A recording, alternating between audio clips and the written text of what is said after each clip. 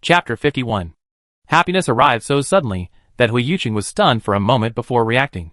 Upon hearing the news, his previous gloom vanished, and he couldn't contain his joy. Lieutenant Colonel Xining was somewhat surprised. Could this smiling young man before him really be the Major Hua, known for his composure and self-possession? Hui Yuqing had always been silent and reserved, almost forgetting he was only 27. Lieutenant Colonel Xining clenched his fist and coughed softly. Hui Yuqing realized what was happening, and his expression changed instantly, quickly returning to his previous cold expression. After returning to normal, Lieutenant Colonel Xining finally felt a sense of reality.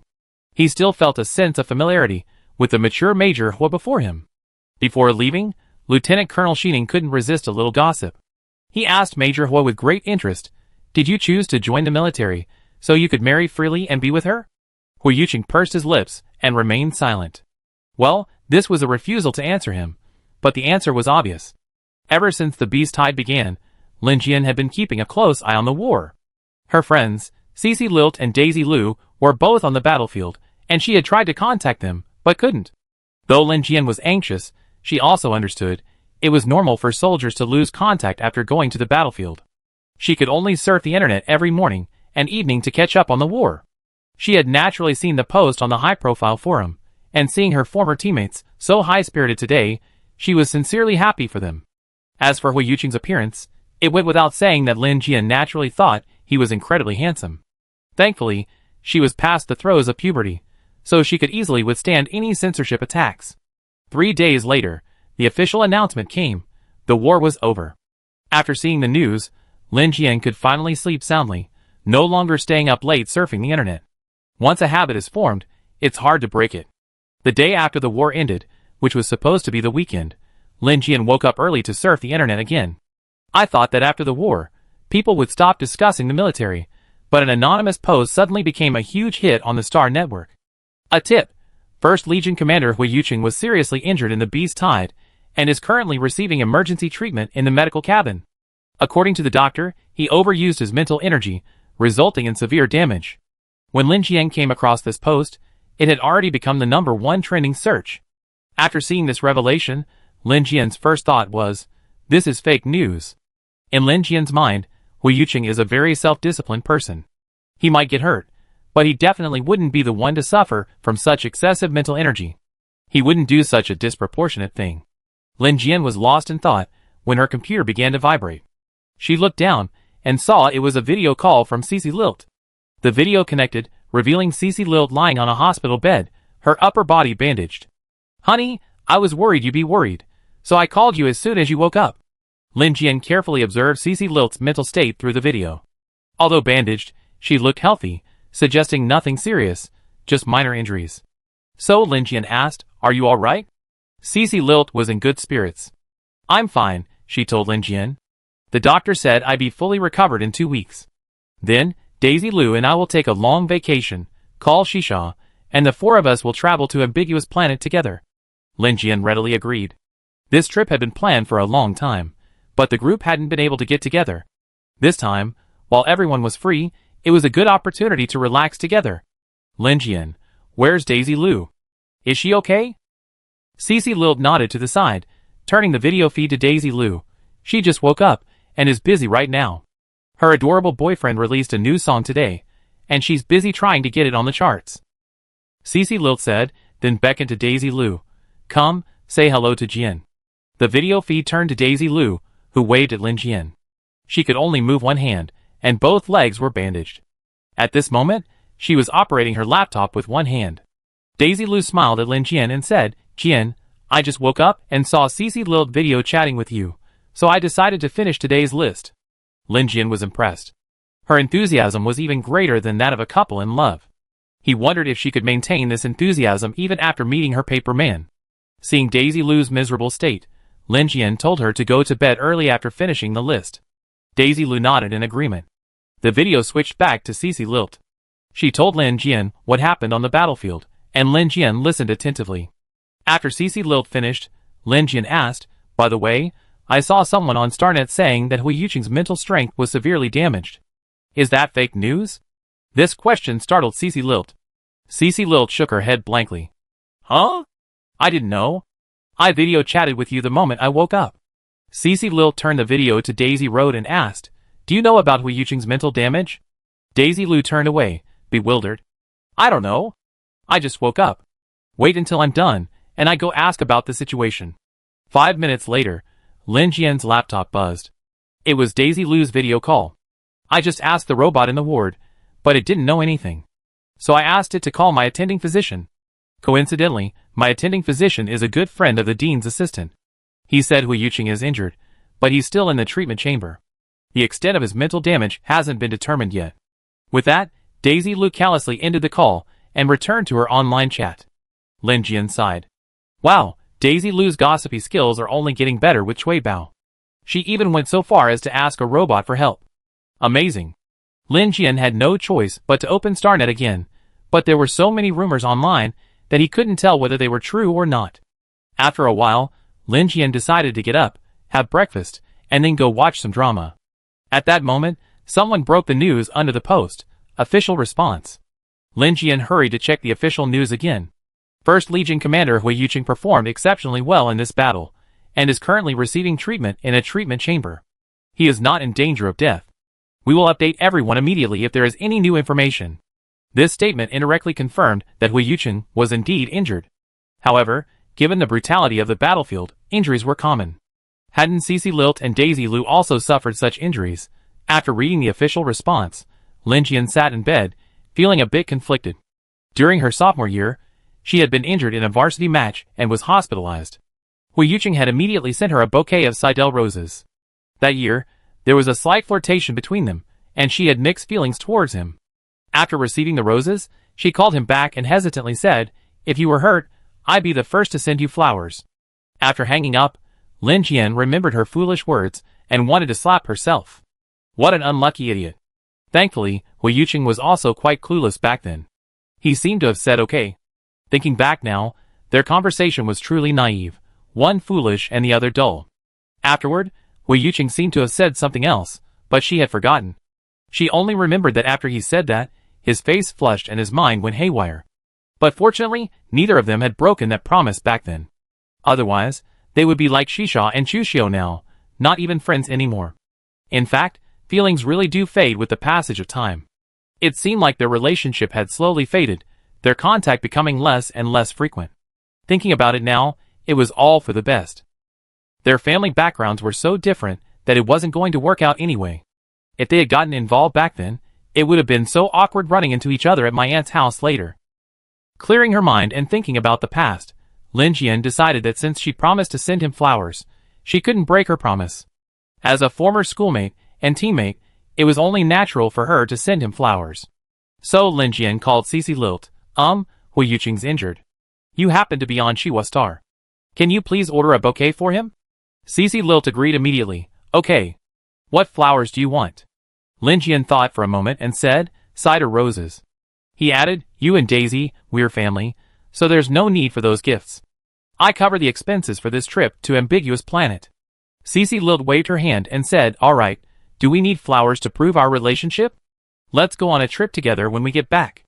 Lin Jian didn't say much. Okay, I wait for you both to come back. Inside the Shiwa Star Military Hospital. Cece Lilt hung up the phone and was about to order flowers online when a call came in. It was Shisha. Shisha smiled brightly. Honey, are you all okay? Cece Lilt nodded. We're fine. Where were you? I called you yesterday after I left the medical bay, but you were out of range. Shisha, oh, I took a job the other day, and there's no signal where I'm going. I called you back as soon as I got back. Cece Lilt, I'm glad you're okay. Lin Jian just mentioned you. She said that after Daisy and I get out of the hospital, the four of us will go on a trip to Ambiguous Planet together. You can't miss it again this time. Our plans will be ruined. Shisha nodded repeatedly and promised, okay, I definitely won't be absent this time. I'm on my way to Siwa now, and we go to the capital together. Cece Lilt, you're coming to Siwa? What for? Shisha, I'm on business. I'm on my way, and will be there tomorrow. I received a large order for a large number of Seidel roses, and they're asking me to deliver them to Siwa. Cece Lilt said, oh, and said, speaking of Seidel roses, Ajian even asked me to order a bouquet for her.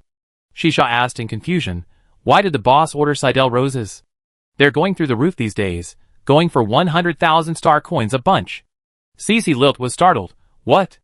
Why are Seidel roses so expensive? I remember them only being 5,000 a bunch. Shisha sighed, then said slowly, because someone dug up a video of our major was saying his favorite flower was Seidel roses. Suddenly, the people were like crazy ordering Seidel roses for him, driving the price up to this point.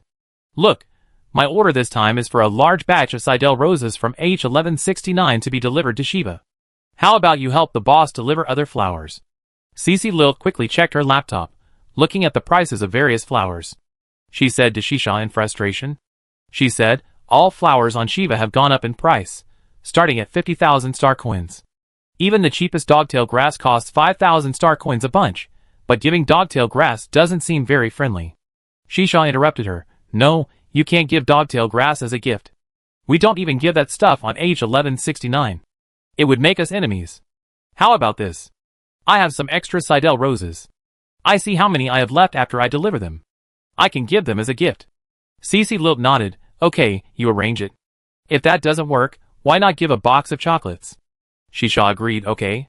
By the way, since the boss is the only one giving, shouldn't we all give too? Should we help him save face? Cece Lilt thought for a moment and said, how about giving 4 bouquets of flowers and 4 boxes of chocolates? That would show our appreciation and help Aegean save face. Shisha, okay, I think that's fine. After breakfast, Lin Jian was watching TV at home. At noon, his laptop beeped twice, indicating new information. Lin Jian opened it, and it read, Hui Yuqing has submitted a joint parenting application. What the hell? Another prank? Or, just then, another live news report popped up on the laptop. First Legion Commander Hui Yuqing has regained consciousness. His mental strength has indeed been damaged, and experts are currently evaluating him. Turning on the TV, Star TV was also reporting on the incident. 2 military experts were explaining the cause of his injury, and a doctor promised that the military hospital would use the most advanced equipment to treat Hui Yuqing. At that moment, the phone rang. It was Daisy Liu. Her voice was a little deep. Ah Jian, I heard some bad news. Hui Yuqing's mental strength has been severely damaged. He's probably not going to recover.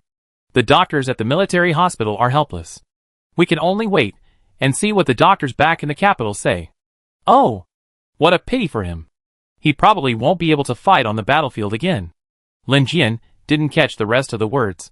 She was a little dazed. If that child of destiny, such a proud man, lost his mental strength, his genius would be reduced to mediocrity. Not everyone has the courage to face it. The joint parenting application on the computer continued to flash. Lin Jian watched the expert speaking eloquently on the news. Hesitant, dazed, for a moment, her hand unconsciously clicked agree on the computer. Watching the light on the computer rapidly dim, Lin Jian woke up as if from a dream. She quickly opened the computer, trying to cancel the message, but she couldn't find the access point. Is this a prank? Or another system error? Prank shouldn't be this convincing. It's most likely a system error. Tomorrow morning, someone will probably contact her. Sorry, there was a system glitch. We sent you an error message. We fixed it. And then, everything will go back to normal. In the interstellar age, such a blunder shouldn't happen, but who can say for sure about machines? 9 years ago, during Hui Yuqing's coming-of-age ceremony, there was a system error. A VIP ward at the Shiwa Star Military Hospital. Robot number 156 is back at work. Hello, Mr. Hui Yuqing. I'm your nurse number 156. How can I help you? Hui Yuqing was looking down at the departure times of military starships. These days, with the war just over, there are still a lot of them. The fastest one is tomorrow morning's 8 a.m., but he might not be able to make it. Otherwise, he could try the 2 p.m. one. Hearing the robot's words, Hui Yuqing asked, Is my attending physician here? Robot number 156. Yes, Dr. Li is working today. Hui Yuqing, please get him here. I need to consult him. Robot number 156. Okay. A moment later, Dr. Li arrived. Hui Yuqing politely asked, Hello, Dr. Li. When can I be discharged? Dr. Li frowned and asked, Mr. Hui Yuqing, do you want to be discharged? Hui Yuqing politely replied, Yes, I'm from Capital Star and would like to return to Capital Star Hospital for further treatment. Hearing this, Dr. Li agreed. Yes, the treatment conditions on Capital Star are better than here. It would be great to be able to receive treatment there. How about this? I give you a checkup tomorrow morning. If everything's fine, I arrange your transfer the day after tomorrow. Hu Yuqing looked up and asked, do the checkup today, and the transfer tomorrow morning. Is that okay? Dr. Li was a little surprised. He thought it seemed a bit too hasty. So urgent? Hu Yuqing nodded slightly and said, well, there's a military starship heading back to the capital planet tomorrow afternoon. It's a rare opportunity, and I think it would be much more convenient to take it. Dr. Li, is that so? Then I give you a full body checkup right away, and get your transfer done as soon as possible. Hu Yuqing nodded in thanks. Thank you, Dr. Li. Dr. Li waved his hand. You're welcome, Mr. Hu Yuqing. I wish you a speedy recovery. Hu Yuqing's external injuries had healed, but his main injury was to his mental strength. Capital Star Hospital has a specialized department for this type of mental damage, so treatment at Capital Star is truly the best option. 4 hours later, after the examination, Dr. Li readily processed Hu Yuqing's transfer. On his way back to the ward, Hu Yuqing saw the hallway outside filled with Seidel roses again. Robot number 156 was pushing a cart. On this cart, there were only 4 bouquets, particularly large, overflowing with a vibrant array of wildflowers, interspersed with a few Seidel roses. In short, these were 4 bouquets with considerable individuality. Hu Yuqing glanced at them, then looked away. Robot number 156, Mr. Hu Yuqing, another flower delivery has arrived. Do you want to see the senders list? Or should we just get rid of them? Hu Yuqing felt a little tired. He wanted to say he'd just get rid of them, but he still harbored some hope. He stroked his forehead and said, show me the senders list. Robot number 156 handed him the flower list and added, for bouquets come with extra chocolate.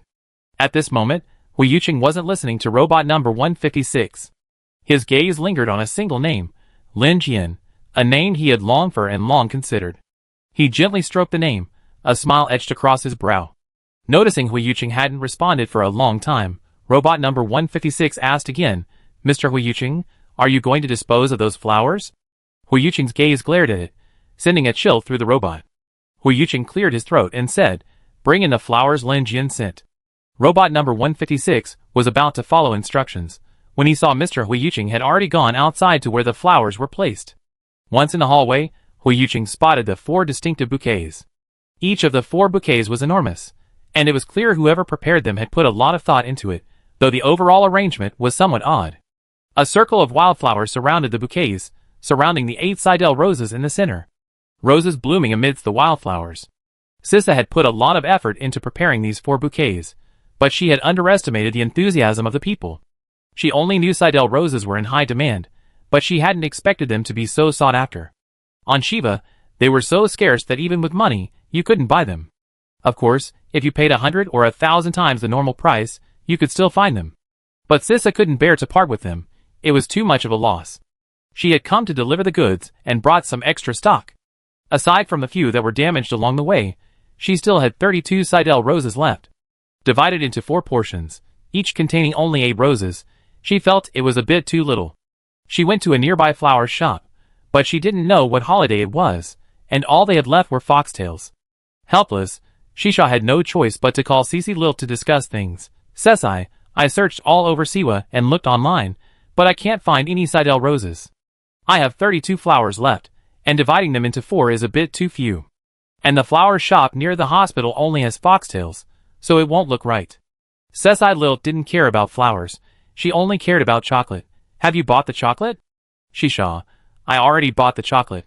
It's the brand my boss likes the most. Sesai Lilt, that's fine. As long as I have the chocolate, that's all I need to do. Shisha insisted, that won't work. We have to do what my boss told us to do. Actually, we send wildflowers on H1169. How about I go to pick some nearby and put together a large bouquet to give as a gift? Cici Lilt nodded. That's a good idea. Remember to give it in large quantities. Hisha, besides large quantities, are there any other requirements? Cici Lilt thought carefully and said, the colors should also be varied. Try to be as colorful as possible. Hisha, okay, I understand. Did you ask Daisy Lu for any requirements? Daisy Lu thought carefully and said, I never given flowers to anyone, but I know the wrapping paper should be shiny. My brother always gave his girlfriend shiny things. Hisha carefully wrote it down on her laptop. Got it. Large quantities, various colors, and shiny wrapping. Don't worry, I promise to complete the task perfectly. To perfectly complete the task assigned to her by her best friend, Shisha and her 3 subordinates ventured into the mountains. Working all afternoon, the 4 of them plucked every vibrant wildflower on the western mountain of Shiwastar. After returning, the 4 bought sparkling wrapping paper, carefully wrapped the flowers, and tied them with a large bow before delivering their dream bouquet to Huyuqing's hospital ward. Other people's flowers were delivered in the morning, but theirs arrived in the afternoon. There was no other way, theirs were freshly picked. Looking at the 4 bouquets, Shisha felt she had done a truly authentic job. She had never seen such large, colorful bouquets before. She must have made the boss proud. Moreover, she had even included such delicious chocolates. When Shisha arrived outside Huyuqing's ward, the robot announced that Huyuqing was out for a checkup. Well, Shisha had no choice but to leave the beautiful bouquet behind and head to Cici Lilt and Daisy Lu's hospital room. As she reached Cici Lilt and Daisy Lu's ward, she suddenly remembered she'd forgotten to take a photo of the bouquet. What a shame!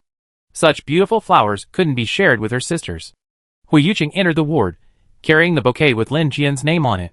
He looked around and finally decided to place it by the bed. After some thought, he instructed Robot 156 to place the other 3 wildflower bouquets in the ward.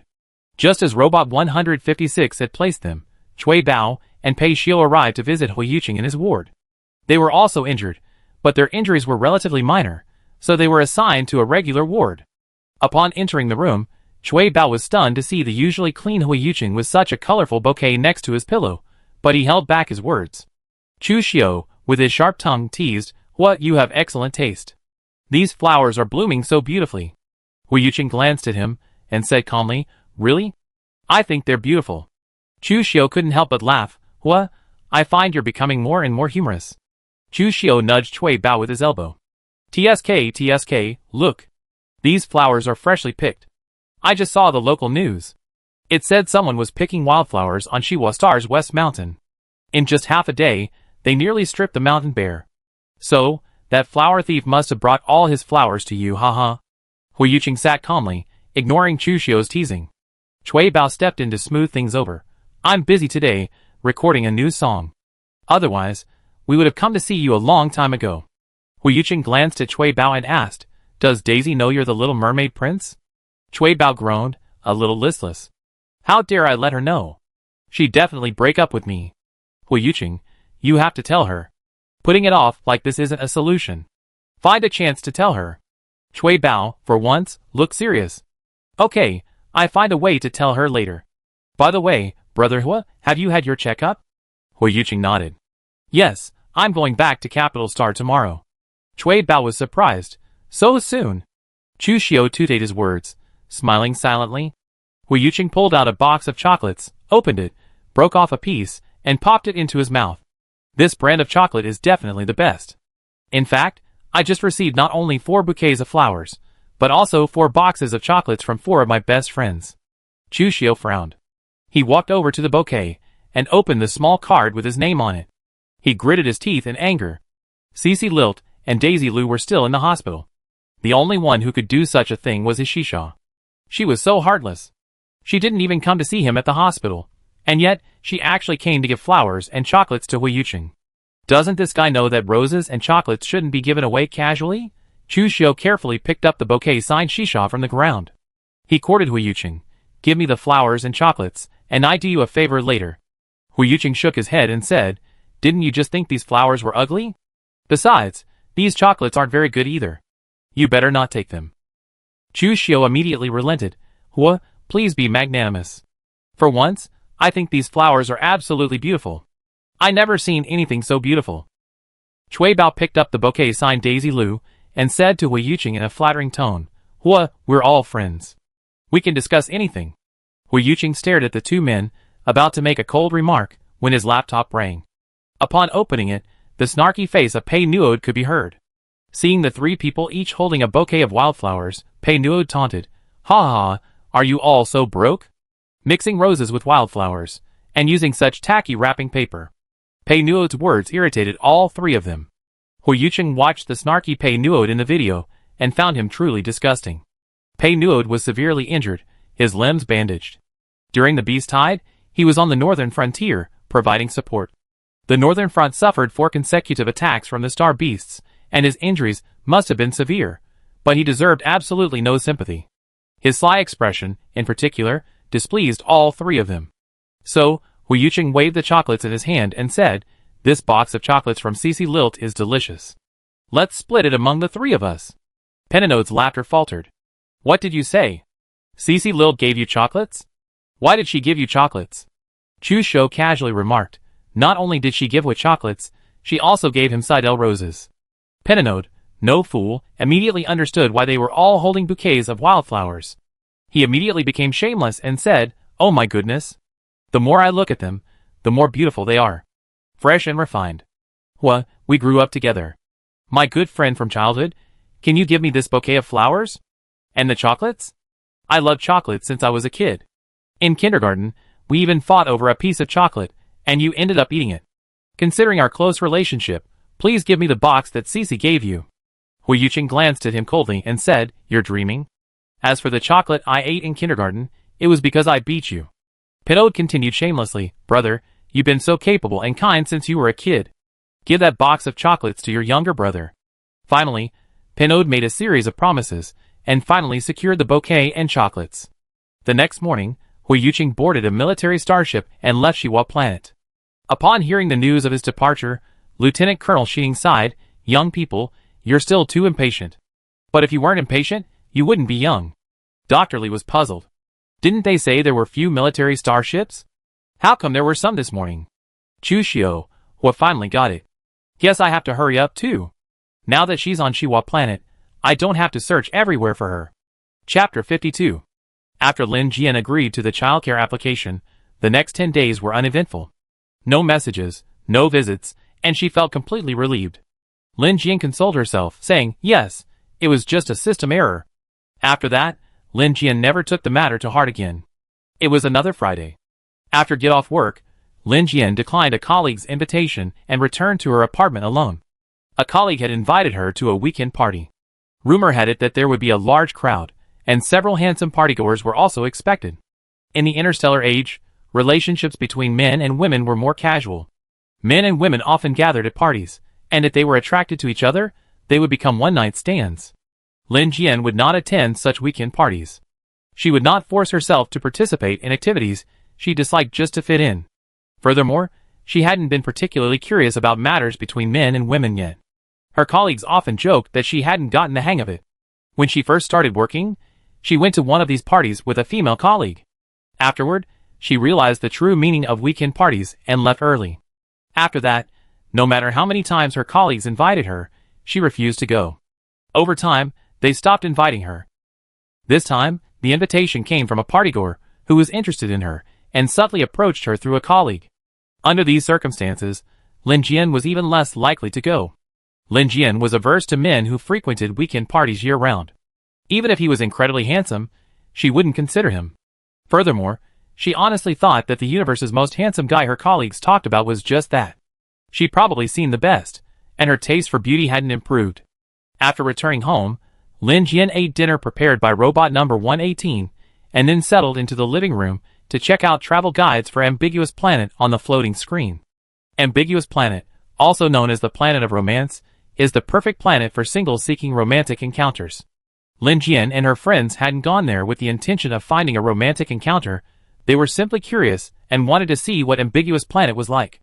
It was said that even the trees on this planet grow in pairs, so the four of them decided to disguise themselves as two couples and visit Ambiguous Planet. The two previous trips had been cancelled because Shisha had stood them up, and since it was difficult for three people to pretend to be a couple, now that they were all four, they naturally wanted to explore. At 8 o'clock in the evening, Lin Jian's eyes were a little tired, so, to find a break from work, she went to the bathroom to treat her skin. Just as she had smeared her face mask, robot number 118 chimed, "Master, you have a visitor coming soon. Do you agree to their presence?" "Visitor? Who?" Cece Lilt and the others wouldn't arrive so soon. They were still recovering in the hospital, and neither could anyone else. In the interstellar age, everyone respected privacy. No one would visit someone else's home unless invited. It was probably a family member. Lin Jian wanted to open her computer to check who was coming, but her computer was in the living room, and she hadn't brought it into the bathroom. So, she had to say yes to robot number 118. Looking at her charred face and hands, she decided to wash her face before meeting her family. After Lin Jian had washed her face and was just leaving the living room, robot number 118 reminded her, "Your visitor has arrived at the main entrance. Do you want to open the door directly or wait for your identification?" Lin Jian clicked the identification button and walked to the access control station, where she could see the outdoor video feed. Outside the door stood a man in a black military uniform. Because he was wearing a military cap, only his jawline, visible from beneath the brim, was visible. The lines of his jaw were distinct and strangely familiar, and beneath them, a pair of lips, crimson as if stained with rose juice, shone brightly. The man outside the door seemed to notice Lin Jian watching him through the video. He removed his black military cap and gazed at Lin Jian silently and deeply through the video. His eyes seemed to hold 1,000 words, as if he were looking at her through 1,000 mountains and rivers. On a moonlit night, his azure pupils, under the dim light, held a tenderness unlike their usual. His gaze, imbued with an inexplicable meaning, stared intently at the other end of the video. Lin Jian felt as if she had lost touch with her surroundings, as if the thread of reason within her mind had suddenly snapped. Robot number 118 reminded Lin Jian, "Master, do you need to open the door?" Lin Jian came back to her senses. She took a deep breath, calmed herself, and commanded robot number 118, "Open the door." The door swung open, and outside stood the incredibly handsome man, carrying a suitcase at his side. Lin Jian was somewhat surprised to see the suitcase. In the interstellar age, everyone used space buttons, and few used suitcases. He looked rather odd carrying a suitcase. After the door opened, Hui Yuqing, who was standing outside, did not enter immediately. Only when Lin Jian stepped forward to invite him in did he politely change his shoes and enter. After entering, he nodded to Lin Jian and said, "Hello, long time no see." Lin Jian responded graciously, "Hello, long time no see." Lin Jian pointed to the three-seater sofa in the middle of the living room and said, "Don't be shy, take a seat." Hui Yuqing followed her lead and sat down in the middle of the sofa, facing the floating screen. Looking up, he saw it was paused on a list of the top 10 couples hotels on Ambiguous Star. As their eyes met, Lin Jian's expression froze for a moment. With a flicker, she raised her hand and turned off the floating screen. Although she felt a little embarrassed, Lin Jian had a good sense of composure. Despite the awkwardness, she still managed to turn around and ask Hui Yuqing, "Mr. Hui, would you like something to drink?" Hui Yuqing pursed his lips and said casually, "Anything's fine. I make your homemade flower tea." Lin Jian had made a lot of flower tea during her college years. During their sophomore year, when they had a flirtatious relationship, she had sent Hui Yuqing a lot of her homemade flower tea. Later, their relationship faded, and she never sent him anything again. At the mention of the past, Lin Jian finally felt a touch awkward. She hesitantly walked to the tea room and brewed a cup of jasmine tea for Hui Yuqing. She walked over and placed the tea on the coffee table in front of Hui Yuqing. Seeing Hui Yuqing sitting on the three-seater sofa, she quietly took the single sofa to his left. The two of them were quite a distance apart. After a few seconds of pause, Hui Yuqing's eyes subtly softened. He picked up the teacup and began to sip slowly. He had been well educated since childhood, and even with a simple floral tea, he looked regal. After so many years at the border, his appearance had barely changed, though his demeanor had become more solemn. The hand holding the teacup was also particularly beautiful, slender and clean, not the cold jade-like color of his skin, but a healthy, powerful hue.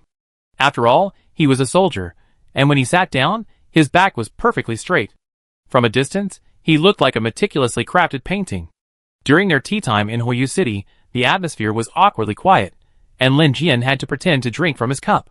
After taking a sip, Lin Jian held the cup in her hand and began to rub the smooth surface repeatedly, her mind racing as she thought about how to start. "Hello, what brings you here so late at night? Excuse me, did you send that message to the wrong person? Mr. Hui, do you want to find a new parenting partner?" Lin Jian felt a little annoyed.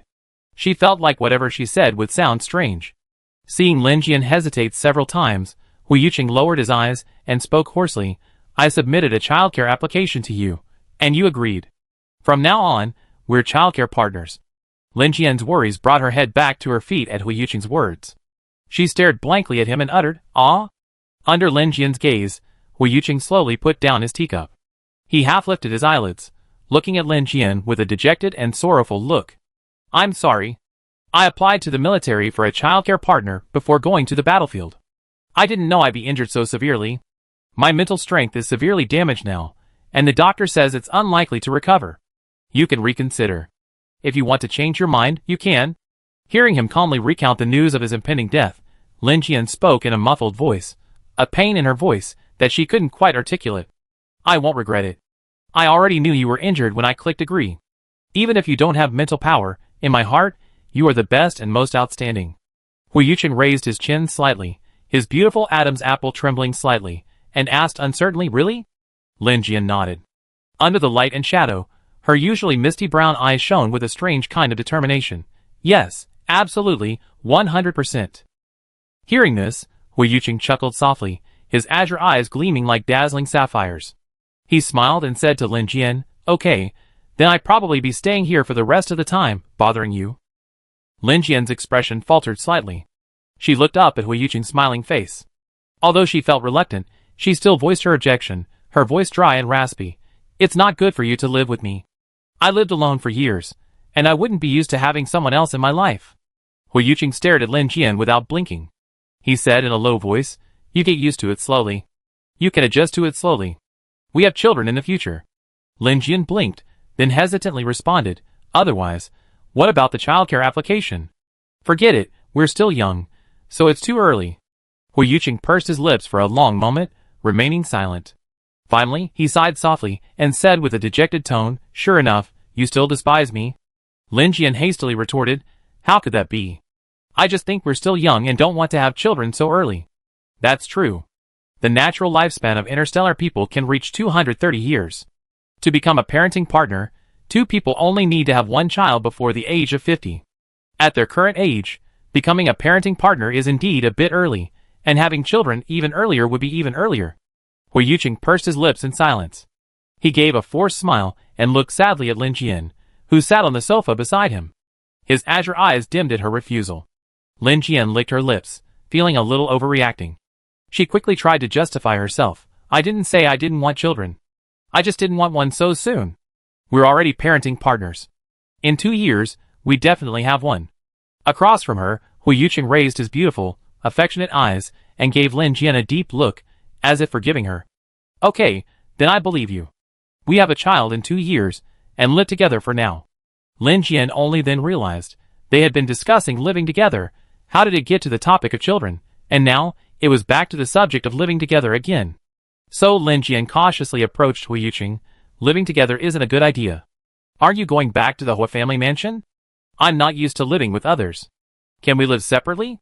Hu Yuqing quietly raised his eyes to Lin Jian, then lowered his brows, like an abandoned pet. You know, my situation is a bit special right now. I don't want to return to the Hu family mansion and face the elders for the time being.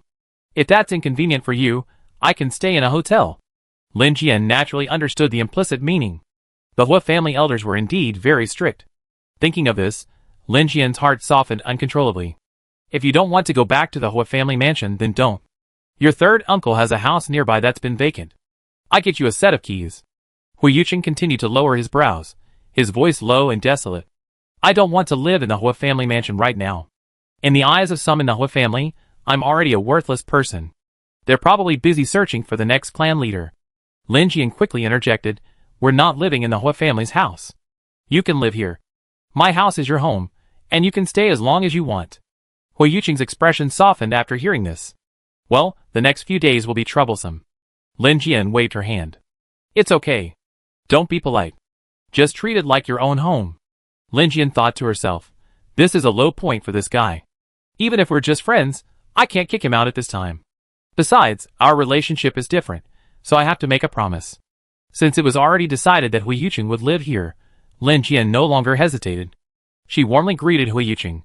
Come and choose a room. She showed Hu Yuqing around her apartment. It was huge, with 5 bedrooms and 2 living rooms.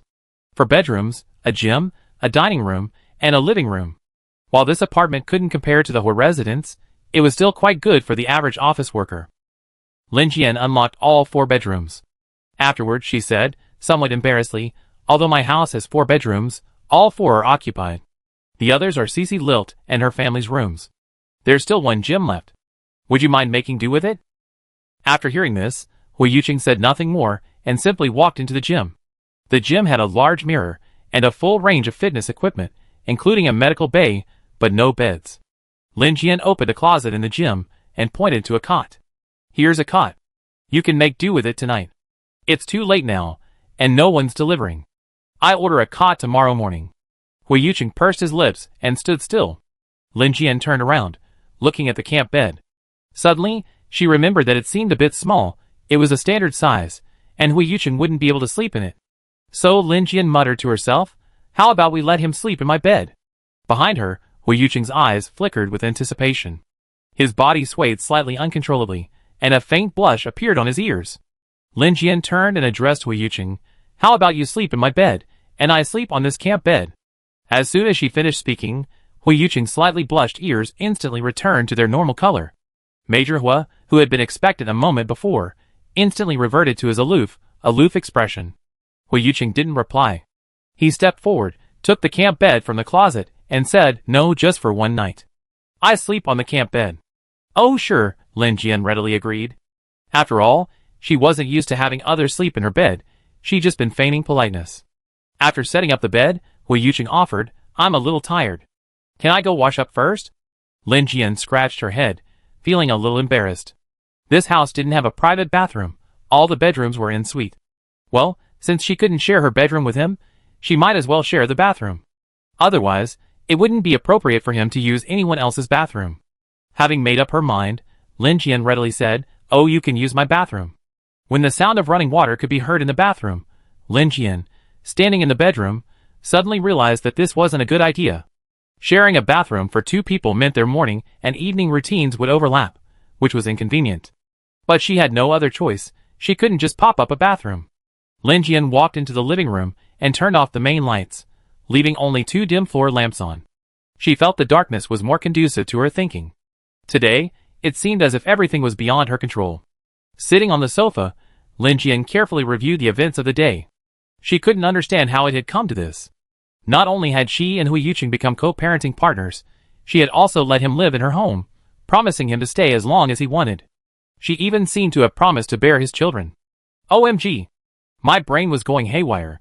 Was I crazy? After a while, the sound of running water in the bathroom stopped, and the bedroom door was gently pushed open from the inside. But this didn't bother Lin Jian, who was lost in her thoughts. After a while, Hui Yuqing's voice came from the door. Because he'd been showering, his voice sounded somewhat different from before, hazy and raspy. "Ah, Jian, what are you thinking about?" Lin Jian looked up, his eyes hazy. The person at the door blocked out most of the light from the bedroom. Because of the shade, he couldn't make out his facial expression for a moment. He only saw him leaning against the bedroom door with his arms folded. Lin Jian clicked on his laptop, and the living room light dimmed, dimmer and brighter. In the dim glow, Hui Yuqing was clad only in a black nightgown. The neckline was low, revealing a large expanse of cold, pale skin.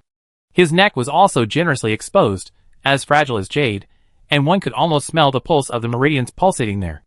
A matching silk ribbon was casually tied around his waist, but the knot was perfunctory, as if it would come undone at any moment. His hair was freshly washed and still dripping with water. The water dripped onto his black robe, instantly disappearing without a trace. His hair, soft and drooping, draped across his forehead, added a touch of youthfulness to his appearance. A flush of water vapor rose to his cold, pale cheeks, adding a touch of gorgeous sensuality. A pair of deep blue eyes, in the hazy light and shadow, seemed particularly profound. Lin Jian took in the beauty standing by the door, and unconsciously, her Adam's apple moved slightly, as if thirsty. Ah! What a slap in the face! Just 2 weeks ago, she claimed she could resist any beauty enhancement, but today, she failed.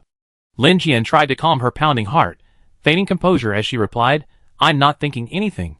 Hui Yuqing walked over to her, bowed slightly, and looked her face to face. He was so close, and Lin Jian instinctively tilted her head back. Hui Yuqing reached out and gently wrapped his arms around Lin Jian, pressing his face close to hers, finally resting it against her neck. In the dim light, his eyes were dark and invisible.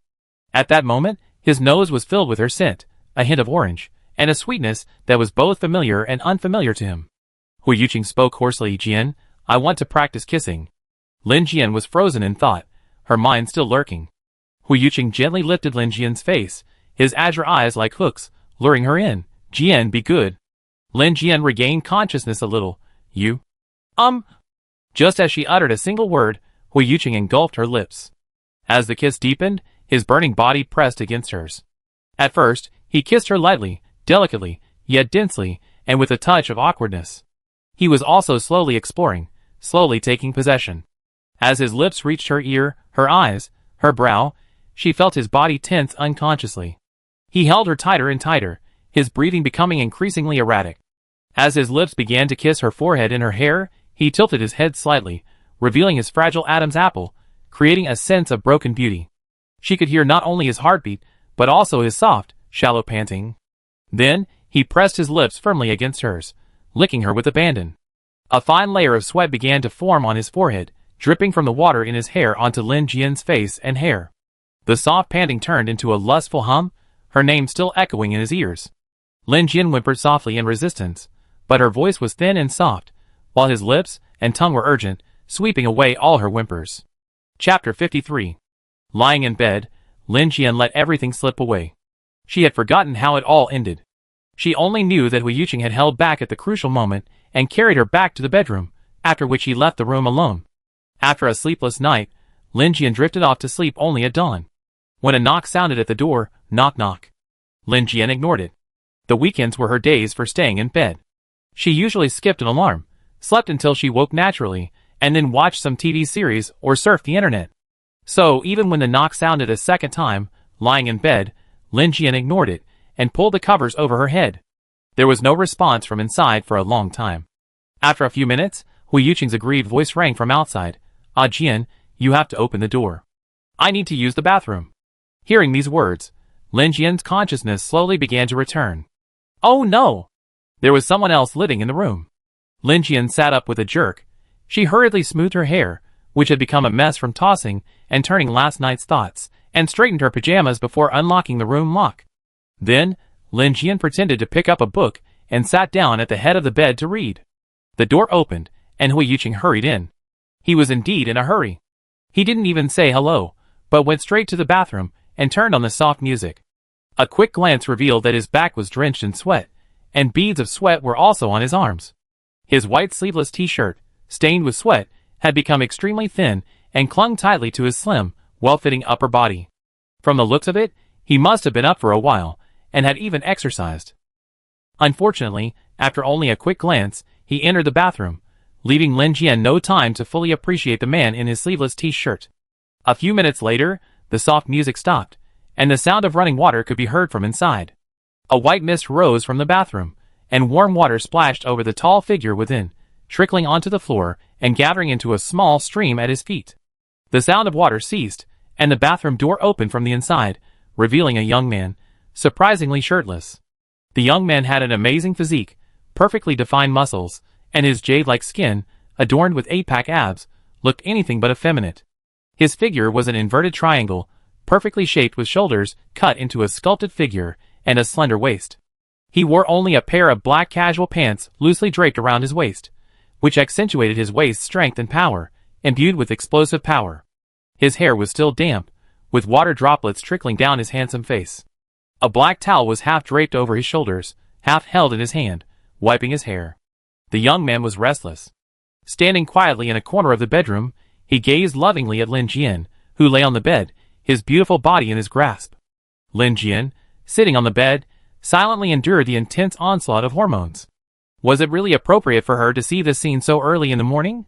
She half wanted to curl up under the covers and continue pretending to sleep, but the man across from her clearly wouldn't give her that opportunity. His attitude was like, "If you dare to be an ostrich, I become a beast." The young man's eyes were dark. Normally, he rarely showed his emotions, his eyes always giving off a calm, cold, and emotionless vibe. But now, they had changed color, becoming a pair of lustful eyes. Caught in that deep, soulful gaze of azure eyes, Lin Jian felt a little overwhelmed. A faint blush crept up Lin Jian's cheeks, and she began to look away, panicking. Seeing Lin Jian in this state, Hu Yuqing's gaze lingered on her exposed hands, which were tightly clasped together in nervousness. Hu Yuqing stepped towards Lin Jian, and Lin Jian's gaze followed him involuntarily. He walked over to her, but instead of meeting her gaze as he had done the day before, he sat sideways on the edge of the bed, took her hand, and slowly caressed it. He held hers with his, intertwining their fingers. He asked her expectantly, "Ah Jian, where's the good morning kiss?" Lin Jian paused for a few seconds, then said, somewhat unpleasantly, "I haven't washed up yet." Hu Yuqing freed one hand, raised it, and stroked Lin Jian's hair, coaxing, "Let's kiss first, and then again later." As soon as he finished speaking, his passionate kiss followed. His warm lips pressed against her soft lips, and her lips quickly turned a deep red from his vigorous rubbing. He kissed her so hard she was in a daze, and she didn't know when it ended. She only remembered that at the end, he finally let her go, panting, and told her to wash up before coming out for breakfast. Lin Jian finally emerged from the bathroom half an hour later. She had spent a long moment staring at the mirror. Her lips were red and swollen, as if they'd been ravaged, yet a hint of joy lingered between her features. Lin Jian changed into a new set of pajamas before arriving at the restaurant. Hui Yuqing, who was also in the restaurant, had finally dressed. He wore a white long-sleeved t-shirt and the same black casual pants he'd worn before, which made him look quite slim. Of course, his face was still as beautiful as ever, except his lips were even brighter. Lin Jian had to reflect on herself again. Was she being too arrogant when she asked Hui Yuqing to stay yesterday? Back on Blue Star, there were machines like Xiaomei that could cook their own meals. In the Interstellar age, there were robots that cooked meals, operating the machines according to customized recipes. While the food tasted average, it was more than enough for Lin Jian, and she could also consume nutrient solutions in various flavors. So, in fact, she had never used Lin Jian's restaurant. In the Interstellar age, apart from professional chefs, many people no longer needed to learn to cook. Of course, cooking as a hobby was another matter. Unfortunately, Lin Jian didn't enjoy cooking. She only loved eating. Hui Yuqing was cooking in the restaurant. He wasn't shy at all, acting like a host, and beckoned Lin Jian, "Come and sit down. I'd be ready." Lin Jian stared at Hui Yuqing's skillful cooking, somewhat surprised. She had heard that he was learning to cook, but seeing it in person was quite different. To her, a nobleman cooking was as rare as a fairy descending to earth. Hui Yuqing was probably making sandwiches, with soft-boiled eggs frying in the pan. Seeing Lin Jian standing still, Hui Yuqing, who was still cooking, glanced up at her and asked, "Why don't you go sit down?" Lin Jian, realizing her mistake, was too embarrassed to admit that she was engrossed in watching him cook, so she coughed and covered it up, saying, "Just watching." Hui Yuqing finished making the sandwiches and, holding the plate, called to Lin Jian, "Come here, breakfast time." Lin Jian said, "Oh," and followed Hui Yuqing silently. Arriving at the restaurant, Hui Yuqing put down his plate, pulled out a chair, and invited Lin Jian to sit down. After Lin Jian sat down, he leaned over and kissed her on the forehead, saying, "Good morning," double kiss. Suddenly, Lin Jian's hands were shaking as she held her knife and fork. Every day was so tedious. The constant kissing and hugging made her previous 27 years of single life seem so bleak. The breakfast Hui Yuqing had made looked good, but she had no idea how it would taste. Seeing how he was so attentive today, Lin Jian decided that even if the sandwich was just for show and tasted terrible, she would still try to finish it. To her surprise, Hui Yuqing's cooking skills were truly excellent. The sandwich was not only beautiful but also delicious, many times better than the meal made by robot number 118. Before breakfast, Lin Jian mentally prepared himself, thinking as long as the food wouldn't kill him, it would be fine. But once he started eating, he couldn't stop. During a break, Hui Yuqing casually asked, "Do you usually eat the food cooked by robots?" Lin Jian was busy eating, not even looking at him. He simply nodded and replied, "Yes, I can't cook, and I get tired of eating too much nutrient solution. The food cooked by robot number 118 is okay." Hui Yuqing lowered his eyelashes, a meaningful glint in his eyes. "You don't need robots anymore. I'm here, and I always cook for you." What did this mean? A sudden confession? But they were just parenting partners. They would separate when they had children, not forever. Lin Jian looked up at Hui Yuqing, confused by his meaning. Hui Yuqing sat in his chair, letting her look at him, then returned her gaze calmly. Seeing Lin Jian's puzzled look, Hui Yuqing reached out and caressed her cheek. His hands, still perfectly shaped from years of training, were lightly calloused. He slowly stroked her cheek with his calloused hand, then moved to her ear, caressing her earlobe with a subtle, teasing touch. Lin Jian's skin crawled with goosebumps, and she shuddered. "What are you doing?" Hui Yuqing pinched Lin Jian's earlobe with his thumb and said, "Nothing, I just think you look good with earrings." Lin Jian's "oh" had barely finished, when Hui Yuqing's radiant face moved closer to her, so close they could almost hear each other's breath. Then, he gently kissed her earlobe. Under his kiss, Lin Jian was once again enchanted, feeling everything around her become ethereal. As the kiss intensified, their breathing quickened, each could hear the pounding of the other's heart. The air around them grew scorching, as if reaching summer temperatures. After a long pause, Hui Yuqing finally let go of Lin Jian. Lin Jian calmed her breathing. She felt she couldn't continue like this. Her heart was beating too hard. If it continued any more, she wouldn't be able to bear it. Furthermore, she belatedly noticed a slight pain in her mouth. Calming her thoughts, Lin Jian addressed the question she had been pondering in bed the previous day. Well, I actually have a question. You said you applied to me before going to the battlefield, but at that time, you were still a candidate for the next head of the Hua family. Why didn't the elders of the Hua family stop you from submitting your application? Hu Yuqing leaned closer to Lin Jian, his gaze serene. From the moment I joined the military as a major, the right to choose my spouse was mine. No one in the family could interfere with my choice. Lin Jian glanced at him cautiously and asked, Are you in your rebellious phase? Do you want to use your marriage to rebel against the Hua family elders?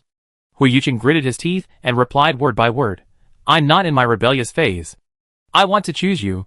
I always wanted to choose you. And from the beginning, I will only choose you. Lin Jian tilted his head, still puzzled. But I don't think our feelings are that deep. We are from different worlds. Your life should be brilliant, standing at the top. You should be worthy of the best girl from an aristocratic family. Hu Yuqing's eyes darkened. He hooked his arm around Lin Jian's waist, holding her tightly, and whispered in her ear with dissatisfaction, You said our feelings are not enough. Deep? What do you think deep means? Do you not like me enough? Lin Jian thought seriously, and looked up at Hu Yuqing. No, I don't think it's worth it for you to rebel against the Hua family for me. You have a better future. I feel like what's happened these past 2 days is so unreal.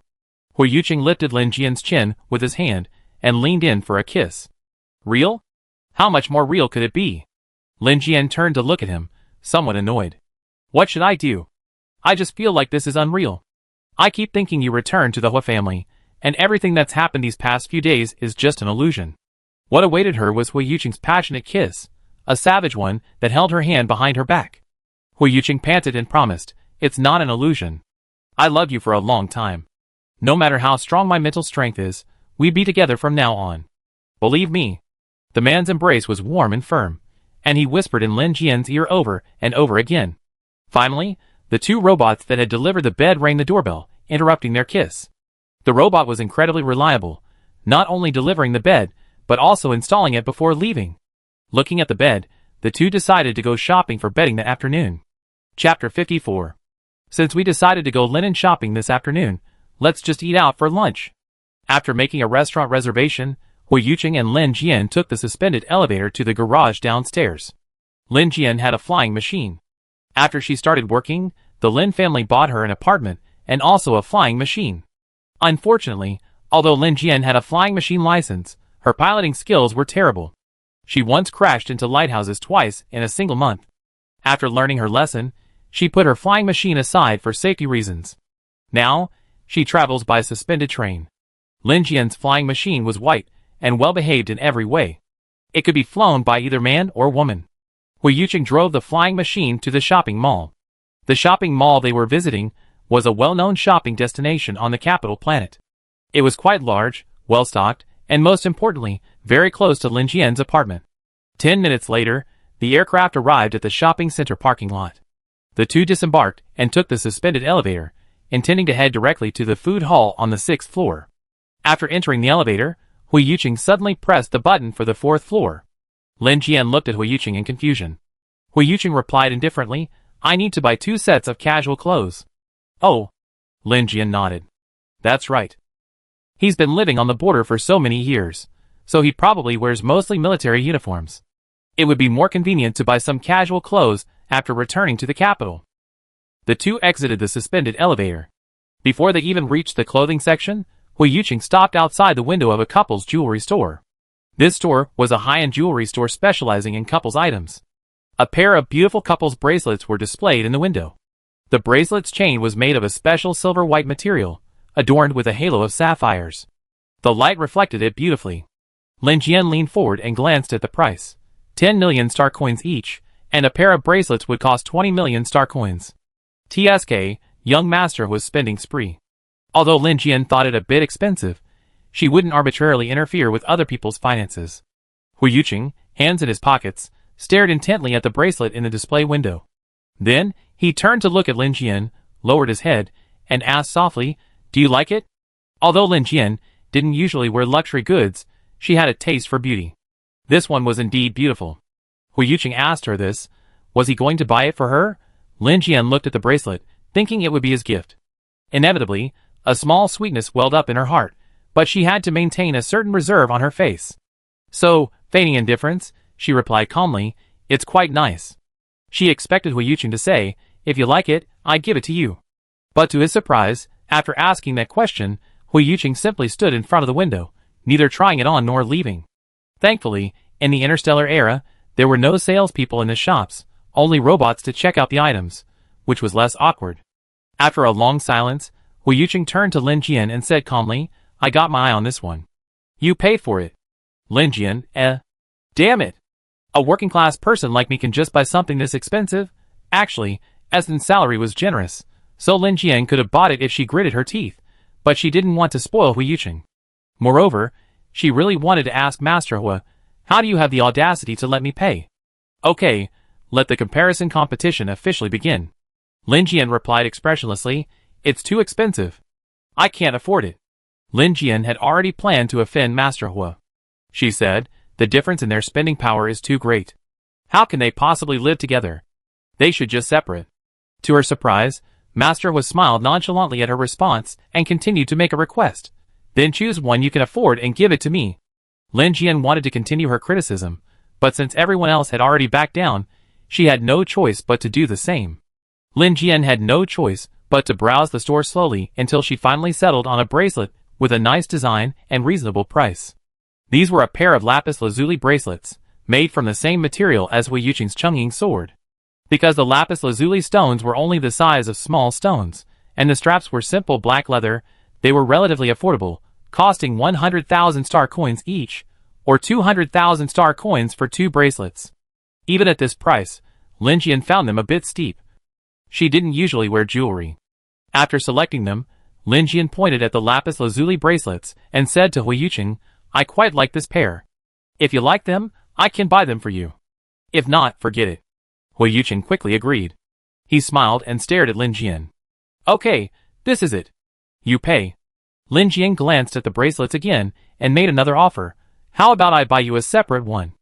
I don't like wearing jewelry anyway." But her voice trailed off as young Master Hu, standing across from her, was clearly furious. Hu Yuqing insisted, "Buy 2, I pay for yours." Lin Jian muttered softly, "You're paying for mine. Why don't you buy your own? You're practically forcing me to buy. Do you own this store?" Hu Yuqing ignored her grumbling and called the robot over to the cashier. After paying, he raised his hand, motioning for Lin Jian to put it on. Then, he placed the women's bracelet on Lin Jian. After putting on the bracelet, Lin Jian realized what she was talking about and said, "Oh, so you went through all this trouble just to get me to buy you something?" Hu Yuqing rubbed her head and said, "Well, not so foolish." Lin Jian curled her lips and pouted, "Why don't you just let me buy you a piece of jewelry?" Hu Yuqing looked at her helplessly. "If I told you directly, you'd definitely drag me away, yelling that it was too expensive and not worth it, and that I'd rather have more good meals." Lin Jian thought for a moment. "Yeah, that's true. She seems to be like that." Never mind, she didn't bother with his little tricks. After buying the bracelet, they checked the time. It was almost lunchtime. Without time to buy clothes, they hurried to the restaurant on the 6th floor. The restaurant was beautiful and stylishly decorated. Lin Jian scanned her reservation information at the entrance, and a round robot came over and led them inside. Upon entering the restaurant, they saw a circular performance area in the center, where a dignified girl played the piano. This restaurant was very famous on the capital star. Not only was the food excellent, but the ambience was also pleasant. There was always a line. If they hadn't asked Pei Lang for a reservation, they wouldn't have been able to get a table if they had come at the last minute. Lin Jian reserved a table for 2 in the corner. The table was covered with a white lace tablecloth and a crystal clear, brown glass vase filled with several Seidel roses. Under the warm light, the red roses shone brightly. The 2 of them sat down, and Lin Jian took the initiative to hand Hu Yuqing the menu and let him order. To his surprise, the dishes Hu Yuqing ordered were all Lin Jian's favorites. Lin Jian looked up at him curiously. "Do you like these dishes too?" Hu Yuqing looked at Lin Jian and asked with a smile, "Which of us likes these dishes?" "Don't you know?" Lin Jian pretended to understand. "These are all my favorites, but how did you know?" Hu Yuqing looked at her speechlessly, and said word by word, "Some people stare at these dishes every time they eat. Do you think I knew that?" Lin Jian blushed and muttered, I don't think it's that obvious. I thought I hid it well. Hu Yuqing smiled and teased, well, you do hide it well. It's not obvious, just obvious. Lin Jian felt a little annoyed. Because of Lin Xia, she had attended several Hua family dinners. She had always thought she was quite polite, but today she realized that she hadn't been very steady. Before Lin Jian could complain, the robots began serving the dishes. The dishes arrived quickly. Before eating, Hu Yuqing casually unbuttoned the top 2 buttons of his shirt and rolled up his sleeves slightly. Huh? He'd never eaten like this before. He always dressed neatly and stood straight, like a model soldier. Why was he so casual in front of her? It must be said that black suits him perfectly. His unbuttoned black shirt reveals the jade-like skin of his neck. He already has a rather radiant appearance, and in this relaxed state, his usual strictness is shed, giving him a touch of elegance, making him look even more suave. Especially when his rosy red lips are stained with white cream from the drink, he becomes even more alluring. Lin Jian blankly handed him a napkin and immediately dropped her eyes, no longer staring at him. I can't look at him anymore. This guy's constant hormones are killing me. To calm his nerves, Lin Jian picked up the tea on the table, took a long sip, and then lowered his head to focus on his food, not once looking up at Hu Yuqing again. Hu Yuqing, holding his cutlery, looked at the silent foodie across from him with a doting smile, and then said nothing more. Because the Hua family has always had the custom of not talking while eating, the two of them finished their meal in silence. Afterward, Hu Yuqing offered to pay the bill. Lin Jian was rather surprised. She glanced up at him. Seeing her hesitant expression, Hu Yuqing joked, am I that stingy? But if you want me to live off you, I'm open to that. Lin Jian ignored him, glanced at her watch, and changed the subject. It's still early, let's go downstairs and buy some clothes. The two of them left the restaurant and headed for the clothing store on the 4th floor. This time, Hu Yuqing avoided the luxury stores. He went to a chain store that had a complete selection, from clothing to shoes and socks, even pajamas.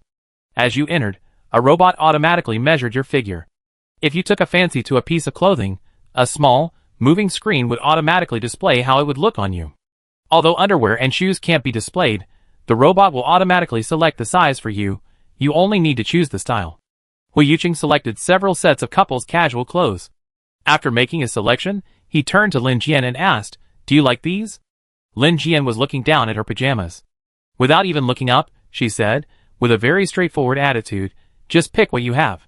I have clothes in my closet. No need to buy new. Hu Yuqing's eyes flicked over Lin Jian helplessly. Finally, he said, then look up and help me see, okay? Hearing this, Lin Jian looked up and saw Hu Yuqing holding a women's casual dress. Bewildered, she said, isn't this women's clothing? Did you get the wrong one? Hu Yuqing saw her stunned expression. He smiled and said, yes, these are women's clothes. You can wear them with me, while I put on the matching men's clothes. Lin Jian said oh, then realized what was happening and asked, why do you need me to wear them with you? Hu Yuqing turned to look at her, a smile in his eyes. Yes, you have to wear them with you. From now on, we have to wear matching outfits when we go out. We should learn from your aunt and uncle, they always done it. Lin Jian frowned, thinking it over. It seemed to be true. Her aunt and uncle seemed to often wear matching clothes, but she hadn't noticed before. So this is called matching outfits. Well, since her aunt and uncle were giving her a sample, Lin Jian agreed to wear them with her. When it came time to check out, Hu Yuqing took the initiative to pay again, even buying 2 sets of matching pajamas. After buying her clothes, Lin Jian planned to go buy some bedding and then go home, but Hu Yuqing dragged her to a porcelain shop. When Lin Jian entered the large porcelain shop, she was a bit puzzled. Why buy porcelain? Don't I already have it at home? Lin Jian did have a complete set of porcelain in her kitchen. When she bought it, she thought pure white porcelain would go with everything, so she bought all white. Since robots were doing the cooking anyway, what did the color of the plates matter? To her surprise, Hu Yuqing became quite picky, even claiming his sovereignty. From now on, your kitchen is under my control. He then added, the porcelain in your kitchen is all white. I like to pair it with some colorful plates. That way, eating will be more enjoyable. Lin Jian said sullenly, just eat. What does it have to do with the plates? Hu Yuqing caressed Lin Jian's hair lovingly and patiently coaxed her. The first lesson in fine dining is that good food pairs well with beautiful utensils. Think about it, if you were eating dessert with a white plate or a colorful one, which would make you more appetizing? Lin Jian thought carefully and replied, both. I only care about the food itself.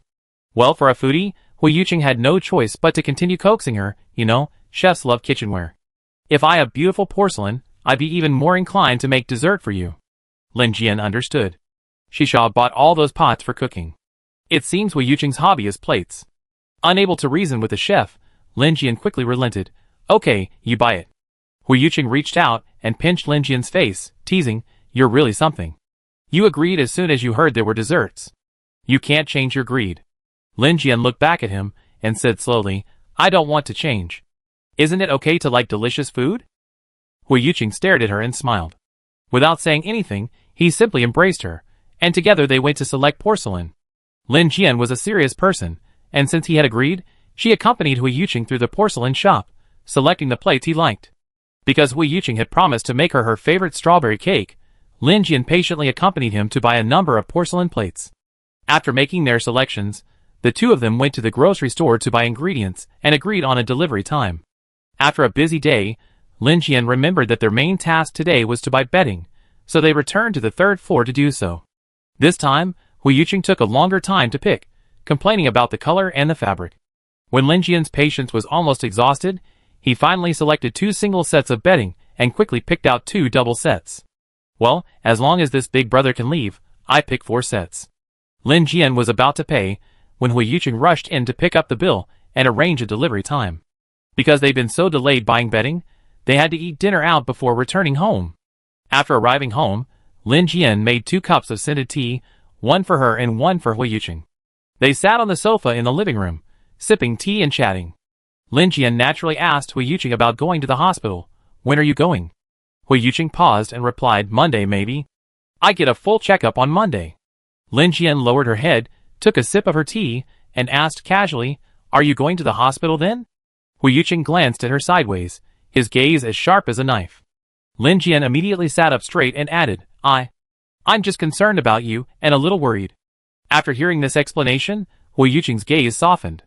He took a sip of tea and replied, I don't need to be hospitalized. My mental damage doesn't require hospitalization. After receiving Hui Yuqing's sidelong glance, Lin Jian became more cautious in her words. She casually asked, Do you have any other plans for the next few days? Or are there any friends you want to see? Hui Yuqing thought for a moment and shook his head, Not yet. Lin Jian repeated his words and asked, Not yet? Then you do. Hui Yuqing lowered his head, his eyes dimming beneath his lashes. I have something important to attend to right now. We talk about other things later. Lin Jian said, as if understanding, Oh, I see. Is it a confidential military mission? Then you should focus on your work. Hui Yuqing gave Lin Jian a deep look and hummed softly. Lin Jian paused, then suddenly brought up another matter. By the way, Susuyu bought a house in my neighborhood. I met her once. You and her. Hui Yuqing interrupted Lin Jian, saying, There's nothing between her and me. We weren't even classmates. Lin Jian rubbed her nose. She was actually quite curious about whether they had ever been together, so she hesitantly asked, Aren't you guys rumored to be a couple? Hui Yuqing paused, then said, That's a rumor. Do you remember that phantom at the Imperial Military Academy? A wall? That wall is actually made of a special ore.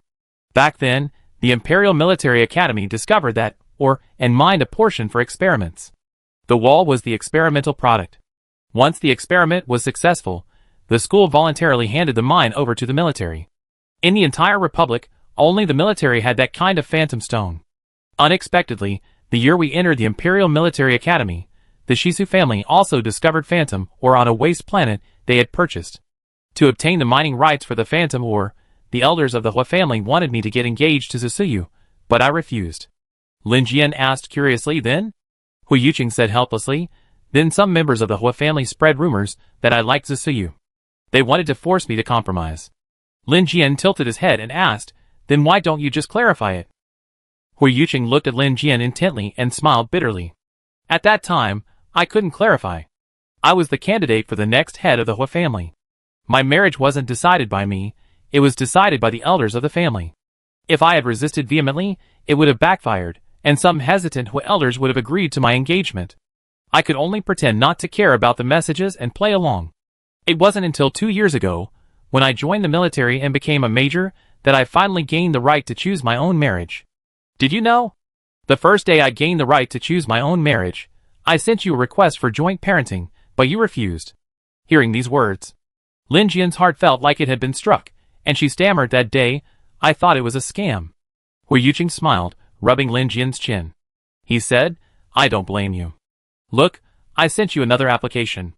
Besides, I think the timing is better this time. Last time, I could only come back for 6 months before returning to the border.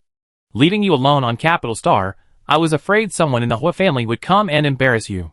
Now, I can stay on Capital Star with you permanently. Besides, I have no mental strength left, and those people are busy searching for the next head of the family, so they won't bother us. Hearing him say this, Lin Jian felt a pang of pain. She deliberately changed the subject. Then, with a hint of complaint, she said, What happened? I thought you and Zisuyu were something special. I even saw her hugging you on Konglu Island. Hui Yuqing gently pinched Lin Jian's grumbling lips and explained, She mistook me for her brother. After saying this, he squinted at Lin Jian and said sourly, If you're talking about hugging, that person has been hugging you. Lin Jian immediately raised her hand to clarify, Yin Lin and I are just comrades in arms, nothing more. Hui Yuqing looked at her, raised an eyebrow, and asked, Really? Lin Jian nodded and assured, Absolutely true, truer than gold. Hui Yuqing smiled at Lin Jian.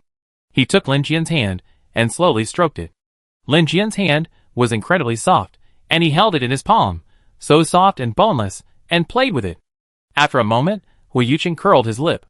He raised his eyes and whispered in a low, hoarse voice, Words are useless. They won't convince me. Prove it. Lin Jian was stunned. Prove it? How can I prove it? Hui Yuqing's warm fingertips slowly traced Lin Jian's palm, rubbing the pulse point on her hand. Her pulse was strong, beating at the same pace as her heart. He pressed her wrist, carrying her pulse, against his lips and coaxed, How about this? Kiss me first. Let me feel your sincerity. Lin Jian froze in place. Could it be this way? Hui Yuqing had already begun preparing. He leaned back idly against the sofa. Since returning home, he had unbuttoned 3 buttons of his shirt. Now, leaning back freely, a large area of skin on his neck was exposed. His thin eyelids and eyelashes trembled slightly, making him look like he was ready for you to touch him. Lin Jian sat on the sofa without moving. She swallowed her saliva. Faced with this vivid scene, what should she do? How should she best proceed? Since Lin Jian hadn't moved, Hui Yuqing slowly opened his eyes. Seeing Lin Jian sitting there, still and obedient, he sighed inwardly. He sat up slightly, grasped Lin Jian's chin with his hand, and kissed her rosy, alluring lips. After a long moment, he released her, caressing her slightly swollen lips with his hand. His voice, slightly hoarse and sexy, rang out, Do you understand? His grip was firm, his eyes full of questioning, as if he would continue to teach her if she dared to say no. The honest child, Lin Jian, nodded, Close your eyes, I do it. The person opposite him closed his eyes, and leaned back on the sofa. Lin Jian dimmed the lights in the living room, before leaning closer to him. She put her hands around his neck, and looked up at him. So close, their noses touching, their breaths seemingly connected. Although his eyes were closed, he actively cooperated with her. He put his arm around her waist, waiting for her to initiate. Lin Jian was a little nervous, her breathing heavier for a moment. This was the first time she had ever taken the lead in such an intimate act. The closer they got, the more she could sense the unique scent of Hui Yuqing. A cedar-like fragrance, cool and clean, exuding an elegant charm. Just as their lips were about to meet, Lin Jian hesitated. She didn't move any closer. Hui Yuqing sensed her hesitation and opened his eyes, darkened with desire. He gazed at her with a lingering gaze, inviting her with his soft, crimson lips. Encouraged, Lin Jian couldn't help but kiss Hui Yuqing. The walls of his mouth were hot, and he enthusiastically invited her to dance with him. She, subconsciously, gave in to his advances. Soon, he took the initiative, covering her lips. After a passionate intertwining of lips and tongues, he felt it wasn't enough and slowly pressed her against the back of the sofa. She shuddered at the pressure, her whole body trembling with an inexplicable panic. The surging fear nearly made her bite him uncontrollably. After a long moment, Hui Yuqing suddenly let go of Lin Jian. He stood up, rubbed his rosy lips with his fingertips, and buttoned his shirt one by one, all the way to the top. After calming himself, Hui Yuqing sat back on the sofa. He took Lin Jian's hand, and gently kissed her fingertips. With a deep gaze, he said to her, Jian, I'm going to wash up first. Can you come in later? Lin Jian was still dazed, and she murmured okay. Chapter 55. The bedroom door was open. Amidst the absolute silence, the sound of running water could be clearly heard from the bathroom. Inside, warm water wet Hui Yuqing's chestnut hair, dripping uncontrollably. Crystal clear droplets fell on his shoulders, then onto his well-proportioned limbs. Some landed on his palms, then slid smoothly down his wrists to his cool, white fingertips. His skin was delicate and soft, its natural cedar fragrance infused with lust, taking on an inexplicable brilliance. This brilliance was slowly melted by the steam rising from the bathroom. Long-held longing converged with desire, forming a surging tide, a tide carrying a hidden joy that ultimately became an obsession. When the water stopped and the light in the bedroom was obscured by a tall figure, Lin Jian finally regained consciousness from her haze. She raised her brown eyes and gazed directly at the man blocking the light. He had already washed and was leaning against the doorway in his black bathrobe, his hands folded. The bathrobe half covered his complexion, accentuating his radiant beauty. His long neck was stained with wet water, and the robe hung loosely, untied, creating a sense of beauty that was yet to be expressed. Seeing Lin Jian looking up at him, he slowly approached, his black bathrobe unconsciously tangled between his slender legs as he walked, the white and black colors entwined so thoroughly. Hu Yuqing sat on the sofa, leaning slightly closer to Lin Jian. A smile graced his face, his deep blue eyes fixed on the person before him. Seeing Lin Jian's gaze averted, he lifted her chin with the crook of his finger, his thumb unconsciously stroking her lips. He spoke in a hoarse voice, "Ah Jian." His hands were warm, his face damp. Fresh from washing, the white mist had dusted his jade-colored skin with a pink hue. The pink mist drifted over the jade, adding a touch of radiance to his complexion. He leaned in, his eyes lingering as he looked at her. "Ah Jian, I'm done washing up." Lin Jian lowered her eyes slightly and softly replied, "Yes, I understand." Hu Yuqing leaned his face closer, and his unique fragrance filled the air.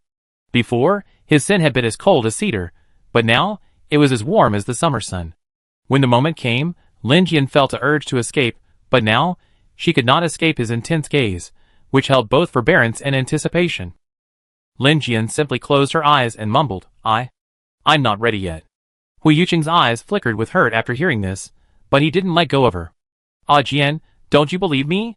Sensing his dejection, Lin Jian opened her eyes, averting her brown eyes awkwardly. "No. I'm just a little confused. I don't know how to tell my family. They probably don't want." Before she could finish, the tall man before her suddenly leaned forward, cutting her off. His lips were warm and firm, and his hand on her cheek tightened slightly. Since they were so close, she could look directly into his eyes, see the darkness beneath them, and feel his aura, warm like a rising fire. He kissed her eyes, kissed her forehead, his fragile throat completely open to her, his most vulnerable part, naked, exposed for her. The kiss didn't last long before he pulled away and stood up. He said in a low voice, "Ah Jian, let's go and convince the elders of the Lin and Hu families together.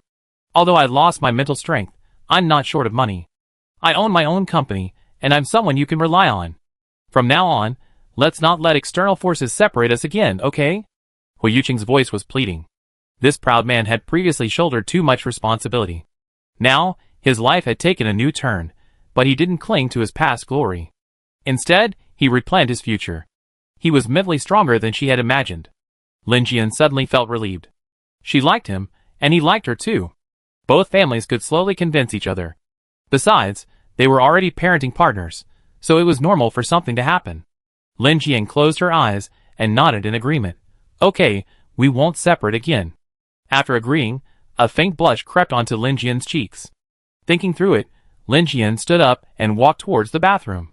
As she passed Hu Yuqing, his lowered hand moved slightly, wanting to touch Lin Jian's face, but he restrained himself the next second, watching as Lin Jian quickly passed him. Lin Jian's mind was in turmoil at this moment, her heart racing uncontrollably as she brushed past Hu Yuqing. He was a head taller than her, and from his standing angle, his figure was even more striking, his muscular features barely visible beneath his black bathrobe. Lin Jian had no time to admire him. She fled into the bathroom. When the bathroom door opened again, a blushing Lin Jian emerged, a fresh scent mingled with the scent of orange filling the room. Hu Yuqing's dim eyes glanced over. As he looked over, the water-soaked blush on Lin Jian's face spread unconsciously to her neck. Lin Jian's hair was long, and water droplets trickled down her tresses, some even clinging to her face. She stood quietly in the corner, exuding a seductive charm. Her freshly washed hair wasn't as smooth as usual, but rather a bit disheveled. Her brown eyes, shrouded in anxiety, held a hint of confusion, like a fawn. She looked at Hu Yuqing wetly, her eyes filled with shyness and yearning. A gleam of light never before shone in Hu Yuqing's eyes. He unconsciously lowered his voice and extended his hand to greet her. "Ah Jian, come here." Hands connected, and a tingling sensation flowed through their fingers. Lin Jian usually seemed quite bold, but at this crucial moment, she suddenly became nervous and a little timid. At this moment, she seemed somewhat dazed, lacking her usual spirit. Her misty eyes began to tremble slightly, and her naive expression resembled a mermaid out of water. Compared to her nervousness, Hui Yuqing was much calmer. Perhaps, he had been anticipating this day for too long. He lifted Lin Jian's chin, holding her in his grasp, then lowered his head to capture her lips. Simultaneously, he reached out his left hand to caress her face, gently rubbing her earlobe. His thumb, calloused, felt a touch of subtle teasing. With a slight pressure, he forced her mouth to open softly, accepting him. He carefully sucked her lips with his lips, then aggressively ran his tongue along the inside of her mouth, applying all the kissing techniques he had honed over the past 2 days to her. Lin Jian whimpered, accepting everything he did. When he sucked her too hard, she opened her mouth and bit his lips, causing the person opposite her to shudder in reflex. Then he released her, slowly wiping her rosy lips with his fingertips before pressing hard against them and kissing her. Lin Jian lost herself once again in Hui Yuqing's kiss, and she lay limply on the bed. The dim light blurred their passionate eyes, and beads of sweat formed on their damp hair. When Lin Jian regained consciousness, she was soaking in warm water. Hui Yuqing was holding her in the bathtub, washing her. He held her with one hand, and washed her face with a wet towel with the other. Lin Jian leaned weakly against the wall of the tub.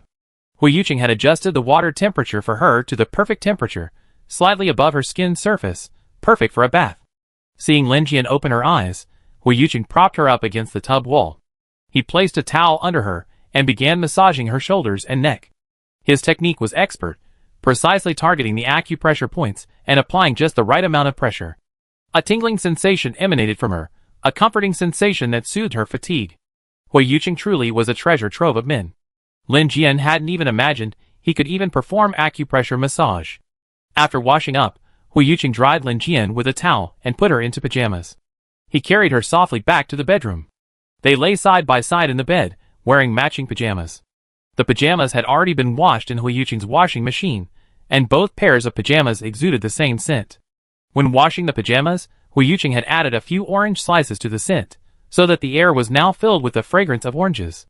Hui Yuqing embraced Lin Jian, a smile on his face. Now, he and she were finally truly together. Not long after lying down, Lin Jian's strength began to slowly return, as if her body had a circulatory system capable of self-repair. She lay in bed, trying not to think about what had just happened, something that would make one's blood boil. Thinking back on what had just happened, Lin Jian's breathing became heavier, and she twitched her lips slightly, letting out a silent laugh. The man beside her noticed that she was still awake and in good spirits. He extended his calf and placed it against hers, and Lin Jian instantly calmed down.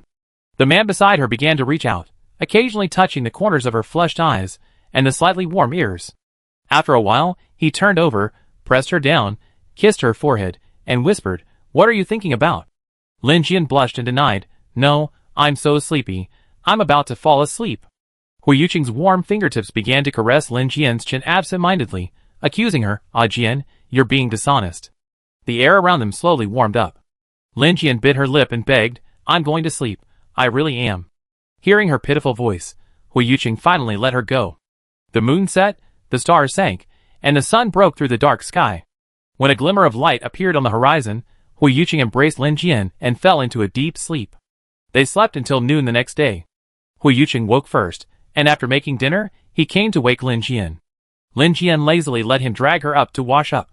When she returned to the living room, Hui Yuqing had already prepared the meal and was sitting at the dining table, waiting for her. He was still wearing a white t-shirt and black trousers, but these weren't casual pants, they were cuffed. In them, he looked even more dashing. His face wore a languid look as he waited, bored and reading a book. His nose was high, and his profile was deep, making him look even more handsome in the sunlight. After Lin Jian sat down, Hui Yuqing took a bottle of wine and a bottle of juice from the table and asked, "Would you like some? Wine or juice?" Lin Jian didn't usually drink, but the bottle of wine Hui Yuqing was holding seemed particularly beautiful. The bottle was crystal clear, and in the sunlight, it shimmered with a multicolored glow, giving it a dazzling feel. The wine in the bottle was a light pink, resembling both strawberry and bayberry juice. Lin Jian's heart fluttered as she looked at the beautiful bottle. She licked her lips, figuring that drinking some wine in her own home would be fine. So, she rested her cheek on her chest and said, I like some wine. Hui Yuqing nodded, okay. Hui Yuqing found 2 wine glasses from Lin Jian's kitchen cabinet. The pink fruit wine poured into a white porcelain cup was particularly alluring. Unlike the purple red of wine, this was a pure pale pink. Lin Jian leaned in to take a sniff. It was even better. No hint of alcohol, only the delicate fragrance of fruit. Lin Jian held the glass and downed the entire glass in one gulp. After taking a sip, Lin Jian frowned, her face wrinkling into a chubby pout. She wanted to spit the wine in Hui Yuqing's face. She felt deceived by the bottle's sweet exterior. After taking a sip, her mouth felt like it was filled with popping candy. The bubbles stimulated her tongue and exploded in her mouth, astringent, numbing, and bitter. Lin Jian's tears flowed. Is this guy trying to poison her? Poisoning her right after they slept together? Hui Yuqing, across from her, saw Lin Jian crying and panicked. He took a sip of the fruit wine, frowning. Then, he apologized, I'm sorry, this was a gift from a friend. I thought it would be delicious because the bottle looked nice, so I brought it to you. Seeing Lin Jian glaring at him fiercely, he took the bottle of juice and fed it to her mouthful by mouthful. Don't be angry, I punished myself by drinking the whole bottle of fruit wine to calm you down, okay? With that, he pitifully took the bottle of fruit wine and tried to down it in one gulp. Lin Jian grabbed his hand, forget it, as long as you didn't mean it. Hui Yuqing rubbed Lin Jian's hand with his chin and continued to apologize, of course I didn't mean it. I wanted to bring the best things in the world to you. This time, I was wrong. I should have tasted it first, not given it to you directly. This fruit wine is from NT Company. Liu gave it to me. He said it was precious, a specialty of their planet, not available to ordinary people. I thought it was delicious, so I brought it specially for you. Knowing Hui Yuqing didn't mean it, Lin Jian's anger subsided. She picked up the food on the table and began to eat, casually asking, do you know anyone from NT Company? Hui Yuqing's expression froze slightly at the question. He looked up and saw the person across from him enjoying his meal. He replied dryly, yes, I know them. I'm quite familiar with NT Company. Lin Jian paused and said, NT Company seems to be a hacker group. 2 years ago, I was attacked, and my grandfather said that this company seemed to have helped me.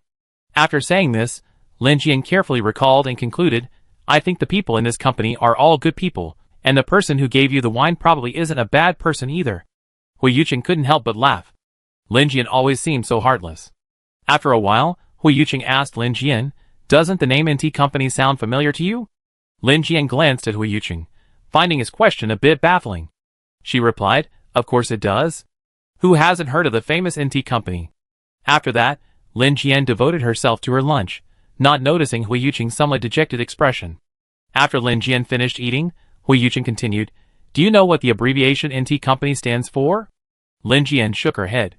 Hui Yuqing said slowly, N stands for awesome, and T stands for him.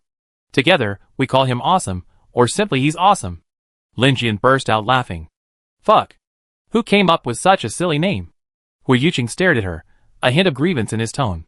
He said silently, T also stands for standing out, representing the namer's blessing for the company.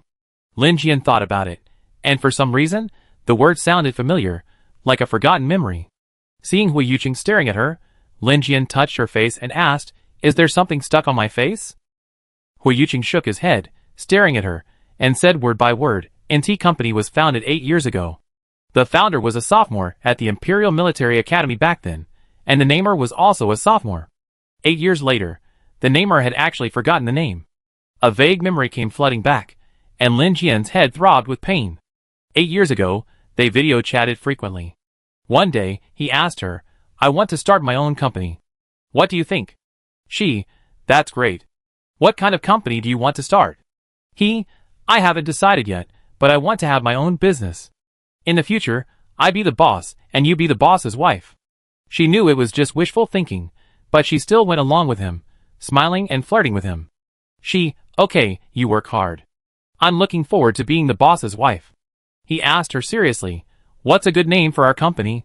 She tilted her head and thought for a moment before saying, let me think. Let's just call our company NT Company. N stands for awesome, and T stands for him. Together, it's like awesome he, meaning he's awesome. Also, T stands for standing out. It represents my hope for this company. I hope it stands out and becomes the best in the industry. He, yeah, that's great. Let's call our company NT Company. Dust-covered memories were shrouded in layers of fog. Back then, he had made a promise to her, and he had been working hard to keep it. She had always been his goal. Years ago, he had been working hard for their future. How could she have forgotten something so important? Chapter 56. Lin Jian felt a prick in her heart. She couldn't understand why she had forgotten such an important thing. Some vague memories made her think they were just dreams, but they were all real. Lin Jian felt her head throbbing, as if some forgotten memory was awakening, but she couldn't see clearly. She could only mumble an apology to Hu Yuqing, saying that she would definitely remember such an important thing in the future. Hu Yuqing didn't argue with her, simply patted her head, and the matter was over. After dinner, robot number 118 began to clean up the dining room. Usually at this time, Lin Jian would retreat to her bedroom for a nap, then get up at her leisure to watch some TV, exercise, or read. Now, with someone suddenly in her home, Lin Jian didn't know how to live with someone else. When her best friend came to stay, they each lived their own lives, neither changing for the other. Seeing Hu Yuqing busy sorting the ingredients in the refrigerator, Lin Jian went into the bedroom with her teacup. Bored, she simply lay in bed and browsed the Star Network and the Travel Channel. It had been ages since she traveled, so she needed to see if there were any recommendations for good places online. Lin Jian used to travel every 3 months. The interstellar universe was so vast, and she always wanted to explore various planets. It seemed she had inherited the genes of her unreliable parents. Lin Jian was engrossed in watching videos when someone knocked on the door. At this point, it was Hu Yuqing. Lin Jian immediately sat up straight and cleared the door. The bedroom door opened, revealing Hu Yuqing. He didn't enter the bedroom. He leaned against the doorway, his hands tucked into his pockets, smiling at Lin Jian, who sat upright. Lin Jian had been rolling around on the bed when she heard the knock on the door. Unfortunately, she had gotten up so quickly that her hair was still messy. She awkwardly smoothed her hair with a hand and asked Hu Yuqing, "What's up?" Hu Yuqing raised his handsome eyebrows and smiled, "I'm a little bored. I'd like to go see a movie with you. Would you mind?" Lin Jian pretended to think for a moment, then readily agreed. She had nothing else to do anyway. Besides, she had cinema equipment at home, so watching movies at home would be convenient. She could open the floating screen and choose the movie herself. Seeing Lin Jian's agreement, Hu Yuqing walked over and gave Lin Jian a light kiss on the forehead. "I go out and set up first. Take your time." By the time Lin Jian came out of the bathroom to wash her face, Hu Yuqing had already set the theater's atmosphere. He had dimmed the lights in the living room. On the coffee table, a scented lamp flickered with a faint glow, and several colorful porcelain plates were decorated with Lin Jian's favorite desserts. He opened the floating screen, scrolling through a selection of movies, romances, anime, science films, and more. No matter how advanced humanity becomes, couples still prefer to watch romance movies on dates. So, they chose a popular romance. Hu Yuqing leaned back against a cushion and let Lin Jian rest her head on his lap, so they could both recline and watch the movie. When the opening theme song started, Lin Jian felt strangely familiar. Looking at the subtitles, he realized it was sung by Daisy Lu's paper figure boyfriend, the Little Mermaid Prince. TSK, Lin Jian wanted to call Daisy Lu, but then she thought, if she called now, Daisy Lu would probably catch her and nag her for a long time. Before, she lived alone and could casually chat with her bestie when she got bored. But now, with someone close to her, she prioritized relationships over friendships, and immediately decided to wait until she had more time to chat with her bestie. Hu Yuqing saw Lin Jian looking at the laptop, hesitating for a moment, then giving up and continuing to watch the movie. He immediately guessed Lin Jian's thoughts. Adhering to the principle of brothers are for sale, Hu Yuqing informed Lin Jian, "Do you know who this Little Mermaid Prince is?" Lin Jian blinked, curiously asking, "How would I know? He's not dating me online." Hu Yuqing gave a subtle smile. But a minute later, Lin Jian flipped up from the sofa and asked, "Do you know who this Little Mermaid Prince is?" Hu Yuqing smiled, teasing Lin Jian, "Yes, I know who he is, and you know him too." "I know him too?" Lin Jian frowned, casting a probing and questioning look at Hu Yuqing. She looked at him warily, warning him, "Don't tell me you're this Little Mermaid Prince." Hu Yuqing quickly denied it, "It's not me." "How could it be me?" "You have to guess someone we both know, someone we're quite familiar with." Lin Jian pondered for a moment, then asked doubtfully, "Could it be Chu Xiao? Is he two-timing?" To avoid further fuss, Hu Yuqing quickly denied it, "No, it's not him." Lin Jian stood up and walked around in a circle. Then, in surprise, she exclaimed, "Oh my god! It can't be that most unlikely person, right? Oh my god, how could it be him? After saying this, she looked at Hui Yuqing eagerly, waiting for him to clear her up. Seeing her expression, Hui Yuqing couldn't bear to tease her any further, so he admitted directly, yes, I just found out too. I was surprised to hear his online name was Little Mermaid Prince, and then I heard he was in an online relationship with Daisy Liu. It was unbelievable. Fuck. Hearing Hui Yuqing's affirmative answer, Lin Jian was furious. She jumped up from the sofa and paused the movie, muttering, no, I have to tell Cece Lilt and Daisy Liu. I want to expose the guy. Lin Jian turned on her laptop and looked up at Hui Yuqing. Should I tell Cece Lilt first, or Daisy Liu?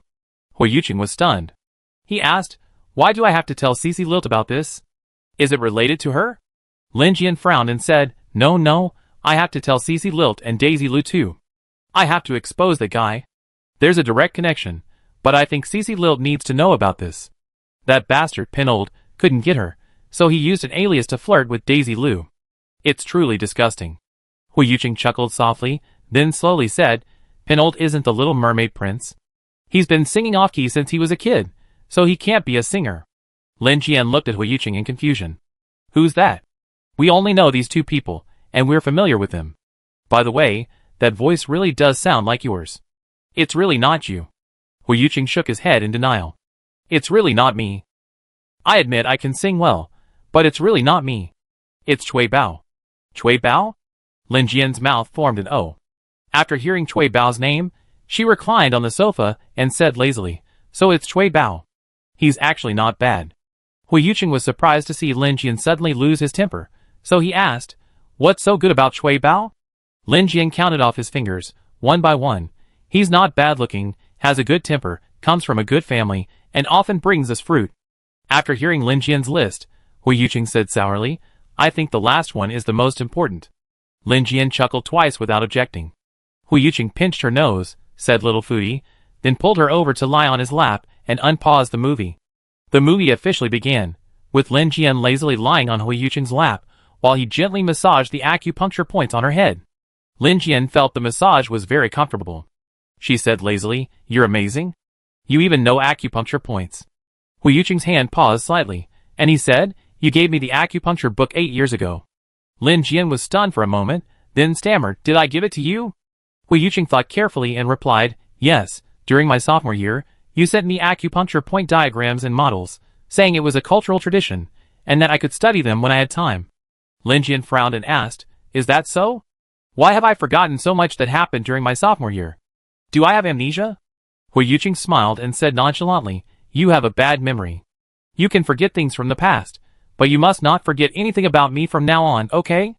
Lin Jian nodded solemnly, okay. I won't forget anything about you anymore. I will always remember you. Hui Yuqing bent down to kiss her, whispering in her ear, okay, we never be apart again. The movie continued, and the two people on the sofa were unusually busy. Afterwards, Lin Jian felt more and more that something was wrong with her. She seemed to have fallen into a state of slight intoxication, clinging to Hui Yuqing for an entire afternoon. Has she, now that she's started having sex, been so aggressive? In the end, she only remembered Hui Yuqing carrying her to the bathroom to clean up, then laying her on the bed, and she drifted off to sleep. When Lin Jian woke up, it was already 9 o'clock in the evening. She stirred, and Hui Yuqing, who was lightly sleeping beside her, also woke up. He leaned over, kissed her forehead, and whispered, are you hungry? I wash up and go cook. You can come over later. When Lin Jian finished washing up and arrived in the living room, Hui Yuqing was already doing the final stir-fry.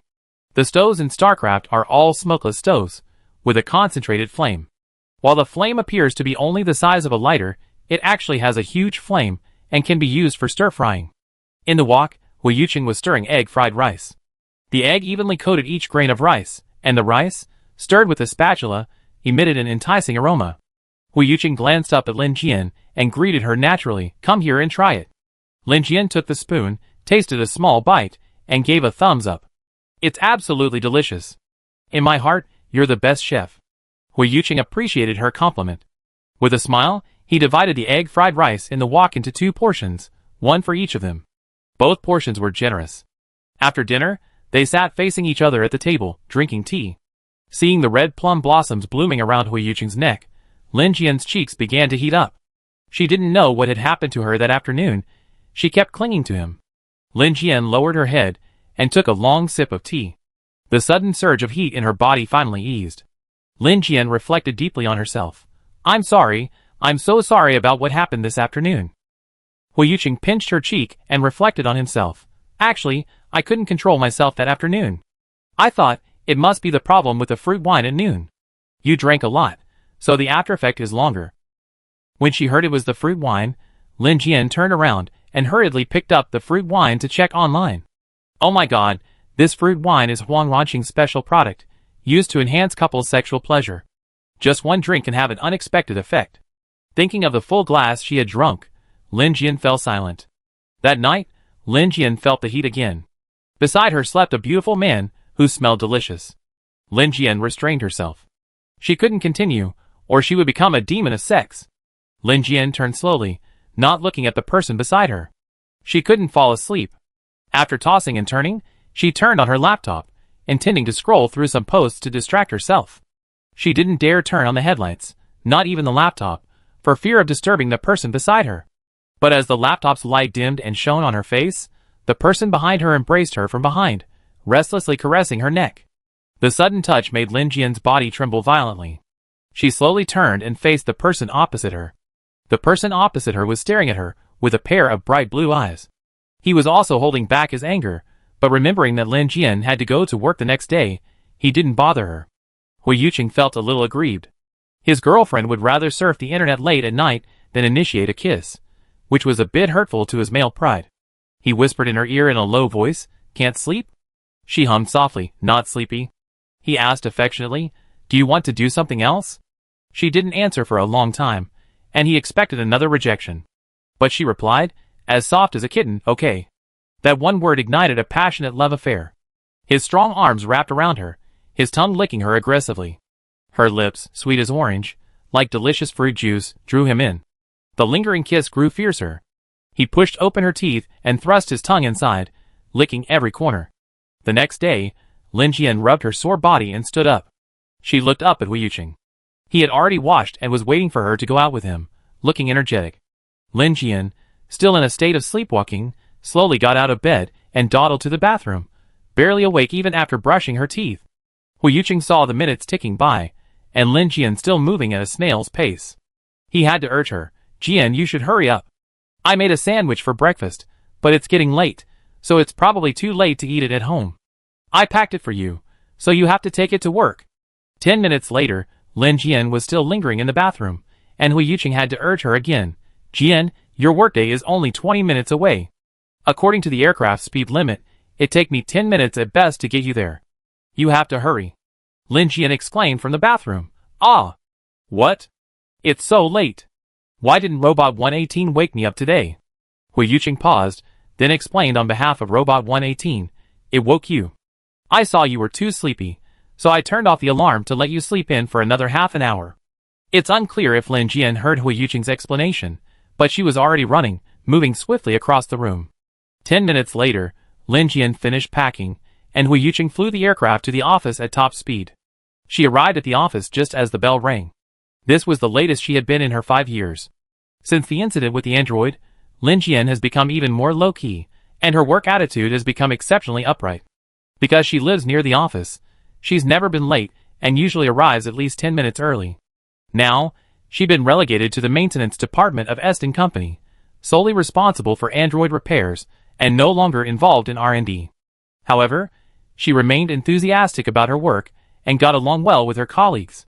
Because it was her first time being late, everyone looked at her as soon as she entered the office. However, seeing her expression, they all gave her a knowing smile. Normally, Lin Jian's lips were a vibrant red, a vibrant, sensual crimson. But now, they were red and swollen, their entire redness excessive, like a delicate flower that had been severely damaged. She also looked listless, like a doll that had been abused and left in a display window. Her colleague, Matri, observed her and tooted. Because it was work hours, the others only smiled when they saw her, and didn't come over to gossip. After finishing her work, Lin Jian took a moment to go to the pantry to eat the sandwich Hu Yuqing had brought her. The sandwich came in an insulated box, so it was still hot when Lin Jian ate it. After finishing, Lin Jian smacked her lips and exclaimed, "This sandwich tastes really good." Madly, who happened to be in the pantry to get some water, tooted her tongue again and gossiped, "So busy. You didn't even have time for breakfast?"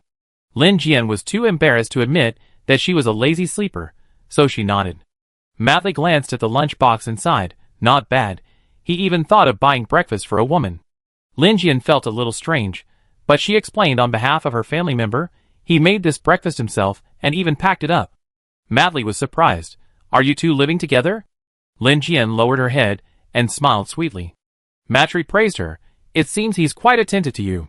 Lin Jian felt something was amiss with Matri's words, but she had other things to do, so she left the tea room.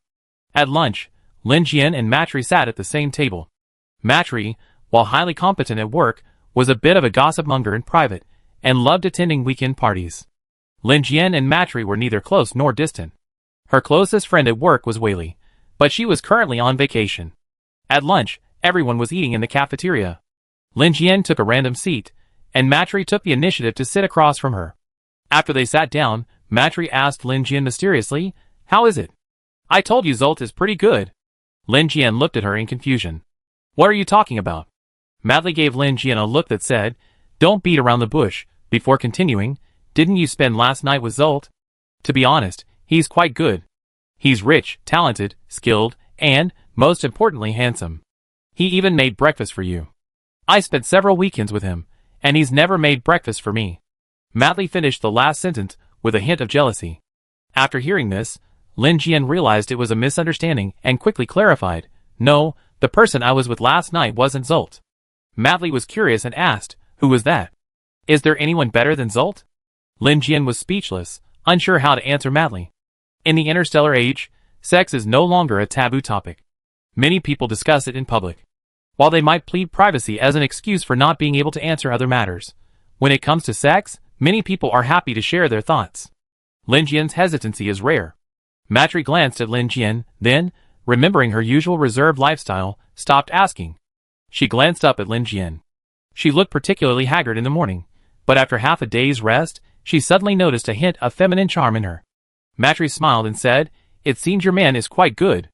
Lin Jian blew away the steam from her tea and said leisurely, "Not bad." "How's his technique?" Matri asked. "Did you enjoy last night? You can come with me to the weekend parties. I introduce you to some great people." After saying this, Matri gave Lin Jian a deliberately meaningful look. Lin Jian wanted to say, "That's quite good," but she was afraid Matri would follow up with questions about who that person was. So Lin Jian played dumb. "He and I have a confirmed one-on-one relationship, and he's also my parenting partner." Matri's eyes widened in surprise, but she kindly offered advice. "Lin Jian, you're only 27. Isn't it a bit hasty to choose a parenting partner so early?" Lin Jian patted her teacup with water and said, "Not hasty. I really like him."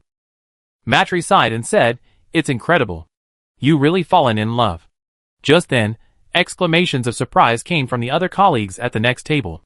The colleague was seen holding a laptop and showing it to everyone. "What should I do? What should I do? Have you seen my idol? He's so handsome. Holy crap, so handsome." As she promoted him, Lin Jian naturally noticed the person she was promoting. The man who had made her a sandwich so early in the morning. After being recommended by her colleague, Matri also opened her laptop to read the post, which had already been pushed to the top of the Star Network. The post was titled "Met a handsome guy on the weekend. Isn't he a stunner?" The accompanying photo showed Hui Yuqing and her dining at a restaurant. In the photo, Hui Yuqing had two buttons undone, his sleeves rolled up, and was leisurely ordering food. The two-button shirt, revealing the firm, muscular structure underneath, made anyone's heart beat faster. His chestnut hair was slicked back, revealing a smooth forehead, jade-like skin, and deep features. For some reason, he seemed to be brimming with hormones, exuding a deeply sexy aura. At this moment, he was like a peacock courting, lavishly displaying his beautiful feathers.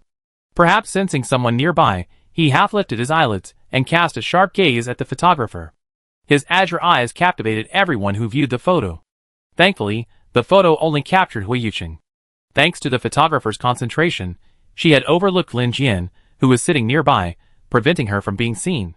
Lin Jian looked at the photo in the post and took a deep breath, thankful for it. If photos of her and Hui Yuqing were leaked at this moment, it would be a disaster. The post was already flooded with comments, most praising his handsomeness.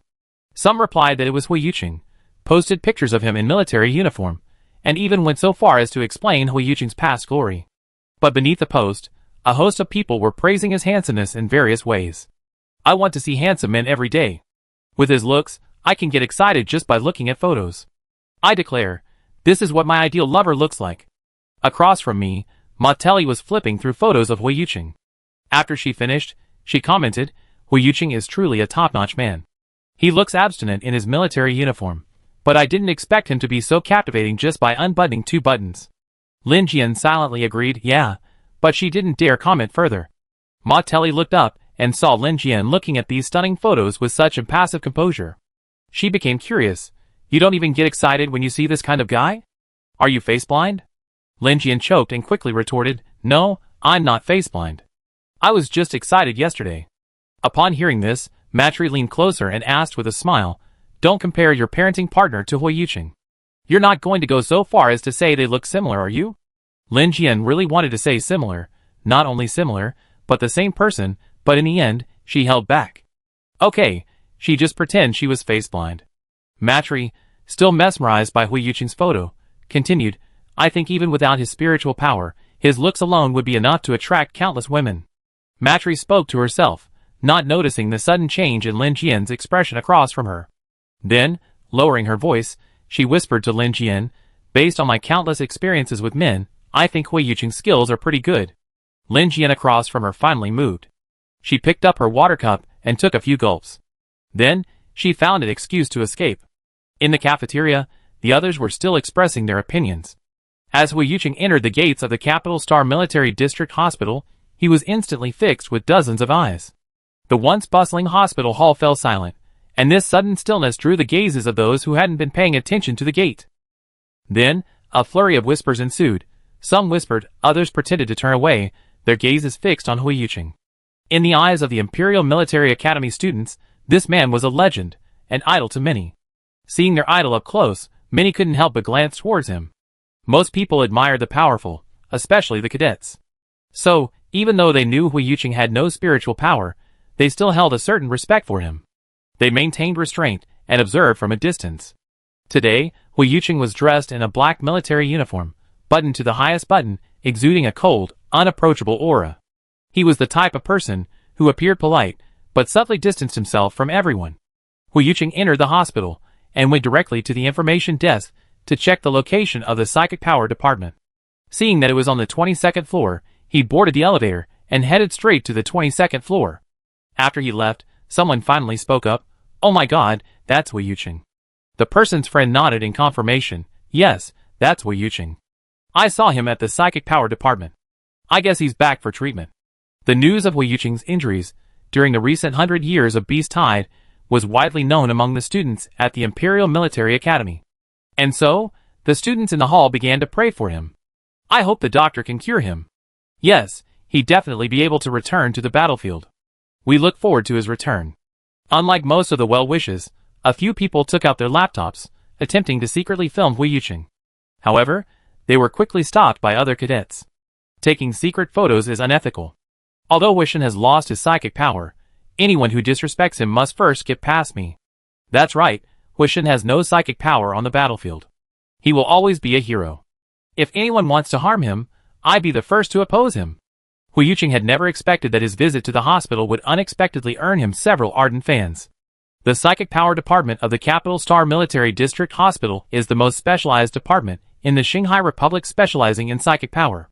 The treating physician listed on Hui Yuqing's transfer documents was the department's chief physician, a leading figure in psychic healing. Hui Yuqing took the suspended elevator to the 22nd floor. Upon arrival, he took out his transfer documents and handed them to a medical robot, which led him to the chief physician's office. The chief physician was very welcoming upon seeing Hui Yuqing, and even stood to greet him.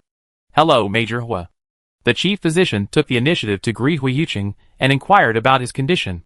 Hui Yuqing politely nodded to the chief physician, who then briefly explained his current condition. The chief physician then said, how about this? First, you should get a comprehensive examination. Then, I provide targeted adjunctive treatment. Psychic healing is a lengthy process.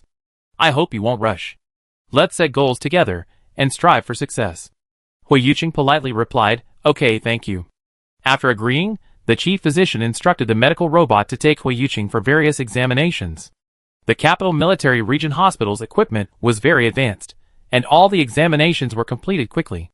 According to the test data, Hui Yuqing's physical stats were completely normal, even considered healthy. However, his mental power didn't reach a single threshold. Generally speaking, someone with S-level mental power has a threshold of 80. Hui Yuqing previously had SSS-level mental power, and according to the standard, his mental threshold for SSS-level mental power is 100. The doctor had reviewed Hui Yuqing's previous medical reports and found that his mental power had reached 102, with the highest being 105. The subject of mental power is complex and lacks concreteness. Therefore, doctors currently can't clearly define the meaning of these specific values. They can only use machines to approximate the thresholds. In Hui Yuqing's case, it's unclear whether his mental thresholds are completely empty, or if they're temporarily damaged, dormant within his body. The chief physician presented the report to Hui Yuqing and said, "Your case is quite unique. I discussed it with several other doctors. In about 3 days, I develop a treatment plan, and we proceed accordingly." Hui Yuqing, who had always been somewhat reserved with words, nodded, "Okay." The chief physician said, "Then you should rest in the hospital for a few days. I have the medical robot take you to select a ward." Unusually, Hui Yuqing managed to say several words at once. "I'm sorry, I don't want to be hospitalized. I like to return home, which is on the capital planet." The chief physician considered the reason and accepted it. Compared to physical injuries, this kind of mental damage certainly didn't require constant hospitalization. All he needed was cooperation with the treatment. The chief physician nodded and agreed. "Okay, you can stay home." Seeing the doctor's agreement, Hui Yuqing asked, "Can I leave the hospital now?" The chief physician said, "Yes, you can come back for treatment in 3 days. You can do something relaxing these days, and try to stay in a good mood." Hui Yuqing nodded, a smile unconsciously playing on the corner of his lips. "Well, I've been in a good mood lately." After leaving the hospital, Hui Yuqing went to the shopping mall he had gone to with Lin Jian a few days ago. He went to the couple's jewelry store, and bought the couple's bracelets in the window. He was thinking about making a strawberry cake for Lin Jian, so he went to the grocery store to buy some ingredients. When he got home, he made the cake and put it in the freezer. It was still quite early, so Major Hui decided to pick up his girlfriend from get-off work. At this moment, Ma Telly and Lin Jian were walking out of the office building side by side. As they walked, she said to Lin Jian, "Lin Jian, believe me, you met too few men, so you think the first one you meet is amazing. I think you should try a few more. I have more experience, and I can introduce you to more people." Lin Jian quickly waved her hand. She wasn't interested in those weekend parties, and she didn't want to attend. Ma Telly persisted in persuading Lin Jian, "Lin Jian, you need to try more. Only by comparing can you know who's the best." Lin Jian waved her hand, firmly refusing, "No, I already know who's the best, and I won't change." Ma Telly sighed, seeing that no matter how she tried to convince her, she felt that Lin Jian had good qualities, beautiful and good-tempered, and wouldn't be deceived by that man. Until she saw Hui Yuqing waiting for Lin Jian at the company gate. Ma Telly, "Oh shit, it's him. This man is amazing. Comparison is bullshit." Chapter 57. When Lin Jian emerged from the office building, Hui Yuqing was just disembarking from the aircraft.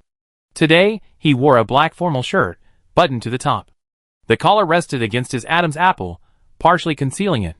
Yet, it was precisely this half coverage that accentuated his abstinence. The black shirt was paired with black trousers. While the outfit was simple, Hui Yuqing looked quite stylish.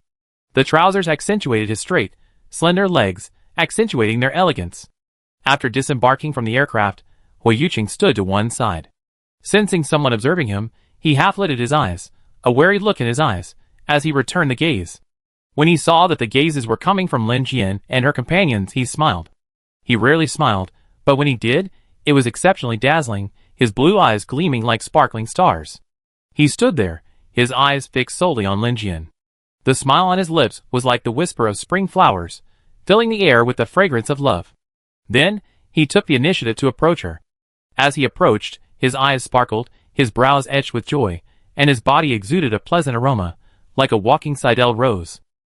Approaching Lin Jian, Hui Yuqing politely nodded to the person beside her. After the courtesy, he took Lin Jian's hand and walked directly to the aircraft.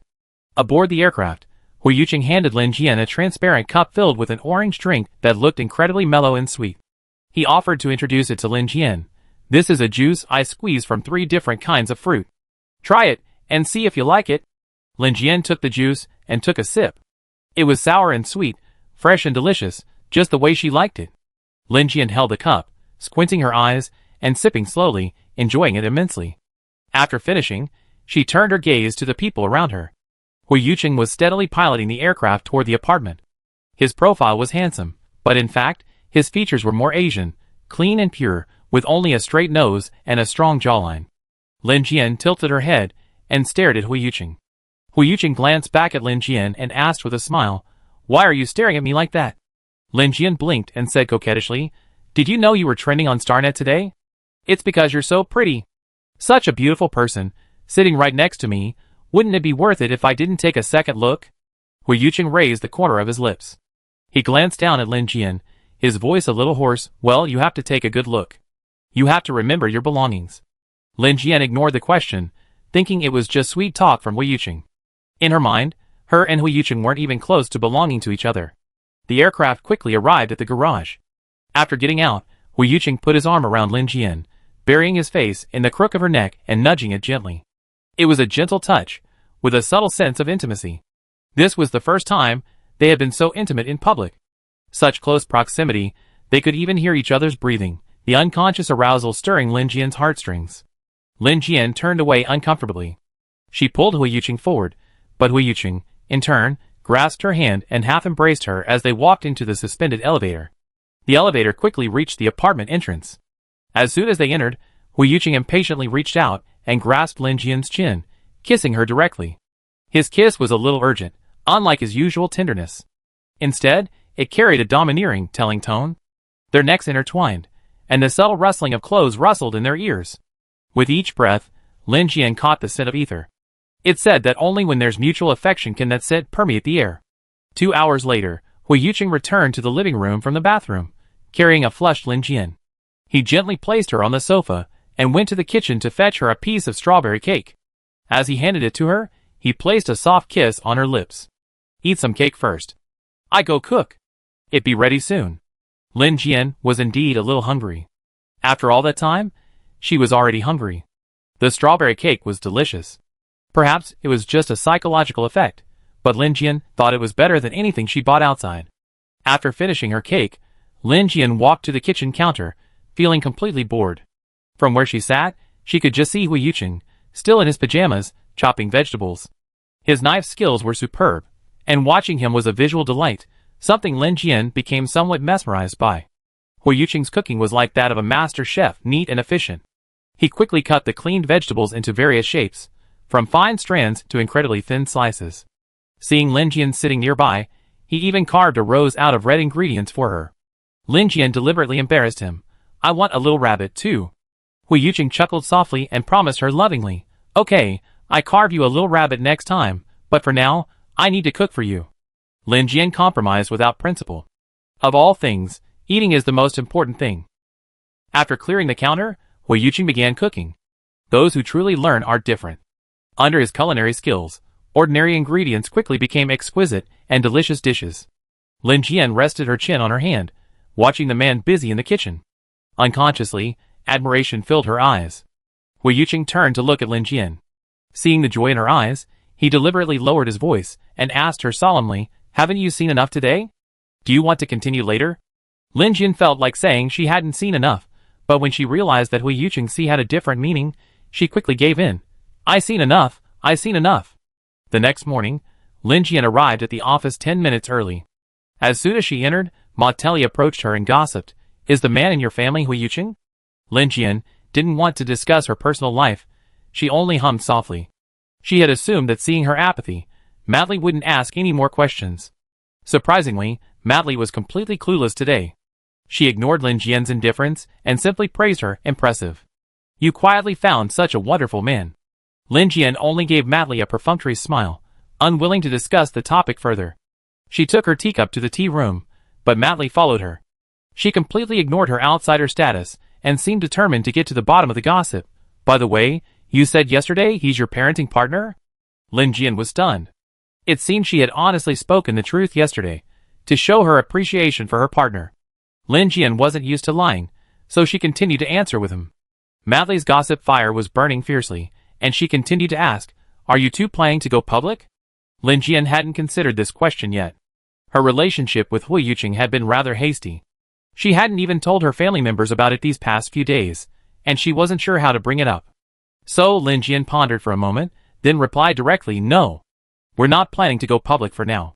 You just happened to run into us yesterday. I already told him he doesn't need to pick me up at the office building anymore." Hearing this, Madely felt a little disappointed. She had thought she'd see Hui Yuqing more often in the future. A man like that, it would be nice to have a few more glances. But from what Lin Jian said, Hui Yuqing probably wouldn't be around anymore, which was a bit of a shame. But Madely also understood Lin Jian. If their relationship were made public, it would probably be a big shock to Lin Jian. With this thought, Madely finally let go of her worries. Not everyone can have a man they admire. So she sighed, "It's better not to make it public. Your guy is so popular. If you do, there'd be a lot of jealous people coming after you." Lin Jian wasn't afraid of being criticized. The gossip of strangers didn't matter to her. She just didn't know how to bring this up with her family. Her grandfather probably didn't want to be associated with the Hui family anymore. When Lin Xiao married Hui Xiu, the Lin family was already under considerable scrutiny. If she were to continue with Hui Yuqing, who knows how many people would deliberately target the Lin family. Thinking about these unpleasant things, Lin Jian nodded, feigning acquiescence in Madely's words. Seeing Lin Jian's sudden downturn, Madely offered a suggestion. "Actually, you could go on a date to Ambiguous Planet. On Ambiguous Planet, you can wear phantom masks. With the masks on, you can wander around like a normal couple." Lin Jian was puzzled. "Phantom masks? What are they?" Madely explained. "Phantom masks can be worn directly on your face. It's like an AI face swap, temporarily changing your appearance to someone else's. These masks are forbidden on other planets, but on Ambiguous Planet, it's a little special. Many people who visit there wear masks." Lin Jian had. "Curious, huh? So there are such masks? How come I haven't heard of them?"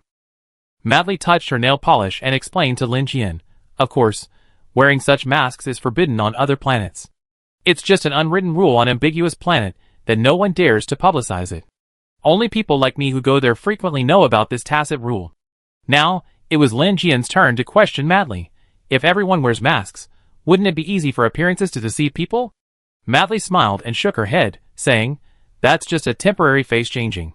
You know, a person's body shape. Temperament is the key to whether he's charming or not." After saying this, Madely added in a low voice, "Sister, you're still naive. Attraction isn't just about the face. Also, when you wear a mask, a button automatically appears on your clothes, indicating that the person is wearing a mask and that this face isn't theirs. You can use this as a reference." Lin Jian let out an "oh" and continued to question, "Isn't Ambiguous Star a paradise for singles? If they're both wearing masks, how can they choose each other?" Madely smiled and replied in a low voice, "Sister, it's allowed. It's not mandatory, nor is it required that you wear it all the time. Almost everyone doesn't wear it when entering the starport. Many people find a partner, and then go shopping together wearing masks. They think it's more exciting to go on a date disguised as someone else." Lin Jian was educated. "Is it really that possible?" Madely nodded and replied, "Yes, aren't you taking a vacation in 10 days? You two can go on a trip to Ambiguous Star together." When Lin Jian heard the word vacation, she suddenly remembered the 4 of her best friends' plans. What should she do? She couldn't possibly be the only one to carry the extra bag. What if she left Hui Yuqing at home? Chapter 58.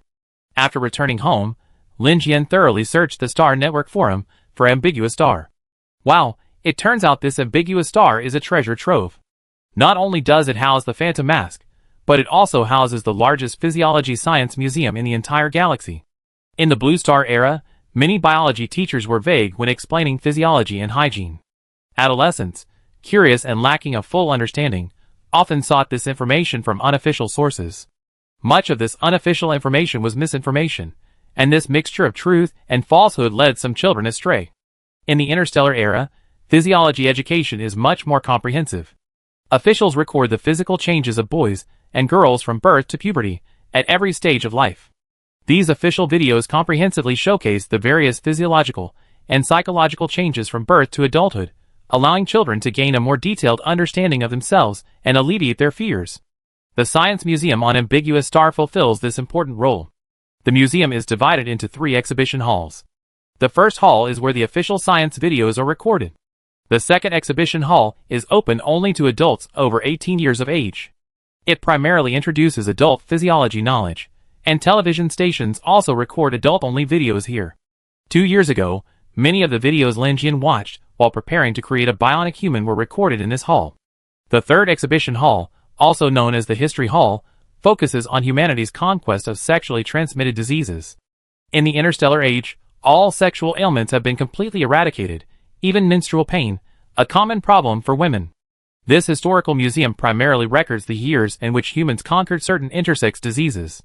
These descriptions serve as a tribute to the medical experts who have conquered these challenging medical challenges.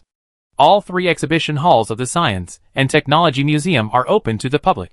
While the second hall requires visitors to be at least 18 years old, the first and third halls have no age restrictions. Therefore, the Science and Technology Museum on Ambiguous Star attracts a large number of visitors every year. After learning this, Lin Jian felt sorry for her own short-sightedness. She had imagined Ambiguous Star based solely on its name, which was deeply inappropriate. Lin Jian was so engrossed in her research that she didn't even notice Hui Yuqing approach her, continuing to take screenshots and save the information on her computer. On Ambiguous Star, she wasn't just interested in the Phantom Mask. Ever since she learned about the Science and Technology Museum's contents, she'd been eager to visit it. So, she researched the museum's opening hours and specific routes. When Lin Jian noticed someone standing behind her, she was startled to realize Hui Yuqing had been standing behind her for quite some time. Lin Jian turned back to look at Hui Yuqing and noticed something odd on his face, but she didn't think much of it. That evening, Hui Yuqing went to wash up early. Seeing it was still early, not even 9 o'clock, Lin Jian went to the living room, turned on her computer, and connected the floating screen. She planned to research the Phantom Mask. She was curious about its materials and craftsmanship. After Hui Yuqing finished showering, she saw that Lin Jian wasn't in the bedroom, so she went back to the living room. Hui Yuqing walked silently into the living room, and saw that Lin Jian was completely absorbed in the world of Ambiguous Star, seemingly oblivious to his existence. This made him feel a little uneasy. During their sophomore year, they had a period of long-distance contact. They had even met once before, when she gave him some homemade dried fruit and herbal tea, and he gave her a pill that boosted his mental strength. Afterward, he was assigned to 6 months of closed-door training at the border. When he finished, he called her, and her attitude suddenly turned cold, as if they were just ordinary classmates. Slowly, the two drifted apart. Thinking of that time, Hui Yuqing panicked. He didn't want to experience her distance again. Hui Yuqing slowly walked over to Lin Jian, and sat down on the 3-seater sofa. He glanced at her from the side, seemingly stroking his thumb nonchalantly, but in reality, he was applying considerable pressure. Soon, the back of his hand had turned red from his thumb, and the redness was particularly noticeable against his jade-colored skin. A few days ago, as soon as he finished washing up, Lin Jian would follow, and then they would go to bed together. But today, she was particularly cold to him. Not only did she not let him pick her up from get off work, but even then, she was staring at the screen, ignoring him. Hui Yuqing pursed his lips, sidling up to Lin Jian sullenly, and asked casually, "What are you watching?" Lin Jian was busy, so she didn't even look up. She simply replied, "I'm looking up some information. You go to sleep first. By the way, I'm going on a trip with Cici Lilt and the others in a few days." Hui Yuqing's gaze faltered slightly, and he muttered, "Oh." Before pressing, "Where are you going? Just a few girls?" Lin Jian lowered her head, not noticing the change in Hui Yuqing's gaze. She answered truthfully, "We're going to Ambiguous Star. We made the appointment a long time ago. So this Ambiguous Star is pretty high on the tourist rankings. If I'd known, I should have gone and seen it sooner." Lin Jian muttered to herself, unaware that Hui Yuqing's expression darkened. She had forgotten that most people define Ambiguous Star as a place for romantic encounters, a place where single people hope to meet their significant others. Hui Yuqing stared at Lin Jian intently, but Lin Jian never looked up, so naturally, she didn't see his slightly accusing gaze. At this moment, Lin Jian frowned, pondering the matter of the Phantom Mask. She figured that on this trip to Ambiguous Star, she would have to find a way to buy one and bring it back to the Lin family's leaders before deciding whether to introduce this technology. If she did, she would have to conduct some field research on Ambiguous Star, and then prepare a written report analyzing the benefits of introducing this technology to the company's development. Would the disadvantages outweigh the benefits? Thinking of this, Lin Jian felt that this trip was a heavy responsibility. She needed to take advantage of the free time she had in the next few days, to research more relevant information and prepare for the upcoming report. Focused on work, Lin Jian completely ignored Hu Yuqing, who sat beside her. Hu Yuqing sat beside her, observing Lin Jian's alternating frowns and contemplation, her mind completely untouched by him. Was this ambiguous star truly so alluring? Or was she getting tired of him again? After waiting for a moment, Hu Yuqing leaned closer to Lin Jian. He lowered his voice and said, somewhat flatteringly, Jian, get some rest. Lin Jian, quite straightforwardly, ignored him. She flatly refused, saying, you go to sleep first. I need to be busy for a while. Hu Yuqing pursed his lips and asked Lin Jian sullenly, Jian, do you think I'm not good enough? Do you want to replace me? Lin Jian looked up, puzzled, and asked, what? What did you say? Hu Yuqing, with a hint of grievance, hugged Lin Jian from behind and asked in a low voice, do you think I'm not strong enough? Or am I not good enough? Then, he added humbly, actually, I can learn. Can you please not be so cold to me?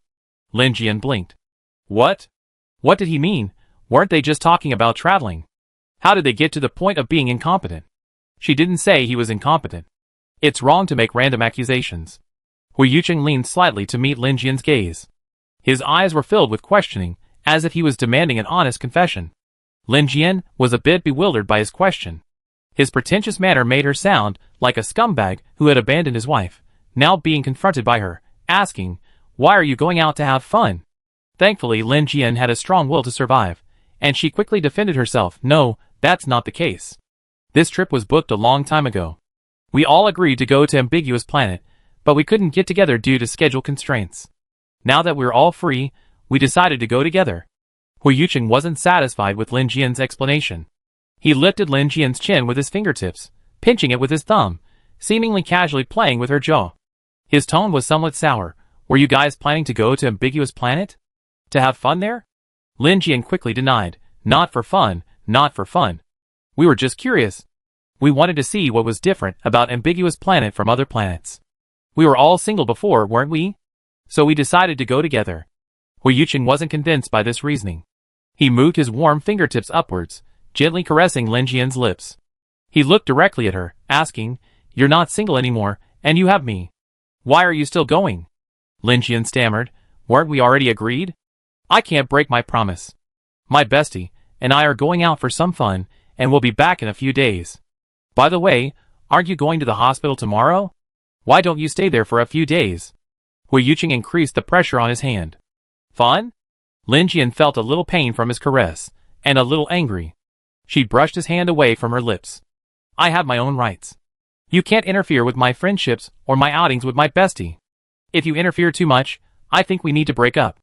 Lin Jian wanted to say, let's break up and calm down, but as soon as she said the word, Hu Yuqing covered her mouth. He was panicked, his eyes filled with panic and fear. The room fell silent for a moment. After a moment, Lin Jian spoke up, I'm sorry, I sounded a bit blunt. I just felt like I had an appointment with my best friend, and I couldn't break it. Although I like you very much, I'm also sincere to my friends, and I have to keep my promises. Hu Yuqing finally calmed down a bit. He looked up at Lin Jian, his gaze focused, and asked, you said you like me very much? Lin Jian nodded and admitted, yes, I like you very much. She returned her gaze to Hu Yuqing and continued, however, I'm a little greedy. I want both love and friendship. I can't tell which is more important to me, love or friendship. I don't want you to make me choose between you and them. For me, that kind of choice. Hu Yuqing embraced Lin Jian, burying his face in her shoulder. He promised, okay, I won't make you choose between love and friendship. I was wrong just now. I was dwelling on it. I thought you disliked me and were tired of me. Lin Jian was stunned for a moment and said, how could that be? You're so good, how could I possibly be tired of you? Being with you, every time I think of it, I feel like I won the lottery. Hu Yuqing hugged Lin Jian and said, let's make peace. I was wrong today. I was a little panicked.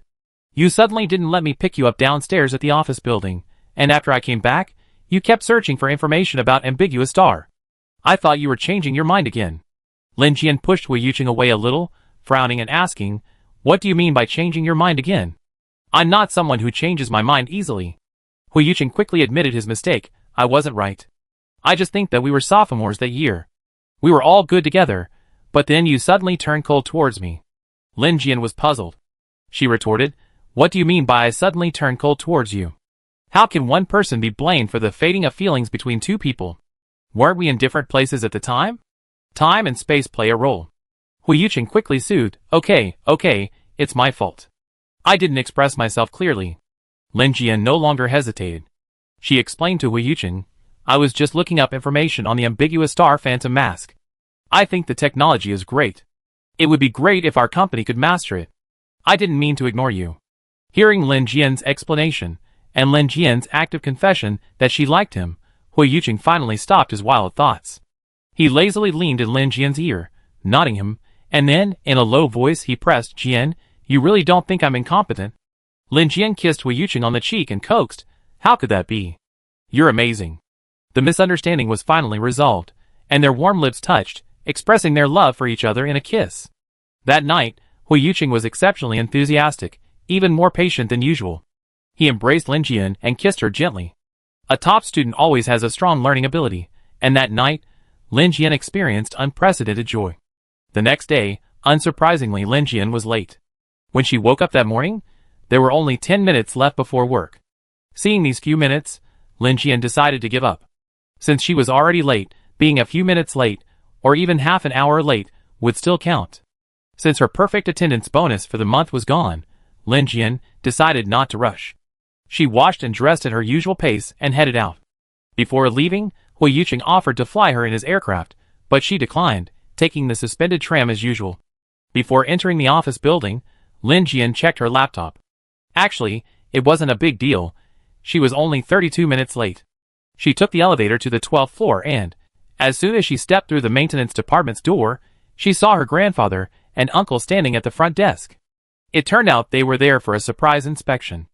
What a misfortune. Lin Jian felt a little embarrassed. She had thought she'd just been absent, but now, after being looked at like that by two elders, she felt completely ashamed. Thankfully, Lin Jian was no longer the naive person she once was. After years of hard work, she had developed the ability to remain calm. She bowed slightly at the door to apologize, then quickly walked to her seat, opened her laptop, and checked the day's tasks. The morning passed uneventfully. At noon, just as Lin Jian finished lunch, she received a call from her grandfather's internal line, asking her to go to the chairman's office. Lin Jian walked over timidly. Lin Sen and Lin Lai were both in the chairman's office. Lin Sen's expression was pleasant, even affable. He gently said to Lin Jian, it's time to get off work now. Let's chat about family matters. Lin Jian wanted to protest, she didn't want to chat at all, but she couldn't refuse when facing her elders. Besides, she had just been late that morning, and now, not only were these two elders not angry, but they spoke to her so gently. It was like poison in a candy. Faced with the elders' sudden kindness, Lin Jian became even more timid. She sat obediently on the stool, her back straight. Lin Sun and Lin Lai exchanged pleasantries, and finally, Lin Sun got to the point. Jian, do you have a new boyfriend? Lin Jian was startled for a moment. She wanted to add that he was her parenting partner, but she didn't have the courage to admit such a big deal. So she nodded, yes, I just got a boyfriend. Hearing this affirmative answer, Lin Sun's mood brightened. The Lin family was a relatively open-minded family, and their children's marriages were voluntary. Lin Jian, this child, had always been so clueless about matters of love and sex that Lin Sun had thought she would be single forever. But now, she's suddenly come around. Back then, his daughter, Lin Xia, was also a bit clueless, but his granddaughter, Lin Jian, was just as clueless. There was no other Huixiu in the world, so Lin Sun had always worried that this silly girl, Lin Jian, would remain single forever. Now, she actually taken the initiative to find a boyfriend. Hearing this news, Lin Sun was relieved. The child had finally grown up. Therefore, Lin Sun's tone softened. Are you new? Lin Jian sat upright and answered yes. Seeing she was a little nervous, Lin Sun didn't ask any more questions, letting her enjoy her relationship. But thinking of Lin Jian's dullness, Lin Sun said something more. Don't worry. Having a boyfriend is normal. If you think he's suitable, you can bring him back to the Lin family and let us take a look. Lin Jian reflexively refused. No, he and I aren't at that stage yet. After hearing this, Lin Sun paused for a moment and said, it's okay if you don't bring him back. You're the only girl in your generation, so your family naturally values you more. Since you and that guy are just flirting, we won't ask too much. You're still young, so when you find a parenting partner in the future, you must be cautious and let your family take a look before confirming. Lin Jian's mouth opened and closed twice, and finally, she lowered her head and whispered, I understand. I'm sorry to have caused grandfather so much worry. Lin Jian had a new boyfriend, and the news quickly spread to everyone in the Lin family. Hui Shiyu received the news from Lin Xia that afternoon. He frowned upon hearing it, but after some hesitation, he decided to call Hui Yuqing. When Hui Shiyu called, Hui Yuqing had just disembarked from the aircraft. He had received treatment at the military hospital and had just returned to his apartment. Hui Shiyu, Yuqing, I just got 2 pieces of news, one good and one bad. Which one do you want to hear first? Hui Yuqing looked at Hui Shiyu, who looked serious, and replied, I want the bad news first. Hui Shiyu hesitated for a moment, but finally said, Lin Jian has a boyfriend. Hui Yuqing paused for a moment, then gave a deadpan him. Hui Shiyu thought the boy was too reserved, keeping his sadness to himself, so he comforted him, I haven't told you the good news yet. Xia said her relationship with her boyfriend isn't great, it's just a casual flirtation, and it won't last. After Hui Shiyu finished speaking, Hui Yuqing's face darkened across from him. Hui Shiyu, however, thought Hui Yuqing had finally given up, and was showing signs of sadness. So, he exaggerated and comforted him, don't be sad. Lin Jian told her grandfather herself that they would break up soon, and she doesn't even plan to bring him back to the Lin family. Hui Yuqing sneered inexplicably and murmured softly, Is that so? Hui Shiyu nodded and replied, Yes, Lin Jian told her grandfather herself. She wouldn't lie to him. Hui Shiyu then offered a series of comforting words to Hui Yuqing, but Hui Yuqing simply responded indifferently. Finally, Hui Yuqing hung up the phone with a blank expression. A moment later, Hui Yuqing called Lin Jian. Jian, shall I pick you up after get off work? Lin Jian had been a little confused by her grandfather's question, but remembering that he was also in the maintenance department today, she immediately declined. No, I can come back on my own. Hui Yuqing pursed his lips and said, Then shall we go out for dinner tonight? Lin Jian immediately remembered that Hui Yuqing had been trending on Starnet a few days ago. She was lucky that her face hadn't been seen that time. If she was unlucky this time, and someone photographed her face, it would be embarrassing. So Lin Jian declined again. Forget it. Let's not eat out for the time being. If you don't want to cook, let Robot 118 do it. After 2 consecutive rejections, Lin Jian felt a little overreaching. She was about to offer some sweet words to Hui Yuqing when he spoke up. Can we go to the mall later and buy some plates? I like some for dessert. Lin Jian had no choice but to nod. Okay. Do we want to go together after I get home, or do we meet at the mall? Hui Yuqing glanced at Lin Jian secretly and said, Let's meet at the mall. I wait for you there. Lin Jian nodded, okay. That night, Lin Jian wore a mask to the appointment. Hui Yuqing pursed his lips and glanced at her several times, but Lin Jian insisted on not removing her mask. For the next 3 days, Hui Yuqing kept asking for porcelain plates, and Lin Jian had no idea what he was fussing about. After 3 days of buying porcelain plates in a row, Lin Jian finally couldn't help but ask, Why are you buying porcelain plates again today? Didn't we just buy them yesterday? Hui Yuqing glanced at Lin Jian and said, Yesterday I bought red porcelain plates, and I want blue ones for the dessert I'm making today. Lin Jian was confused. Didn't you just buy blue porcelain plates the day before yesterday? Hui Yuqing corrected him, Those were light blue ones, and I want dark blue ones today. Lin Jian, Fine, whatever you want. She wouldn't go with him to buy porcelain plates anyway. After returning home, Lin Jian protested, I won't go shopping with you for porcelain plates anymore. I'd rather not eat dessert than buy porcelain plates. Hui Yuqing pursed his lips and said, Then can you go clothes shopping with me tomorrow? Lin Jian's anger flared up. No, I'm not going to the mall anymore lately. Seeing Lin Jian's anger, Hui Yuqing didn't dare to provoke her any further. He lowered his voice and began to negotiate with Lin Jian. I don't have to go to the mall, as long as you allow me to pick you up downstairs from your company. Lin Jian realized, So you've been buying porcelain plates every day these days just to protest me not letting you pick me up. Hui Yuqing didn't deny it. He simply said, If you agree to let me pick you up downstairs from your office building, I can skip the shopping mall for the whole year. Lin Jian laughed, annoyed. Isn't that childish? Hui Yuqing turned to look at her and said seriously, If it gets you to agree to my request, it's okay to be a little childish. His eyes were sincere as he said this. His eyes were naturally rich, and now, they held a hint of expectation. He wanted to make his relationship public. Lin Jian lowered her eyes, thought for a moment, and said, Give me some time to think about it.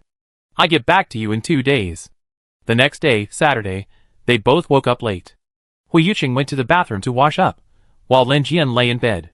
She lazily fumbled for her laptop and disabled the Do Not Disturb mode. As soon as she did, the laptop rang. It was Linson calling. Linson, Lin Mo is going home today. My family is planning a small get-together. If you're free, come back tonight. Lin Mo's intention to return prompted Lin Jian to nod, okay. At that moment, Hui Yuqing emerged from the bathroom. Hearing Lin Son's voice, he leaned forward and offered a greeting. Grandfather, hello. Lin Son, upon seeing him, instinctively replied, Young Master Hua, hello. After saying that, Lin Son suddenly realized that he was in Lin Jian's bedroom. Looking closer, he saw that Hui Yuqing and Lin Jian were wearing the same pajamas, both looking as if they had just gotten out of bed. At that moment, not only did Lin Son react, but Lin Jian, who had been stunned by the situation, also realized what Hui Yuqing's presence in her camera meant. The air suddenly became quiet. After a moment, Lin Son took the initiative and said, Young Master Hua, if you're free tonight, come join us for dinner. Hui Yuqing replied with a smile, yes, I'm free tonight. I come with Jian later. After hanging up the phone, Lin Jian remained stunned. Never mind. Xian Yu is good at playing it bad. Who cares? It's already happened, so let it be. Chapter 59. After breakfast, Lin Jian saw Hui Yuqing drag out a large suitcase. This was the same black suitcase Hui Yuqing had brought with him on his first day. Hui Yuqing opened the suitcase and took out the items one by one. Inside the suitcase was a unique bouquet of wild roses. Before Lin Jian could say anything, Hui Yuqing took the initiative and said, This is the first bouquet you gave me. Lin Jian, from me? Hui Yuqing chuckled and replied, Yes, you did. You asked Shisha to give it to me when I was in the hospital. Oh. Lin Jian blinked at the sight of this unique bouquet, and she defended herself somewhat guiltily. Actually, I think this bouquet is quite beautiful. Hui Yuqing smiled and nodded, agreeing, Yes, it's beautiful. Everything you give me is beautiful. I used a preservative, so these flowers won't wither. This is your first bouquet, and I keep it well. Lin Jian stammered, Actually, that's not necessary. Hui Yuqing turned to glance at her, smiled, and then got down to business. He pulled out some valuable-looking items from the suitcase. It turned out that the suitcase was filled with gifts that Hui Yuqing had prepared for the Lin family. Everyone received one, even Lin Jian's unreliable parents, for whom he had 2 rare minerals. Hui Yuqing held up an ancient book and asked Lin Jian, Can you take a look at it? This is for your grandfather. Do you think he would like it? Lin Jian took it and examined it. It was an ancient book from an Eastern civilization, just what his grandfather would have liked. Then Hui Yuqing pointed to other items and asked Lin Jian, These are gifts for other people. Can you take a look at them for me? Each of these items was incredibly valuable. It wasn't a question of whether or not they were acceptable, but rather, of being too expensive. Furthermore, preparing so many expensive gifts couldn't have been done overnight. Lin Jian looked at the pile of items and hesitantly asked, How long have you been preparing these gifts? Hui Yuqing smiled and said slowly, It's been so long I've forgotten when I started. I changed things up several times along the way.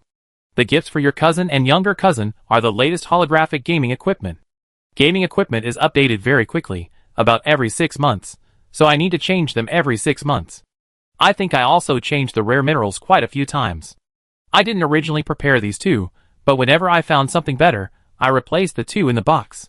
Hui Yuqing chuckled as he spoke, but Lin Jian felt a little uncomfortable. She put her arm around Hui Yuqing's waist, leaned her head against him, and said self-reproachfully, I'm sorry I kept you waiting for so long. Hui Yuqing stroked Lin Jian's hair and replied, Soon, everything will be just right. After wrapping the gifts, Hui Yuqing began his fashion show. He pulled out a dozen or so formal suits from his space button and asked Lin Jian to help him decide which one would look best. Lin Jian looked at the sheer number of formal suits and accessories, feeling a bit dazzled. She could only suggest, Why don't you try them all on for me? Hui Yuqing nodded in agreement, okay. As he changed, Lin Jian realized just how alluring Hui Yuqing truly was. He usually wore a military uniform, buttoning his uniform buttoned all the way to the top. But when he donned formal attire, each outfit had a distinct style. A gray suit made him look dapper, a blue suit made him look elegant, and a white suit accentuated his height and long legs. In the end, Lin Jian was so overwhelmed that he didn't know which suit to choose, so Hui Yuqing had to choose a black 3-piece suit on his own, saying it would look more formal. Lin Jian didn't find the black suit formal, but he felt it suited him better. Hui Yuqing had a face that was both handsome and elegant, and a black suit made him look particularly distinguished. In the afternoon, Hui Yuqing arrived at the Lin residence in a hovercraft. Lin Mo greeted them outside. Lin Mo was momentarily embarrassed when he saw Hui Yuqing, unsure how to address him.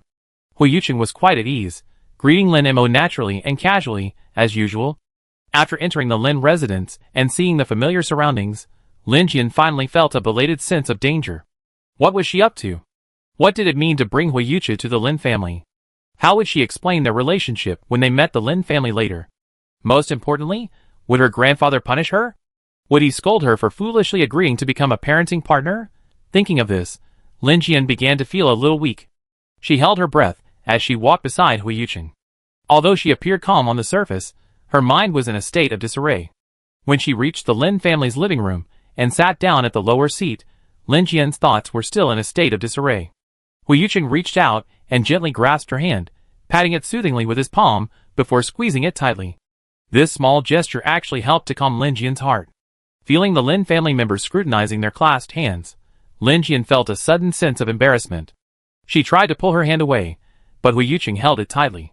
Lin Jian lowered her head and feigned ignorance, thinking to herself, how could Hui Yuqing be so bold?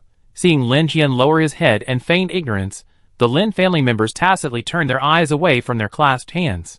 Feeling everyone's gazes shift, Lin Jian quietly raised his gaze to look at Hui Yuqing beside him.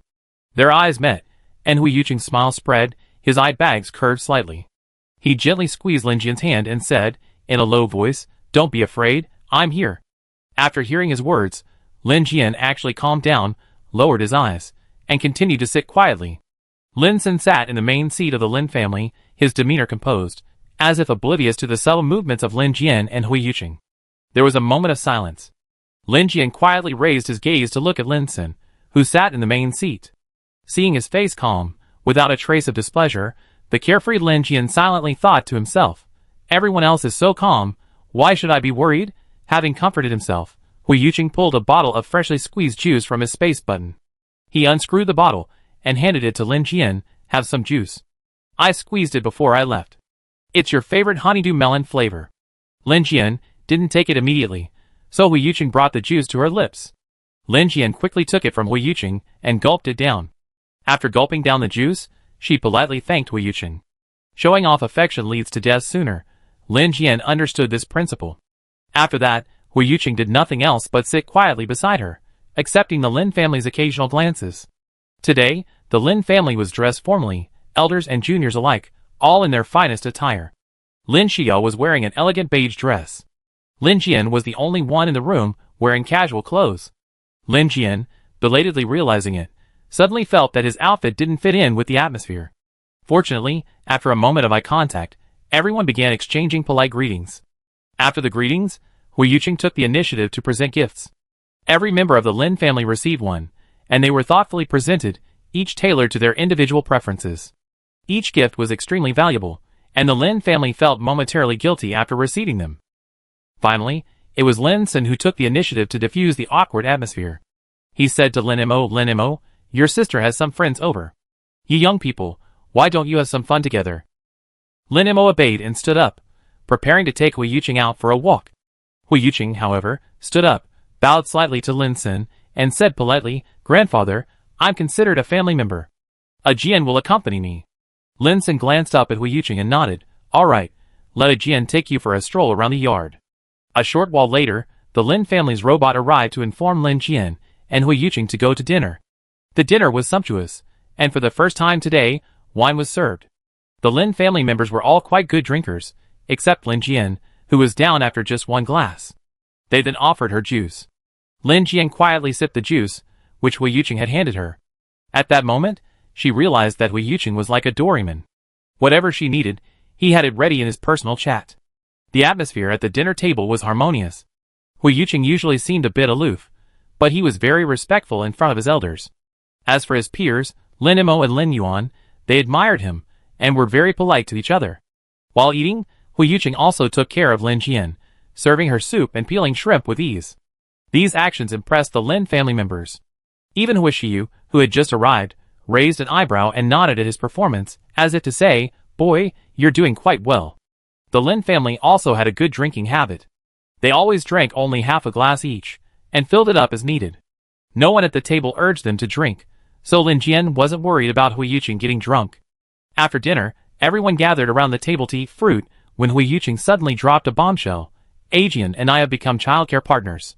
When we have children, our current house might not be big enough, so I'm planning to buy a bigger one. The sudden words made everyone at the table stop what they were doing, and the Lin family members looked at Lin Jian in silence. Lin Jian choked. She hadn't expected Hui Yuqing to bring up the topic of childcare partners so suddenly. Seeing Lin Jian choke, Hui Yuqing reached out and patted her back to help her calm down. He then proactively replied to the Lin family, "Although Ajian and I have just gotten together, we love each other deeply. I will work hard for our future. I own an internet company, and it's doing well enough to support Ajian and me. I will take good care of her." Time paused for a moment, and Lin San asked Lin Jian, "Have you become parenting partners?" Lin Jian nodded obediently. After a moment's hesitation, Lin San said readily, "That's fine. Ajian is an adult now, and it's right for her to choose her own life partner. I wish you all the best." Lin Jian was somewhat surprised. She hadn't expected her grandfather to agree to her and Hui Yuqing being together so easily. Lin San understood Lin Jian's question and said, "We wouldn't dare pursue such a gifted child, but we wouldn't let go of such a talented young man." In short, if Hui Yuqing were still the gifted child he once was, the Lin family would only be able to look up to him. But now, he's an outstanding young man, and the Lin family is happy to accept him and Lin Jian together. Upon hearing Lin San's statement, the Lin family members raised their glasses in congratulations. Hui Yuqing lowered his eyes to Lin Jian, who returned his gaze. The two of them exchanged sweet glances, a lingering warmth between them, as if they had both fallen into a jar of honey. The meeting with the parents went surprisingly smoothly, and the two of them had a clear path forward. After dinner, they returned directly to Lin Jian's apartment. After entering the apartment, Hui Yuqing seemed particularly excited. He sat casually on the living room sofa, knees bent. He remained in his elegant suit, his tie loosened, his legs bare. He looked at Lin Jian with a carefree expression, his tone endearing. "Jian, I'm very happy today." Lin Jian was also happy. She hadn't expected the Lin family to accept Hui Yuqing so easily. She stood before Hui Yuqing, lowered her head, pinched his chin, and kissed him gently. She smiled, her lips curled, and said, "Just saying you're happy isn't enough, you have to show it to convince people." After saying this, Lin Jian leaned forward, expecting Hui Yuqing to kiss her cheek affectionately. But Hui Yuqing didn't move. Lin Jian's cheek remained untouched for a long time, so she retreated hesitantly. At this moment, Hui Yuqing slowly stood up. He was much taller than Lin Jian. Standing, he looked down at her, and she had to crane her neck to meet his gaze. It was then that Lin Jian noticed the depth of Hui Yuqing's eyes, a hint of a potential explosion. He leaned forward, wrapped his arms around her, and a passionate kiss ensued. The kiss didn't last long, and he carried her back to the bedroom. As she was laid on the bed, Lin Jian's breathing became heavier for a moment. She clung to Hui Yuqing, trying to beg for mercy, but Hui Yuqing kissed her directly in the eye. Lin Jian closed her eyes in a daze. He slowly kissed her eyes, her eyebrows, and finally her lips. Her soft lips were stained crimson by Hui Yuqing's kiss. Not satisfied, he stood up and led the limp Lin Jian towards the bathroom. The air was slowly rising in temperature. A violent storm was about to arrive. Chapter 60. The next day, the two slept until they woke naturally. After yesterday's meeting with the parents and last night's intimate conversation, the two had grown closer. After waking up, Lin Jian lazily washed up, slumped on the sofa, and asked Hui Yuqing, "Is there anywhere you'd like to go? We can go shopping together." Hui Yuqing had also just finished washing up. He was wearing a black bathrobe, his hair still dripping with water. He was currently drying it with a dry towel. Hearing Lin Jian's question, he shook his head, then nodded, and replied, "I don't have a specific place I want to go. As long as I'm with you, I'd be anywhere." Lin Jian reached out and ruffled his still dry hair, caressing his face. After taking advantage of the situation, she opened the Star Network and searched, "What are some good places for couples on Capital Star to date?" While she was searching, Hui Yuqing teased her, stroking Lin Jian's slightly parted lips with his thumb. Lin Jian turned her head away from Hui Yuqing's caress. In reality, Hui Yuqing didn't care whether he went out or not. He quite enjoyed being home with Lin Jian. Lin Jian, however, was thinking, the weather was so nice outside. She finally had a boyfriend, so she needed to enjoy some time together, going to all the places lovers go. Hui Yuqing, unhappy about being ignored by Lin Jian, leaned in closer, wanting to kiss her, but she dodged him, not only refusing the kiss but also warning him to stop. Hui Yuqing curled his lips, unconcerned, wanting to continue playing around with Lin Jian. After a while, Lin Jian bluntly ordered Hui Yuqing, "I'm hungry. Go cook me some food." Because of all that mattered, his girlfriend's well-being was paramount, so Hui Yuqing obediently went to the kitchen. Seeing Hui Yuqing head to the kitchen, Lin Jian quickly turned off his laptop and followed him over to help. In the kitchen, Hui Yuqing put aside his playful thoughts and began cooking seriously. He started with 2 side dishes, then, remembering Lin Jian's love for shrimp, decided to make 2 bowls of shrimp noodles for today's main course. He pulled the shrimp from the refrigerator and began to devein them. His fingers were beautiful, long and lean, and even the deveining looked particularly graceful. Hui Yuqing cooked methodically. He first added the shrimp to the pan and stir-fried them, then set them aside, then boiled water to cook the noodles. Lin Jian stood by, claiming to be helping, but she had unknowingly become a non-worker, serving as a mere mascot in the kitchen. Fortunately, Hui Yuqing had no intention of asking her to help. As a mascot, Lin Jian could only watch the handsome man in the kitchen. She looked up at Hui Yuqing beside her. This man was very charming. Even the way he cooked made her heart flutter. His profile was sharp and angular, but being at home had softened his demeanor, less aloof than he often was outside. When he lowered his head, his long eyelashes fell beneath his eyes, each one distinct and distinct. His slightly upturned irises gave him a touch of peach blossom eyes, but when he looked at others, they were emotionless. Only when he gazed at Lin Jian did his eyes become full of tenderness. His most beautiful feature was his lips, a beautiful shape and a light, pale pink hue that made him so kissable. While cooking, Hui Yuqing chatted casually with Lin Jian. "Actually, I really enjoy the warmth of home. My wish is simple, a peaceful family life." Lin Jian was a little surprised. "I always thought you wanted to join the army and become an officer." Hui Yuqing shook his head. "No, I joined the army simply because I attended military school and wanted to serve my country. However, I only plan to serve for a few years, not forever." Lin Jian paused and asked, "Is it because you want to be the next head of the Hui family?" Hui Yuqing thought for a moment and said, "That's fair to say. The Hui family has always trained me as the next head of the family. I've been trained for so many years, and I definitely want to serve the family. If I had to become the next head of the family, the Hui family wouldn't have let me stay in the army for too long. If I hadn't had the accident that year, which caused my mental power to fail and required treatment outside, I would have been sent back by the Hui family long ago. Now that I lost my mental power, and I'm no longer the next head of the family, I'm freer and can live the life I want." Lin Jian hugged Hui Yuqing's waist from behind, comforting him. "Are you sad? Without your spiritual power, you're no longer eligible to succeed the next head of the Hui family?" Hui Yuqing shook his head and said, "Actually, I don't care about the position of head of the Hui family. If I became head of the Hui family, my life would be controlled by the Hui family. I would no longer be myself. I would represent the Hui family. I couldn't be self-centered in anything I said or did. Even marriage wouldn't work. It would have to be a marriage of arrangement like my parents. That kind of life is like being a puppet, without an independent personality."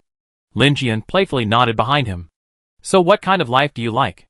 "Hui Yuqing, I like the way I am now. I envy my third uncle and aunt's marriage. The down-to-earth life is what I yearn for. I don't have such lofty ambitions, and I don't want to be a leader. Now that I'm free of these responsibilities, I feel much more relaxed." Lin Jian nodded in agreement. "Yeah, I also like this kind of down-to-earth atmosphere." Hui Yuqing paused and said, "This society somewhat overemphasizes spiritual power, believing that only those with spiritual power can shoulder society's responsibilities. But I think some people without spiritual power are also very talented." Lin Jian nodded. "Yeah, I agree. I think some people over-mythologize spiritual power, believing that only those with spiritual power can be leaders. In reality, ability and spiritual power have little to do with each other." At this point, Hui Yuqing asked sincerely, "By the way, I no longer have spiritual power. Do you mind?" Lin Jian shook his head. "No, I don't like you because you have spiritual power. I like you because you are a person who has no spiritual power." "You?" Hui Yuqing smiled. "Well, I remember what you said today. You like me as a person, and you must like me no matter what. Don't go back on your word." Lin Jian, "Okay, no regrets. Let's be a salted fish couple, a down-to-earth couple." Hui Yuqing smiled and scratched Lin Jian's nose. "I quite like the name salted fish couple." Hui Yuqing quickly prepared 2 bowls of shrimp noodles. He held one in each hand and placed them steadily on the table. Meanwhile, Lin Jian offered to help serve the dishes, but he declined, instead serving them himself. "It's too hot. Just sit over there." Lin Jian obediently sat back at the table, set up his chair, and waited for Hui Yuqing to join them. At this moment, the voice of robot number 118 rang out. Master, you have a visitor. They're incredibly fast. Before robot number 118 finished speaking, a person rushed in from outside the door. Lin Jian looked up and saw that it was Cece Lilt. She had the fingerprint of the apartment, so she opened the door and went in directly. As Cece Lilt entered the living room, she saw Lin Jian and the man sitting across from her in the dining room. Cece Lilt remained calm, not even a hint of surprise. She walked to the table, looked at the delicious dishes and noodles, and said, Jian, you really are in tune with me. You knew I was coming and even prepared the food. Lin Jian hesitated for a moment, unsure whether to retort. Saying I didn't know or we're not in tune would both be hurtful, so she remained silent. Cece Lilt didn't hesitate. They had been friends for over 20 years, and they didn't usually exchange pleasantries. She walked to the table and sat down next to Lin Jian. Then, she reached out and took the bowl of noodles in front of Hui Yuqing and brought it to herself. This action immediately drew the stares of both Lin Jian and Hui Yuqing. Cece Lilt was clearly a very polite person. How could she do such a thing? Cece Lilt met two pairs of surprised eyes and turned to Lin Jian. Jian, why are you looking at me? Oh, by the way, that android across from you really looks like Hui Yuqing. They're practically identical. Lin Jian, Hui Yuqing, Ugh, how could she explain this strange misunderstanding? Even as Lin Jian was trying to figure out what to say, Cece Lilt had already picked up her chopsticks and started digging into her shrimp noodles. She took a bite and praised, delicious. You android's cooking skills are pretty good, even better than robot number 118's. Lin Jian, seeing this, silently pushed the bowl of noodles in front of her toward Hui Yuqing. With her best friend on her left and her boyfriend on her right, it would be awkward to offend either of them, so she decided to go hungry. Lin Jian's action naturally caught Cece Lilt's attention. She glanced at Lin Jian and asked in confusion, Jian, why aren't you eating? Why are you pushing the noodles to the android? Could it be that this new android you made can also eat with you? Doesn't that make it infinitely closer to humans? Lin Jian pointed at Hui Yuqing and stammered, no, he's not. Cece Lilt patted her chest and chimed in, it's a good thing you said he wasn't. I thought your android could eat. I was so scared. Wouldn't that make him a spirit? Lin Jian, he can eat, he's... Before Lin Jian could finish, Hui Yuqing, who was standing across from him, stood up. He pushed the bowl of shrimp noodles in front of Lin Jian and said, you two, eat first. I step aside. Hui Yuqing had stood up because he felt it was inappropriate for him to be nearby since his best friend was having a private conversation. So, he made room for the two to have a good chat. Hui Yuqing stood up, but before he walked far, Cece Lilt's exclamation was clearly heard from behind him. Wow, Jian, your android is so well made. It even knows how to avoid things. I want one like that. As for the appearance, let me think, I want one with blue hair. Hey! That's not right. I remember you always liked black hair and black eyes, and you said you wanted to make an android with black hair and black eyes. Why did you make one based on Hui Yuqing's appearance? You should have made one based on Yan Lin's, right? The air suddenly became quiet. Lin Jian panicked and covered Cece Lilt's mouth. Meanwhile, the android who had already turned to go to the kitchen also looked back. Then, the android turned and walked back to the table. The android looked very grim.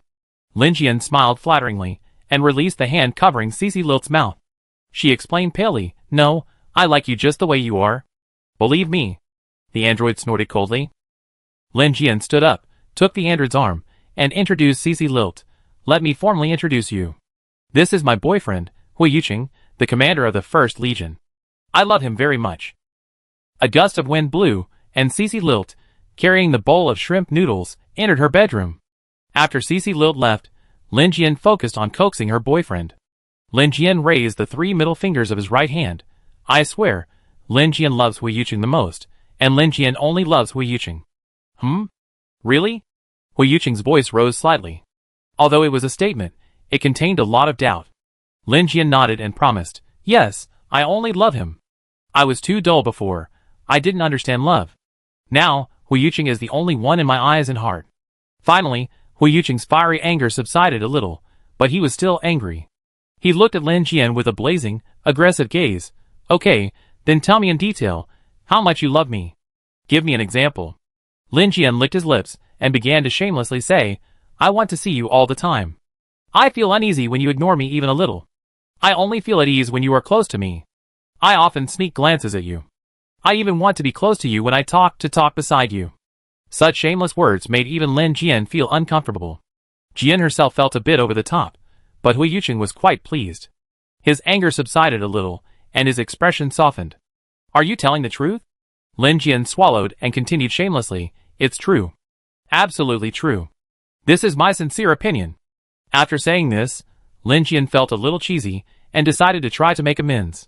Unexpectedly, Hui Yuqing nodded and said, okay, I believe you. Remember what you said today? You have to like me according to this standard. Seeing Hui Yuqing nod, Lin Jian breathed a sigh of relief and quickly replied, okay, I understand. At this point, Hui Yuqing's anger finally dissipated. He reached out his hand, offering Lin Jian a high five to seal the deal. Girlfriend, remember to love me as you said. Boyfriend, I will cherish you. And just like that, the way they addressed each other changed, but with this formal address, a new difference emerged between them.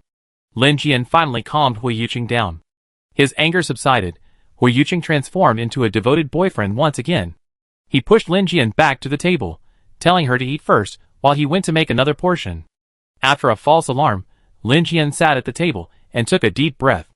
It turned out the book was right. To coax a boyfriend, you must use sweet words, even if it costs money. If you don't want to pay for it, forget it. Chapter 61. That afternoon, Cece Lilt's bedroom door opened a crack, and a head with gray hair and red eyes poked out. The gray head spun around, its gaze fixed on Lin Jian, who was currently nestled on the sofa eating cake. A minute later, Cece Lilt opened the bedroom door and leaned over to Lin Jian's side. Jian, is Hui Yuqing gone? Lin Jian scooped at the cake with a spoon and replied calmly, no, he's at the gym. Then, she nudged the closed gym door with her lips. After nudging, Lin Jian turned and saw Cece Lilt's eyes fixed on the cream cake on her plate. So Lin Jian stood up, walked to the refrigerator, and pulled out a sweetened cake, handing it to her. Cece Lilt took the cake and dug into it without hesitation. After taking a bite, she exclaimed, Ah Jian, this cake you bought is delicious. Lin Jian looked up at her and teased, this cake isn't bought. It's made by my android, haha. Cece Lilt rubbed her nose awkwardly. Then, nudging Lin Jian with her elbow, she protested, are you done yet? I have no idea why you suddenly brought a man home. By the way, what's going on between you and him? Lin Jian used. Resting her chin on her hand, she replied slowly, as for him and me, as you can see, we live together. Plus, we're parenting partners. Cece Lilt was sipping her drink at the moment, and upon hearing Lin Jian's words, she nearly spit it out. You two are parenting partners? Isn't that a bit fast? Lin Jian tilted his head and replied fast. I think it's okay. At first, it felt like a dream, but lately, I started to think he's pretty good. Being with him is like a dream. Cece Lilt had always been a complete believer in Lin Jian's decision. She didn't say much, simply saying, alright, whatever you think is good. By the way, we're leaving for Ambiguous Planet the day after tomorrow. Have you taken your leave yet? Lin Jian nodded and replied, yes, I have. Will Shisha and Daisy meet us on Ambiguous Planet? Cece Lilt nodded and said, don't mention it. The three of us were originally planning to come to the capital planet together, but while we were boarding the starship, Chu Xiu suddenly appeared and took Shisha away. And then, there was Cui Bao, who also abducted Daisy, saying he had something urgent that he needed Daisy's help with. So, I ended up coming to the capital planet alone. Lin Jian said, oh, and asked Cece, did you know Cui Bao was the Little Mermaid King? Cece Lilt, surprised, retorted, what? You said Cui Bao was the Little Mermaid Prince? Then he and Daisy were in an online relationship. Did they know each other's identities? Lin Jian, Cui Bao should have been here before Daisy. I know, but Daisy Lu should know by now too. Cece Lilt paused for a moment, then suddenly complained, oh my god, I got a question. If Chu Xiu and Cui Bao insist on going to Ambiguous Star together, then I'd be the only single person in our group. Lin Jian interrupted, how could that be? You have me. We're traveling together. Cece Lilt, however, disagreed. You're not taking Hui Yuqing with you this time? You can't bear to leave him behind. Lin Jian sighed and replied honestly, I'm a little reluctant. He and I just got together, but he's not as important as you two. Cece Lilt, leaning her head to the side, thought for a moment, then said, how about this? You take him with you, and I take someone with me. If Chu Xiu and Cui Bao don't go, Hui Yuqing and the person I bring can play together. If Chu Xiu and Cui Bao go, then the four of them can play together. The four of us can play together. Lin Jian rolled her eyes and asked, who are you planning to take? Cece Lil thought for a moment and replied, I'm planning to take Pei Nord. We all know each other, so we can hang out together. He's a bit annoying, but he listens to me. And, most importantly, he's got a pretty face. Lin Jian nodded in agreement. Yes, Pei Nord is good looking. Even when he's quiet, he's quite impressive. He's handsome and has a great figure. He has quite a few fans on Star Online. Plus, the Pei family restaurants are really good, each one has a specialty. Speaking of specialty dishes, Cece Lilt agreed, yes, there's always a line at almost every Pei family restaurant. My favorite is the one on Xingnan Street in the capital.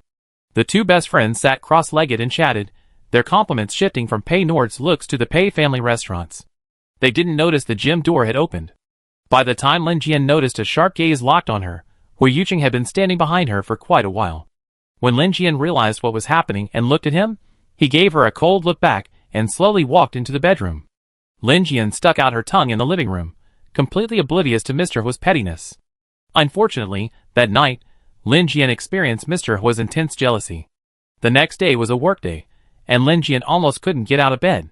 Finally, with the rapid urging of robot number 118, she crawled out of the soft covers.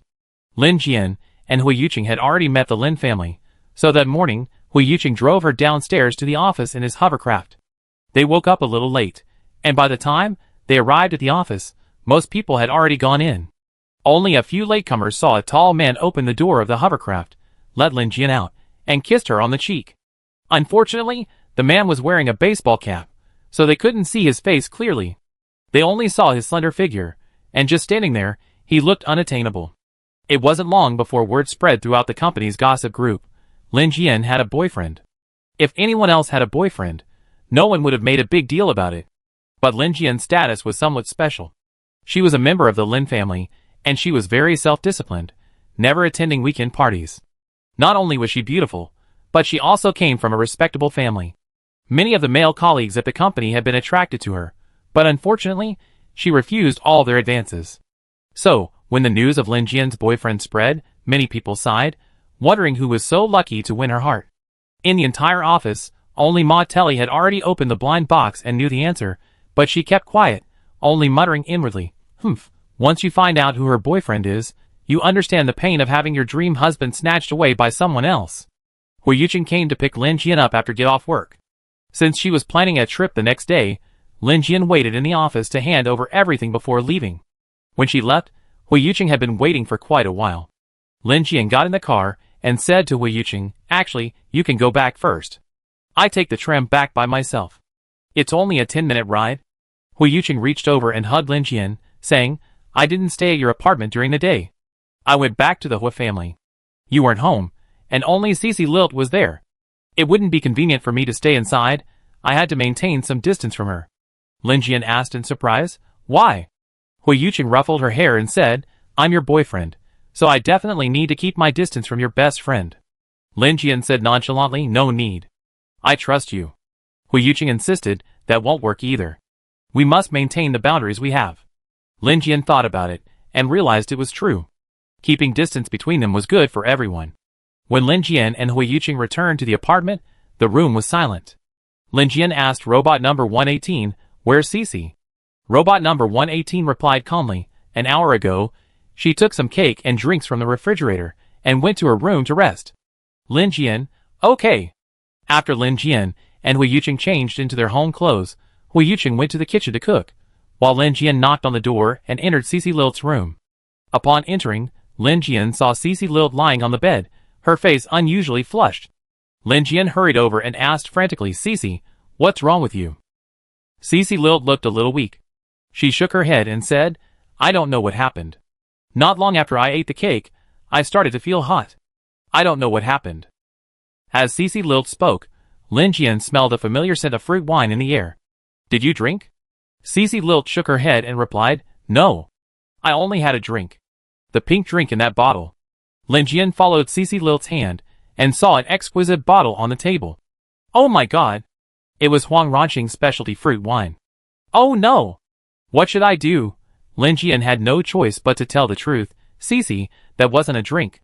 It was Huang Ranqing's special fruit wine, mainly used to entertain couples.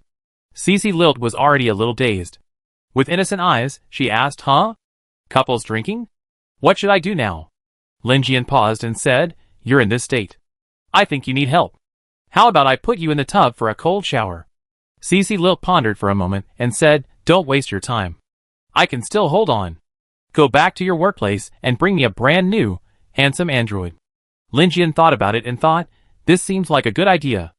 "Okay, go take a cold shower yourself. I'll be back soon." Cece Lilt waved her off. "Alright, go ahead. Remember to pick me a handsome one." Lin Jian gestured okay, and hurriedly opened the door and left. Lin Jian emerged from Cece Lilt's bedroom and headed straight outside. Hui Yuqing approached to inquire about the situation. Lin Jian briefly explained, and Hui Yuqing immediately stood beside her, saying, "I go with you." Lin Jian shook her head and declined. "No, please keep an eye on Cece. I'm worried something might happen to her." Hui Yuqing's expression was a bit serious. He retorted, "Are you stupid? If I stay in this room, both she and I will be in danger. It's best for me to go with you. Besides, it's inconvenient for you to carry the android back without a car." Okay, it was indeed inconvenient without a car, so Lin Jian was persuaded, and she and Hui Yuqing left together. The hovercraft sped away, quickly arriving at the sales department of Esting Company. Lin Jian went directly to the finished product workshop. Since custom orders weren't available, she could only choose finished products. As a close friend, she had to quickly select a good-looking and practical android for Cece Lilt. Lin Jian, focused on her work, paid no attention to her colleagues' scrutiny. She quickly selected 10 androids. These 10 androids were lined up, ready for Engineer Lin's scrutiny and comparison. All the sales staff cast admiring glances at Engineer Lin. She had actually brought her boyfriend to choose an android. Furthermore, her boyfriend was so handsome, looking a striking resemblance to national lover Hui Yuqing, yet she still wanted to buy one. Most importantly, her boyfriend was there to offer her advice. In 10 minutes, the two of them had chosen a good android from the crowd. Not wanting to waste any time, they carried the android back to the apartment door. Standing outside the apartment was a man with green hair, a handsome face, and a tall stature. It was none other than the aforementioned Pei Nord. He was dressed elegantly in a formal suit, clutching a large bouquet of roses. Lin Jian had never found Pei Nord so pleasing before. Even if he scolded Lin Jian now, Lin Jian still felt him radiant. Feeling Lin Jian's sudden, wolfish gaze, Pei Nord politely bowed to greet him, but as he lowered his head, he swallowed fearfully. He shielded his chest with the roses he had bought and spoke weakly, "Hello, I'm here to see Cece Lilt." Lin Jian's gaze narrowed. She smiled brightly, revealing her full 8 teeth. "That's great. We welcome you." Pei Nord adjusted his suit. He couldn't help but feel that Lin Jian's gaze was amiss. Could it be that Lin Jian had a crush on him? But wasn't she with Hui Yuqing? Could it be that she had suddenly become captivated by his handsomeness? Thinking of this, Pei Rod nervously took a step back, putting some distance between him and Lin Jian.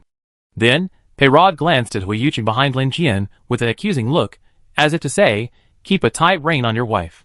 But Hui Yuqing's gaze wasn't quite right either. It seemed to hold a hint of amusement.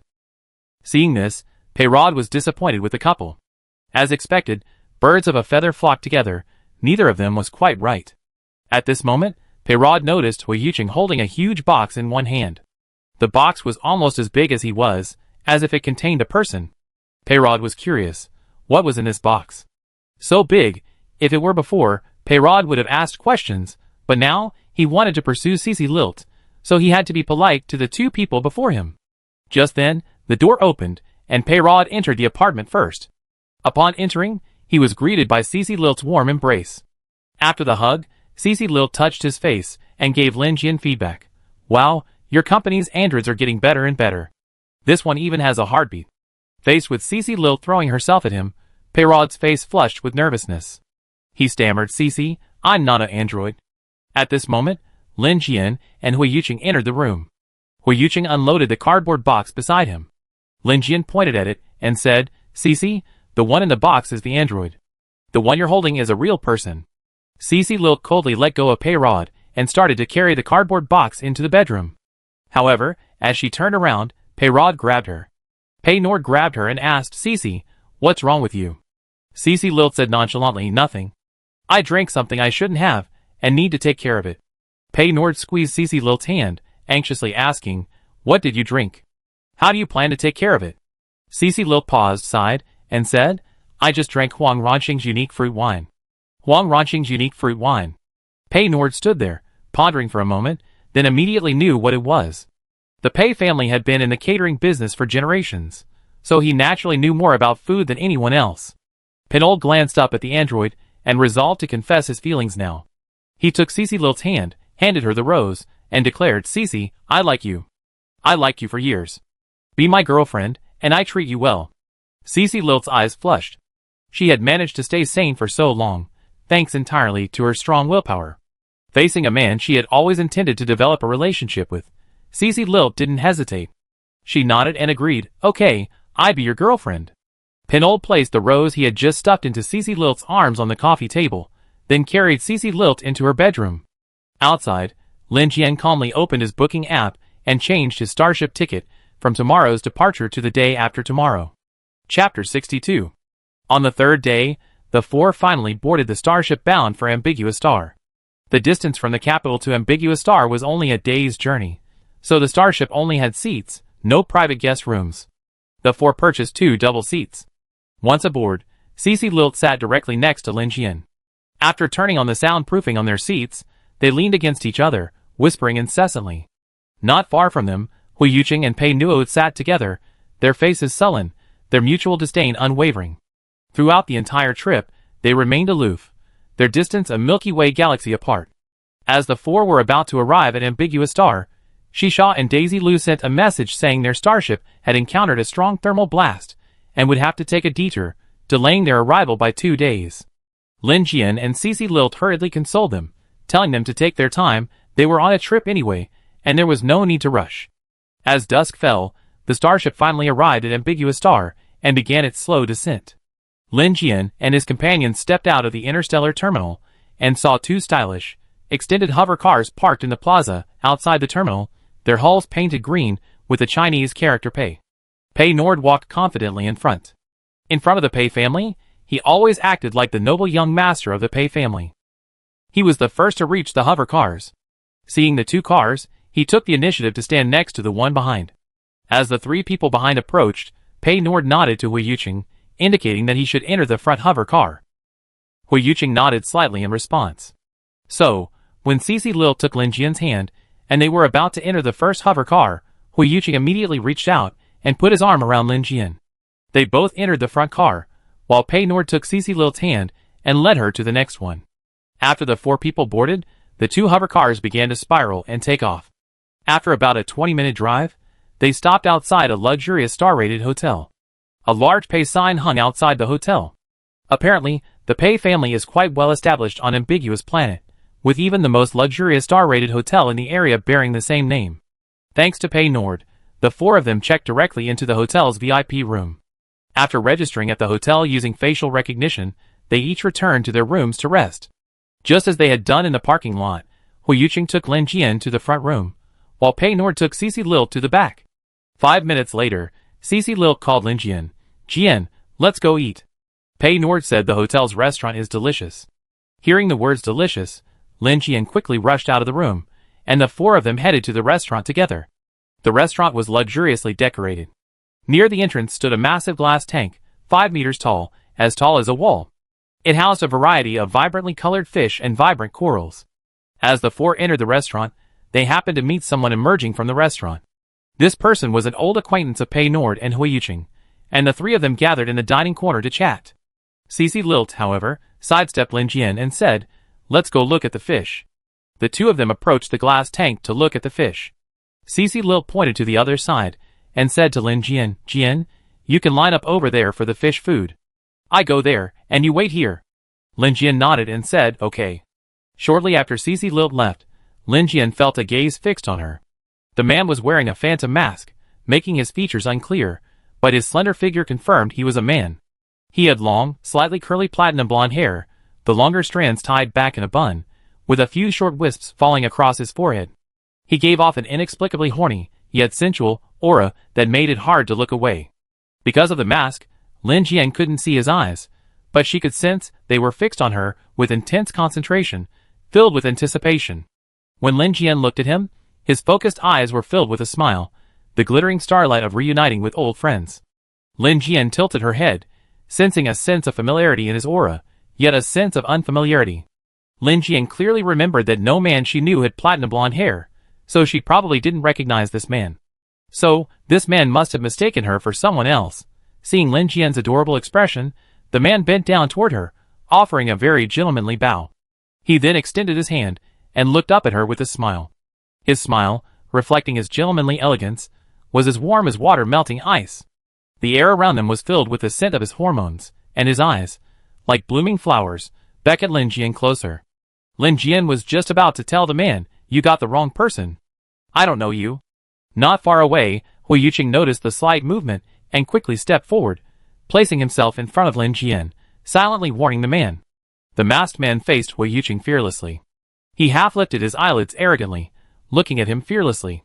Turning his head, he glanced tenderly at Lin Jian, who was hiding behind Hui Yuqing. However, when his gaze fell on Lin Jian and Hui Yuqing's clasped hands, his expression briefly faltered, and even his coat dropped to the ground. The platinum-haired man pursed his lips, lowering his eyes with a hint of resentment. After a moment, he breathed a sigh of relief, raised his eyes slightly, and continued to stare at Lin Jian without blinking. Just then, the man's companion approached and whispered something in his ear. After hearing his companion's words, he glanced up at Lin Jian reluctantly. He paused for a moment, his hand resting on his mask, pondering for a moment. Ultimately, he didn't remove his own mask, but disappeared to the end of the restaurant with his companion. Lin Jian was puzzled by the look he gave her as he left. She didn't believe she had such deep feelings for anyone, so she firmly told Hui Yuqing, "That man got the wrong person. I don't know him." Hui Yuqing frowned and said, "This man is very dangerous. I feel strangely familiar with him, but I can't remember who he is." Lin Jian said nonchalantly, "It's okay if you can't remember. He's just an insignificant person. He must have gotten the wrong person." Just then, Cece Lilt returned with the fish food. She and Lin Jian went to the fish tank together to feed the fish, while Hui Yuqing stayed by her side. After a hearty dinner, the four returned to the hotel to rest. The next morning, the four of them woke up early, planning to visit the Physiological Knowledge and Technology Museum. The Physiological Knowledge and Technology Museum consists of 3 exhibition halls. When the four arrived, they happened to catch the opening of the 4th. Unfortunately, they arrived a little late, and didn't hear the host explain what the 4th hall was all about. However, they did get a smattering of fragmented information from the crowd. There were new game machines available today. The newly introduced machines were newly invented high-tech devices called meditation machines, each capable of seating 2 people. Because they were new, many were skeptical about their fun, so the first round of registrations wasn't very high. Cece Lilt raised her hand and signed up. "Aegean, let's join us." Lin Jian nodded. They had come out to have fun anyway, so it would be nice to try out a new game machine. "Okay, but what does this machine play?" "Cece Lilt, never mind. Sign up now. If you sign up late, there won't be any spots left." "Don't worry, I'm here. I can play any game." Lin Jian looked around, and saw that there were indeed not many machines. Because the museum had just opened today, there were only a dozen or so machines in the hall. If they registered late, there would be no spots left. So, the four of them impulsively signed up, not even listening to the staff's explanation. As they sat in the game machines, the staff informed them that this meditation machine required only a man and a woman in a relationship. Well, since they were 2 couples, they could use it. So, Cece Lilt and Pinold sat in one machine, while Lin Jian and Hui Yuqing sat in another. Because they hadn't heard the explanation, Lin Jian and Hui Yuqing had no idea how to play the machines when they entered. It wasn't until they read the operating instructions for the meditation machine that they finally understood why it required a couple to operate it. After reading the instructions, both of them felt a little shy. Back on Blue Planet, there was a type of love called platonic love, which pursued pure spiritual love.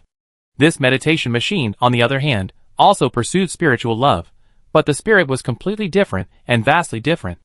The meditation machine pursued spiritual intimacy. After 2 lovers entered the machine, they could see their own reflections in the game. Whatever the reflections did in the game, their bodies could also feel them.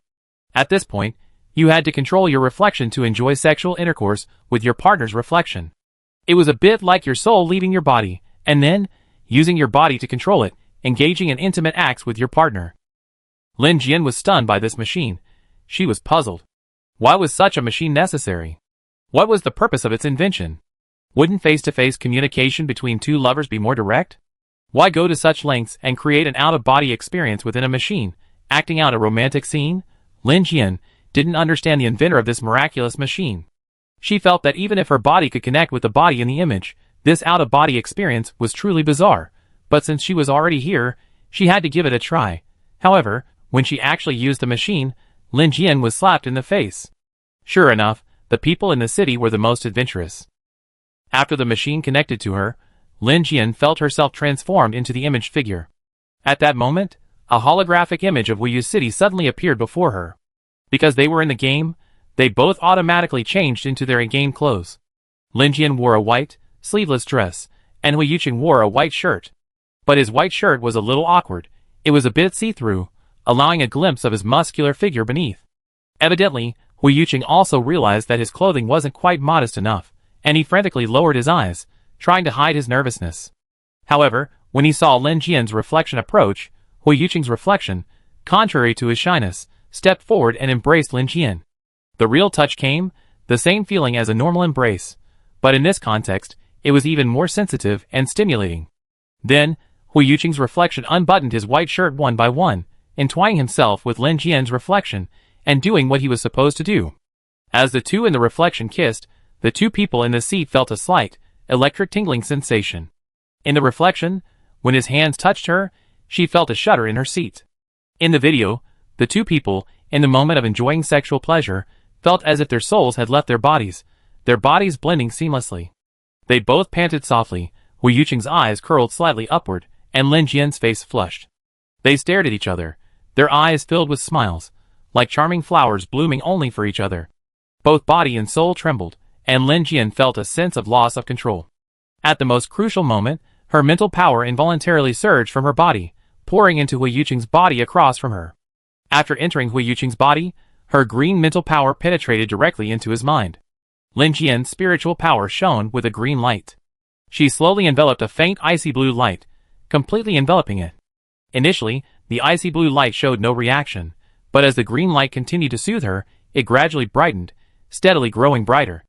After about a quarter of an hour, the icy blue light began to regain its normal brightness, then slowly grew larger. When it reached the size of a ping-pong ball, it stopped growing. After the green light faded, the icy blue light shrank slightly, becoming only the size of an apricot kernel, but its brightness remained unchanged. The sense of loss at being snapped back to reality instantly sobered Lin Jian and Hu Yuqing.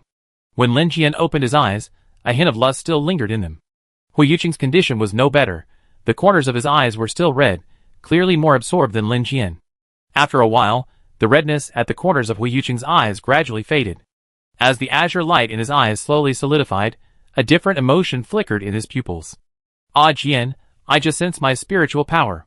Hearing Hu Yuqing say he sensed spiritual power, Lin Jian became a little excited. Really? Just now? Hu Yuqing nodded. Yes, just now during the holographic simulation, I felt a very warm force enter my mind. It was by my side, slowly soothing my spiritual power. Lin Jian paused, then thought of her own miraculous journey. After some thought, she said, that must be my spiritual power. I just sensed a small, ice blue spiritual power in your brain. I used my spiritual power to bring it closer.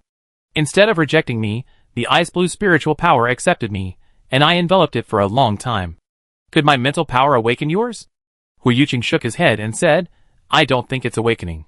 When I was receiving treatment at the military hospital, they had experts in mental power enter my mind and try to use their power to awaken my mental power, but they never succeeded. I can't sense the existence of mental power. But just now, I felt my mental power. How should I put it? Your mental power made me feel very comfortable, and then my mental power responded. I could clearly feel that it wasn't awakening, but more like soothing, more like healing. Lin Jian held his chin and said slowly, let me think about it. My mental power used to have detoxification capabilities. I helped people detoxify, but I didn't know I had the ability to heal. Hu Yuqing pondered for a moment and said, I think the detoxification ability you're talking about is actually healing. You always thought you could only detoxify, but in reality, you can heal others. Lin Jian stared at Hu Yuqing and said, then let's try again, to see if my mental power has healing properties for you. Hu Yuqing nodded. Okay, let's try again. The two entered the game a second time, and Lin Jian released her mental power just as before. This time, Hui Yuqing could clearly see that Lin Jian's mental power did indeed possess healing properties. His mental power had once again grown to the size of a ping-pong ball. Although it still couldn't last very long, only lasting a short while before shrinking back, it was larger and brighter than the first time. This experimental result delighted both of them. After the second success, the two tried a third time, persevering to the end. However, the excessive mental power consumption caused Lin Jian to faint upon exiting the simulation, and Hui Yuqing had to carry her out of the machine. Penord and Cici Lilt also emerged shortly afterwards, both of them with satisfied expressions. The nightmare was enough. However, when she saw Hui Yuqing carrying the unconscious Lin Jian out, Cici Lilt rushed over. She tried to embrace Lin Jian, but Hui Yuqing wouldn't let her. She angrily accused Hui Yuqing. How could you do this? Jian isn't a mecha soldier.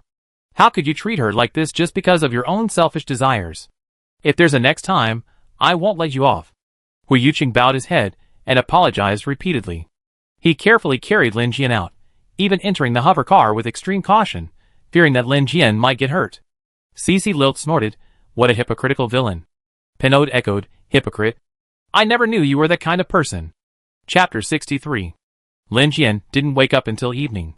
When she awoke, only the small bedside lamp was on in the room. Opening her eyes, she saw Hui Yuqing guarding her bedside. He sat blankly on a wooden chair, his eyes slightly vacant. In the dim light, he exuded an inexplicable sense of helplessness. The surprise in Hui Yuqing's eyes was evident upon seeing Lin Jian awake. He slowly breathed a sigh of relief, then half stood, lowered his head, and leaned over to embrace Lin Jian. He nuzzled her affectionately, his voice thick with nasal murmurs. "Ah, Jian, you're finally awake.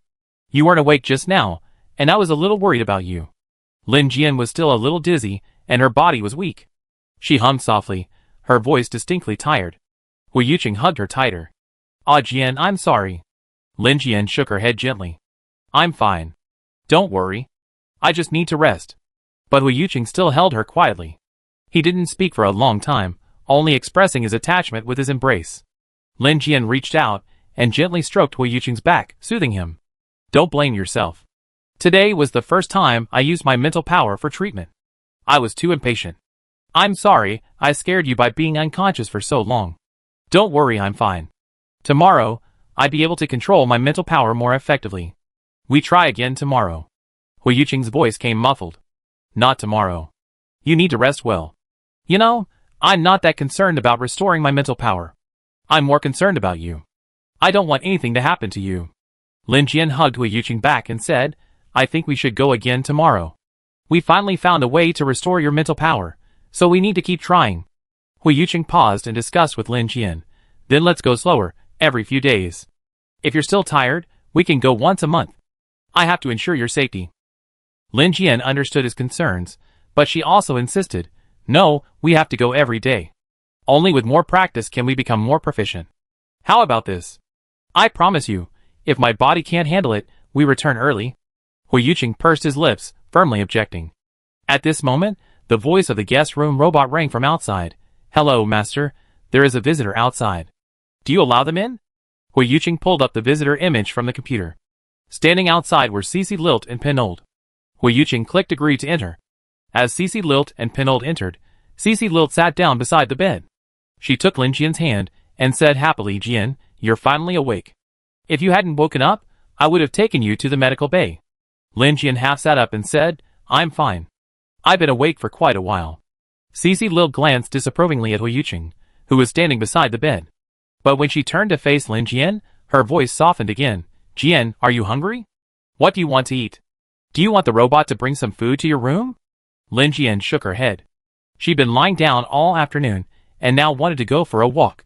"I'm not that squeamish. Let's go out to eat. It's a good opportunity to get some exercise." Cici Lilt naturally had no objection to Lin Jian's request, and the four of them headed to the dining room together. All the way, Cici Lilt held Lin Jian's hand again, while Hui Yuqing and Penhold kept their distance, each looking disdainful.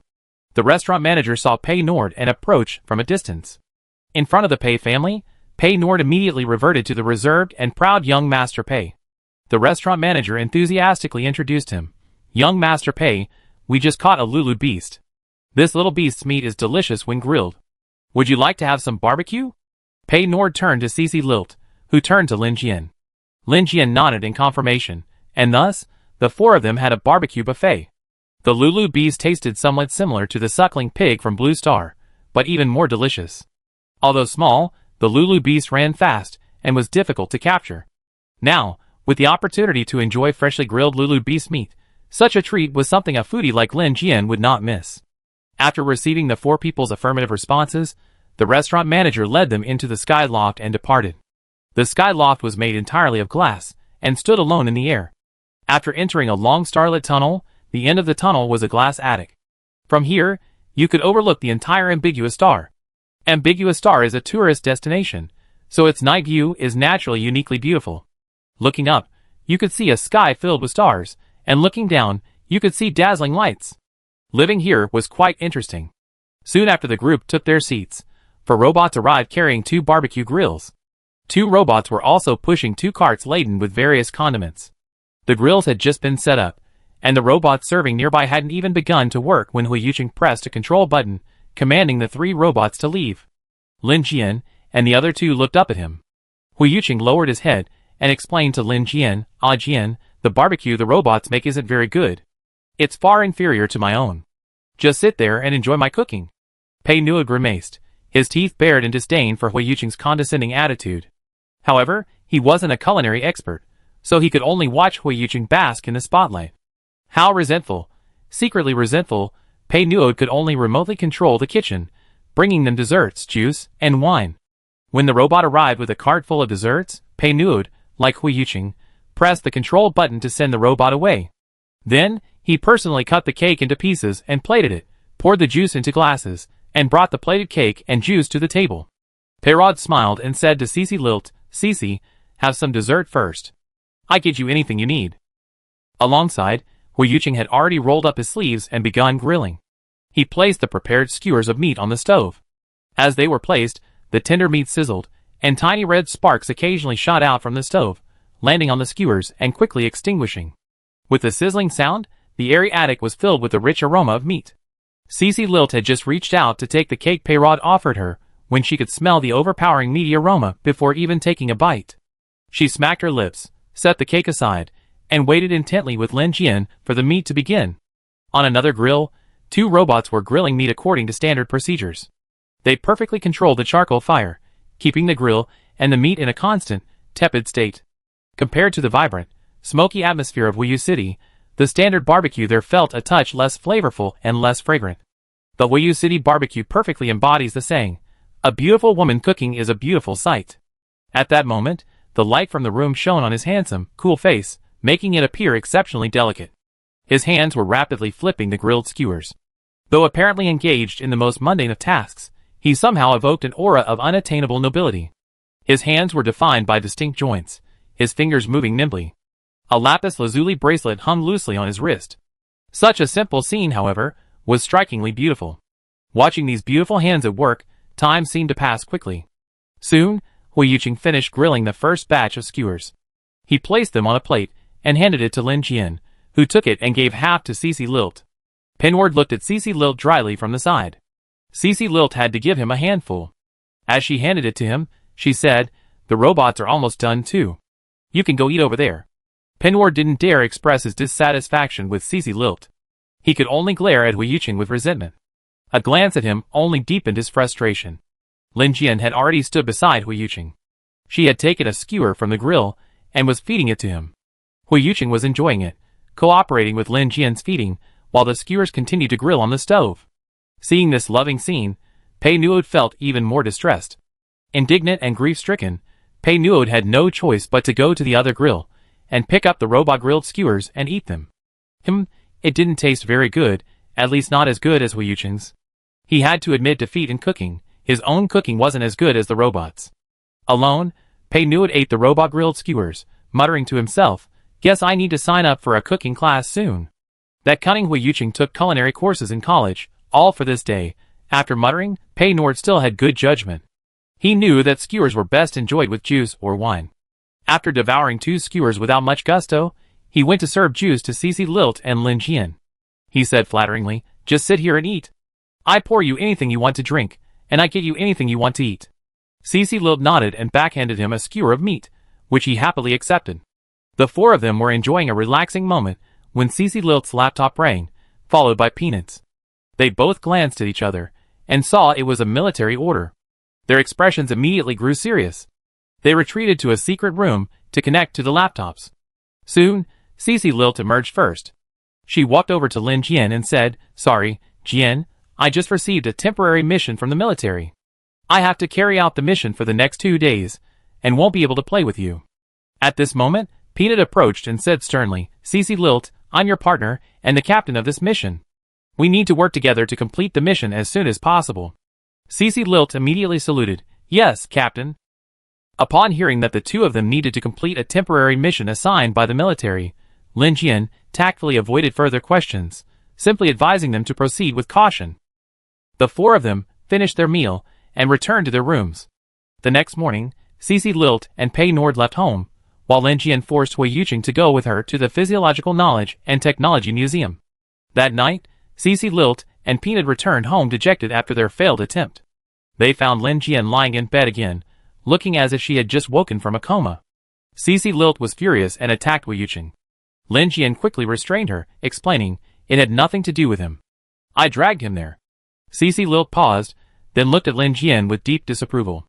"Jian, while some things can be pleasurable, overindulgence in them is a bad idea."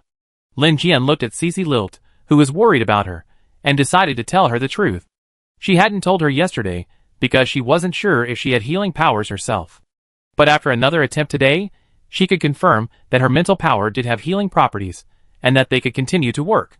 Lin Jian had absolute trust in Cece Lilt, and she decided to tell her best friend about her healing abilities. Lin Jian glanced up at Hui Yuqing, who tactfully left the room. After the two men left, Lin Jian said, "Cece, I discovered something yesterday. It turns out my mental power has healing properties. I can heal the mental power of Wuyu City." Cece Lilt, upon hearing Lin Jian's words, cautiously surveyed her surroundings before lowering her voice and saying, "Ah Jian, don't tell anyone else about this. You know, some people can only look at a person's face, and not their heart." Lin Jian nodded. She naturally understood the consequences of this matter, otherwise, she wouldn't have been so cautious. In this age where mental power is revered, the fact that her mental power has healing powers is a huge temptation. Every family has a few people whose mental power has been damaged.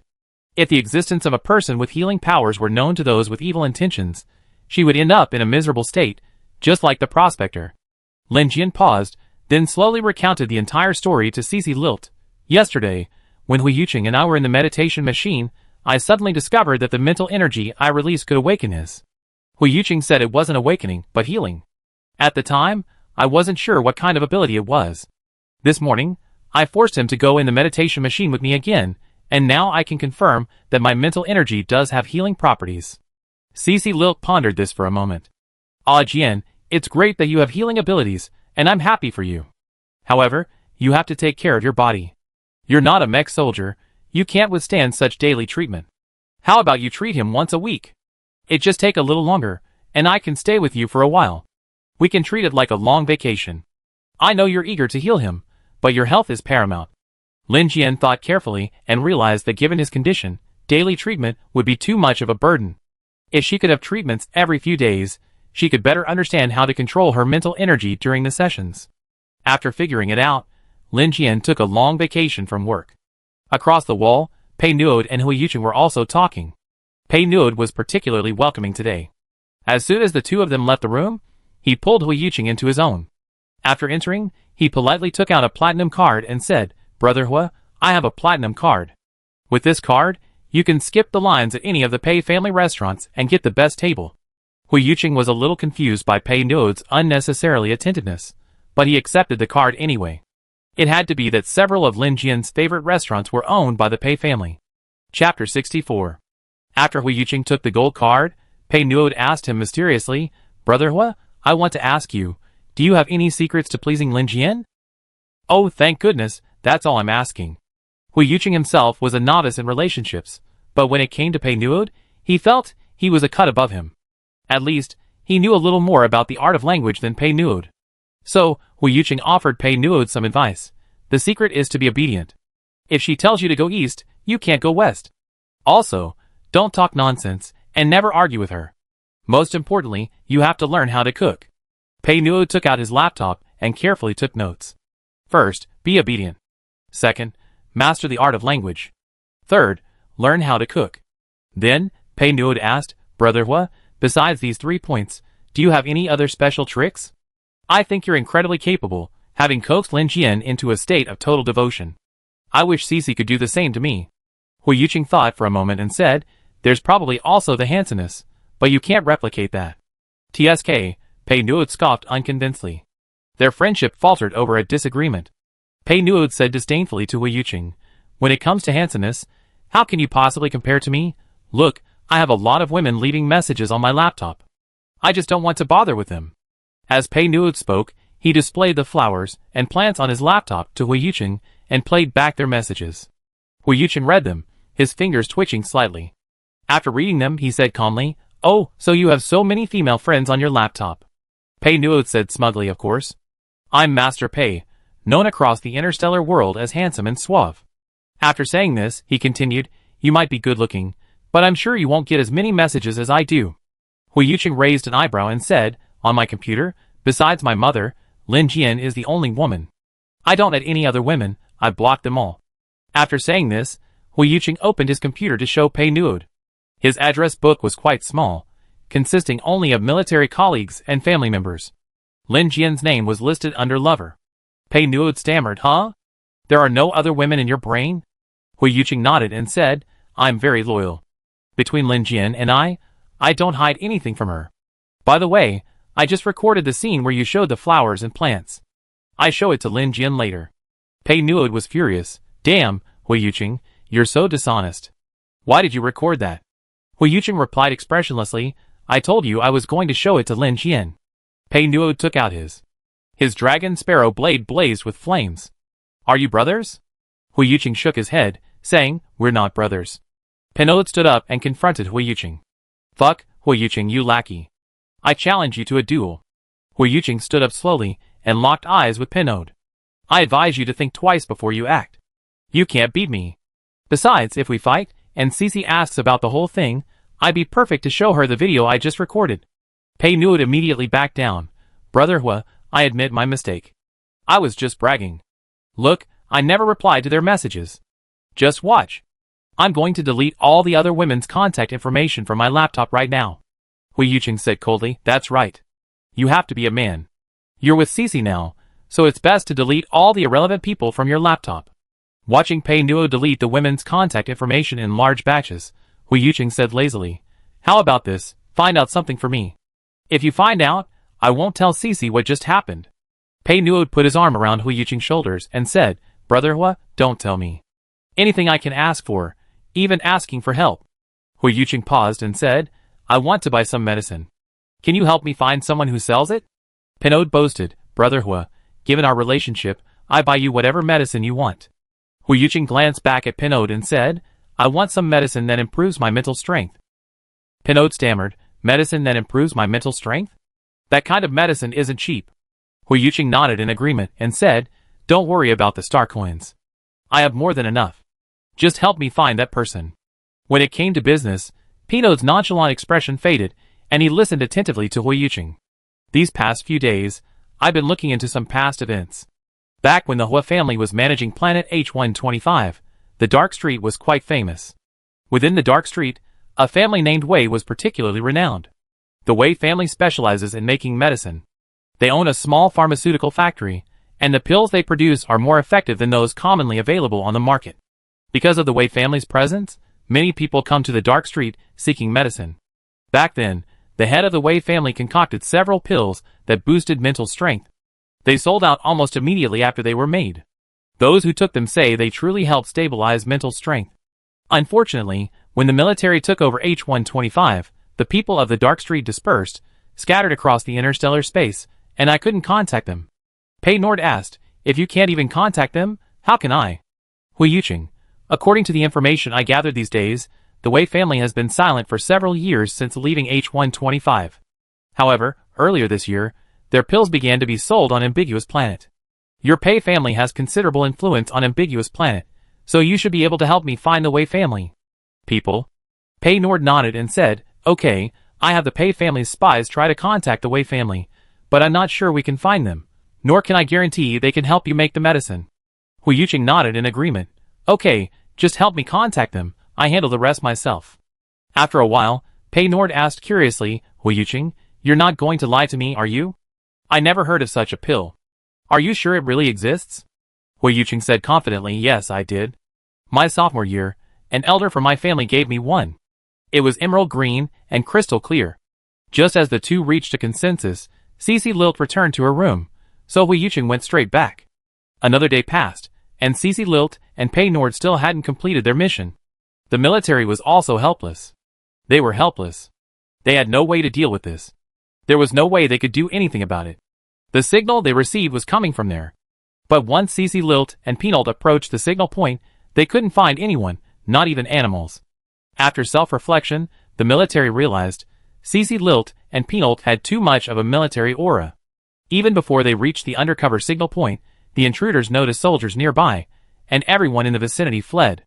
After much deliberation, the military decided to find someone else who could take on this task, preferably someone with military training but without a strong military aura.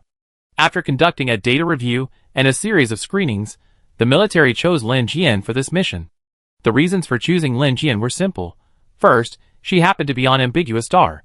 Second, she had served at the Imperial Military Academy. Third, she had gone directly into civilian work after graduation and had never been to the border, so she didn't have the heavy military aura.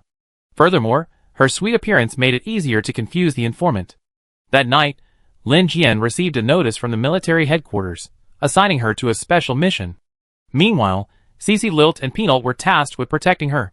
As a retired soldier, she unconditionally accepted military deployments when the country needed her. Lin Jian accepted the mission without hesitation. When Cece Lilt learned of Lin Jian's assignment, she simply pursed her lips. As a soldier, the country is paramount, so Cece Lilt simply said, Jian, don't worry, I will take good care of your safety. After learning of this, Hu Yuqing remained silent.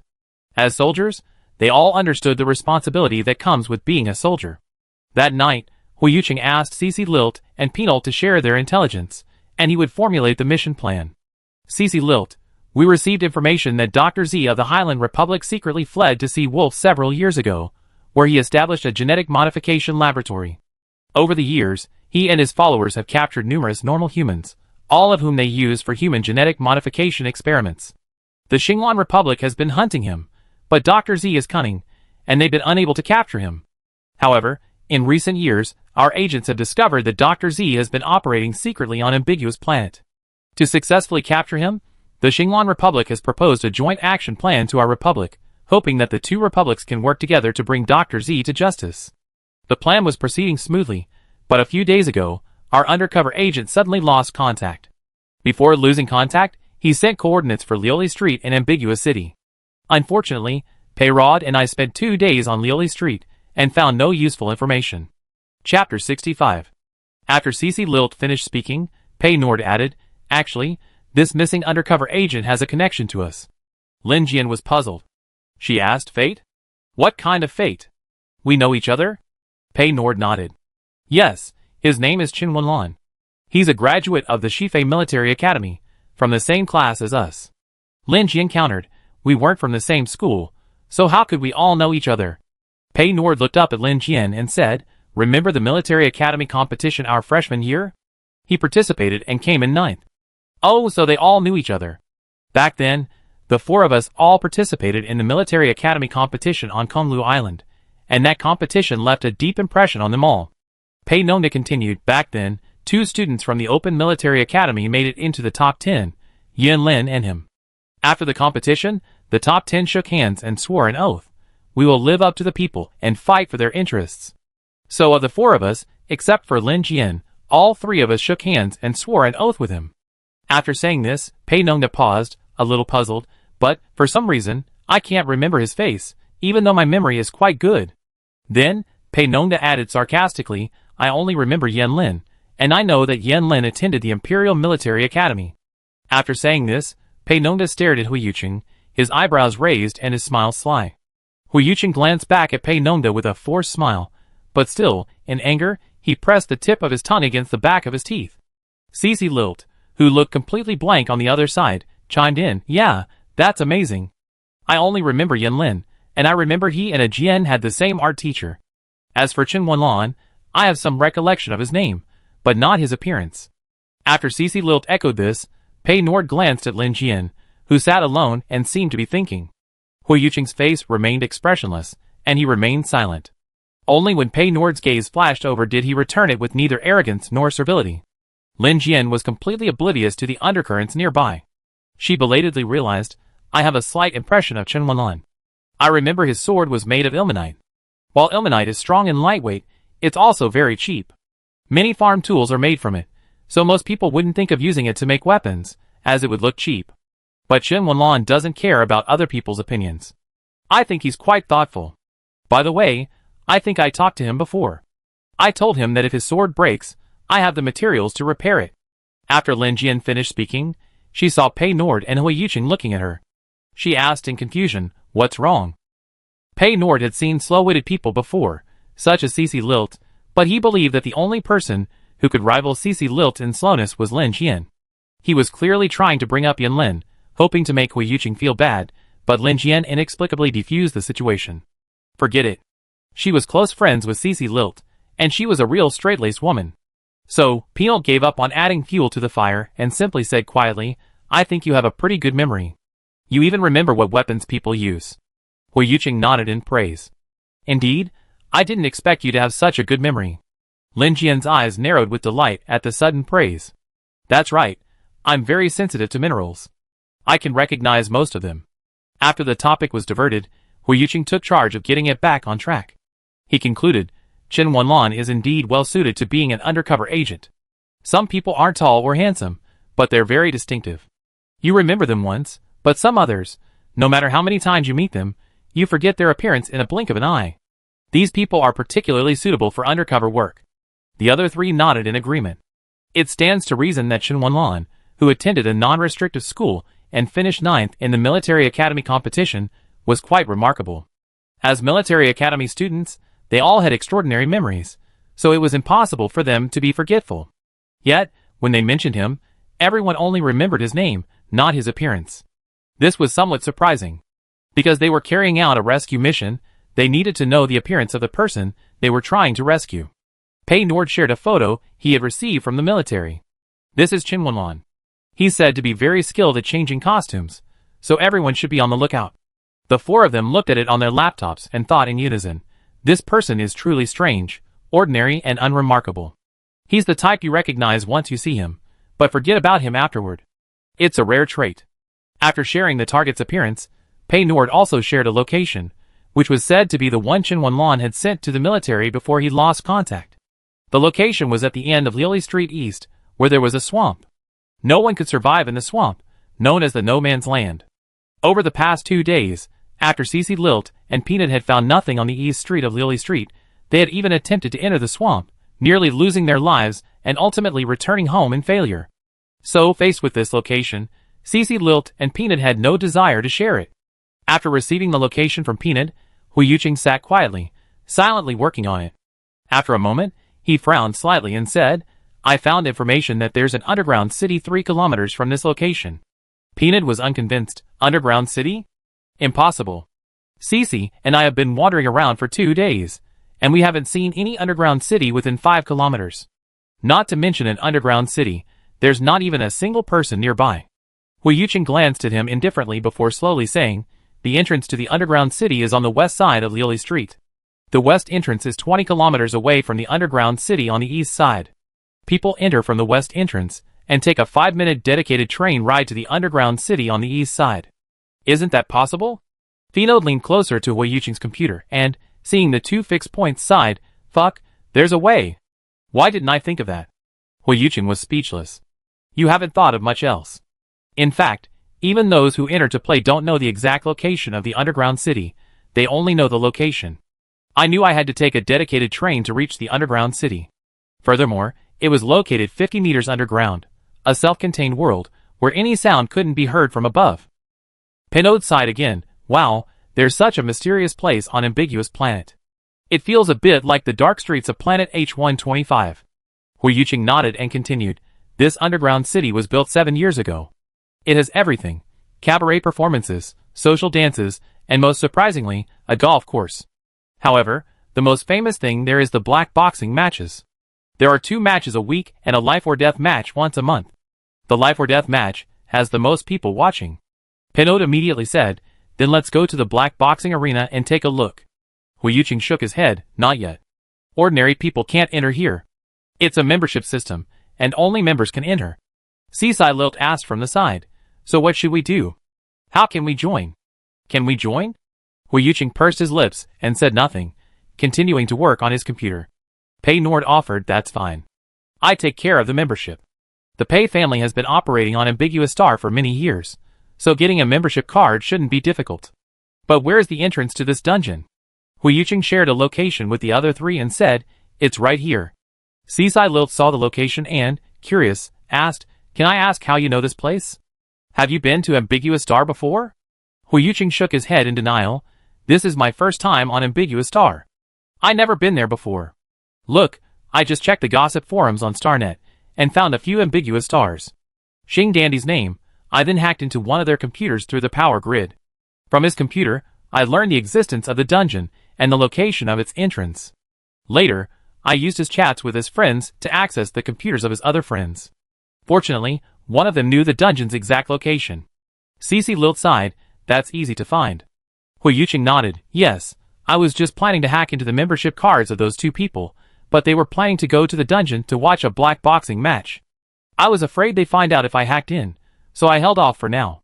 If the Pei family can't get a membership card tomorrow, I have to hack someone else's. Pei Nord, hearing Hu Yuqing's provocative words, clenched his jaw in anger. He assured, don't worry, the Pei family won't be unable to get a membership card. Hu Yuqing shrugged and said, okay, I wait for your good news. Cece Lilt, standing by, was concerned about another question. Are those 2 people's computers so easily hacked? Can I hack into their computers too? Hu Yuqing paused and said truthfully, you can't. Actually, it's not that easy. The anti-theft system they use is quite advanced. They just had bad luck running into me. Cece Lilt sighed, I didn't realize you were such a network savvy. Hu Yuqing said nothing further, continuing to operate his computer. Pinot also became busy. For the sake of his dignity, he had to apply for a membership card for the underground city. About half an hour later, Hu Yuqing found some more information. The military attaches great importance to this rescue mission. They have designated it a level 4 operation. The highest level is level 5. Although this operation is a joint one between the Xinglan Republic and our Republic, our goals differ. The Xinglan Republic's priority is to capture Dr. Z, while our Republic's priority is to rescue him.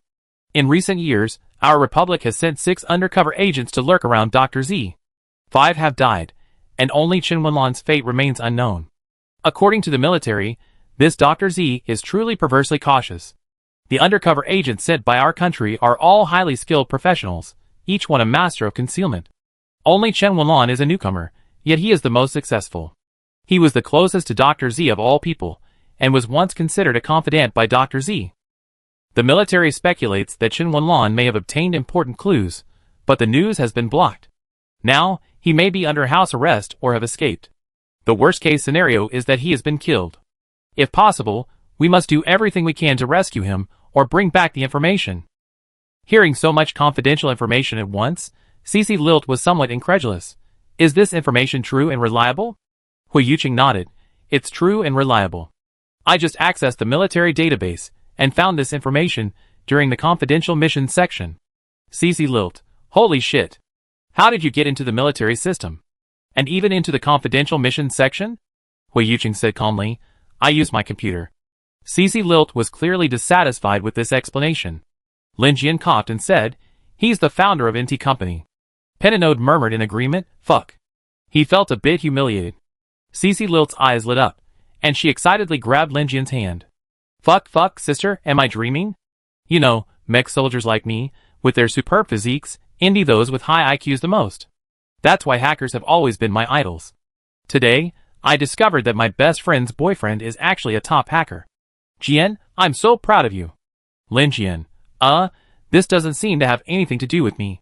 Cece Lilt's excitement grew. She gleefully slapped Lin Jian, sending her reeling. Hu Yuqing immediately pulled Lin Jian into his arms and asked, Are you okay? Lin Jian quickly shook her head. I'm fine. Cece was just rough, not heavy-handed.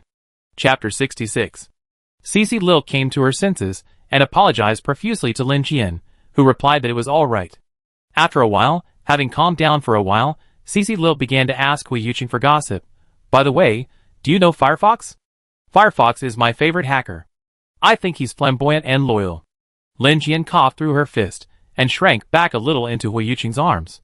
She feared that Cece Lilt, knowing the answer, would get so excited she'd slap her again. When Cece Lilt saw Lin Jian flinch, she realized her madness and quickly composed herself. Once she had completely calmed down, she looked at Lin Jian expectantly. Lin Jian paused, then said, I know who Firefox is. You know him too, and we know him very well. Cece Lilt began to spin in excitement. Holy crap! Holy crap! Who? Firefox can't be you, right? I knew you were incredibly smart, sister. Lin Jian was speechless. This was too much for her to handle. She quickly denied it. It's not me. I'm not that skilled. I can't be a hacker. Cece Lilt asked curiously. Who? Lin Jian said silently. Chu Xiao. Cece Lilt double-handedly, excitedly. Oh! It's him! Great! Look how amazing my sisters are. They even have hacker boyfriends.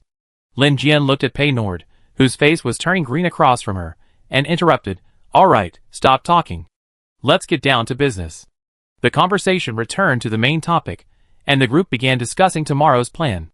After a brief moment of excitement, Cece Lilt suddenly became thoughtful. She thought for a moment and said, I don't think Chen Wenlan is dead. I deduced that he must have discovered an important clue but couldn't transmit it, so he sent an address, suggesting that the military send someone to contact him. Lin Jian agreed with Cece Lilt. I think so too. If they really were exposed, they should have sent a text message, not an address. By the way, Cece, did anything unusual happen while you were walking around East Street these past few days? Cece Lilt shook her head and said, the main street of East Lioli Street is quite prosperous. There's a large food court with a variety of specialty restaurants, and there's a lot of people eating there, with a lot of people coming and going. But there's nothing at the location point, just a few dilapidated houses without even a door. There's no one within a 5-kilometer radius, not even an animal. As for the uninhabited area beyond the swamp, there's even less people or anything. It's very dangerous there, and even Pei Nord and I can't get in. After hearing this, Lin Jian pulled up a street view of East Lioli Street from her computer. She looked at the main street view, then clicked on the various restaurants, noticing that there were 1 or 2 people standing outside each one. After a moment's contemplation, Lin Jian said, I think there must be spies from the underground city in these restaurants. Cece Lilt nodded. Yes, they definitely have people keeping watch, hiding in the bustling city. Also, I think there might be people in those rundown houses at the end of East Street, but they just hid when they saw me and Pei Nord. Hui Yuqing pondered for a moment and said, since these places seem suspicious, let's all go and take a look. More observations will eventually reveal their flaws. Lin Jian nodded in agreement. Okay, let's investigate.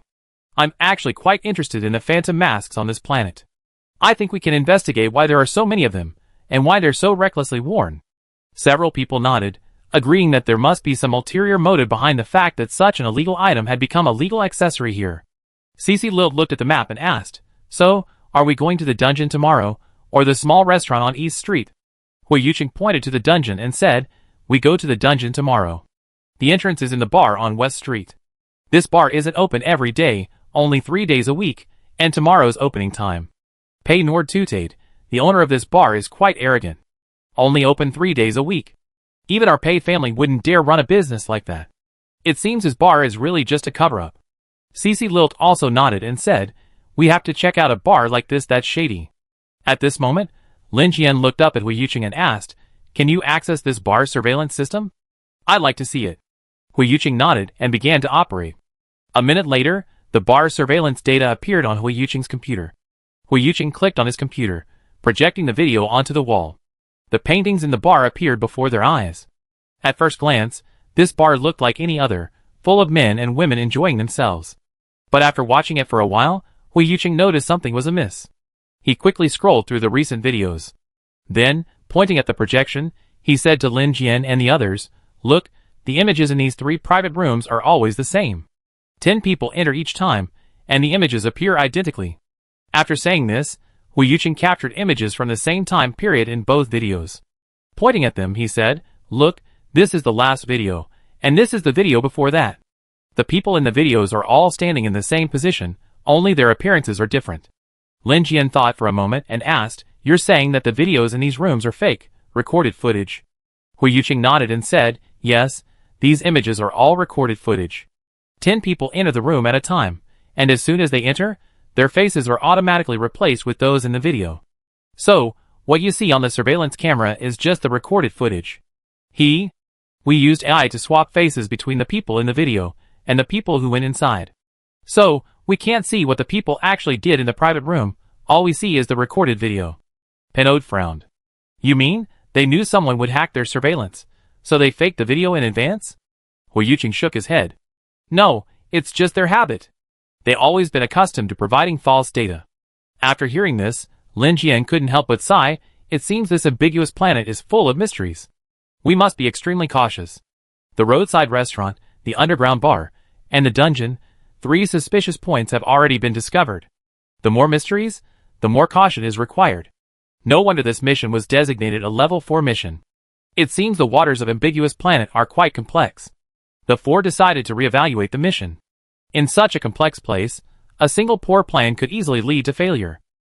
That night, Lin Jian searched his space button for things he would need for tomorrow's mission. First of all, he definitely couldn't bring swords or knives. He could only bring small weapons and defensive items into that kind of place. After searching for a while, Lin Jian found a pair of earrings in the space button. They looked decorative, but they were actually data eyepieces. Wearing them on her ears and tapping them activated the measurement function. She also found a hairpin, which was a small bomb, useful for self-protection. She also found a lipstick with an anesthetic base, enough to stun an elephant. After searching for a long time, Lin Jian actually found quite a few life-saving items. She placed them in an easily accessible place. The next morning, the Pei family delivered 2 membership cards to Pei Noodle. Pei Noodle felt proud of himself when he received them. Unexpectedly, soon after receiving the cards, Hu Yuqing, Cici Lilt, and Pei Noodle started arguing. They argued over who would go in with Lin Jian. Hu Yuqing: "I go in with Jian. We pretend to be a couple, and I wear a mask so no one can recognize me." Cici Lilt objected. "No, that looks fake. What couple goes to a bar together, and then goes their separate ways? It's better for 2 close friends to go together." Hu Yuqing retorted, "We're not going our separate ways. We're going together." Cici Lilt: "If you 2 go together, who will you ask for clues? Will you ask each other? Or I go with Lin Jian. The military has said I'm responsible for her safety." Pinot objected to both of their suggestions. "No, neither of you can go. You both have too much of a military air. Going there will only alert people, and we won't get anything." Cici Lilt was dissatisfied. "What should we do? Let Jian go in alone. It's so dangerous in there. I'm worried." Hu Yuqing agreed. "Yes, we can't let Jian go in that kind of place alone." Pei Nord argued. "I know she can't go in alone, but you 2 can't go in with her, otherwise the mission will fail. I arranged for a member of the Pei family to go with her." Cici Lilt and Hu Yuqing both objected. "No, who knows if the person you arrange is reliable? That person might be an undercover agent from another family." Pei Nord: Lin Jian said weakly, "How about I go in alone and take a look, then come out?" "No, now all 3 objected." Hu Yuqing: "Going in alone is like walking into a tiger's mouth." Cici Lilt: "If you go in alone, you might as well never come back." Pei Nord: "Let's think about it again. We don't want to lose someone before we save them." Well, Lin Jian was a little nervous about this kind of bar, mainly because her fighting skills were too low. The 4 of them spent the entire morning in the room debating various matters, but ultimately found no satisfactory solution. In the afternoon, Shisha and Daisy Lu finally arrived, bringing with them 2 gifts, Chu Xiao and Cui Bao. After a long morning of deliberation, the 4 finally saw hope. Shisha had arrived. The martial arts champion Shisha had finally arrived. Shisha had never been to a battlefield before. For the past few years, she had been wandering around various desolate planets, and her temperament was more suited to such a mixed crowd. Of course, the most crucial point was her high martial arts stat. Having found suitable companions, everyone finally resolved to avenge their conflict. It was unanimously decided that Shisha and Lin Jian would conduct tonight's operation together. The other 6 people met them nearby. Because the operation was to take place at night, the 2 people involved had to dress up. It's unheard of for 2 best friends to go to a bar in their workout clothes, but the 4 women in this room were only wearing workout clothes. Furthermore, the 6 people meeting nearby also had to dress up to blend in with the crowd. The Pei family was very reliable. After young Master Pei's request, they specially hired 2 stylists from outside. The stylist chose a black slip dress for Lin Jian. Lin Jian's hair was very soft, so the stylist gave her a slightly curled perm, which was then pulled up high, with the remaining hair hanging loosely over her shoulders. The collar of the dress was low, revealing a section of her fair neck. The stylist then tied a thin black silk ribbon around Lin Jian's neck, making her neck look even slimmer. To complement her languid look, the stylist gave Lin Jian a brighter makeup look, giving her a seductive, alluring look beneath her red lips. The stylist chose a bright red slip dress for Xisha. Xisha was very fair and thin, and the red color complemented her perfectly. It made her look less cold and more delicate. Her thin collarbone was accentuated by the red slip dress, giving her an inexplicably delicate look. Her long legs, especially under the short skirt, were incredibly eye-catching. After they were dressed, Hu Yuqing and Chu Xiu both felt a pang of discontent, as if their cabbages were being seen by other pigs. Unfortunately, there was nothing they could do. Everything was for the mission. Chapter 67. During the evening operation, Lin Jian and Xisha rode in one car, Cui Bao and Daisy Lu rode in another, Cici Lilt and Peanut rode in another, and Hu Yuqing and Cui Xiu, the 2 four singles, naturally rode in another. Lin Jian and Xisha's car stopped in front of the bar. They got out and, upon entering, were immediately aware of the scrutiny and attention they received from all around them. They appeared calm, but a hint of panic was brewing inside. These 2 honest people had never been to such a place of entertainment before, and they hadn't expected to find themselves in such a grand bar.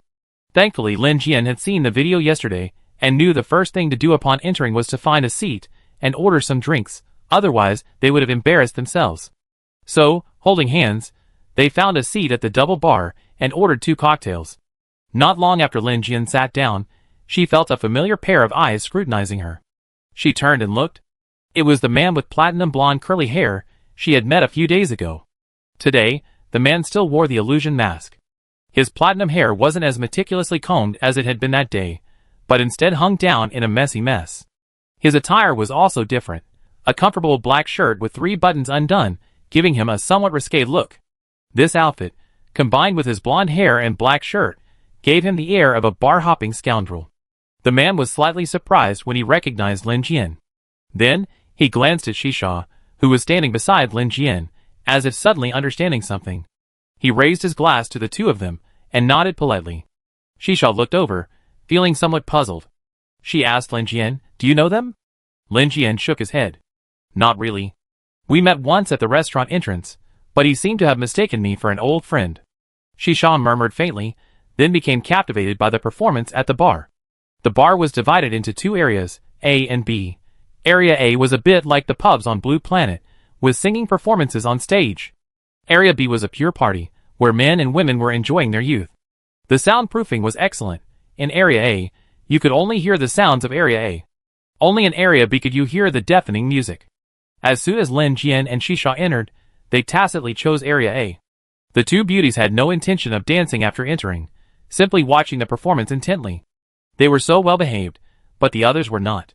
Soon, they were being constantly scrutinized. They remained composed and calmly sat in their seats. Today was their first time at the bar, and neither of them expected to complete their mission successfully right away. Therefore, they set their goals very low, believing their main task today was observation, observing the people and objects nearby. But the platinum-haired man kept staring at them. Lin Jian thought for a moment and asked Xisha, "Do you think he knows something?" Xisha shook her head, "I don't know. He's not our target, so why would you care?" Lin Jian thought so, and completely ignored the man's gaze. No matter how the platinum-haired man looked at her, she didn't turn her head. After a while, as the platinum-haired man noticed the increasing number of gazes directed at Lin Jian, his eyes darkened. He glared at the others with a hint of defiance, asserting his authority over them. But those people weren't shy about it. Someone deliberately provoked him. A man in a white t-shirt walked right up to Lin Jian, found a bar stool, and, with a casual air asked, "Beautiful lady, would you be so kind as to have a drink?" Before Lin Jian could refuse, the man with platinum blonde hair approached and offered a welcome rebuff, saying, "Sorry, they're my friends." The man in the white t-shirt clearly didn't believe her, and looked at Lin Jian. Lin Jian ignored both of them, feigning busyness as she took a sip of her drink, though she didn't actually drink it. The man with platinum blonde hair smiled and began using the code word. Hello, I'm Mr. Colin. Lin Jian looked up and asked, Mr. Colin, that coup? The man with platinum blonde hair replied, the coup of science, not the coup of sleepiness. Oh, so this man is from the Xinglan Republic. Before arriving, Cici Lilt had informed Lin Jian that the Xinglan Republic would also be participating in this operation.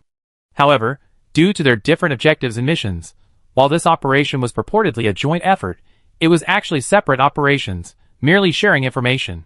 To prevent accidental injuries from the two sides, the Shanghai Republic personnel wore a small silver button on their collars, while the Xinglan Republic personnel wore a small blue button on their sleeves. This covert marking couldn't be very large, so the buttons on both sides were extremely small, requiring close proximity to be noticed. Unexpectedly, this person had such sharp eyesight that he recognized his comrades from afar. As for the code words, they were added to prevent the two sides from being at a loss as to how to identify themselves upon meeting.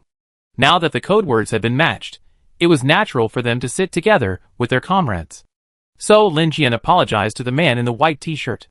The man with platinum blonde hair politely gestured please to Lin Jian, inviting them to sit at the same table.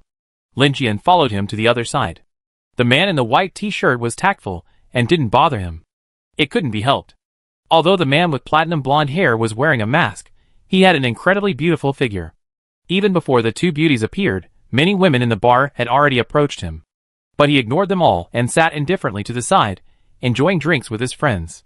Now, he knew he couldn't compete with the people he was trying to attract. The table next to the platinum blonde was large, a round one. After he brought Lin Jian and Shisha over, he naturally sat down next to her once she was seated.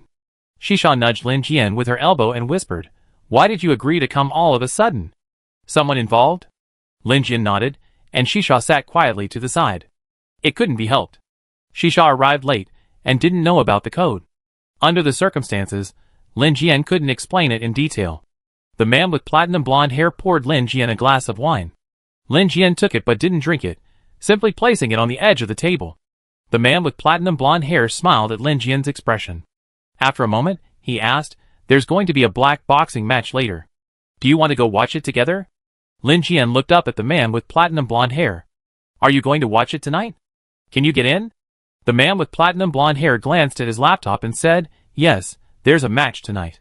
We can get in about half an hour." Lin Jian looked away, thought for a moment, and then asked, "Do you have a membership card?" The man with platinum blonde hair was stunned by the direct question and couldn't help but think back to the past. This man was as direct as ever. The platinum-haired man explained to Lin Jian honestly, "I have a membership card, a VIP card here. If you don't have a membership card, as a VIP, I can take you in." After hearing his explanation, Lin Jian backed down. Okay. Pei Nude isn't rich enough after all, and he's showing off just because he has a membership card.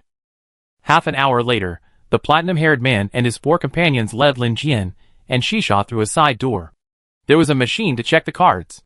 Just hold the card close to the machine, and it beeps, and you're allowed in. As they clocked in, Lin Jian took a quick look. Sure enough, the platinum-haired man wasn't exaggerating. His card was indeed a black VIP card. Because of their VIP cards, Lin Jian and his companions received generous treatment. They entered the stadium early via the tunnel and were assigned to the VIP seats to watch the game. There were only 6 VIP rooms, and only black cardholders could enter. After entering, the VIP room door automatically closed, allowing the view from inside to outside, while the view from outside could not. After the door closed, the 3 people accompanying the platinum-haired man stood up and patrolled the corners, acting a bit like bodyguards. The platinum-haired man then took the initiative to invite Lin Jian and Shisha to sit down. After Lin Jian and Shisha sat down, Lin Jian felt that as comrades, she should not be too formal, so she decided to initiate a conversation. But she didn't know how to address him. Unexpectedly, the platinum-haired man took the initiative to introduce himself. "My last name is Lu Lin. I took my mother's last name." Lin Jian said politely, "Oh, Mr. Lu, hello." Lu Lin smiled and said, "That's too formal. Just call me Lu Lin." At this moment, Shisha, who was sitting nearby, suddenly said, "Your voice sounds familiar. Have I seen you before?" Chapter 68. Lu Lin smiled and said, "Really? You think I'm familiar, so we're quite connected." Shisha shook her head and said, "It's not connection. I really do think you're familiar, but I just can't place you right now." I think your voice and demeanor are a lot like a classmate of mine in Jian's, a bit like someone from school. At the word school, Lin Jian quickly interrupted Shisha. This was an underground boxing ring, and if they mentioned the words Imperial Military Academy in a place like this, they'd probably all be killed. Seeing Lin Jian's nervousness, Lu Lin smiled again. He was in a particularly good mood today. Reuniting with old friends always brought back memories of the past. Soon, the black boxing match officially began. The underground boxing ring was vast and grand. Amidst cheers, 2 tall and strong men leaped onto the ring. The floating screen began to display the code names of 2 men. One was called Leopard 7, the other Grey Rat. Both possessed high martial arts skills, ranking 7th and 9th on the leaderboard. It was said that both were prominent figures in the underworld boxing arena, each boasting numerous fans. Today, they were fighting a life-or-death match. Because it was a life-or-death match, the crowd was exceptionally large, and the entire auditorium was packed. As soon as the 2 entered the ring, their supporters erupted in cheers, punctuated by shrill screams. The screams and shouts continued for over 10 minutes. Lin Jian's scalp tingled with fear at the clamor. She was thankful to be seated in a private room. If she had been outside, she would have been unable to bear the noise of the prelude alone. Furthermore, because it was a backstage area, security was particularly poor. Before the match even began, supporters from both sides were already engaged in a small brawl in the audience, and naturally, there were even more verbal abuse. This place was more like a market than a market. Even the experienced Shisha explained, "I never seen so many people going crazy together." Lu Lin was calmer. The match should be starting soon. Once it starts, I think things will quiet down. A minute before the match, as Lu Lin had predicted, the scene gradually quieted down. The security guards from the backstage finally came out to maintain order. Here, disobedience meant a beating, and the fiercest feared the fiercest. Thus, the ferocious beast temporarily quieted down. The match began with the 2 men signing a life-or-death agreement. After the signing, the entire arena transformed.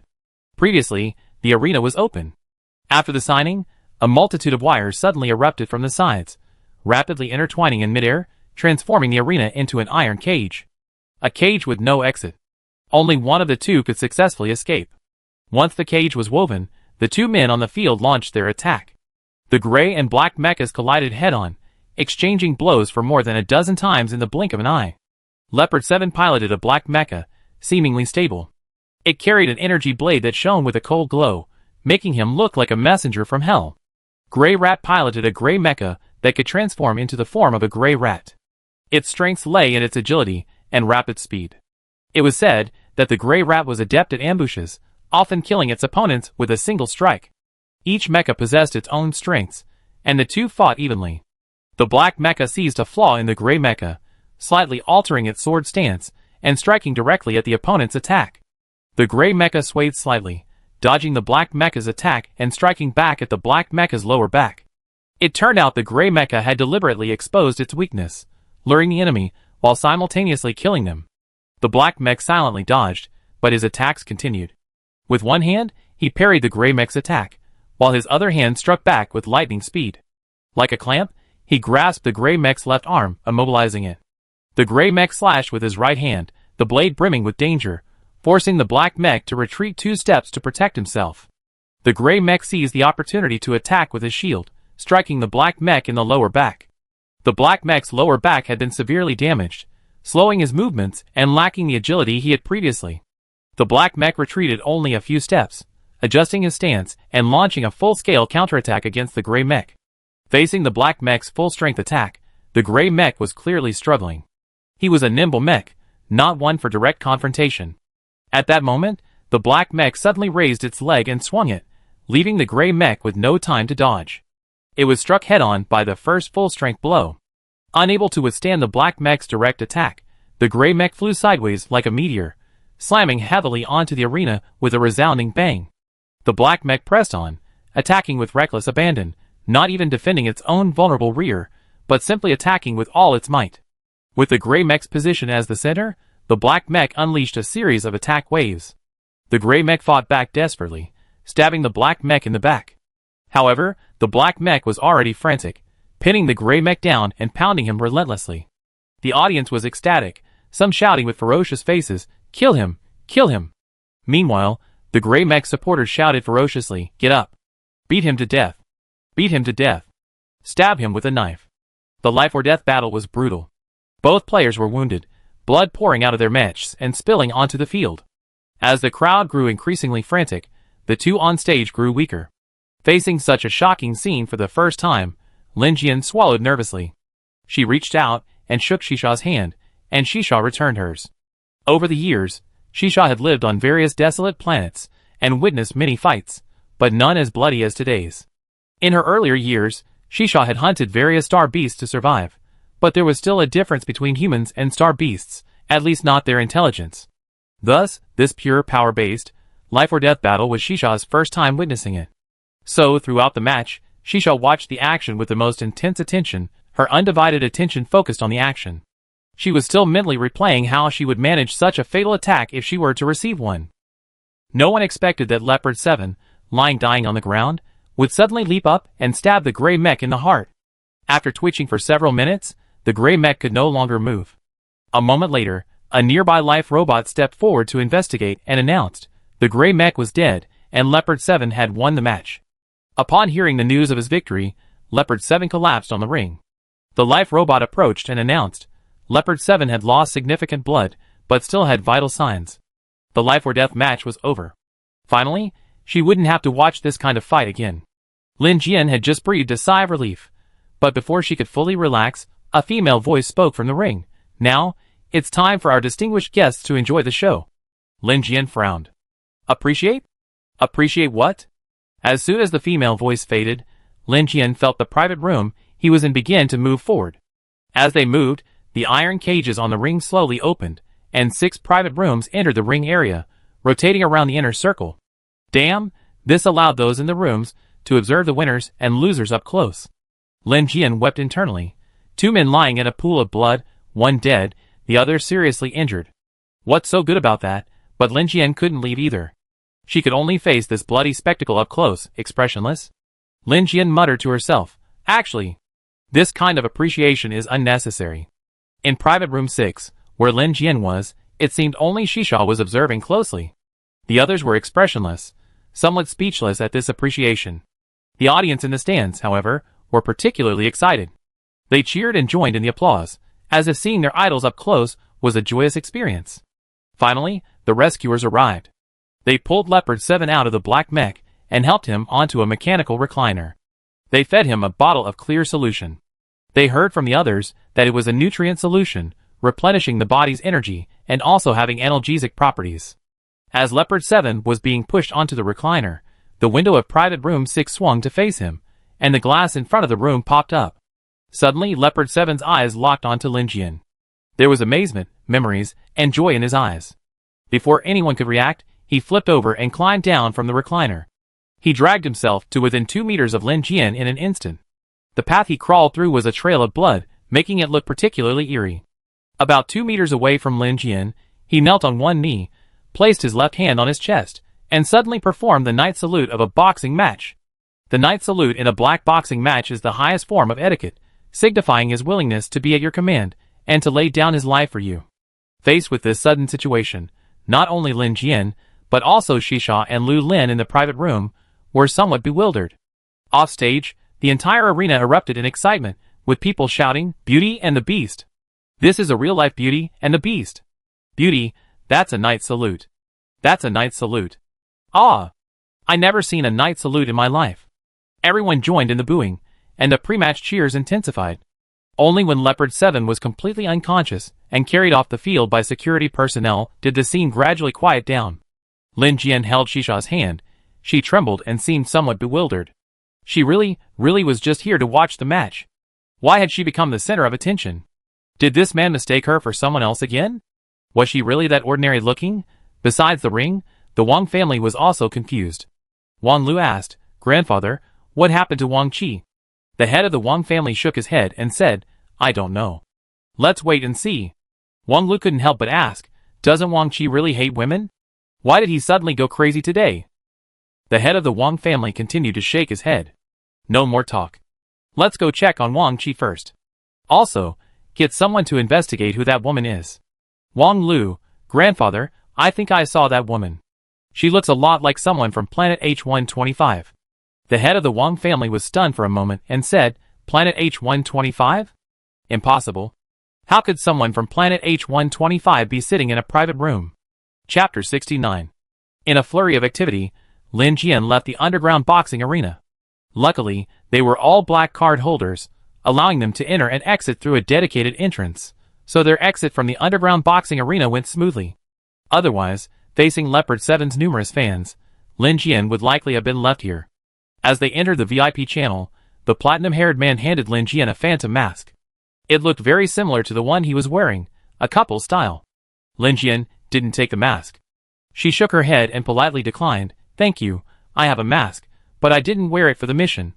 The curly-haired man quietly put the mask away. The underground boxing arena's VIP service was exceptional, even though they were all VIPs, and the exits were different. Exit 6 led to a very unfamiliar alley, with only the curly-haired man's 2 hover cars waiting outside. Under these circumstances, to avoid further complications, when the curly-haired man politely invited Lin Jian to get in, Lin Jian readily agreed. The curly-haired man, Lin Jian, and Shisha sat in one car, while several of his subordinates took another. Of the 3, the curly-haired man was naturally the driver. He drove steadily, without showmanship. After reaching the destination, he slowly lowered the car. When the car door opened automatically, the curly-haired man was already standing outside. He reached out, offering to help Lin Jian out. Lin Jian politely nodded in thanks, then ignored the offered hand and climbed out, holding onto the hem of her skirt. The curly-haired man silently withdrew his hand, a trace of dejection on his face. As soon as Lin Jian stepped out of the hover car, he saw several more cars speeding through the air.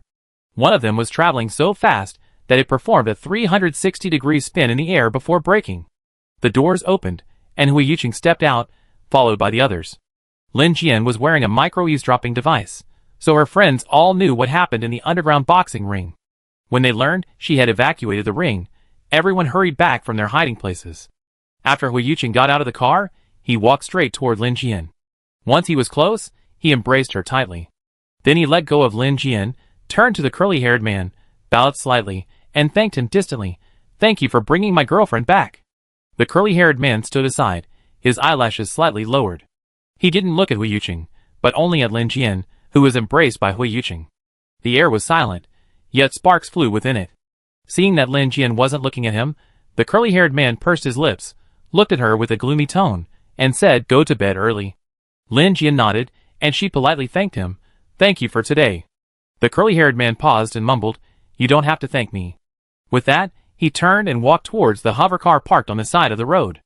Just when everyone thought he'd get in and leave immediately, he suddenly turned, his hand on the door. He walked over and stopped in front of Lin Jian, his gaze determined. He pulled 999 white roses from his space button, then slowly removed his mask. "Lin Jian, I'm Yan Lin. I like to reintroduce myself. When I was 12, I took my mother's surname, Lu Lin.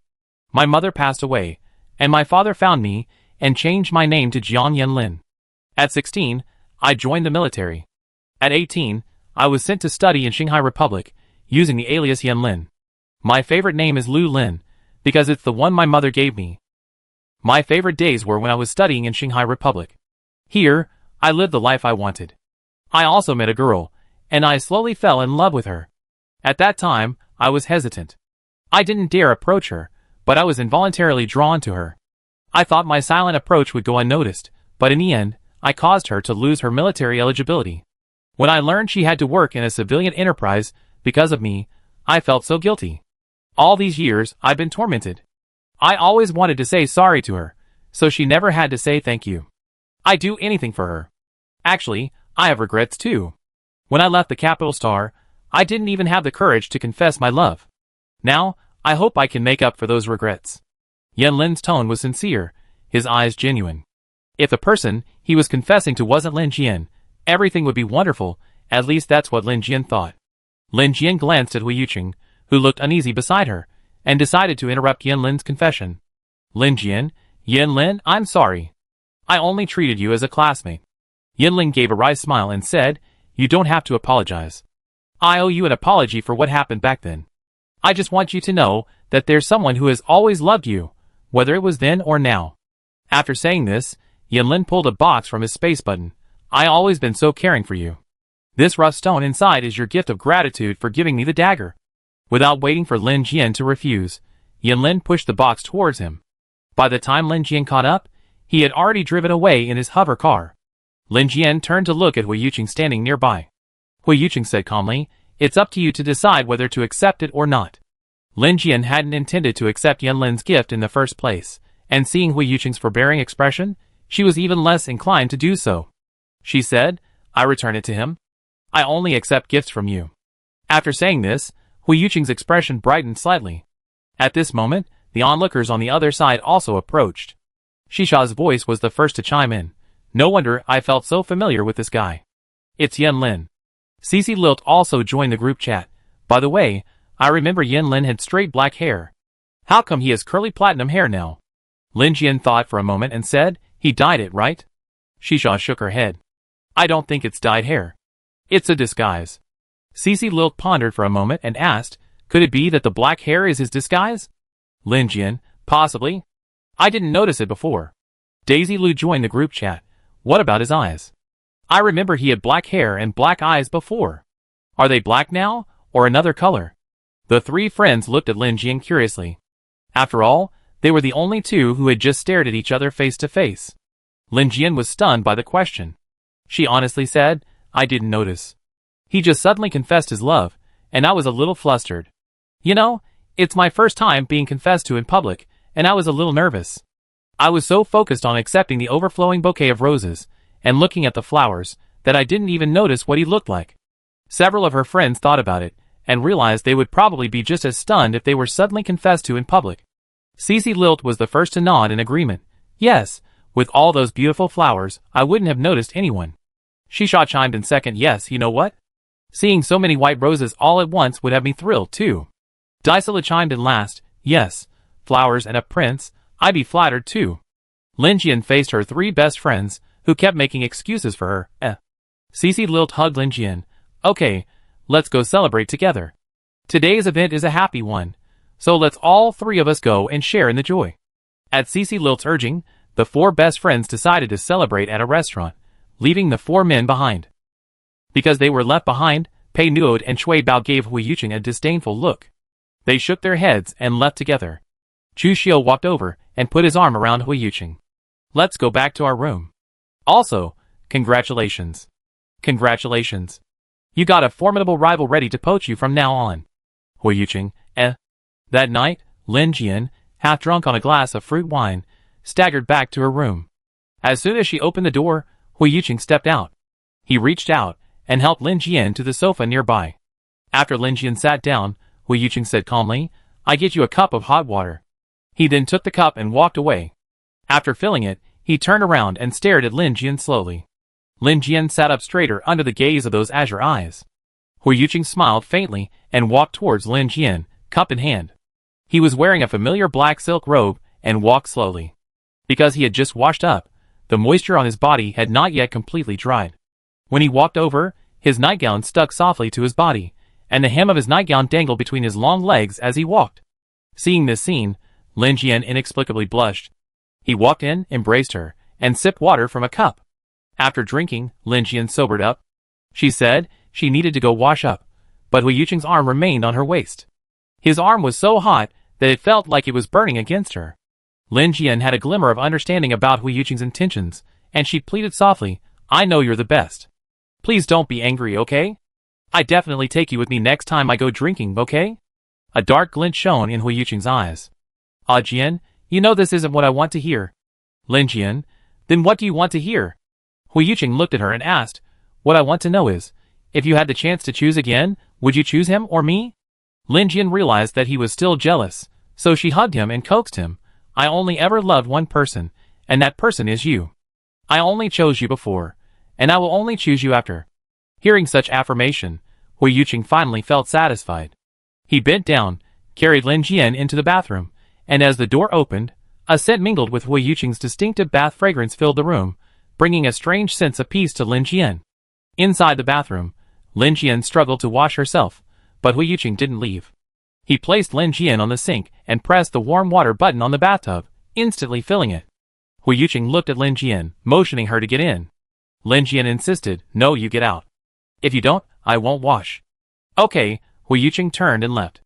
After Hui Yuqing left, Lin Jian undressed and soaked in the bathtub. The hot air caused a mist to float in the bathroom. The mist carried a hint of peach fragrance, and Lin Jian, soaking in the tub, was intoxicated by the peach-flavored vapor, her complexion turning a charming blush. This comfort almost made Lin Jian, already feeling sleepy, fall asleep. Hui Yuqing came over, bent down, and scooped her up, still smelling like peaches. He lifted her up and laid her on the bed, using a towel to clean up the water stains. The woman beneath him was gorgeous and alluring, her body soft and supple. Hui Yuqing controlled himself and quietly dried her hair. Suddenly Lin Jian's hazy eyes opened. She mumbled dazedly, Hui Yuqing? Hui Yuqing's hand paused. I'm here. After confirming Hui Yuqing's presence, Lin Jian reached out and put her arm around Hui Yuqing's neck. Hui Yuqing, I love you, more than you think. Hui Yuqing's blood quickly heated up, and a fine layer of sweat dampened his forehead. He felt a faint warmth in his heart. It was an indescribable feeling of physical and mental delight. So, this is what it felt like to be confessed to by someone you like. Accepting the invitation, Hui Yuqing lowered his head and kissed her. Ah Jian, I love you, more than you think. That night, the military learned of Lin Jian's actions in the underground boxing ring. After discussion, they chose Shisha to continue the rescue mission, and Lin Jian tried to stay out of the spotlight for the time being. Suddenly declared innocent, Lin Jian donned the phantom mask sent by the Pei family and decided to go to the Physiological Knowledge and Technology Museum with Hui Yuqing to practice her mental powers. This time, after a moment's hesitation, Hui Yuqing agreed to Lin Jian's invitation. He desperately wanted to become stronger. Only absolute strength could allow him to effectively protect those he wished to protect. Hui Yuqing, Ah Jian, you must promise me to do what you can. I don't want you to harm yourself just to help me recover my mental strength.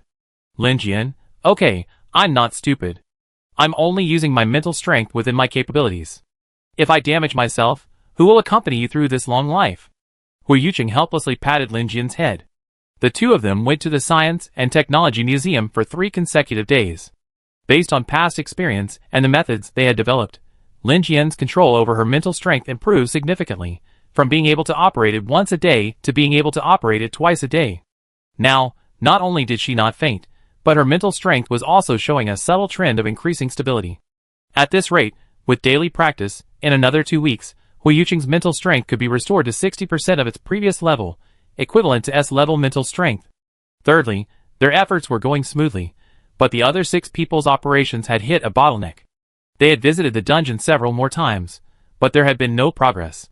After another practice session, Hui Yuqing found Pei Nuod and inquired about the Wei family's situation. Pei Nuod was a little embarrassed. No news yet. By the way, why don't you ask the elder who gave you the medicine to see if he has any extra pills? Hui Yuqing shook his head. I asked the elder, and he said the pills were very expensive, and he only got one.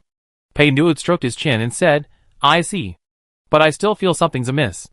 If this pill is so miraculous, there's no reason why we, the Pei family, wouldn't know about it. After hearing this, Hui Yuqing explained, I guess I had a mental issue at the time, so the elders in my family should be more cautious about this kind of medicine. This elder has always been very caring towards me. Pei Nuod nodded and said, all right, I have the Pei family send more people to investigate.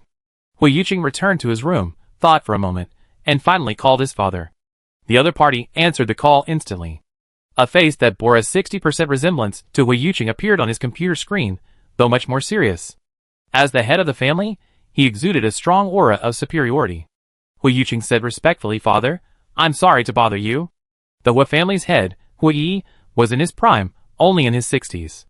Considering the interstellar life expectancy of 230, he was very young. But because he always maintained a serious demeanor, he looked older than his actual age. Ho Yi nodded slightly, motioning for Hui Yuqing to continue. Hui Yuqing paused and said, 11 years ago, the Huinan elder gave me a medicine. He said it was made by the head of the Wei family on planet H125, and has a stabilizing effect on mental strength. I like to buy it now. Could you use the Hui family's resources to help me find the head of the Wei family? Hui Yi frowned and asked, Are you planning to buy the medicine? Hui Yuqing, no, I have a use for it. Hui Yi, don't use anything you're not sure about, let alone eat it. Hui Yuqing lowered his head. Hui Yi saw this and added, Did you take that medicine back then? Was it really effective? Hui Yuqing paused and said, I didn't take it back then. I gave it to Lin Jian. Hui Yi sneered, You're quite bold. You dared to give Lin Jian a medicine you weren't sure would work? Hui Yuqing's face paled. No, the elder said it was very precious. I couldn't bear to give it to her, so I gave it to her. Hui raised his eyes and looked at Hui Yuqing seriously. You've been through this since childhood, have you forgotten? Don't harbor harmful intentions, but be wary of others. You got the pill, and instead of checking its ingredients with me, you gave it to Lin Jian without hesitation. This is irresponsible to her, and to yourself. Hui Yuqing broke out in a cold sweat. He said weakly, back then, when I got the pill, I intended to give it to you for testing. But I was worried that after we got it back to the Hui family, you asked me to take it right then and there, and I wouldn't be able to give it to Lin Jian. So, I secretly tested the pill. It contains substances that stabilize mental strength, no poison. I guarantee it's not poisonous. Hui snorted. You tested it yourself? How much can you tell? Do you have the expertise of a Hui family pharmacist? Hui Yuqing stammered, it should be fine.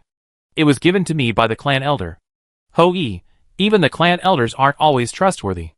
Hui Yuqing's face paled visibly, and he began to panic. Hui looked at him quietly. Finally, he said, I help you check on the Wei family. I also arranged for someone to give Lin Jian a comprehensive physical examination. After the call ended, Hui Yuqing's back broke out in a sweat, a sense of lingering fear building. What if that medicine had truly been faulty, and he had given it to Lin Jian? The thought frightened Hui Yuqing into another sweating fit. When Lin Jian finished his shower, he found Hui Yuqing sitting in the living room, drenched in sweat. He looked listless and somewhat helpless. Lin Jian patted him. What's wrong with you? Hui Yuqing turned to look at her, his voice tearful, as he hugged Lin Jian. Jian, I'm a little panicked, and a little scared. Lin Jian soothed him. Are you worried about my mental control? But I made great progress now. You don't have to worry about me. Hui Yuqing shook his head. He told Lin Jian the truth. During my sophomore year, I gave you a pill. The clan leader gave it to me, but I saved it, and secretly gave it to you. My father just said I was brave. He said if it was poison, we'd be finished. I just argued with him, saying I tested the pill's properties, and it was safe. But I really wasn't sure. I shouldn't have done that. I should have tasted something I wasn't sure about before giving it to you, instead of always grabbing it when I got something good. Feed you. Lin Jian, don't overthink it. There's only one pill. After you taste it, what are you going to give me? Hui Yuqing, but if something happens to you after you eat it, what should I do? Lin Jian, okay, I'm fine. Don't overthink it. There's nothing wrong with you wanting to give me something good first. Sharing. Everyone wants to share good things with those they love. Hui Yuqing was a little unsure. Is that right? Lin Jian nodded. Yes, so don't overthink it. Go in and wash up. Your clothes are soaked. After sending Hui Yuqing to the bathroom, Lin Jian muttered to himself in the living room. He gave me medicine when I was a sophomore. That happened. Why don't I remember it? Lin Jian wasn't one to dwell on things. If he couldn't remember, he simply let it go. Just then, her best friends came to invite her for dinner. She told Hui Yuqing and went to a restaurant with them. 2 days passed, and there was still no news from the Wei family. But unexpectedly, someone took the initiative to find Lin Jian and Hui Yuqing. That day, Lin Jian and Hui Yuqing returned from practice at the Physiological Knowledge Science Museum. As they entered the underground garage, Lin Jian gave a warning signal. Hui Yuqing asked warily, What's going on? Lin Jian hissed, Someone's following us. Both of them were wearing phantom masks. It was unclear whether their pursuers had mistaken them or underestimated them. Their followers were bold, so bold that they seemed to be deliberately revealing their whereabouts. At this time, Hui Yuqing's mental strength was slowly recovering. His 5 senses were not as strong as Lin Jian's, but he had spotted his pursuers. He looked at them and called out, Come out. 2 young men emerged from the shadows. After they emerged from the darkness, they took off their masks. The taller man addressed them respectfully, Master Hui, Miss Lin, hello? We bear no ill will towards you. We are from the Wang family on planet H125. Our master would like to meet you. I wonder if you would be so kind as to grant us the honor. Lin Jian, how do I know if you have any ill intentions? The taller man said, Do you remember Leopard 7? He's my younger brother. We look a lot like each other. Lin Jian looked up at him. This man bore a striking resemblance to the Leopard 7 from the underground black boxing market. The taller man continued, Our master has asked you to meet on Liuli Street East. It's on the main street, so it won't be unsafe. East Liuli Street? Hui Yuqing and Lin Jian exchanged glances, and Lin Jian nodded. Hui Yuqing said to the man, Okay, let's go to East Street together. You lead the way. The two men didn't say much and led them directly to East Lily Street. There was a famous noodle shop on East Street where Lin Jian had eaten once. The two men led Lin Jian and Hui Yuqing into the noodle shop and walked straight to the backyard. It turned out that the backyard not only led to the second floor, but also had two secret doors on the side that led to other places.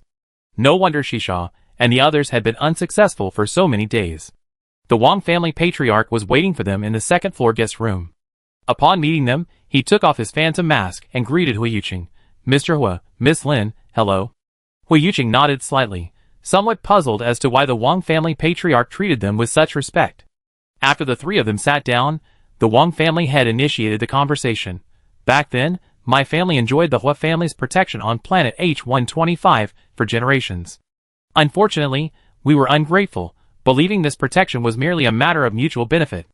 Over the years, we have wandered abroad, enduring all kinds of hardships, and finally realized how foolish our ingratitude was.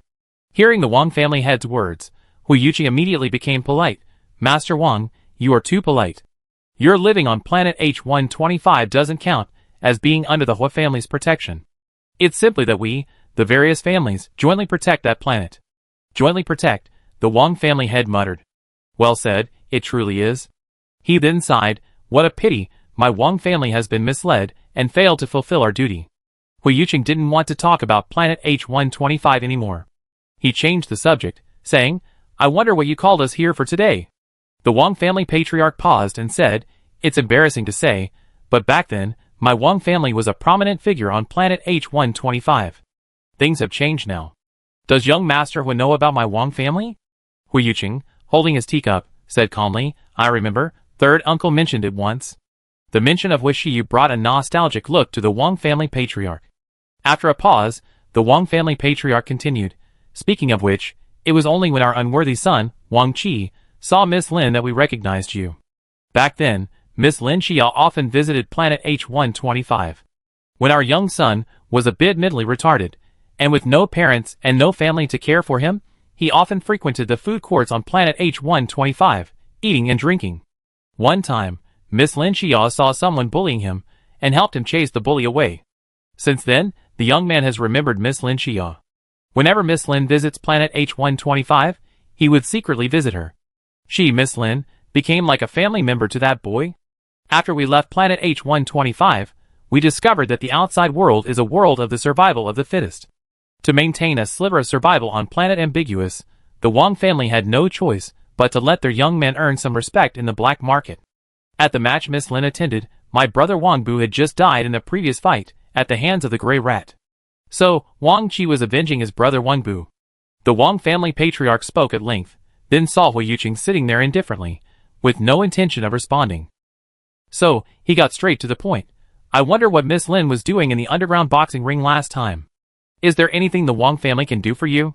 Hui Yuqing turned to look at the Wang family's head. The Wang family's head paused, then continued, we've been on Ambiguous Star for 6 years, and are quite familiar with the underground boxing ring. If you need any help, the Wang family will go through fire and water to help. Lin Jian looked up at Hui Yuqing, who nodded. Lin Jian said, I'm going in to look for someone. The Wang family's head asked, who? Can I help you find them? Lin Jian shook his head. You can't help me, because I don't even know what the person looks like or who they are. I'm waiting for them to contact me. Unfortunately, the moment I went in that day, I attracted a lot of attention, and I haven't dared to go there these past few days. The Wang family's head paused, then asked, Miss Lin, the underground ring is huge. I wonder where the person you're looking for is. Is he in the ring or somewhere else? Lin Jian shook his head. To be honest, I don't know. The Wang family patriarch sighed and said, that's indeed a bit difficult.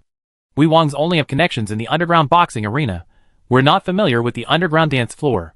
Hearing the Wangs' claim of connections in the underground boxing arena, Lin Jian quickly said, don't worry.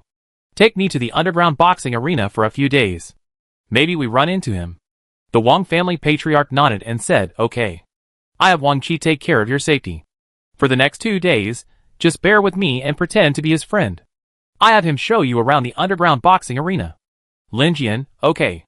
The Wang family patriarch said, as for young Master Hua, pretend to be a member of our Wang family, recently retired from the army, and here to learn boxing. Hui Yuqing hadn't expected to be able to enter. He looked at Lin Jian, overjoyed. He could finally be with her, no longer worrying about her safety from outside. Before leaving, Hu Yuqing grabbed the Wang family head and asked, "Can you help me contact the Wei family head? I need him for something." The Wang family head frowned and said, "I can contact the Wei family, but their situation is more complicated. They split up shortly after leaving H125, and are now divided into two factions. One sells medicine on Liuli Street, and the other is on H389. Hu Yuqing, the person I'm looking for is the Wei family head, the one with the highest pharmaceutical expertise in the Wei family." Wang family. The patriarch said, "The group selling medicine on Liuli Street on planet H389 isn't legitimate, and the medicine they sell isn't legitimate." Hu Yuqing, "Okay, please contact the head of the Wei family for me, or tell me their address, and I visit them myself." The head of the Wang family paused for a moment, then promised, "I can help you get in touch, but it might take a while." Hu Yuqing, "No rush, I can wait." The Wang family was very efficient, and the next day, Lin Jian and Hu Yuqing both entered the underground boxing ring. Due to the special nature of the underground boxing ring, everyone entering and exiting the employee entrance wore a phantom mask, and the platform automatically performed security checks. There had been no life or death matches, so the underground boxing ring wasn't as busy as it had been that day. On ordinary days, everyone was quite relaxed. Following the Wang family, Lin Jian and Hu Yuqing easily slipped in.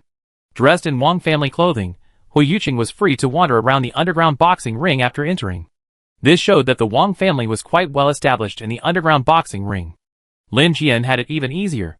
She was with Bao Qi, and as soon as everyone saw him, they automatically let her in. She slipped in easily without even removing her mask. Only after entering the underground city did Lin Jian realize how massive it was. It was roughly the size of a small town. The streets were clearly marked, resembling an underground city. To find information about Qinwenlan, Lin Jian wore a coat on her chest and avoided wearing her mask whenever possible. While Lin Jian was searching for information, she hoped Qinwenlan would contact her. One day, while strolling through the underground city, she encountered someone. They bumped into her. Lin Jian instinctively took 2 steps back, but then a possibility occurred to her, so she pretended to lose her balance and rolled to the ground. The two collided, and the other person was hunched over. It was said that this person was a janitor. Wang Qi quickly came over to help Lin Jian up. Hu Yuqing also reacted. He helped the cleaner up, and said they should go to the medical bay for a checkup. Soon, the man and Lin Jian were taken to the Wang family's private medical bay. Lin Jian gave a wink, and Hu Yuqing and Wang Qi went outside to keep watch for Lin Jian. The man and Lin Jian were the only ones left in the room. The man took off his hat, revealing a head of half-white hair. He looked very old, not at all like a young man in his 20s. Lin Jian was moved. She reached out to support him, and spoke in code. "The clouds have parted, and the sun is shining. The mountains are high, and the waters are clear, revealing cattle and sheep." After speaking in code, like an underground party member, the man pressed a small bottle into Lin Jian's hand, and said, "Tell the military that Dr. Z's new drug can damage various organs in the human body. This is the drug in the bottle. Tell the military to strictly prohibit this drug." Lin Jian silently placed the medicine into the space button. "Qinwenlan, I will take you away." "No need. I won't survive long if I take you away. I've been a drug test subject for Dr. Z for a long time, and all my organs are failing. Aren't you still alive? As long as you're alive, there's hope. I take you away, and the people at the military hospital will cure you. Don't waste your time. I can die here. If I leave, I implicate many people. No, I said I could take you away, and I will. Your best days are yet to come. Remember, I'm Lin Jian, and I keep my word. I know you're Lin Jian. I met you during my freshman year, and I knew you and Hu Yuqing were a couple." After saying this, Qinwenlan smiled, a look that young people should have. Lin Jian smiled too. "You know a lot. Remember, keep hiding. Tomorrow at this time, I come take you away. No matter what medicine you were given, I find someone to cure you. Okay, I wait for you to pick me up tomorrow." The man said this hoarsely and left. Half an hour later, Lin Jian also walked out, as if no one had left. Hu Yuqing took 2 quick steps and approached with an expressionless face. "What's wrong?" Hu Yuqing asked in a low voice. "Yes, something. Let's talk when we get back." "Important?" Lin Jian emphasized the word important, and Hu Yuqing suddenly realized that Lin Jian must have obtained important information. After a long period of anxiety, the two finally left the underground city. Back at the hotel, Lin Jian reported the information he had received to the military headquarters and handed over the porcelain bottle. The military officials told them to rescue Chen Wenlan without fail. In fact, even if the military officials hadn't said so, they still wanted to rescue Chen Wenlan. They were all from the same military academy class, and neither wanted to give up on the other. That evening, Lin Jian and Hui Yuqing jointly requested an audience with the head of the Wang family. After hearing Hui Yuqing's request, the Wang family head pondered for a moment. He said, "I can help you, but you also know that if this matter is exposed, my Wang family will no longer have a foothold on ambiguous star." Hui Yuqing, "So?" The Wang family head, "I want you to agree to one condition." Hui Yuqing, "Yes, as long as I can do it." The Wang family head, "If one day planet H125 is returned to your Hui family, we Wang family would like to become legal residents there." Hui Yuqing called Hui, and 5 minutes later, he returned with the following message. The Hui family head has agreed. If planet H125 is returned to our Hui family, you will become legal residents there. Moreover, you can choose any of the several desolate planets our Hui family currently has to live on. You can become legal residents at any time. The Wang family head stood up excitedly, his eyes red as he murmured, "We are finally rooted again, no longer floating like rootless duckweed." The next day, the mission went surprisingly smoothly. It's likely the Wang family had already made arrangements, so when Hui Yuqing offered to rescue them, he readily agreed. The success of the mission was due in part to the Wang family's meticulous planning, and in part to Chen Wenlan's fake death. It turned out that Chen Wenlan had been working as Dr. Z's medicine man to gain his trust. After his health began to fail, he faked his own death while Dr. Z was away. Afterward, he changed his identity and hid in the underground city. However, due to his health problems and lack of support, he was unable to escape. Now, with the Wang family as his accomplice, he disguised himself as a member of the Wang family and escaped the underground city. After Chen Wenlan was rescued, the Pei family's doctor performed a full-body examination and discovered that his internal organs were failing more severely than expected. According to Chen Wenlan, Dr. Z, having failed to successfully transform humans, had given up on his transformation experiments and instead began experimenting with drugs. The potion he developed did indeed stimulate the body's potential. Taking it could quickly unleash all the energy in the body, but it also had significant side effects. Once taken, it would cause organ failure, and the more frequently it was taken, the faster it progressed. As a medicine man, Chen Wenlan naturally consumed a significant amount of this potion. Several people reported Chen Wenlan's condition to the military headquarters, who replied that a team of medical experts from the capital planet would arrive on ambiguous planet tomorrow. They had already contacted the team, and upon arrival, they would perform a full-body examination on Chen Wenlan before deciding on treatment. The Pei family's doctor had no choice but to place Chen Wenlan in a medical cabin to slow his decline, but he couldn't prevent it. No one had expected that the top-tier medical team the military had spoken of would actually be led by the Hui family patriarch. Not only had he personally traveled to Ambiguous Planet, he had also brought along the most professional medical team from Capital Planet. Hui Yuqing and Lin Jian welcomed Hui Yi's arrival.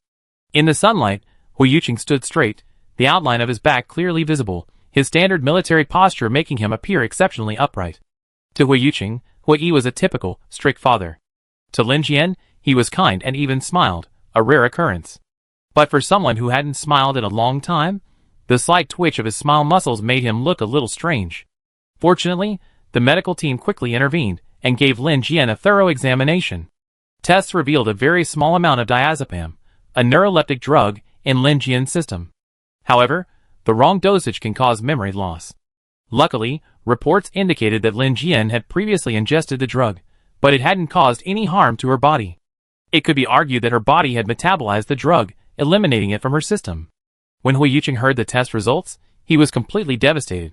Diazepam, he remembered it, it was in the medicine he'd given Lin Jian. He researched it, and found it to be a calming agent, but he hadn't expected excessive doses to cause memory loss. It turned out that Ah Jian hadn't suddenly ignored him. It was all because of him. He'd given Ah Jian the drug to make her forget him. Lin Jian looked at Hui Yuqing and saw him crying.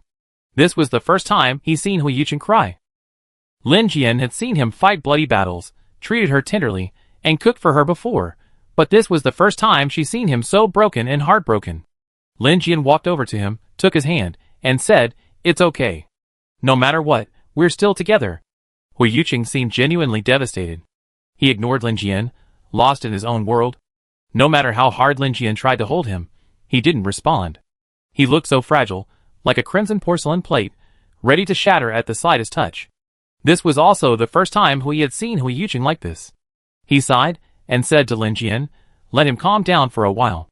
Lin Jian nodded, and walked a little further away from Hu Yuqing. After a while, Lin Jian walked over. When she saw a bruise on Hu Yuqing's wrist, she became angry. She frowned and looked over, a little furious.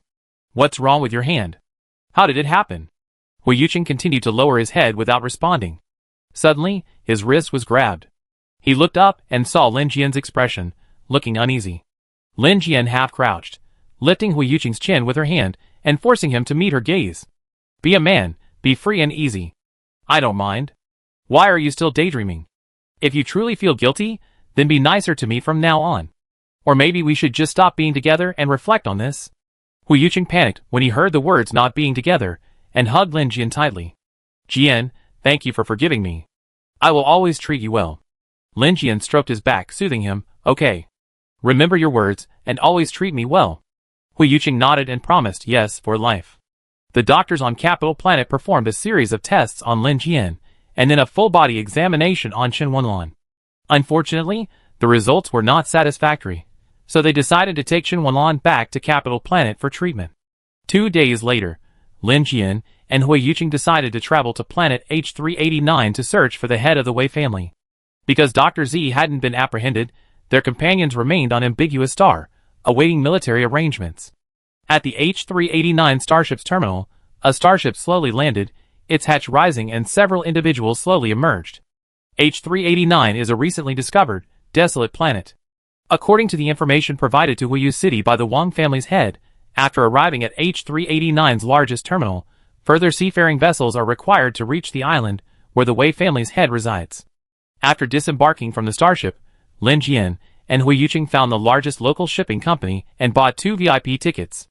The ship set sail in the afternoon. Before departure, Hu Yuqing and Lin Jian bought a lot of daily necessities. It was said that the ship conditions here were particularly poor. When they sat in the cabin, they realized that the poor conditions they had heard about were truly deplorable. They were in the best cabin, but the equipment inside was still very old, and the sheets were also worn. As soon as Hu Yuqing boarded the ship, he retrieved bedding from his space button and replaced any items in the cabin with his own. After the ship started moving, he retrieved food and water from his space button. Since they had no way to cook, they had brought only simple food, mostly nutrient solution. Lin Jian lazily lay on the bed, and she took a bag of orange-flavored nutrient solution and ate it. It's truly difficult to go from luxury to simplicity. She used to regularly consume nutrient solution, but now Hu Yuqing has spoiled her taste for it.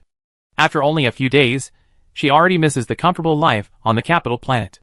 Lin Jian sipped the nutrient solution in silence as Hu Yuqing went to the bathroom to wash some wild fruit. This wild fruit is a specialty of H389, called the Big Peach. It tastes somewhat similar to grapes on Blue Planet, but is much larger and a bit sour. But on a journey, having something to eat is a welcome addition. After Hu Yuqing finished washing the fruit, Lin Jian got off the bed. She sat on a chair and began to peel and eat the fruit, but Hu Yuqing took the initiative, peeling the fruit for Lin Jian and feeding it to her. Lin Jian shook her head. "No, I do it myself. If you keep doing this, you ruin me."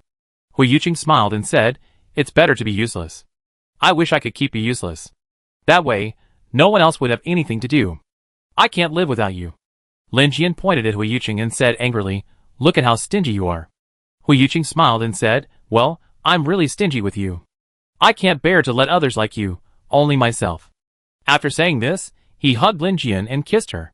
The two of them lay intimately in the cabin, unaware of the storm brewing beneath. In the hold, a burly sailor sauntered over, carrying a basket of food and water. His face was filled with impatience and criticism as he addressed the impoverished people. "You all line up. 1 portion each. I only distribute food once a day. Keep the food you're given. If you can't, you're out of luck. And I emphasize, don't damage anything on board during a fight. Anyone who does will be thrown into the sea." After this man spoke, a group of people in ragged clothes silently lined up for food. Most of them were elderly and thin children. According to the standard, each of them received a bottle of water and 3 biscuits. After the food was distributed, the burly sailor left, and the hold descended into chaos. A man with a flabby face reached out to grab the food and water from the arms of an elderly person or child. A game of hawk and chicken began. Here, the weak can be bullied at any time. Here, the strong reigns supreme. Therefore, many people with weak abilities would quickly find a place to hide as soon as they received the food. Only some people who could not hide, the extremely weak, were bullied, and some unlucky people were caught. After receiving the food, a frail man returned to a corner. He lifted a sleeping child and held water to his lips, feeding him. In the dim light, the child's face was pale, his body frail, and his eyes tightly shut. Anyone could tell he was not in good health. After drinking the water, the child slowly awoke. He first glanced at the frail man and mumbled, "Brother, are we there yet?" The frail man soothed him, saying, "We're almost there, shout he on. You be saved soon." The child mumbled a few words before falling back into a deep sleep. He was so weak that he spent most of his time dozing. The frail man, holding the child, huddled in a narrow crevice, too narrow for most people to hide in. In reality, this frail man, Chen Lulu, possessed considerable mental strength and considerable fighting prowess.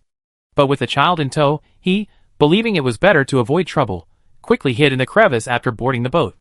The entire lower cabin was not only damp, but also incredibly dark.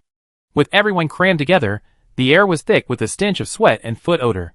Chen Lulu was unable to sleep due to the stench, so he could only sit and doze off, holding his child. Chen Lulu had good hearing, having been trained by his elders. Soon, a few furtive figures caught his attention. He held his breath, listening to their plot. Wait until Brother Hu and the others arrive.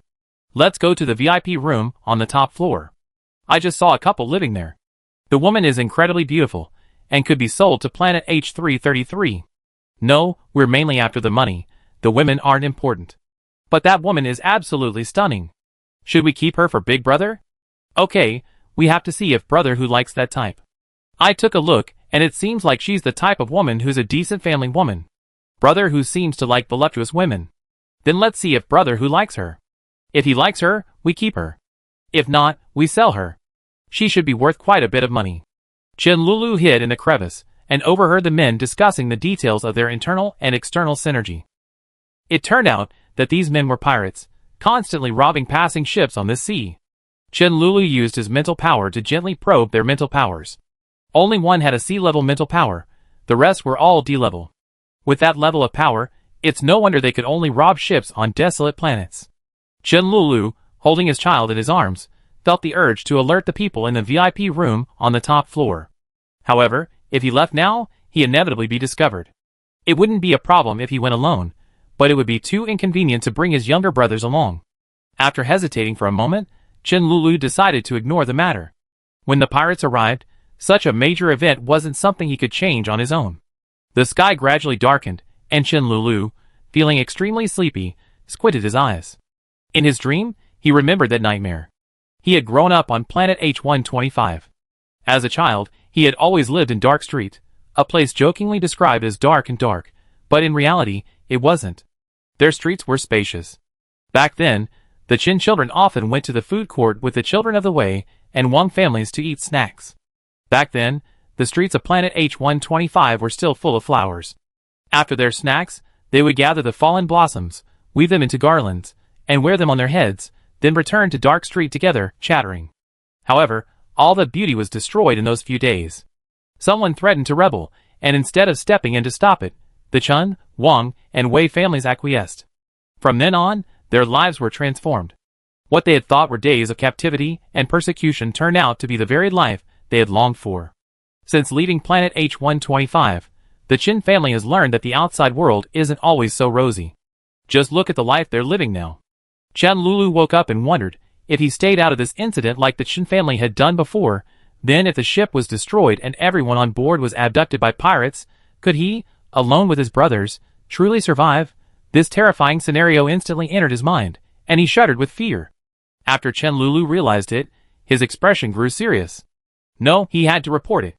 No matter what, he couldn't just sit back and watch this happen. If he could change it, even if it was just a little bit, at least it would have happened. Chen Lulu observed the situation from the gap. He looked around for a moment. There were about 500 people in the lower deck, mostly elderly and children, with few capable fighters. He thought for a moment and decided to send a message to the people on the top floor, hoping that the two men there had strong fighting skills, or that there were other highly skilled crew members up there. Under the cover of darkness, Chen Lulu tied his men to his front, bypassed the guards, and climbed to the top floor alone. He reached the top floor and approached the window when a vigilant voice came from inside. "Who's outside?" Yes, these two men were quite alert and likely strong fighters as well. Chen Lulu replied, "I mean no harm, I just need to warn you." A female voice from the room replied, "Come out, unarmed." Chen Lulu emerged from the shadows, his hands raised. The man opposite him aimed a laser rifle at him. When Chen Lulu saw the gunman's appearance, his eyes widened. He spoke nervously and incoherently. "You? It's you?" "No, you're not." Lin Jian pointed the laser rifle at Chen Lulu. "Tell me, what do you want from me?" Unexpectedly, Chen Lulu stared at Lin Jian relentlessly. Inexplicably, she asked, "Are you Lin Xiao's niece?" Lin Jian raised his eyes, a look of oppression in his eyes. Chen Lulu waved his hands repeatedly. "I mean no harm. When I was a kid in the dark street, I often peeked at Lin Xiao. I thought she was so beautiful. She has a small mole on the wing of her nose, which you don't have. I know she has a niece who looks very similar." Lin Jian raised his eyes and asked, "Are you from the dark street on planet H125? Chen Lulu nodded. "I'm from the Chen family, Chen Lulu. Our Chen, Wei, and Wang families are the three major families in the dark street." Lin Jian stared at him, still not lowering his gun. "Tell me, what are you looking for us for?" Chen Lulu, I just heard a report in the hold that pirates are going to hijack the ship, and I came to tell you." Lin Jian, "How can I believe you?" Chen Lulu, "I have a recording of them." After Chen Lulu finished speaking, he played the pirates' conspiracy.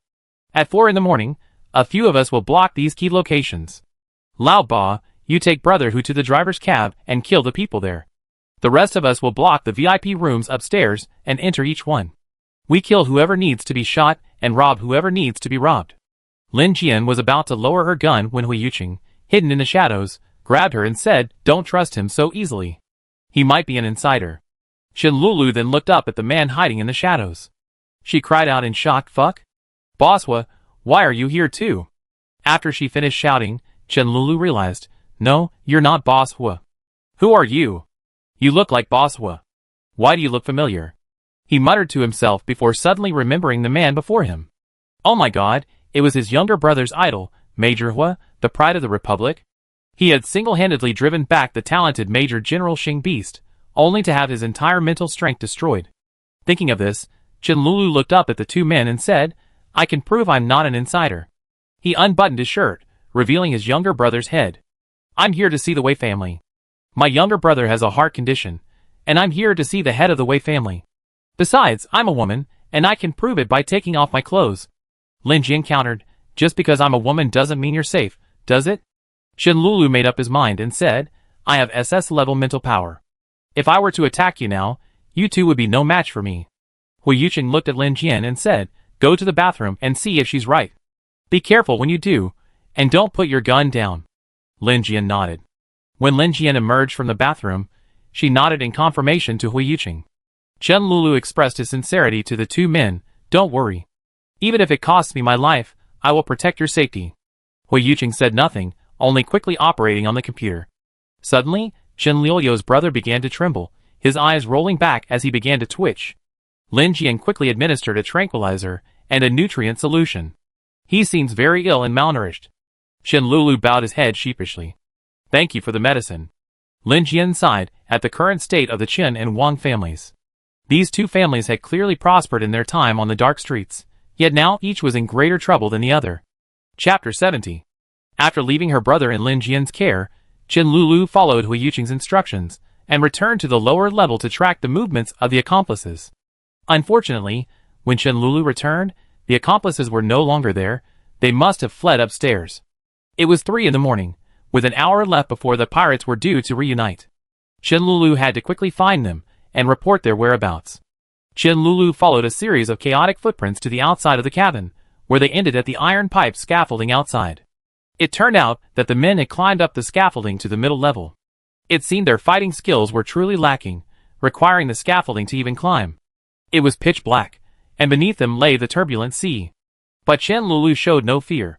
She skillfully followed the trail left by the others, and climbed to the third deck of the passenger ship. This floor was filled with single rooms, and almost everyone was occupied.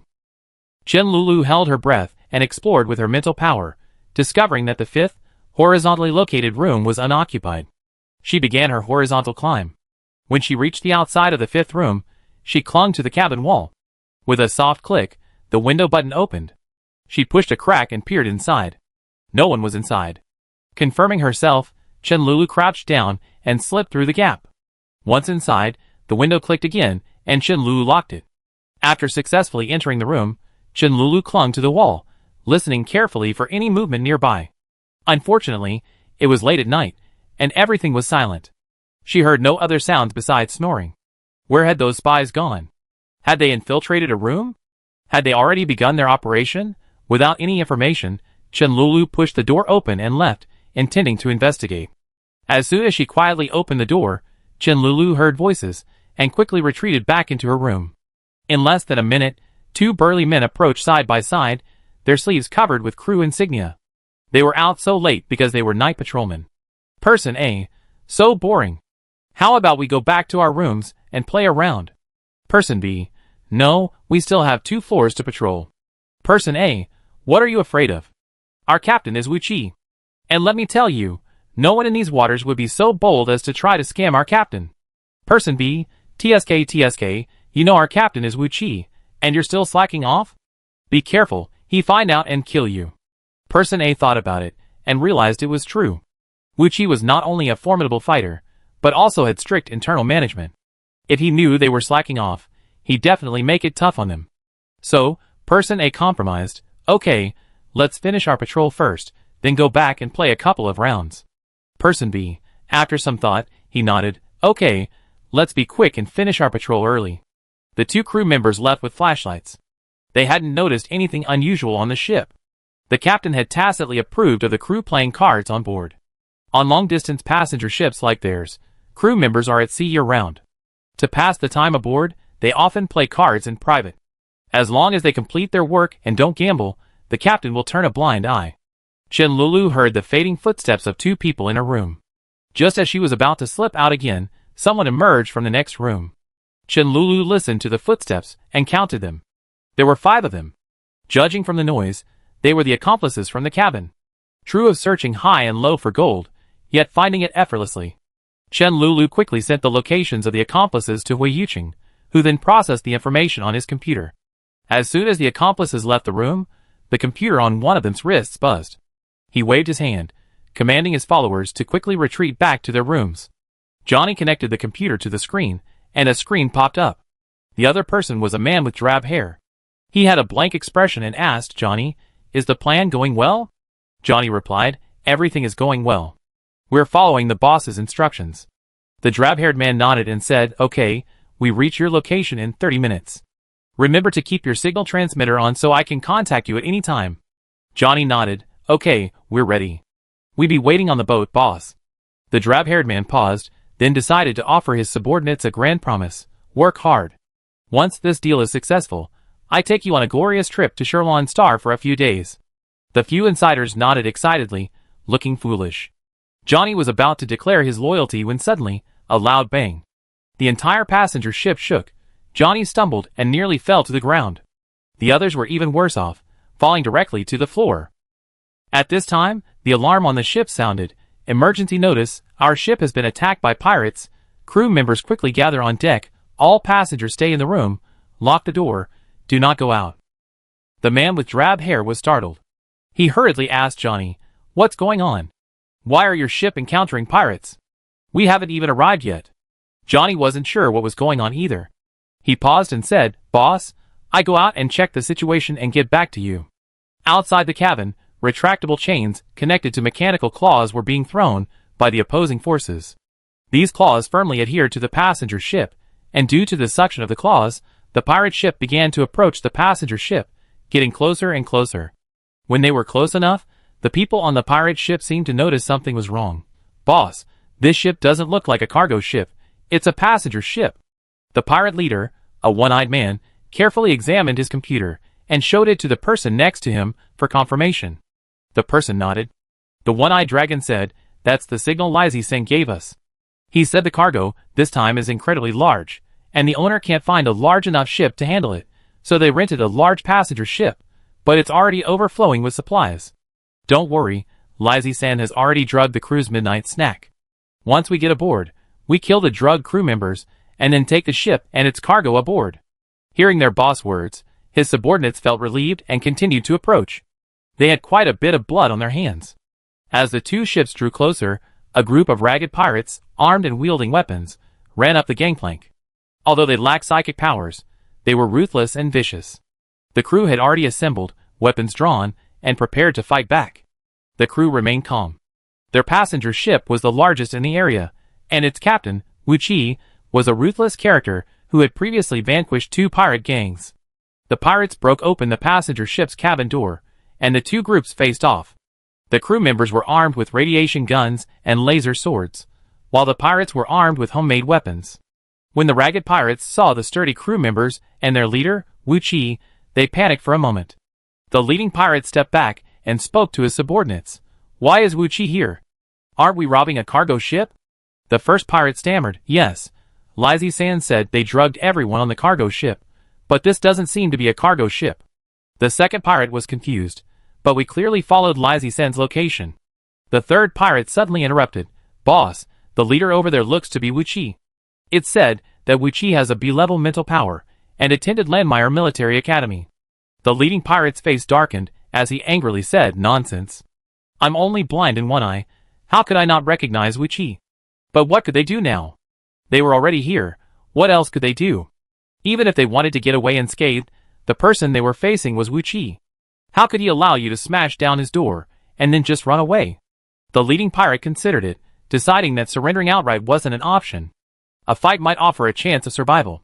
He gritted his teeth and told his subordinates, "Let's fight. We're all on the line anyway. If we fight, we might win." The two gangs faced off.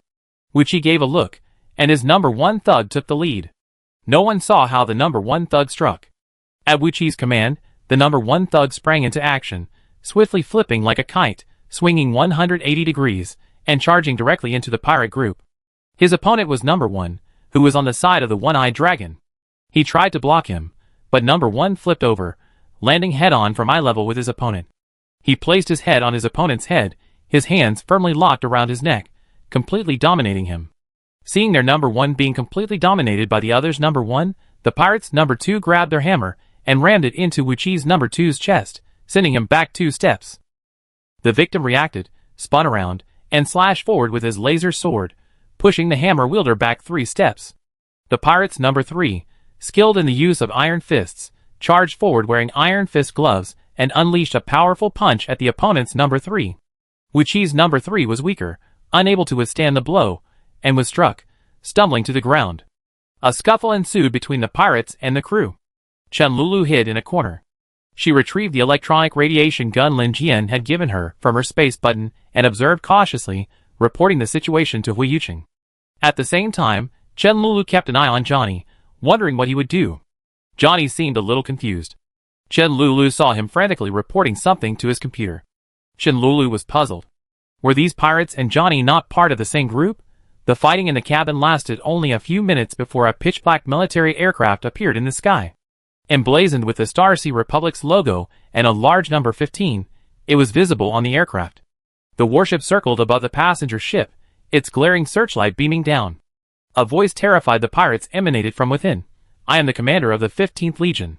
Pirates aboard, please lay down your weapons immediately and surrender with your hands raised. Otherwise, we will take military action." These pirates were weak to begin with, having already lost their brief skirmish with the crew. Now, upon hearing that the Legion had arrived, they naturally surrendered. Soon, soldiers from the 15th Legion disembarked from the warship, armed with state-of-the-art weapons. The pirates were completely timid. They obediently raised their hands and lined up, awaiting escort. Johnny and his companions were about to pretend to be passengers when they were apprehended by the 15th Legion and escorted to the escort line. Johnny tried to play innocent, but his computer beeped at an inopportune moment. The soldier escorting him pressed the connect button, and the drab-haired man's furious roar echoed through the computer. "Johnny, how dare you betray me? We're surrounded by Legion troops."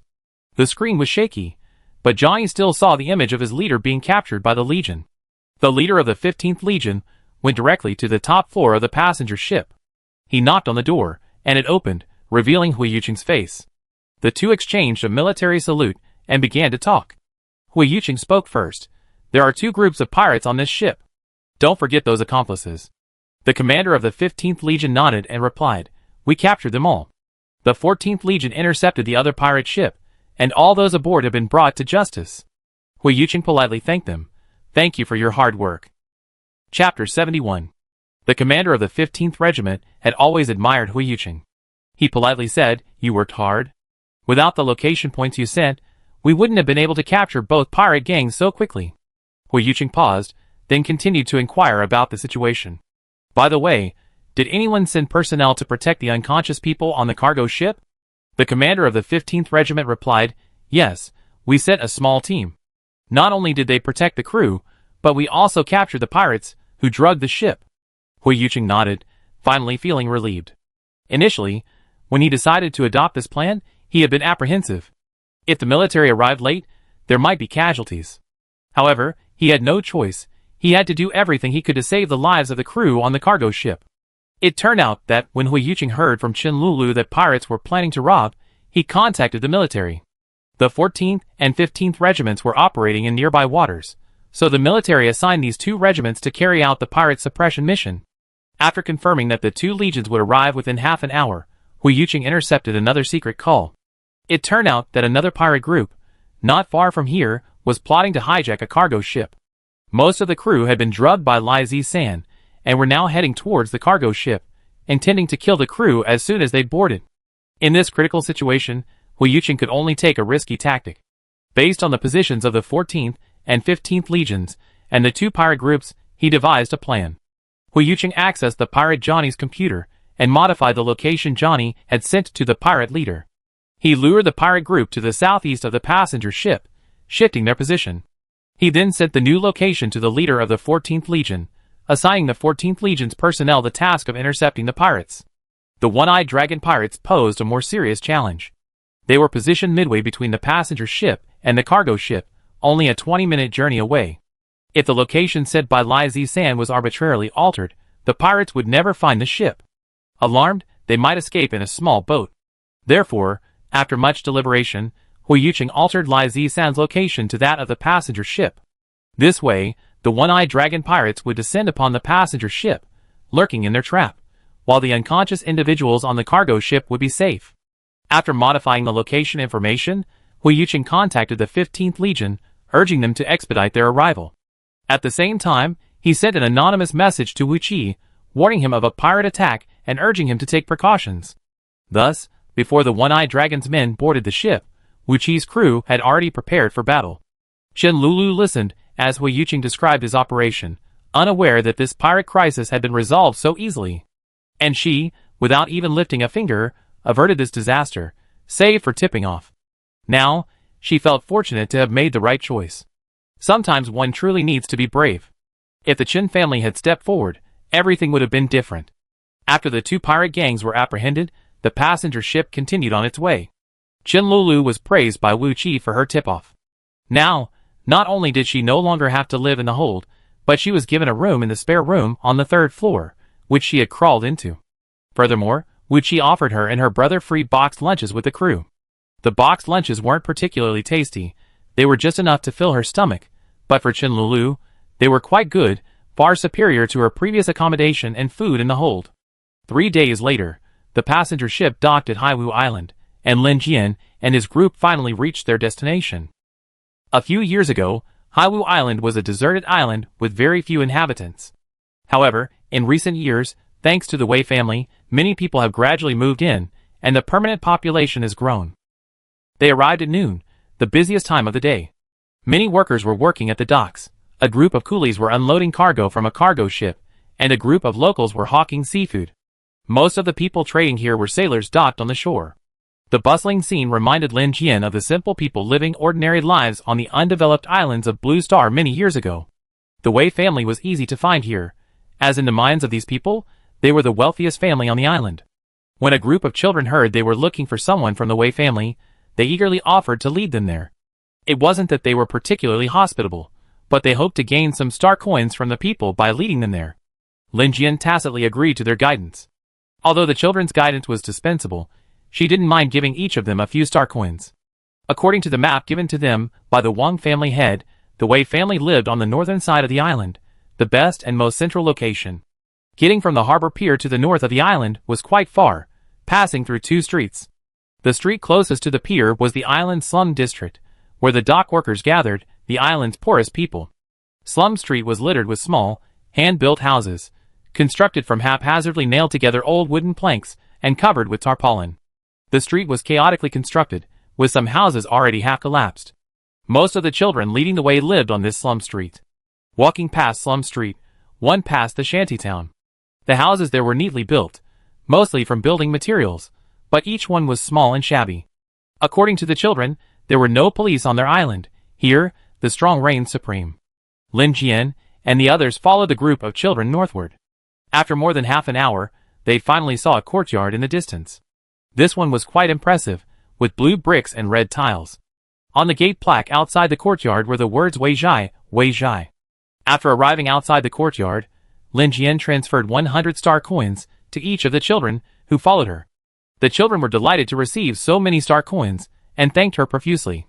On this small island, 100 star coins could support a family of 6 for a day.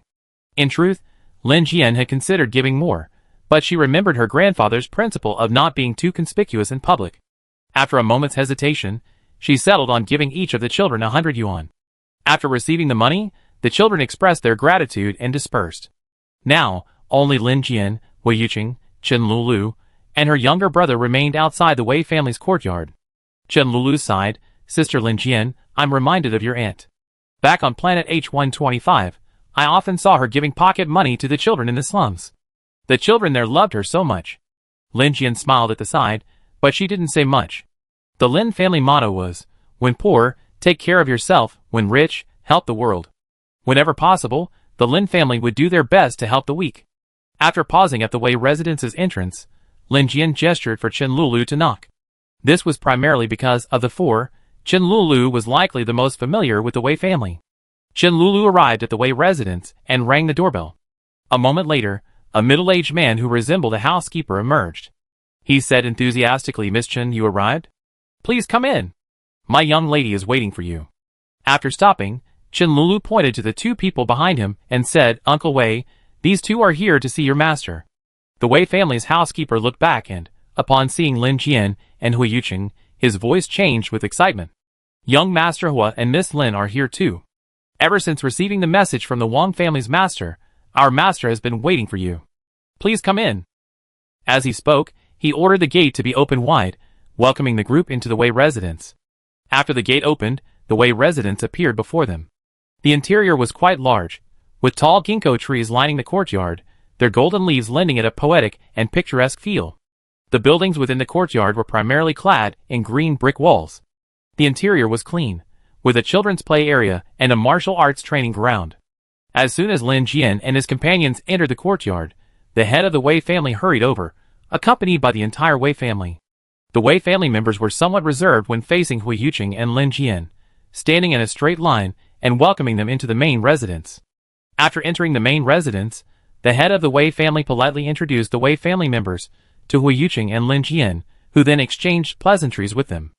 Afterwards, the head of the Wei family dismissed the remaining Wei family members, including Chen Lulu, who was then moved to the guest rooms. At this time, only the Wei family head and one of his sons, the next Wei family head, were left in the Wei family's main house. After a moment of silence, the Wei family head asked, "Hello, Master Hua, are you here to make medicine?" Hui Yuqing nodded politely and began, "Yes, I'm here primarily to ask you to make medicine. I wonder if Patriarch Wei would be so kind as to grant me the honor." Patriarch Wei's full name is Wei Zhen. He's 70 years old and has been making medicine for over 40 years.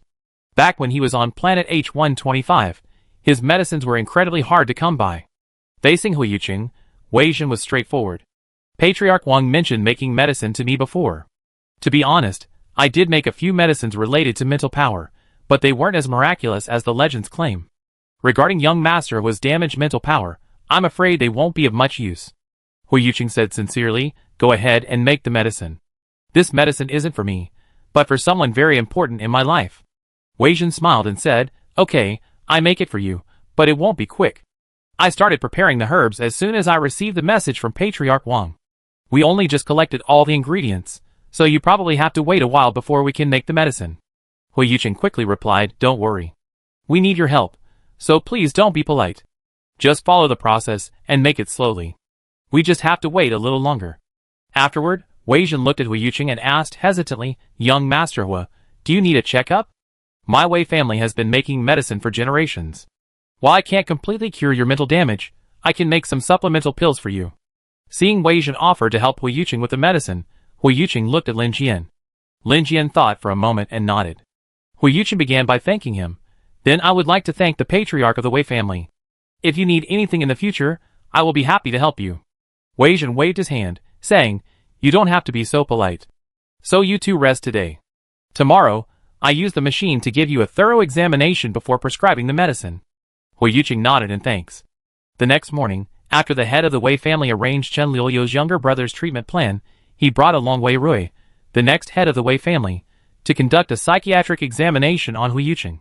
Before entering the machine for the examination, Hui Yuqing looked at Wei Zhen and pleaded, I hope you can keep this a secret. I don't want anyone to know about my current condition. Wei Zhen nodded and promised, of course. My Wei family has been making pharmaceuticals for so many years, so we have some credibility. Hui Yuqing nodded and laid down in the psychic detector.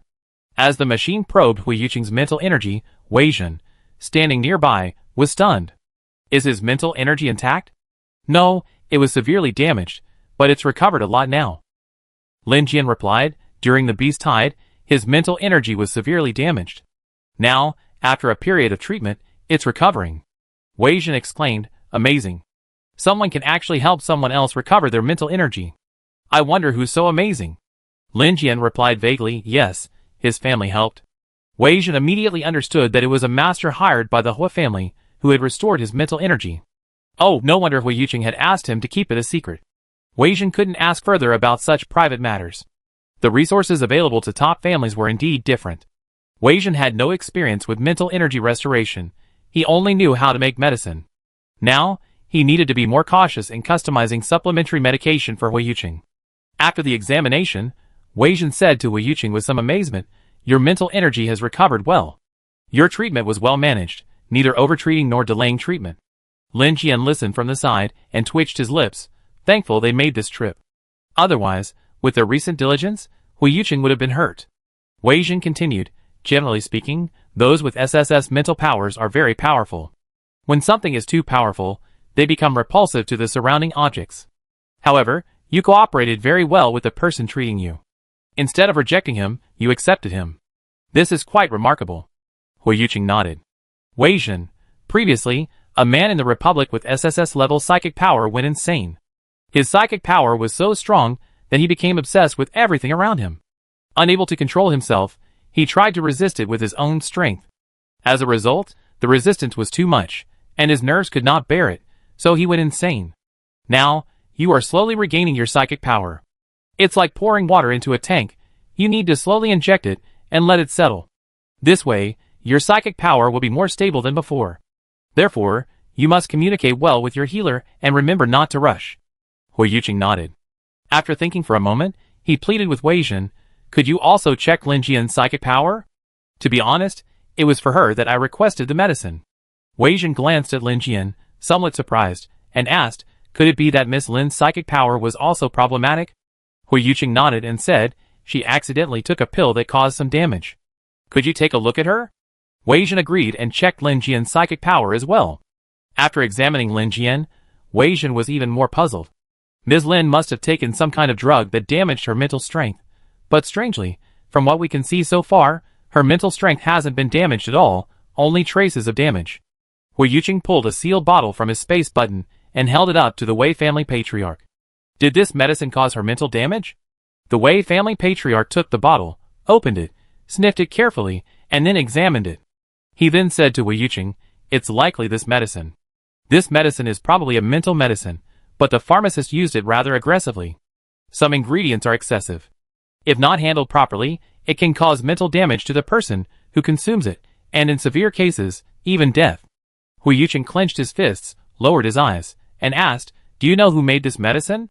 The Wei family patriarch paused and said, I didn't make this medicine, but I improved on my formula. I thought of someone who, unsurprisingly, must have made this medicine. This person's name is Chu-Won.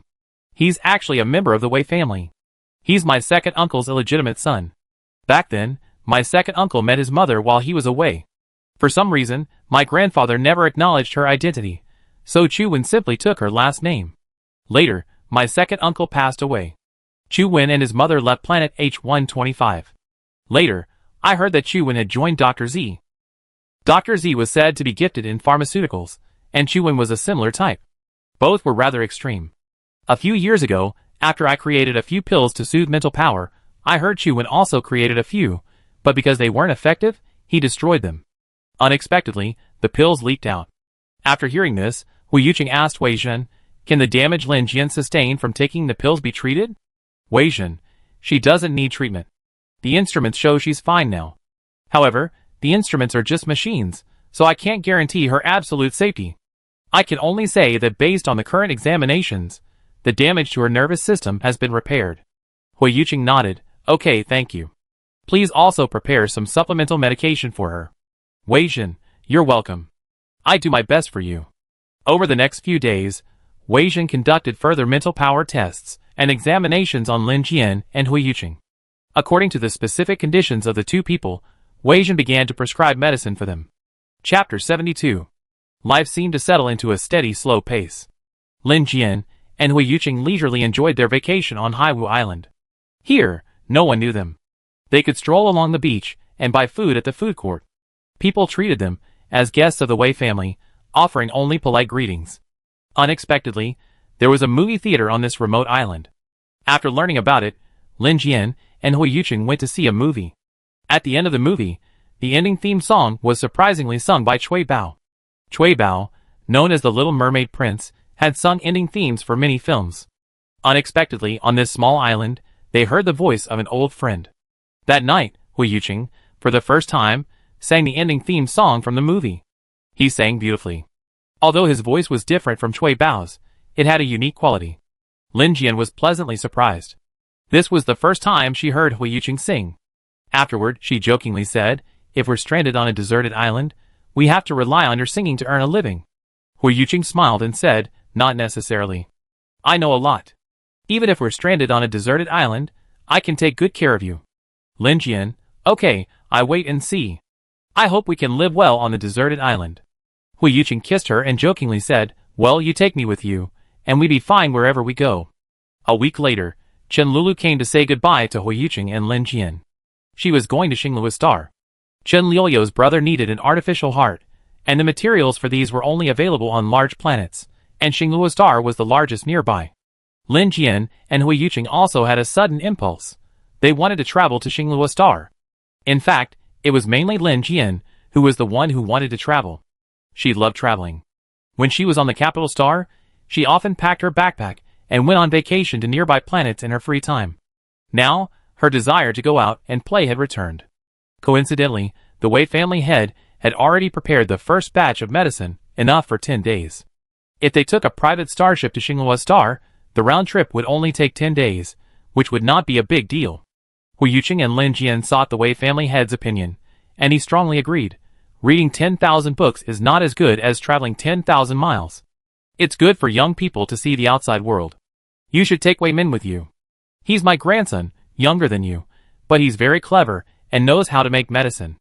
It will be more convenient for you to buy medical supplies with him." Hu Yuqing thanked the Wei family head and began to prepare their travel supplies. Because Haiwu Island was a small island with no private starships for rent, Lin Jian, Hu Yuqing, Chen Lulu, and Wei Min had to take a day-long seaboat ride to a nearby city to rent a private starship. These private starships weren't official Republic starships. They were privately purchased after official starships were scrapped, repaired, and modified for short-distance travel. This was unavoidable. On those small planets, official starships only arrived once every 2 weeks, so many people, pressed for time, resorted to renting private starships. Of the four, Hu Yuqing happened to have a starship navigation license, allowing them to rent a private starship without hiring a pilot. They chose the best-looking and most expensive private starship. It's hard to say whether they were lucky or unlucky. Shortly after they set off, the private starship encountered an accident and plummeted from the sky. Luckily, They didn't crash into outer space, but only onto an unknown planet. Even more fortunately, none of them were injured. Only the private starship was damaged, with the tail section breaking in two. During the crash, Hu Yuqing held Lin Jian tightly, so Lin Jian was the only one of the four to escape unscathed. She only heard a loud bang, then her body swayed within the cabin. After a crack, Hu Yuqing held her in his arms, comforting her. It's okay, we're safe. After the starship came to a steady stop, the four of them smashed open the hatch and headed out. Once outside, they discovered something strange. There was no internet on the planet they had crashed on, and their computers were completely blinded there. The loss of signal on their computers meant they were effectively destitute, as they had no star coins. The starship was completely destroyed and beyond repair, so the four of them could only continue along the road, hoping to encounter any locals. This planet was somewhat strange. There were towering mountains in the distance, but they didn't appear green. Instead, the sky, along with the planet itself, seemed a rather hazy gray. It was almost noon, but there seemed to be no sunlight. Desolate, cold, and silent, this was Lin Jian's impression of the place. The four of them walked across a flat, barren landscape. From afar, the horizon stretched endlessly. But there was no sign of human life. Could it be that this planet was inhabited by no one? Lin Jian thought again. Impossible. Humans are the most stubborn creatures in the universe. Since they left Blue Star, it seems there hasn't been a single habitable planet without humans. Yes, Lin Jian firmly believed that there must be people living out there. They had to find a human settlement as quickly as possible. Only by finding them could they find the starship and leave. The four of them walked for a day and a night before finally seeing human habitation. It resembled a village, with a few scattered households. Judging by the construction of the houses, those living here were not well off. It looked somewhat like the slums on the island. During the day, there were no young men here, only ragged elderly people and naked children. The elderly and children watched them warily at their arrival, and did not approach. Chen Lulu pulled some candy from her clothes, and shared it with the children and elderly.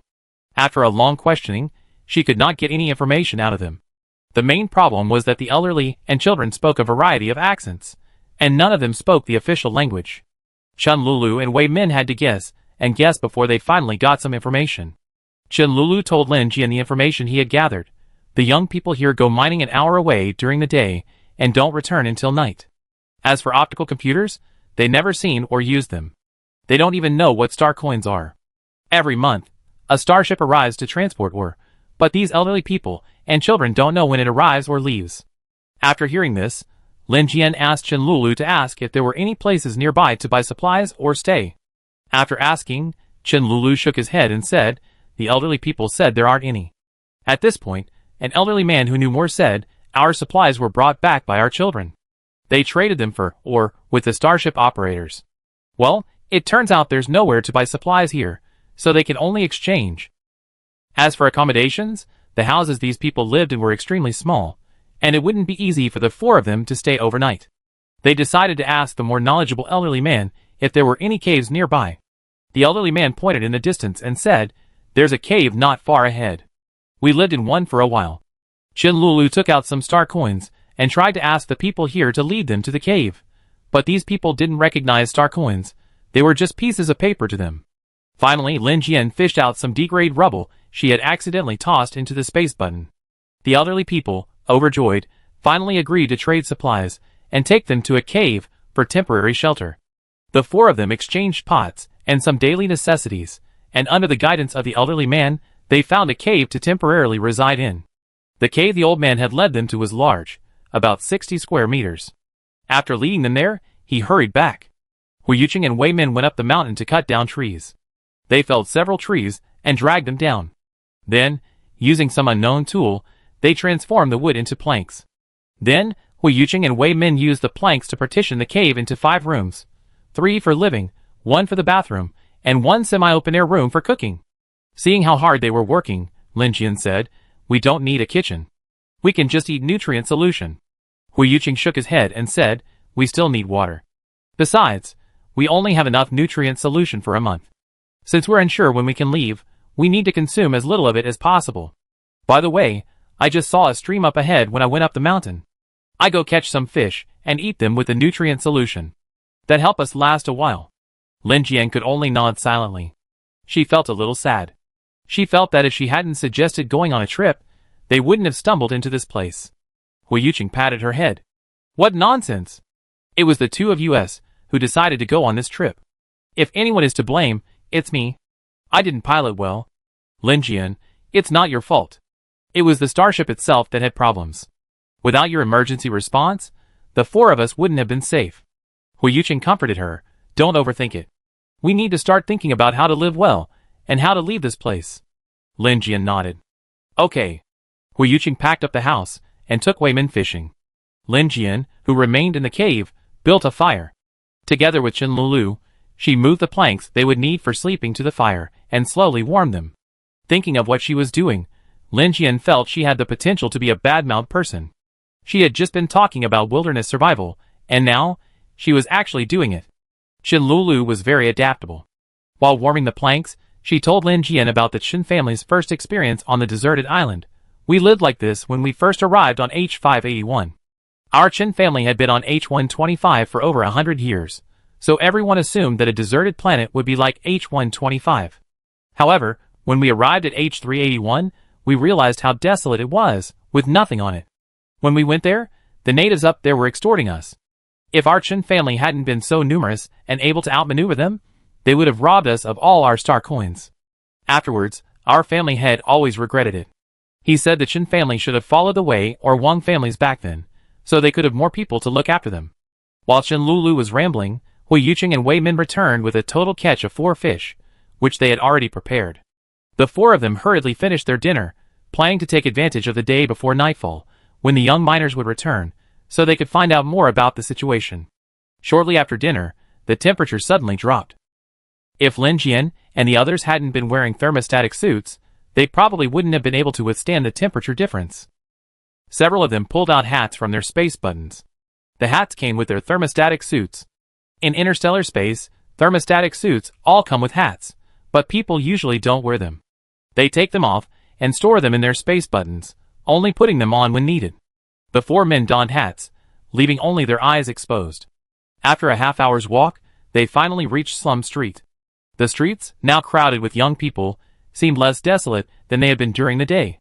They removed their hats before proceeding, otherwise, with only their eyes exposed, they might be mistaken for robbers. The 4 men found the home of the elderly man, who had been more knowledgeable during the day. There were 2 young men living there, thickly dressed in cotton-padded jackets, looking more refined than the others. It turned out that the older brother of one of the 2 men was the leader of the group of miners. The 4 men explained their origins, saying they had crashed on a private starship and were seeking to escape aboard. The man in the cotton coat frowned and said, "No one has crashed here in years." Chen Lulu immediately followed up with, "Has anyone crashed here before?" The man in the cotton coat said, "Yes, every few years, but they all left on starships." He paused, then continued, 20 years ago, a starship crashed here, taking my 2 distant brothers with it." Lin Jian followed up with, "Did your 2 brothers ever come back?" The man in the cotton coat smiled bitterly, and shook his head, "No. At that time, people here weren't getting enough to eat. They probably didn't want to come back after they left. Back then, 2 men crashed from a starship and landed here. When they left, they asked our children if they wanted to go with them. None of us raised our hands, but my 2 distant brothers did. Later, they followed them." The man in the cotton coat sighed and said, "Forget it. Why am I telling you about this? Aren't you here to ask when the starship carrying the ore will arrive? And how can we leave?" Lin Jian. Several people nodded attentively. "Yes, we want to know." The man in the cotton coat paused and said, "I don't know much. No one has ever left here. I heard that those people accept star coins. If you give them star coins, they take you away." Lin Jian. "But you don't have internet here?" The man in the cotton coat. "Yes, we don't have internet here, and we don't use star coins. After you leave, you can find a place with internet and give them the star coins." Lin Jian. "How often do they usually come? How long has it been since their last visit?" Man in cotton padded jacket. "They come every month on the 5th, and the next one should be in 8 days." Lin Jian handed the man in cotton padded jacket a D-grade broken stone. "Okay, if they arrive earlier, please let us know. We stay in the cave up ahead." The man in cotton padded jacket took the broken stone and promised, "Okay, they arrive in 8 days. If they arrive earlier, I send you a message." After receiving the confirmed information from the man in cotton padded jacket, Lin Jian and the others finally felt at ease and returned to the cave. Once back in the cave, Hu Yuqing carried the dried wooden planks back to the bedroom. He retrieved the sheets from the space button and prepared to make the bed. Chapter 73. Lin Jian saw Hu Yuqing busying around, so she came over to help. After Hu Yuqing had made the bed smooth, he pulled out a folding rubber pad from his space button. The pad was folded as thin as a newspaper. He shook it in the air, and it filled with air, slowly expanding into a double air mattress. After placing the air mattress on the bed, Hu Yuqing and Lin Jian worked together to spread out the bedding. When everything was done, Lin Jian climbed onto the bed to test the softness of the air mattress. To her surprise, it was incredibly soft and even adapted to the curves of her body, forming the perfect shape for her sleep. Lin Jian touched the self-inflating mattress and asked, "Did you buy this yourself, or did you custom make it?" Hu Yuqing, "Neither bought nor custom made. This is military equipment. When soldiers are on wilderness missions, the military will provide them with a set of daily necessities. The living environment on undeveloped planets is harsh, and soldiers on missions spend long periods of time out on them. If they don't get enough rest, they can't perform their missions." Lin Jian nodded approvingly. "Well, it's quite good. The military's daily necessities are quite good. This mattress has a very high-tech feel, and is quite comfortable to sleep on." Hu Yuqing patted Lin Jian's head and smiled. "You're quite content." Lin Jian smiled and replied, "Of course. I have food, shelter, and your company now. What else could I want?" After hearing Lin Jian's words, Hu Yuqing leaned over and hugged her, then went to boil some water. After washing up, they both slid into bed. In this unfamiliar environment, both of them were a little restless. Hu Yuqing touched Lin Jian's arm. "Are you tired?" Lin Jian reached out and took his arm. "No." Hu Yuqing took Lin Jian's arm in his and continued, "Are you scared?" Lin Jian shook his head. "Not really, it's just that it's a little too quiet here. It feels like there's no life around." Hu Yuqing paused and said, "I heard that the soldiers who go out to explore the desolate planets live like this every day." Lin Jian, "Really? Living like this every day, wouldn't it be lonely?" Hu Yuqing, "Maybe. I read a military report a while ago. It said that every year some soldiers suffer from depression. They spend years in the deserted wilderness, alone, repeating boring exploration missions every day, and sometimes encounter accidents." Lin Jian, "So we're very happy now, right?" Hu Yuqing, "Yes, we're very happy now." Lin Jian, "Our coming here was just an accident. We be leaving soon. So we have to be happy. Life is full of surprises, because the beautiful scenery you encounter unexpectedly is God's gift to you. You just need to happily appreciate it and accept it." Hu Yuqing nodded. "Okay, I see. A good attitude is the most important thing." Lin Jian, "Yes, we're luckier than most. Look, even if we're stranded on a desolate planet, aren't we doing fine? We even found a place to live." Hu Yuqing hooked Lin Jian's nose and said fondly, "You're right." Lin Jian, "Yes, since that's the case, let's be happy and just think of it as us exploring a desolate planet." Hu Yuqing, "That's not the case. Exploring a desolate planet to find energy mines is a very arduous task, much more difficult than what we're doing. Soldiers often set out in small groups. Upon reaching their destination, they split up to collect data at various locations, often completing missions alone in the field." Lin Jian, "If you were assigned to explore a barren planet, would you accept?" Hu Yuqing, "I obey the military's orders. Guarding the border is dangerous, and developing a barren planet is rather tedious. I think I can handle both. Besides, I always been used to living alone, so I won't feel uncomfortable coming to a barren planet." After Hu Yuqing finished speaking, he added, "But I will miss you. I'm not good at expressing my emotions. I don't have many emotional ups and downs. Before I met you, my emotions were quite shallow. After meeting you, I finally realized the warmth of family and the warmth of human connection. Actually, I used to envy you. I thought your life was wonderful. After being with you, I realized that being around warm people can also warm me. I really enjoy being with you." Lin Jian shook Hu Yuqing's hand and replied, "Okay. From now on, this will be our little world, where we care about each other and share our warmth." Hu Yuqing took Lin Jian's hand and kissed it on the lips. "Okay, we support each other." Around 1 in the morning, a whirring sound erupted outside, interspersed with clanging noises, and yellow sand continued to drift in from the cave entrance. The 4 people in the cave were startled awake, blocking the entrance with wooden boards before falling back into a deep sleep. The wind and sand blew all night, and the sound of the wind rustling slowly subsided at dawn. The next morning, The four people worked together to open the cave door, and found that the entrance was piled with yellow sand up to their calf height. Looking up at the sky, it was a rare day of fine weather. The sky was azure and cloudless, as if the wind from last night had blown away the dust that had obscured the sky, making everything brighter. With the beautiful weather, the four decided to go for a stroll up the mountain. They put their belongings on the bed into the space button, covered the cave entrance with wooden boards, and set off. The cave was located at the foot of the mountain. From here, it would take about 4 to 5 hours to reach the top. Deep in the mountains, the four found the environment here to be a world apart from the place where the starship crashed. There, desolate, this side was vibrant and full of life. In the heart of the mountain, lush greenery stretched endlessly, and a small mountain path flowed along a gurgling stream. The four simply followed the river, catching fish and picking wild fruits along the way, and surprisingly, they had a good harvest. In a forest of purple wildflowers, they also discovered a line of writing on a weathered boulder. Judging by the crooked writing, it must have been written by a child. The entire stone, along with the writing, had weathered away. Huiyuqing examined it carefully, and said the inscription must have been carved over 20 years ago. The words on the boulder were childish and straightforward, reading, "I hope everyone knows me." The signature below was a single character, 11, which must be the child's name. Lin Jian, observing the crooked writing, joked with Huiyuqing, "It seems the child who carved it has quite a vision. But that's a bit too much. To have everyone on the planet know him, he must be either a very kind person or a very evil one." Huiyuqing smiled nonchalantly, saying, "It's just a child's immature thoughts. When I was little, I once dreamed of flying one day and wondered where I liked to place my wings." Lin Jian laughed heartily. "It's rare that you have moments of childishness. But now you can fly, speeding in a mecha." Huiyuqing rolled his eyes at Lin Jian, a rare act of unbecoming.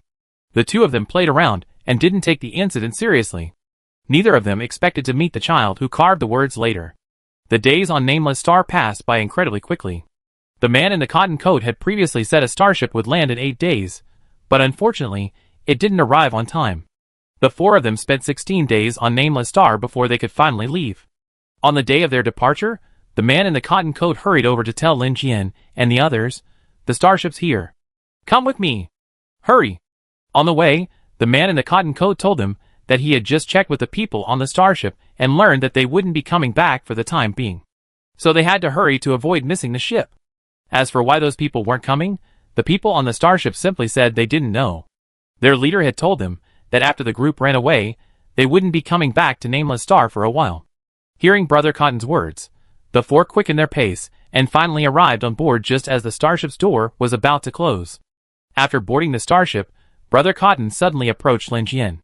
He took out the D-grade shard that Lin Jian had given him earlier and said somewhat sheepishly, "I'd like to ask you for a favor.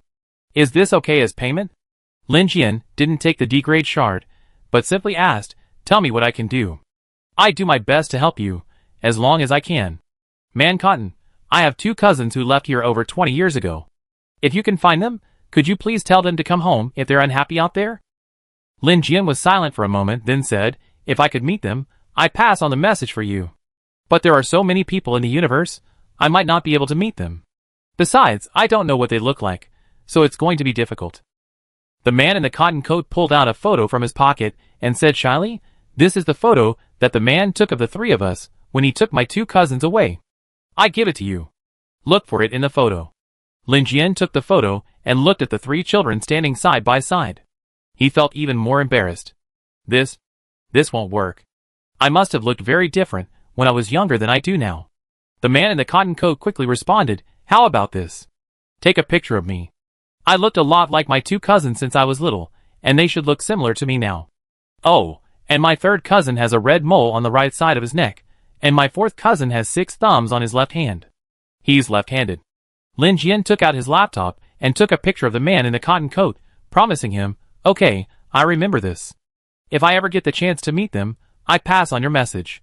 The man in the cotton coat, upon hearing Lin Jian's promise, handed over the rough stone again. Lin Jian pushed the rough stone back, saying, "I don't want this one. You keep it. Thank you for coming to deliver the letter to us today. I hope you can be reunited with your cousin." The man in the cotton coat took the rough stone and sincerely thanked her. "Thank you."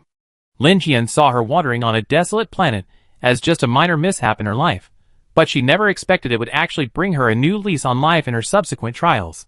The universe is so vast, yet she unexpectedly met the man in the cotton-padded jacket's cousin. The starship set sail. With the internet now available, Hui Yuqing paid the exorbitant starship fees. For hours later, the ore-collecting starship landed on H199. Although H199 was a barren planet, it had become quite prosperous thanks to the mineral industry. Back in the online world, the four people's first act upon disembarking was to report their safety to their family and friends. They then checked into the largest hotel in the city center. After washing up and enjoying a hearty meal in the hotel, Hui Yuqing began checking starship tickets.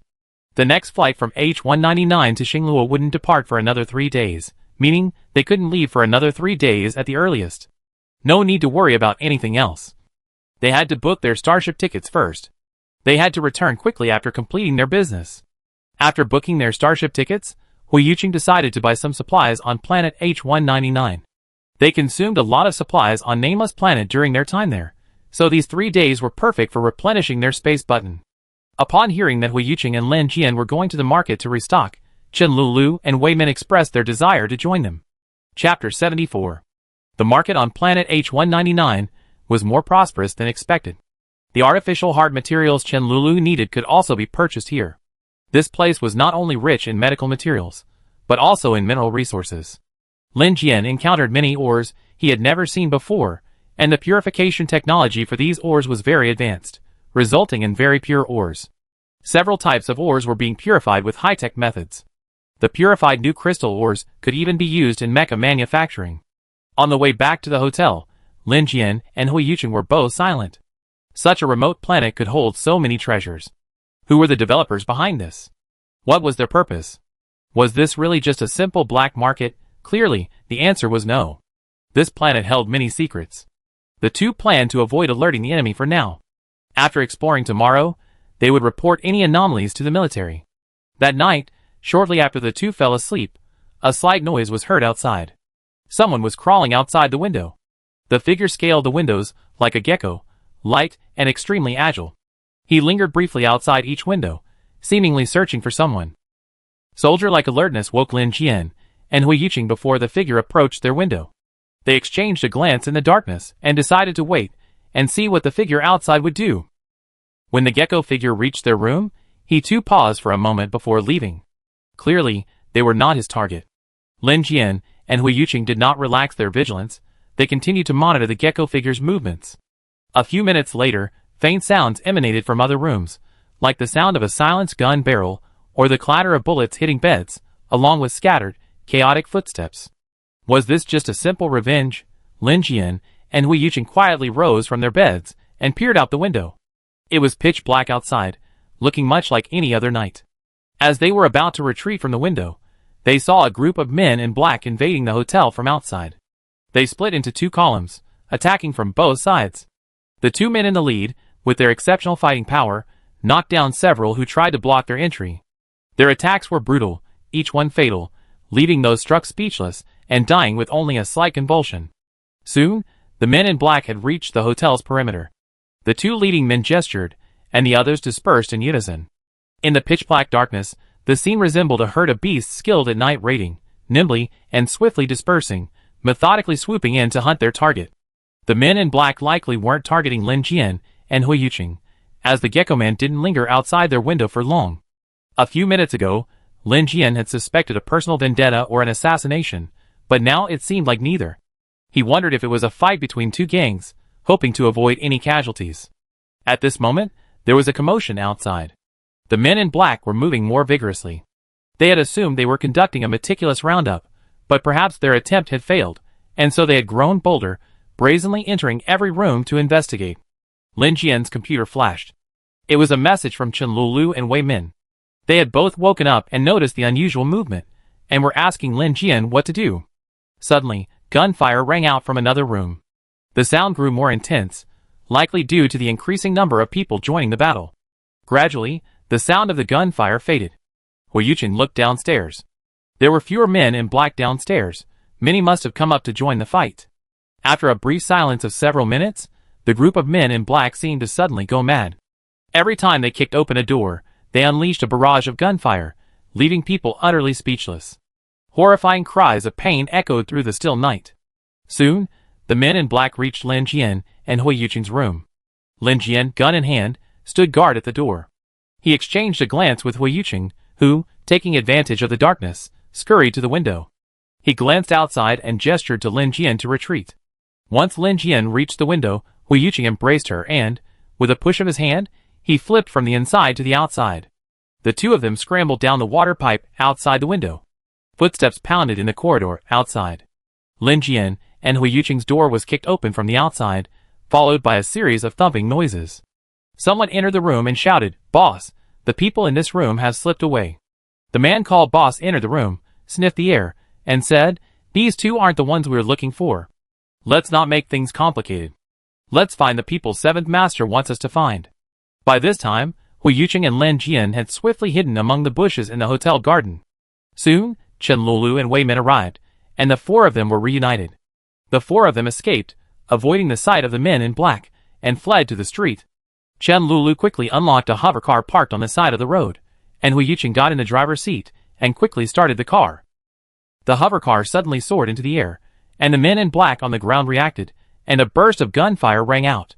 However, Hui Yuqing was highly skilled, and he piloted the hovercar away like a blimp. After escaping from the hotel, we found out that there were more than just a group of men in black who entered the hotel. The important places in the entire city were filled with men in black. Hui Yuqing could only continue to drive his hovercar rapidly out of the city. Chen Lulu, her face pale, grasped Lin Jian's hand, her voice trembling. Those I just saw didn't seem human." "No, they were human, but they seemed different from us." Lin Jian nodded and replied affirmatively, "Those people were human, but they were all cyborgs." Chen Lulu panicked. "Cyborgs? Why are there so many? Don't we have cyborgs in the Qinghai Republic?" Lin Jian's expression was unusually serious. "Yes, we don't have cyborgs in the Qinghai Republic. How did so many cyborgs appear? Wei Min, could they have been lurking in this city all along?" Lin Jian frowned and shook his head. "I don't know." Just then, the hovercar they were riding in came under fierce attack. Two more hovercars approached from behind, attempting to flank their vehicle. Hui Yuqing raised his voice and said, "Hold on tight." He then used his hand speed to the utmost, turning the small hovercar into a flying fighter jet. The two drivers behind were no less formidable. Although their driving skills weren't as good as Hui Yuqing's, and the distance between them and them was widening, they remained relentless in their pursuit. Suddenly, Hui Yuqing dove downward, and the hovercar plunged into a sprawling, upscale residential complex. The four of them jumped out and, before the others behind them could catch up, rushed in. The area was quiet and, so far, unaffected by any intrusion from the men in black. It was well connected, with alleys crisscrossing and houses built identically. They could easily hide in any courtyard. Lin Jian chose a house that looked appealing and hid inside. Soon, two hovercrafts, which had been following them, arrived and parked next to the car driven by Hui Yuqing. Seeing the doors of the car tightly shut, they didn't dare to act rashly. After drawing their guns, they opened the doors and breathed a sigh of relief when they saw that the car was empty. The leader glanced at the interconnected courtyards and said, "Let's go back first." Master Qi said, "We can't move in this area for now." Another man quickly replied, "Yes, boss." The sound of the car driving away could be heard. As expected, the four of them were temporarily safe. Lin Jian immediately urged Hui Yuqing, "Send a message to the military headquarters quickly. Tell them that many cyborgs have appeared here." Hui Yuqing shook his head helplessly. "I tried before, but nothing can be sent." "Chen Lulu, weren't you able to send us a message just now? You even gave us a location to rendezvous." Hui Yuqing, "It can only be sent to people within the city. Information within the city can't be sent outside because of a signal jammer." Lin Jian looked up at Hui Yuqing and asked, "Can you decipher it?" Hui Yuqing gave a wry smile. "Give me time, I can, but for now, let's find a hiding place." Lin Jian thought for a moment and said, "We hide nearby for now." From what those two men said, the men in black won't be moving in this area for the time being. It was Lin Jian's turn to choose a hiding spot. She surveyed the area and decided to hide in this courtyard.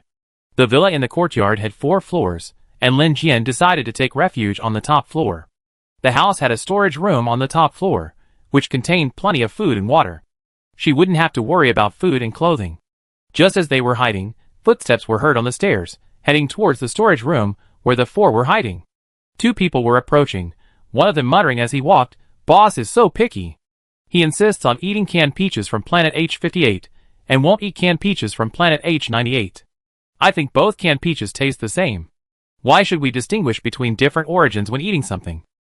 The other person explained, the canned peaches from Planet H58 are original, while the canned peaches from Planet H98 are imitations of the H58 ones.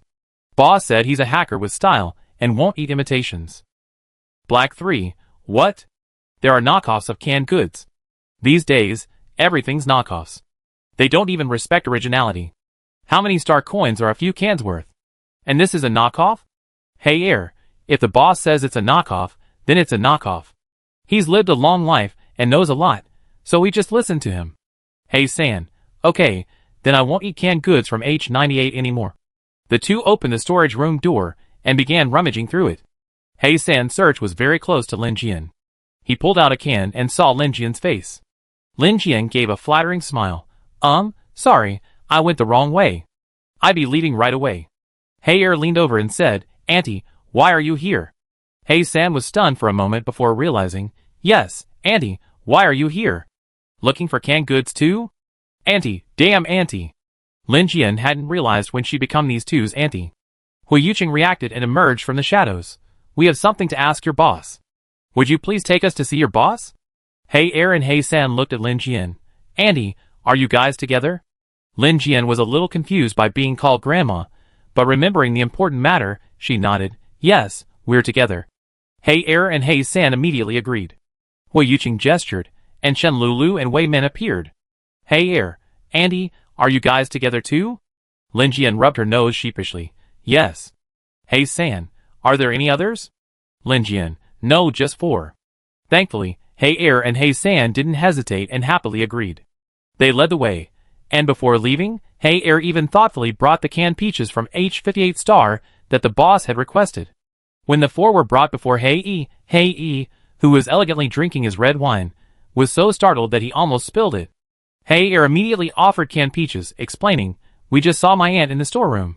She said she wanted to see you about something, so we brought her here. Hey E speechlessly pushed the attentive Hey Air aside. He glanced at Hui Yuqing and said calmly, you must have come to the wrong place. The gate is over there. You can leave. Hui Yuqing smiled and said, did you recognize us? Hey E, no, I don't know you. I don't have any guests in my house. Hui Yuqing, we're not guests, we're your friends. Hey E, you got the wrong person. I'm not your friend. We're here on vacation, not looking to meet anyone. Chapter 75. Hui Yuqing introduced himself. Hello, Mr. Hey E. I'm Hui Yuqing. Nice to meet you. Nice to meet you. Hey E raised his chin proudly. I'm surprised to see you here, but we're not familiar with each other.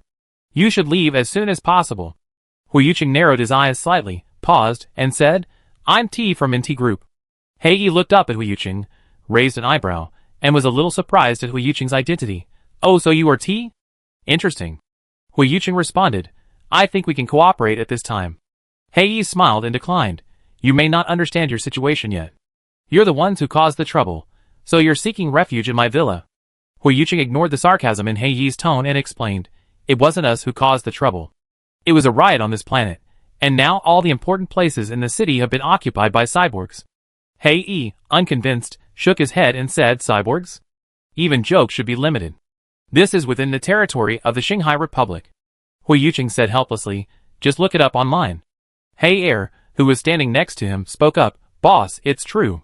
I just hacked into the city's surveillance system, and the streets are full of cyborgs. After saying this, Hey Air projected the surveillance footage he had linked to onto the wall. The surveillance footage showed that the city was in chaos. The once bustling streets were now filled with cyborgs, who were vandalizing and destroying things. Hotel guests were being rounded up, and ordinary people were even worse off. The cyborgs turned their knives on them, brutally and indiscriminately slaughtering them. Seeing these scenes, Hey E finally panicked.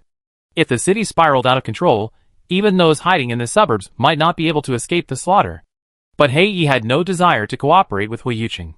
Hey E had no idea where these cyborgs came from, or what their purpose was. However, if he helped Hui Yuqing provide intelligence to the military, he would inevitably offend the cyborg community. Hey E didn't want to offend them.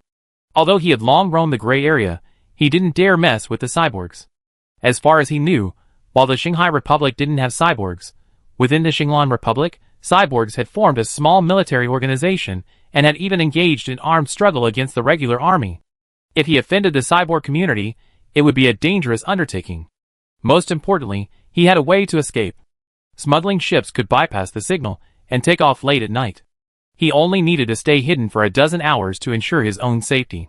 After a moment's contemplation, Hei said to Hui Yuqing, "It's not that I don't want to help you, but you know, the entire planet's signals are blocked.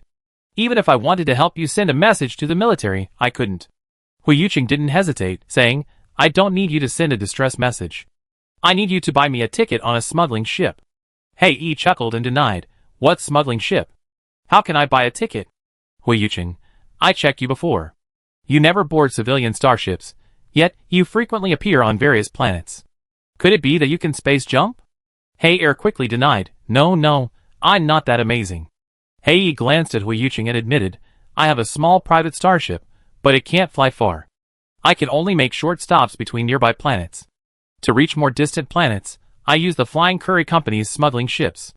Their smuggling ships can block invasion alerts from many planets." Hei, I've fallen into your hands. I promise to help you find Fei Kuli and book your tickets, but after you disembark, don't involve me in any further communications with the military." Hui Yuqing immediately replied, "Okay." While waiting for the smuggler starship, Hui Yuqing learned from Hei and Hei San the purpose of their trip to planet H199.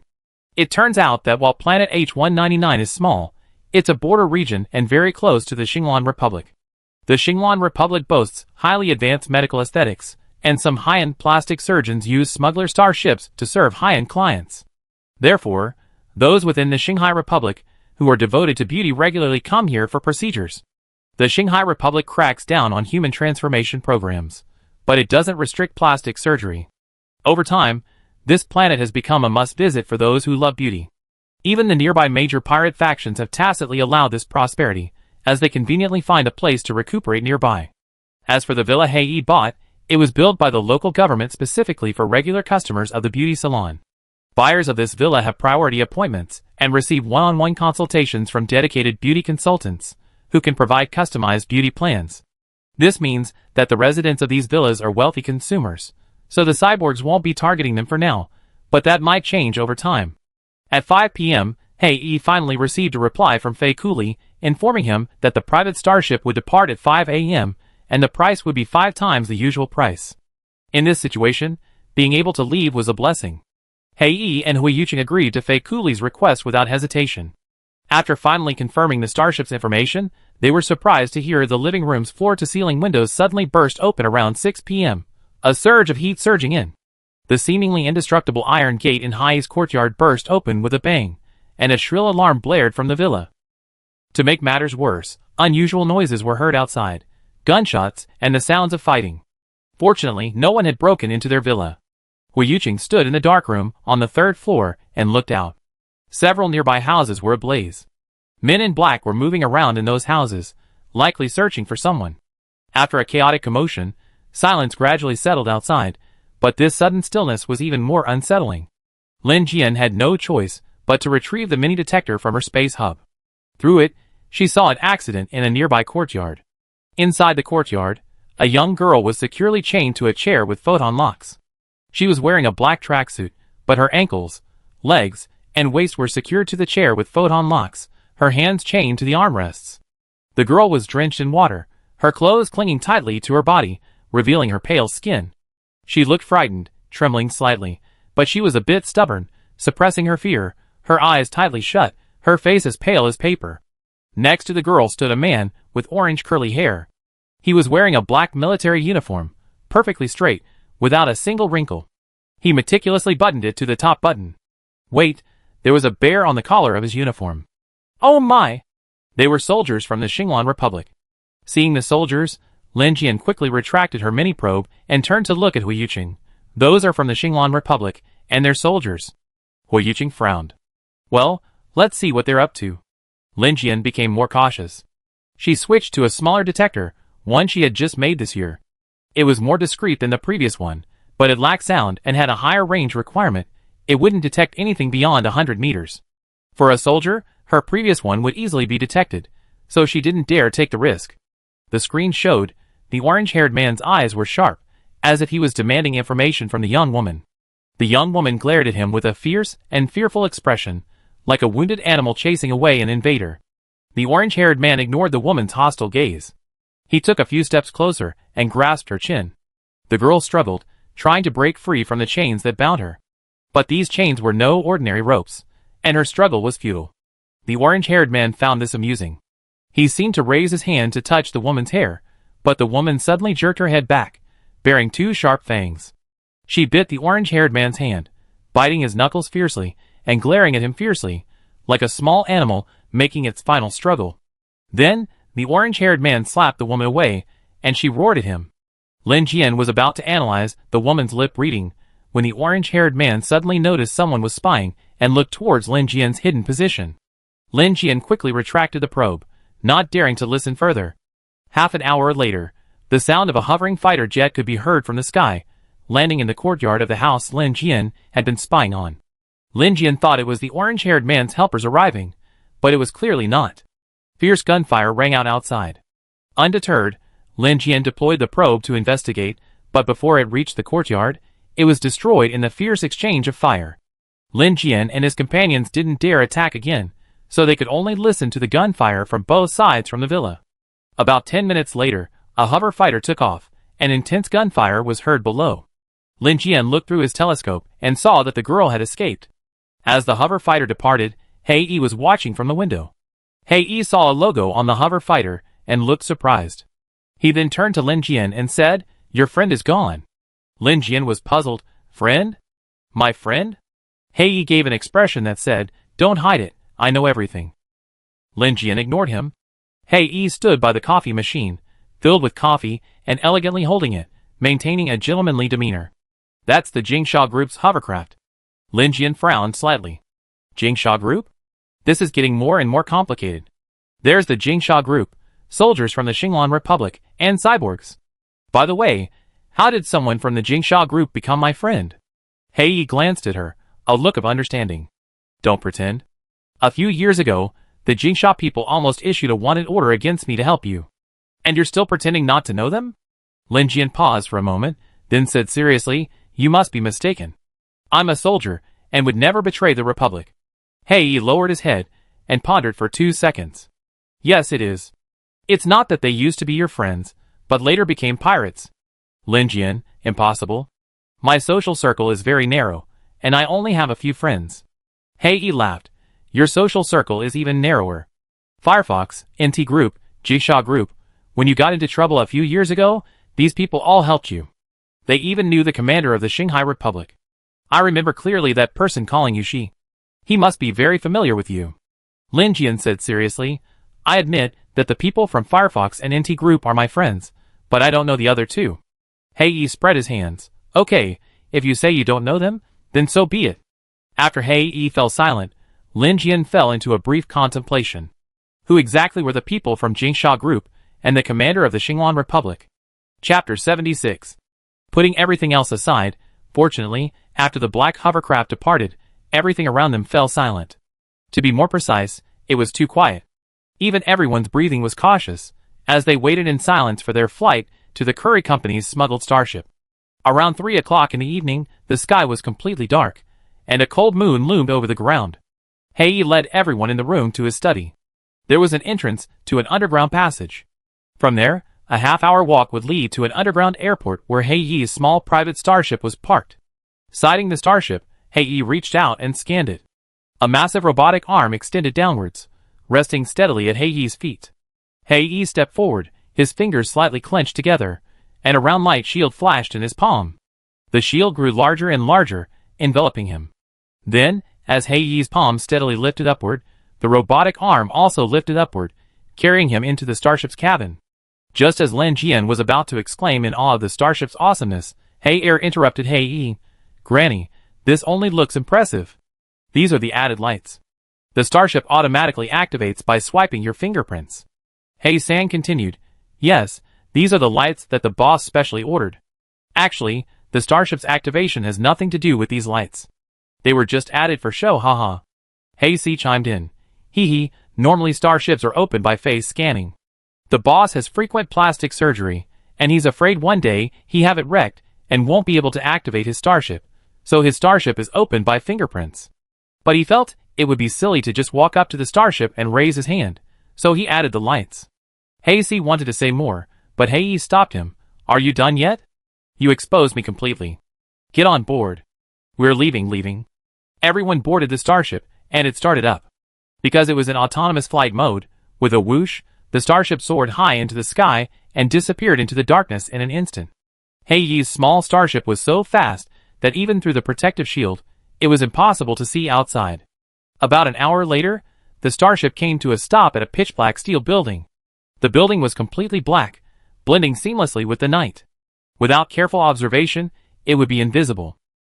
It was only 4 o'clock when they arrived, an hour before their appointment with Fei Cooley. Hei parked his small starship in an inconspicuous corner. Just as the lights went out, another small starship flew in from the sky. Clearly, this one was also coming to board Fei Cooley's starship. The starship cautiously observed Hei's ship for a moment, then, as if it felt the danger was clear, landed. It docked diagonally across from Hei and his crew, allowing both sides to observe their movements. Hei and his crew felt relieved.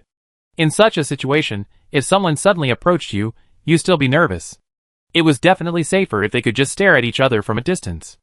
Afterward, several smaller starships arrived one after another. Fortunately, everyone remained silent, observing each other from a distance, no one breaching the safe distance.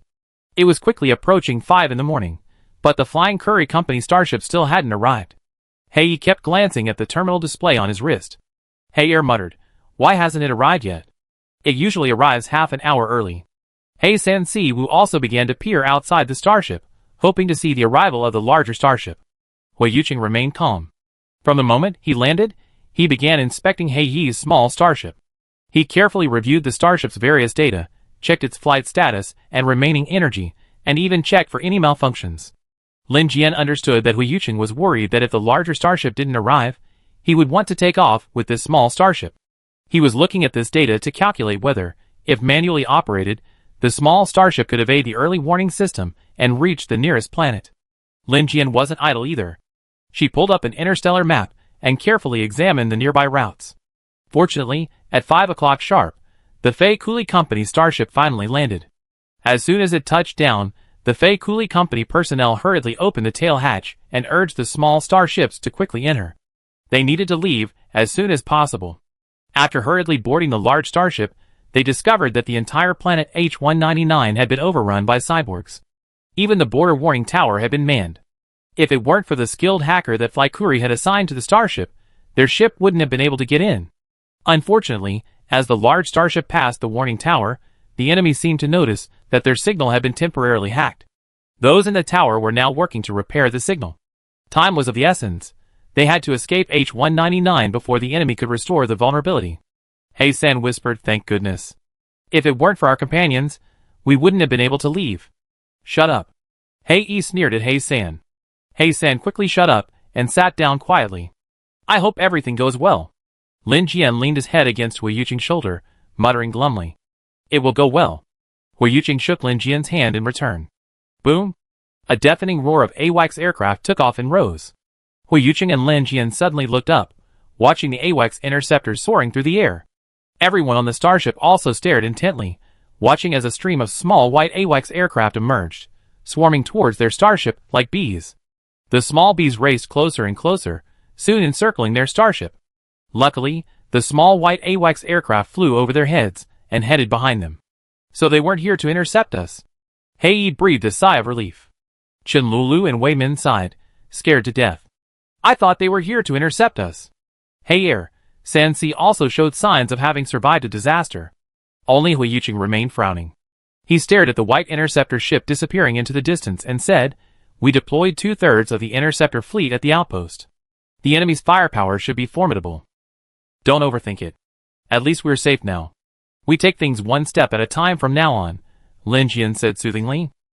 Yes, a fierce battle was taking place not far from them. A group of flying interceptor ships had intercepted a large black starship with a shark head logo on it. At this moment, a fierce exchange of fire was taking place between the two sides. The shark head starship had ample firepower, constantly hitting the white interceptor, but there were too many of them, and the cyborgs piloting them were even more terrifying. They fought with a completely fearless attitude, using suicidal tactics to approach the large starship, violently ramming it, and then clinging to it with their beastly forms. This group of cyborgs were fearless and possessed uncanny agility. Such a sudden, large-scale attack instantly overwhelmed the Sharkhead starship, no matter how powerful its firepower. Many aboard the Sharkhead starship fell, but throughout, only one man remained standing. This man was young, with silver hair, and the others followed his lead. Clearly, he was the leader of the group, and his combat prowess was also the highest. After the others fell, the cyborgs concentrated on the silver-haired man. At this moment, a deep scratch pierced his left arm, and blood was gushing out. He gritted his teeth and wrapped a piece of tape around the bleeding area, attempting to staunch the flow. But after the injury, his movements inevitably slowed, and gradually, he sustained more and more injuries. Directly across from him was a cyborg with clawed limbs. He was exceptionally ferocious and swift. He suddenly lunged forward, his maw wide open to a strange degree. Just as he was about to bite the silver-haired man's throat, a light bullet from the front struck the cyborg between his eyebrows. The shooter was the young woman tied up in the villa. She had been unconscious, and neither group had noticed her. Therefore, when she suddenly woke up and opened fire, the cyborgs didn't react. Soon, a barrage of photon bullets ripped through the cyborgs that had invaded the starship. The young woman sheathed her photon gun. With a pale face, she weakly asked the silver-haired man, "Brother, how are you?" The silver-haired man breathed a sigh of relief, collapsed to the ground, and said faintly, "It's okay, don't worry. We be home soon." The young woman slowly pulled herself to her feet and walked over. She bandaged the silver-haired man's bleeding wound and said, "Brother, just hold on." The silver-haired man lay on the ground, slowly uttering "hmm." Then, too weak to speak again, he could no longer. Chapter 77. The men aboard the Flycuri starship were just celebrating their survival when the cyborgs dispatched a dozen small white interceptors toward them. This move was clearly intended to completely block any possibility of anyone passing information to the outside world. Thankfully, the interceptors weren't as frenzied as before. Previously, they had employed suicide interceptions, but now, they employed suicidal interceptions. Looking at the interceptors blocking the route, the Flycuri Company's starships dared not approach, fearing that if they did, they would activate their self-destruct mechanisms. The captain of the Flycuri starship cursed loudly in anger. In desperation, he decided to change the original route. The irritated captain, cursing, activated the navigation system and tapped the square instrument panel. A clear map appeared in the center. Unfortunately, the sections of road marked with routes were clearly marked with red dots. A sweet girlish voice chimed from the dashboard, "Planning your route." A minute later, the sweet girlish voice delivered the dire news. "Route A is congested. Route B is congested. Route C is congested. All routes are obstructed. Please wait until patrol aircraft clear the obstructions before proceeding." The captain's cursing intensified. Someone suggested, "How about trying a non-route?" The captain shook his head and declined.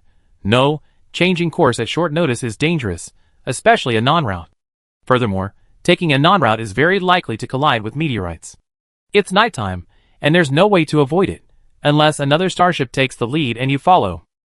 The captain finished speaking and looked up at the Jingsha starship, which had just triumphed in battle. Hui Yuqing also looked toward the Jingsha starship and said, "Follow the Jingsha starship. I be your co-pilot." The Fleetly Company captain glanced at Hui Yuqing and, recognizing this once prominent figure, followed Hui Yuqing's advice. He turned his starship and sailed behind the Jingsha starship. The Jingsha starship had also discovered their intentions. Surprisingly, Jingsha didn't attempt to shake them off, but instead acquiesced to Fleetly's presence. After several hours of sailing, the Jingsha starship began its descent, and the Fleetly Company starship followed suit. In this situation, if they didn't land, they didn't know where to fly to. The landing site looked like an abandoned town, desolate and dilapidated. As they flew over it, there was nothing on the map.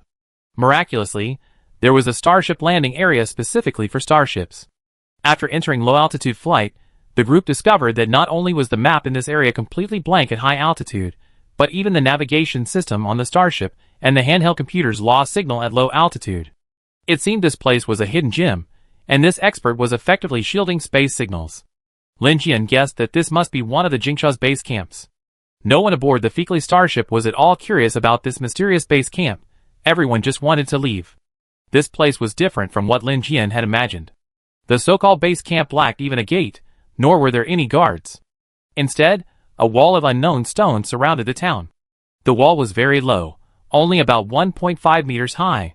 Most remarkable of all, every 20 meters, there was a small gate, over 30 in total, giving the wall the appearance of a simple fence. Inside the wall, a long corridor enclosed by iron sheets formed the second line of defense.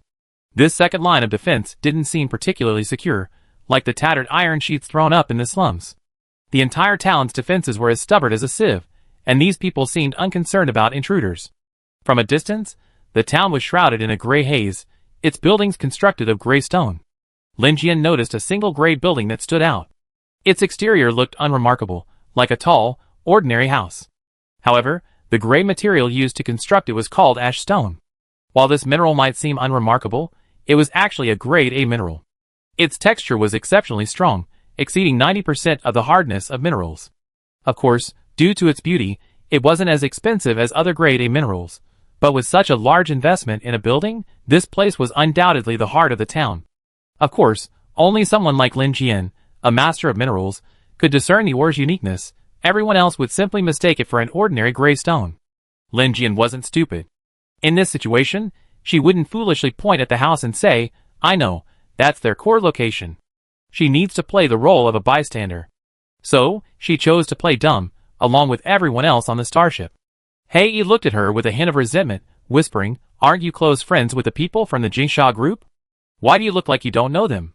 Lin Jian, "I told you 1,000 times, I don't know them." Hei, "Impossible. They even threatened my life for you back then." Lin Jian, "How should I know why? Maybe they really are just kind-hearted people." Hei, "I don't believe you." The two men fell out, their conversation falling silent. The Jingsha group's people were indeed very busy, too busy to bother with them. As soon as their starship landed, a group of people carried a medical pod into the starship. A moment later, another group carried the pod out and into a gray house. I wonder who was injured. Probably seriously. No one paid any attention, but he couldn't leave. Lin Jian could only lean against Hui Yuqing's chest and idly observe the situation outside. Thankfully, it was daylight now, and the residents of the town began to move around. Lin Jian just stared at them for a while. Soon, people were hawking breakfast on the street, and passers-by hurried to buy breakfast. But for some reason, Lin Jian felt that these residents didn't look like ordinary people. But they didn't have the temperament of soldiers, and certainly not the temperament of bandits. But she was too far away to see clearly. It wasn't until she saw a child with wings that she suddenly realized, cyborgs, these people were all cyborgs. More accurately, these were cyborgs, who had been stripped of their modifications, and became ordinary people. How painful it must have been, how much courage it took to make such a decision. In a simple room inside a gray building, old light bulbs shone a brilliant white light. Several sophisticated, yet advanced, medical devices sat in the center of the room. A young silver-haired man lay in the equipment, receiving treatment. A soft beeping sound echoed from the electronic projection screen. A group of people sat nervously around the wall, anxiously awaiting the doctor's treatment. These men were full of banditry, carrying weapons and knives. Each wore combat uniforms or leather jackets in a variety of colors, black, gray, and green, giving them a formidable appearance. Some even had the features of bestial beasts. But at this moment, they sat in the corner of the room, quietly watching their leader. Their leader was none other than the silver-haired young man, Lin Whale Shark, who had been injured aboard the starship. He had been seriously injured during this operation, and had been in the medical bay for a long time, but he had yet to awaken. However, he needed to awaken to inform his men of what had happened outside and assign tasks. As a last resort, the doctor gave him a healing potion, a hot commodity on the black market. While pricey, it was incredibly potent. A knife wound, when poured with healing potion, would heal as good as new in half an hour. The only drawback to this potion was the intense pain it caused. It worked by rapidly regenerating the injured muscle. It was unknown which medical lunatic had concocted it. This potion accelerates muscle remodeling, allowing the skin to regenerate in a fraction of a second. Those who have used it describe the pain as being burned by a fire, and as if giving birth to a new person. Lin Whale Shark awoke soon after taking the potion, but he remained very weak. He briefly recounted his experiences outside to his subordinates, and assigned them their respective tasks. Then he could no longer sustain himself. Before even asking the people on the Flying Curry starship what to do, he closed his eyes, and entered the medical bay to recuperate. Seeing him rest, his subordinates, having received their instructions, spontaneously left the room. Adjacent to this gray house was the town's trading hall, the largest marketplace for the Jingsha group. Here, vendors selling alcohol, tools, and food crammed together with a variety of small shops, their lines of demarcation unclear. The vendors and shoppers included both androids and ordinary people, but here, no one looked at the androids with their strange bodies with surprise. It was as if they were just that. The men walked to the trading hall in unison, rented a room, and discussed how best to complete the task assigned by their boss. After the actual discussion, they also had the opportunity to gossip about the people aboard the alien starship. Old 10, who do you think the people who returned with Boss's starship are? What did Boss bring them back for? How would I know what Boss means? I only care about Boss, as long as he's safe. Do I know where that starship came from? Where did it come from? Tell me quickly. I saw a logo on that starship. I recognize that logo. It's from a company called Zikuli. They do something similar to what we do, but also different. They're smugglers, and they pick up those who are shady. Of course, they also pick up the very wealthy. It's like chartering a plane for someone. Oh, I see. We were robbing openly, and they were robbing covertly. I figured the Zikuli company was pretty well connected, so the boss was probably trying to give them a favor. Nonsense. When has the boss ever given anyone a favor? There must be a wealthy owner on this starship, and the boss wants to make some money. Well, let me say this. I think the boss fainted from his injuries, and Lin Xiaoyu, out of kindness, brought them back. Nonsense. TSK. A group of people booed the person who had just spoken. In their minds, their boss was the most powerful, and it was impossible for him to faint. What? You said the boss just fainted. No, that was just a coincidence. Chapter 78. In the treatment room, Lin Jing, having regained consciousness, was already working on his work. Because he was still weak from his injury, the lights in the room were dim. But too dim a light can easily make one drowsy. Lin Jing used his optical computer to adjust the brightness. After increasing it by 3 degrees, the entire room instantly brightened. The heater began to warm quietly. A floating water dispenser poured out a cup of warm water. A small, rotating robot carried the water to Lin Jing's bedside. Lin Jing picked up the cup, took a sip of the warm water, and commanded the robot, "Return to your original position." The robot spun away on its wheels. His assistant, Lin Xia, came in and asked for instructions. "Boss, what should we do with the people on the Flying Curry starship? Should we check their backgrounds?" Lin Jing shook his head. "No, we have more important things to do. We can't waste time on them. We take their valuables, just the money in their computers, and then find a safe place to keep them." Lin Xia, "Boss, it's not a good idea to let them go. They know where we are, and it won't be safe for us if we let them go." Lin Jing lowered his head and chuckled. "How can we be safe? Planet H199 was so prosperous before, but it disappeared overnight." He lowered his eyes, a look of sadness. Lin Xia's voice was a touch desolate as he echoed, "Yes, just like we were on planet H125.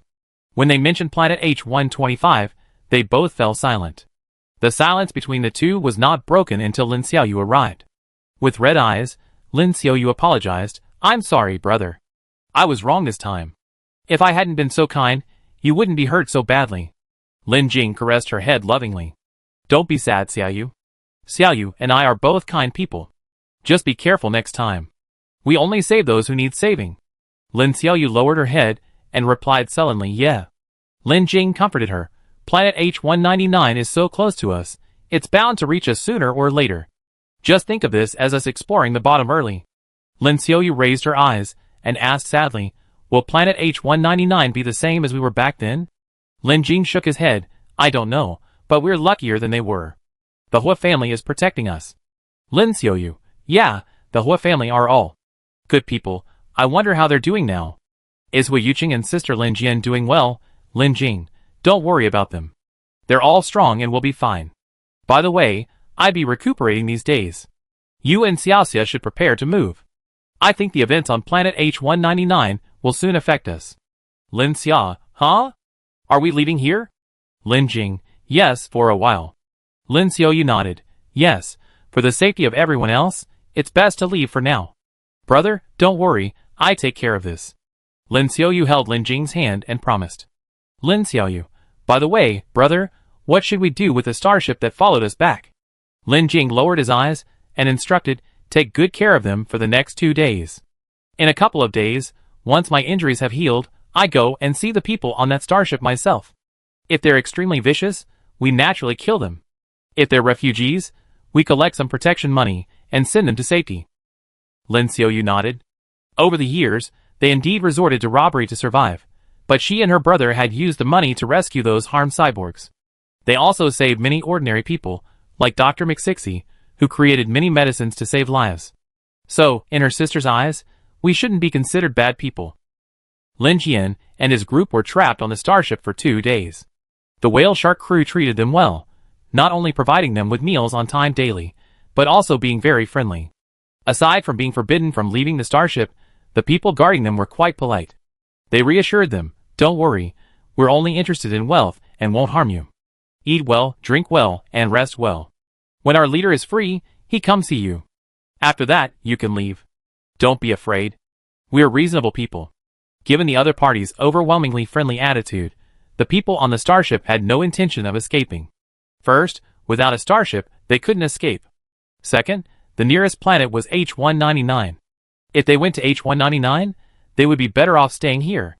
Lin Jian and his group shared this sentiment, so they waited quietly. On the morning of the 3rd day, a purple-haired teenager came up to inform them, "Our boss will be here to meet you in a moment. Don't worry, just pay the toll and you can leave. Don't worry, we're trustworthy people." Half an hour later, the starship's pure white sealed door split in two, and a man in black emerged, escorted by several burly men. His face was pale, his eyes tinged with blue, and his thin lips betrayed a hint of weakness from severe injury. His handsome features combined to create an air of aloofness and indifference. But who could have imagined that this seemingly sickly, aloof, and cold-hearted silver-haired beauty was actually the leader of the renowned Jingsha group?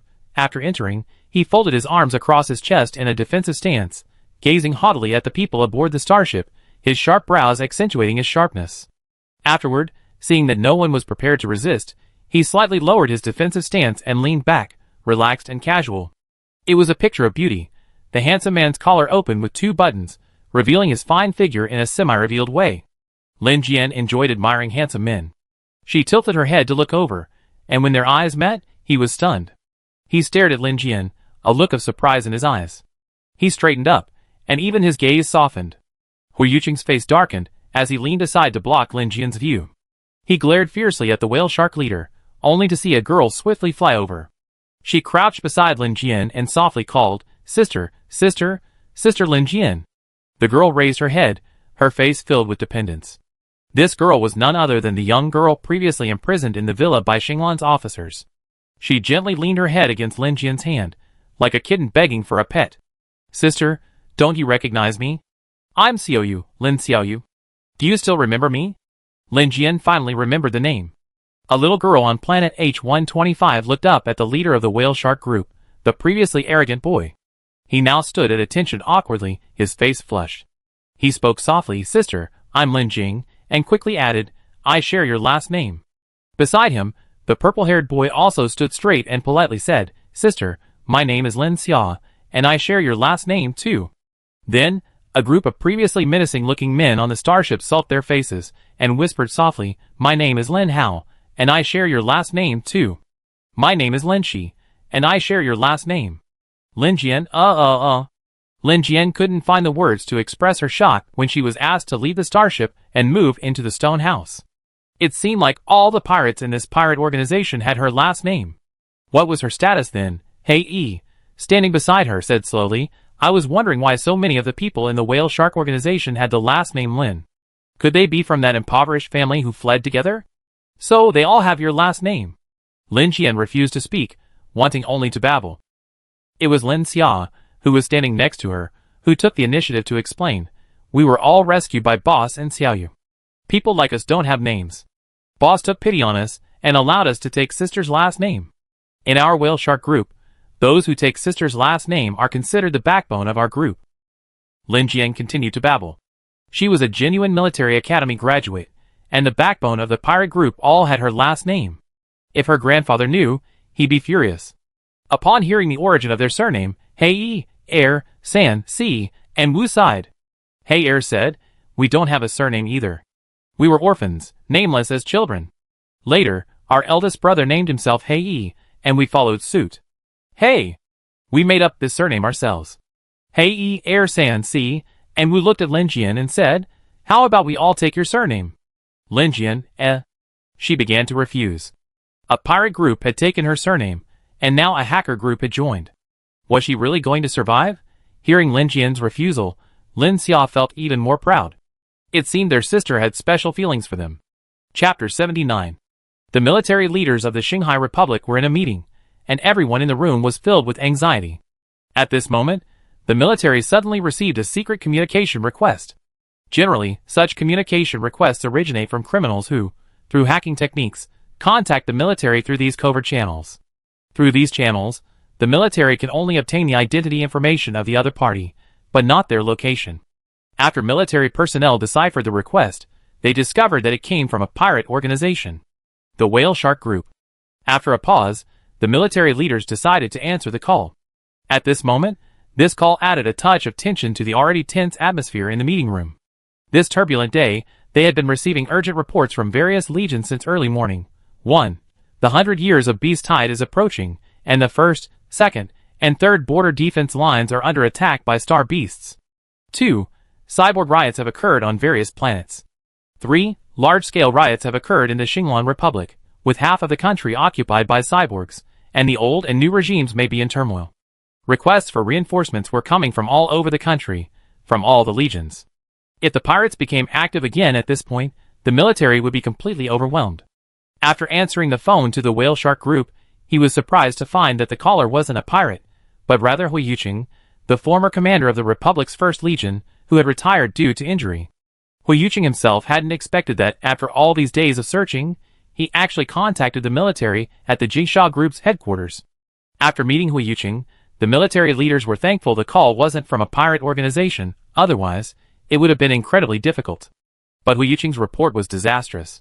According to his report, Planet H-199 had been overrun by cyborgs, all communication systems blocked, and even the border checkpoints were manned by them.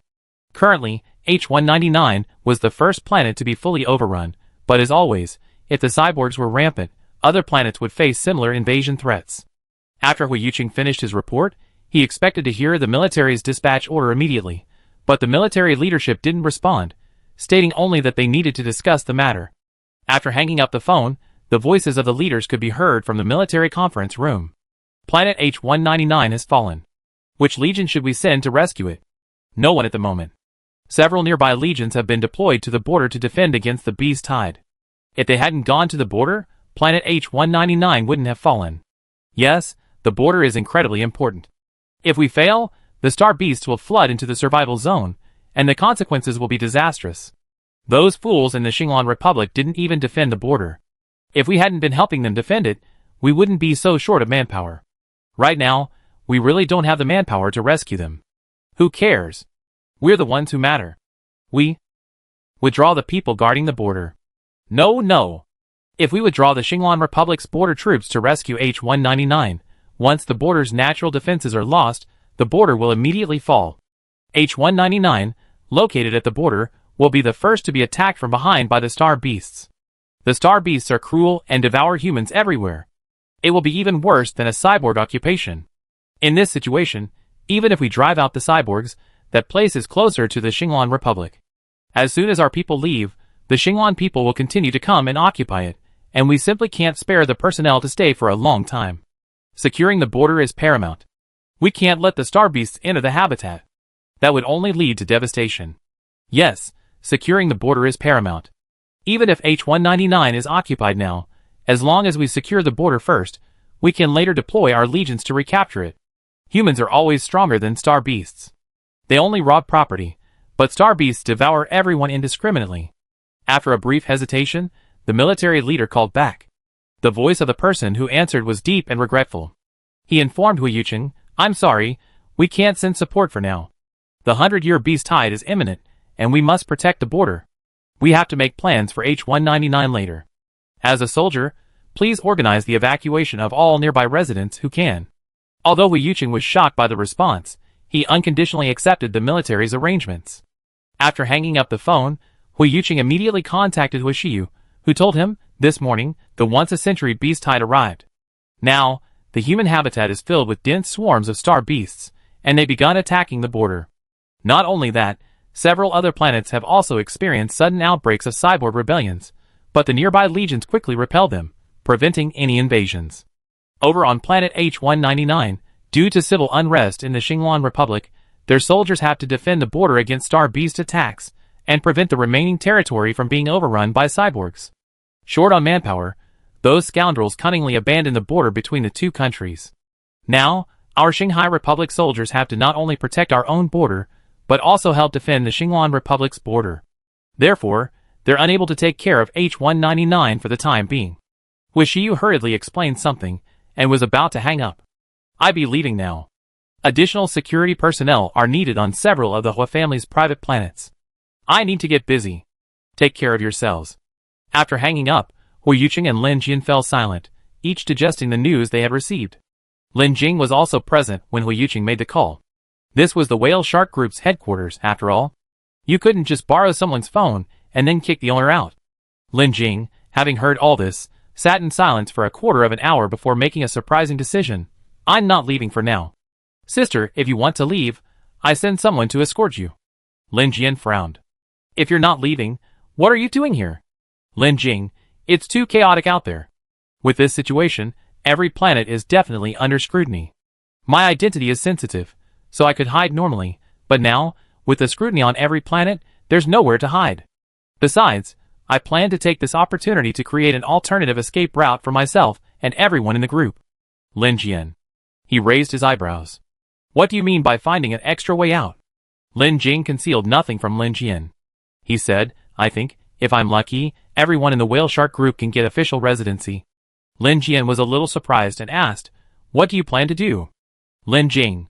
"I want to negotiate with the military. We help them repel the cyborgs from planet H199, and they grant us legal residency." Lin Jian was silent for a moment, thinking it was feasible, but he still warned, "Will the military agree? Also, your own people might not agree. Some of them might not want to be good citizens." Lin Jing smiled confidently. "The whale sharks are different. We were all forced into pirate life. If given the chance, I believe everyone would be willing to become good citizens. As for the military, I will negotiate. I believe I have a 70% chance of success, but of course, a 30% chance of failure." Although Hu Yuqing and Lin Jian were somewhat surprised by Lin Jing's decision, they also admired his decisiveness at such a young age. If successful, this decision would undoubtedly be excellent news for the Whale Shark Group, the military, and the residents of planet H199, especially those in their current situation. However, the Jingsha Group wasn't solely under Lin Jing's control, it required the approval of others. After learning of Lin Jing's decision, Lin Jian and Hu Yuqing quickly left the meeting room and gave the Whale Shark Group a place to discuss. A few minutes later, the core members of the Whale Shark Group entered the meeting room for talks. After a long period of clamor, the room finally quieted down. An hour later, the Whale Shark Group dialed the military's encrypted number again. The call went through. The same person answered the call from the military, but a new person from the Whale Shark Group, wearing a mask and with a youthful voice, spoke. The two sides spoke for 2 hours, of course. They disconnected 4 times for separate team discussions. Finally, an agreement was reached. The Whale Shark Group was responsible for rescuing all residents of planet H199. During the rescue, the Whale Shark Group prioritized public safety and ensured the integrity of the planet's buildings. If the rescue was successful, all members of the Whale Shark Group would become legal residents of the Shanghai Republic. After the rescue, the Whale Shark Group would also help the military secure planet H199 and maintain order on the planet. They would then take over the garrison once the military had released its personnel. Finally, the military made a request. The Whale Shark Group needed to cooperate with Hu Yuqing in this rescue operation, and Hu Yuqing would serve as the commander. Fearing the Whale Shark Group's objections, the military further explained, "Colonel Hu Yuqing is an outstanding graduate of the Imperial Military Academy's Command Department and has achieved outstanding results in many battles. We hope you will cooperate with him to achieve a win-win situation." Lin Jing didn't immediately agree to the military's request over the phone, fearing that if he agreed too quickly, the military would misunderstand Hu Yuqing's close ties with pirates, although he had already agreed in his heart. After several attempts to decline, Lin Jing finally agreed to the military's request, with Hu Yuqing serving as the overall commander of this operation. As a soldier, when the country is in danger, even after retirement, one must directly accept the country's arrangements. Therefore, Hu Yuqing accepted the mission without hesitation. After hanging up the phone, he actively discussed with Lin Jing and worked together to develop a battle plan. Lin Jian wasn't skilled in this area, so he didn't attend the meeting. She approached He Yi and his companions and requested their assistance. He Yi initially hesitated, but upon learning of the approaching 100 years of Beast Tide, he unconditionally agreed to Lin Jian's request. Lin Jian and his companions walked down the gray building's secret passage for 20 minutes, arriving at a large underground facility. Beneath the gray building lay a vast, high-energy shielded indoor parking area, where pure black fighter jets bearing whale shark markings stood to one side. Not far away was a weapons room. Surprisingly, it contained not only weapons, but also exoskeletons, and various blades imbued with the energy of the 5 elements. These blades gleamed with a cold, solemn, and serene light. On the other side was an indoor combat room. Within, 2 mech-clad figures were engaged in a sparring match. One of the black mechs caught the other off guard, launched a sweeping kick, leaving the white mech with no time to dodge. The blow sent it flying backwards like a meteor, slamming heavily against the combat room wall. Bang! At the same time, clear female mechanical voices rang out from the 4 corners of the battle room. Black Mecha wins. Chapter 80. The man piloting the Black Mecha was called Linen, considered one of the most powerful fighters in the whale shark group. After defeating his opponent, he shed his mecha and leaped in front of the group with remarkable agility. Lin Jian noticed that Linen was a very good-looking child, tall and slender, with black hair and dark eyes, exactly the look Lin Jian liked. Furthermore, the child had good taste. Although he was in the crowd, his eyes kept flicking towards Lin Xiaoyu. Well, as a brother-in-law, Lin Jian thought this kid was not bad, but that depended primarily on whether Lin Xiaoyu liked him or not. Lin Jian's preference was irrelevant. The whale shark's men assembled quickly, gathering in the underground parking lot in a short time, ready to strike. As Lin Xiaoyu had said, once the whale shark's men identified a target, they would quickly lock onto it, ready to strike. Those who were to fight boarded the starship. Those who remained behind said nothing, simply watching the black starship rise rapidly and praying for the success of the operation. This time, Lin Jian and Lin Xiaoyu were not accompanying the group. Lin Jing and Hu Yuqing assigned them to guard the base camp. The speeding starship did not head directly for H-199, as approaching without knowing the situation would only alert the enemy. They docked the starship at an aerial refueling station very close to H-199. Due to route changes 2 years ago, this refueling station had long been marginalized, with few starships passing through. Only 2 workers were stationed there, and they were quickly subdued by the whale shark's men. This place became the whale shark's temporary base. This operation was jointly commanded by Hu Yuqing and Lin Jing. Hu Yuqing had led many operations before, but he was unfamiliar with the whale shark personnel and their respective strengths. Lin Jing, on the other hand, was familiar with both the people and the environment. However, this operation was different from all the whale shark's previous ones. In the past, they simply looted and fled. This time, their mission was defense. Hu Yuqing was familiar with this type of defense battle. He excelled at overall command, while Lin Jing excelled at assault command. It was ultimately decided that Hu Yuqing would be the primary commander, with Lin Jing as deputy commander. The first step in commanding the overall situation was division of labor. Those responsible for the attack would lead the charge, repelling the enemy and breaking through scattered enemy defenses. Those responsible for logistics would protect the civilians and handle the aftermath. This was a straightforward division of labor. Lin Jing would lead the attack, while Hu Yuqing would oversee overall coordination and logistics support.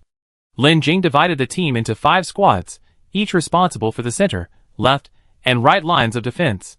2 suicide squads would lead the charge. Suicide squad combat was a type of combat that soldiers, like Hu Yuqing, had never experienced before. In recent years, the Qinghai Republic has consistently pursued a technological approach, equipping its warships with high-tech weapons developed by researchers. In the event of a crisis, these weapons can be used for long-range attacks, or the sheer number of weapons aboard can be used to deter the enemy. The military has not used suicide squads in recent wars with humans, except when battling beast hordes. But the whale sharks are different. They are pirates, and pirates always risk their lives when robbing. Therefore, for the assault, the whale sharks used their signature close-quarters fighting style. Lin Jing was in charge of the attack, while Hu Yuqing did not intervene in the frontline operations. He was worried about how to lead his troops. These pirates had never rescued anyone. Previously, their principle was to take and run, so their escape skills were excellent. But now, Hu Yuqing was leading them to rescue people. They had to smile and soothe the ordinary people. Therefore, those assigned to Wei Yuqing looked at the assault team with envy, their faces gloomy. On the battlefield, the Suicide Squad had already launched their first attack from their small warships. This attack could be considered a test. Outside the protective shield of planet H-199, a dozen small black starships were hurtling straight towards it. Every time a starship struck a location, a wave of ripples would appear, emanating from that location. The men piloting the small starships were covered in a thin layer of silver-white exoskeleton armor. The exoskeleton fitted seamlessly to their bodies, and even the helmets completely enclosed their heads, allowing them to withstand the rebound of the shield's energy waves. There was a reckless madness and recklessness in their eyes. This time, they were not despised pirates, they were representing the military to save the people. Every young boy dreams of becoming a hero, and this time, they were dragon slayers, so their recklessness and madness were even greater. Each of these young men wore a strange-looking data goggle, donated by a merchant aboard the Flying Curry starship. He claimed it was a new type of goggle available on the black market, capable of displaying the numerical value and weak points of obstacles. This data goggle proved incredibly useful. During a collision, one of the Suicide Squadron starships detected a slight crack in the shield. The data goggle quickly pinpointed the crack's location and calculated several other impact points, enabling them to quickly breach the shield. Soon after, several more Suicide Squadron starships also experienced cracks, and the data goggles, in turn, calculated weak impact points, and the ships simultaneously increased their impact force. The air defense alarm on planet H-199 sounded, and a distress signal was sent. Under unknown attack, planet H-199 is under attack. Requesting nearby legions to come to the rescue.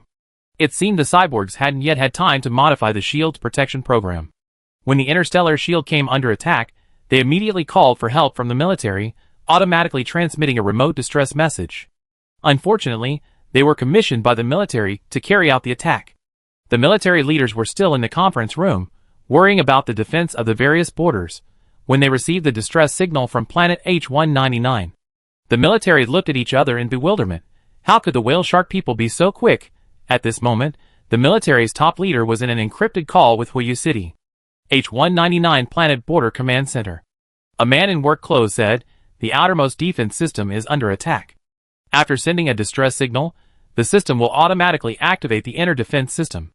A cyborg exclaimed angrily, "Your defense system is useless. It broke so quickly. What a piece of shit." The man in work clothes said, "This system was developed by the military last year. It has 2 defense systems, supposedly providing double protection. But from what I've seen, the first defense system is significantly weaker than the previous one." Another cyborg scoffed, "You military guys are so stupid researching in the office. How dare you use these new gadgets?" The man in work clothes lowered his head and said nothing. The machine continued its broadcast calmly. "The first shield has cracked, the second shield has activated.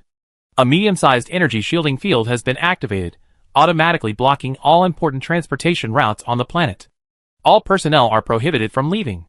If you leave and trigger the defense system, you will be responsible for the consequences. Point 1 closed, energy scan initiated. Anomalous energy detected. Execution begins in 10 seconds. Point 2 closed. Anomalous flying objects detected in the air. Execution begins in 30 seconds. Point 3 closed. Anomaly detected within a unit distance. Shoot and kill in 10 seconds. Point 4 closed. Energy protection activated. Shoot and kill any moving organisms detected in 10 seconds. The AI issued various kill orders with extreme coldness. The cyborgs on planet H-199 were also bewildered. Hadn't they already occupied the command center? Why was the planet's automatic defense system activated? Now, if they entered the streets, they would be killed. Just now, military officials informed Wei Yuqing that the Shanghai Republic has installed additional automated defense systems in key border cities. If the primary shield is breached by an external enemy attack, a distress signal will be transmitted directly to the military. Furthermore, a secondary shield will automatically activate. Furthermore, the military can remotely control the automated defense devices at key coordinate points on the planet. Once activated, any object detected on the streets or in the air will trigger an automatic attack. The cyborgs and traders have collaborated internally and externally to seize control of the control centers on planet H-199, allowing the cyborgs to wreak havoc on the streets. However, if the planet is attacked from the outside and the primary shield is breached, the military can remotely activate the planet's internal defense devices, when the secondary system is activated. These on-planetary defenses will deter the cyborgs from taking to the streets. Soon, a mechanical voice echoed, "Coordinate point 1 is closed, energy scan completed, no abnormal energy bodies detected. Coordinate point 2 is closed, air blockade in effect. Coordinate point 3 is closed, no abnormalities within the unit distance." At the same time, Hui Yuqing received a report. An abnormal signal has been detected in the 50-degree direction, identified as an unmanned detection device deployed by the cyborgs. Sync it from a distance. Avoid close combat to prevent a deception, Hui Yuqing said calmly. Hui Yuqing was conducting overall command in an orderly manner. A war simulator sat beside him, simulating the impact of each of his orders on the battlefield. The young commander was extremely cautious in his orders, as each one represented countless lives at stake. Now, with the help of the military and Hei and his men, he had regained access to the second protective shield. Now, he faced the enemy warship stationed behind it. On the simulator's star chart panel, the members of the Suicide Squad, following their pre-planned plan, were approaching the second protective shield from all directions in an orderly fashion. Under Hui Yuqing's meticulous planning, they were like cheetahs, quietly pouncing on their prey. The enemy's commander-in-chief was named Lai Sanquan, a cyborg with a tiger's tail, exceptionally strong but of average intelligence. His eyes were bloodshot, and he growled softly, "Come on, let me see your methods." Although Hui Yuqing appeared calm, he was extremely alert, not missing a single suspicious signal or energy fluctuation from the enemy. Here they come. A lone ship seized the opportunity, exploiting a small opening in the second protective shield and tearing through the encirclement at a specific point, charging inward. Excited, Lai Sanquan also piloted a small starship to meet the attack, his eyes filled with venom. "Lin Jing, it's you. I will avenge my second and fifth brothers." Chapter 81. Bang. With a loud bang, Li Sanquan groaned and spat out blood. He covered his chest with both hands, then, in panic, pressed his thumbs firmly against his temples. What had happened? He hadn't even been able to control his own starship. A huge sense of panic washed over Li Sanquan. Watching this, Hui Yuqing remained calm. His fingers swiftly manipulated his star computer, issuing numerous commands simultaneously. He precisely captured the cyborg's energy fluctuations, disrupting their electronic signals one by one. As he expected, the isolated ships were all being disrupted by the information bands he was sending, preventing them from controlling their starships. Li Sanquan was utterly panicked. He had never encountered such a situation before. On the battlefield, he had always been fearless and valiant, but this time, driven by a desperate desire for revenge, he had secretly separated from the main force, only to encounter such a bizarre attack. No, he would not give up. He risked his life to crash into Lin Jing before dying. But the more excited he became, the less control he had over the starship. In a frenzy of despair, he activated the self-destruct mode. However, even after activating it, he couldn't move his starship forward. It remained stationary and self-destructed. With a violent explosion, the starship piloted by Li Sanquan self-destructed. He hadn't even approached Lin Jing. It was another cyborg starship that was affected by his attack, but it crashed due to his explosion, unable to dodge. Hui Yuqing glanced sideways at the two crashed starships, a hint of surprise. He had just used his mental control. Had his mental power recovered? When Li Sanquan activated the self-destruct mechanism, he clearly felt the fluctuations of his mental power. He tried to control it against Li Sanquan, and easily achieved victory.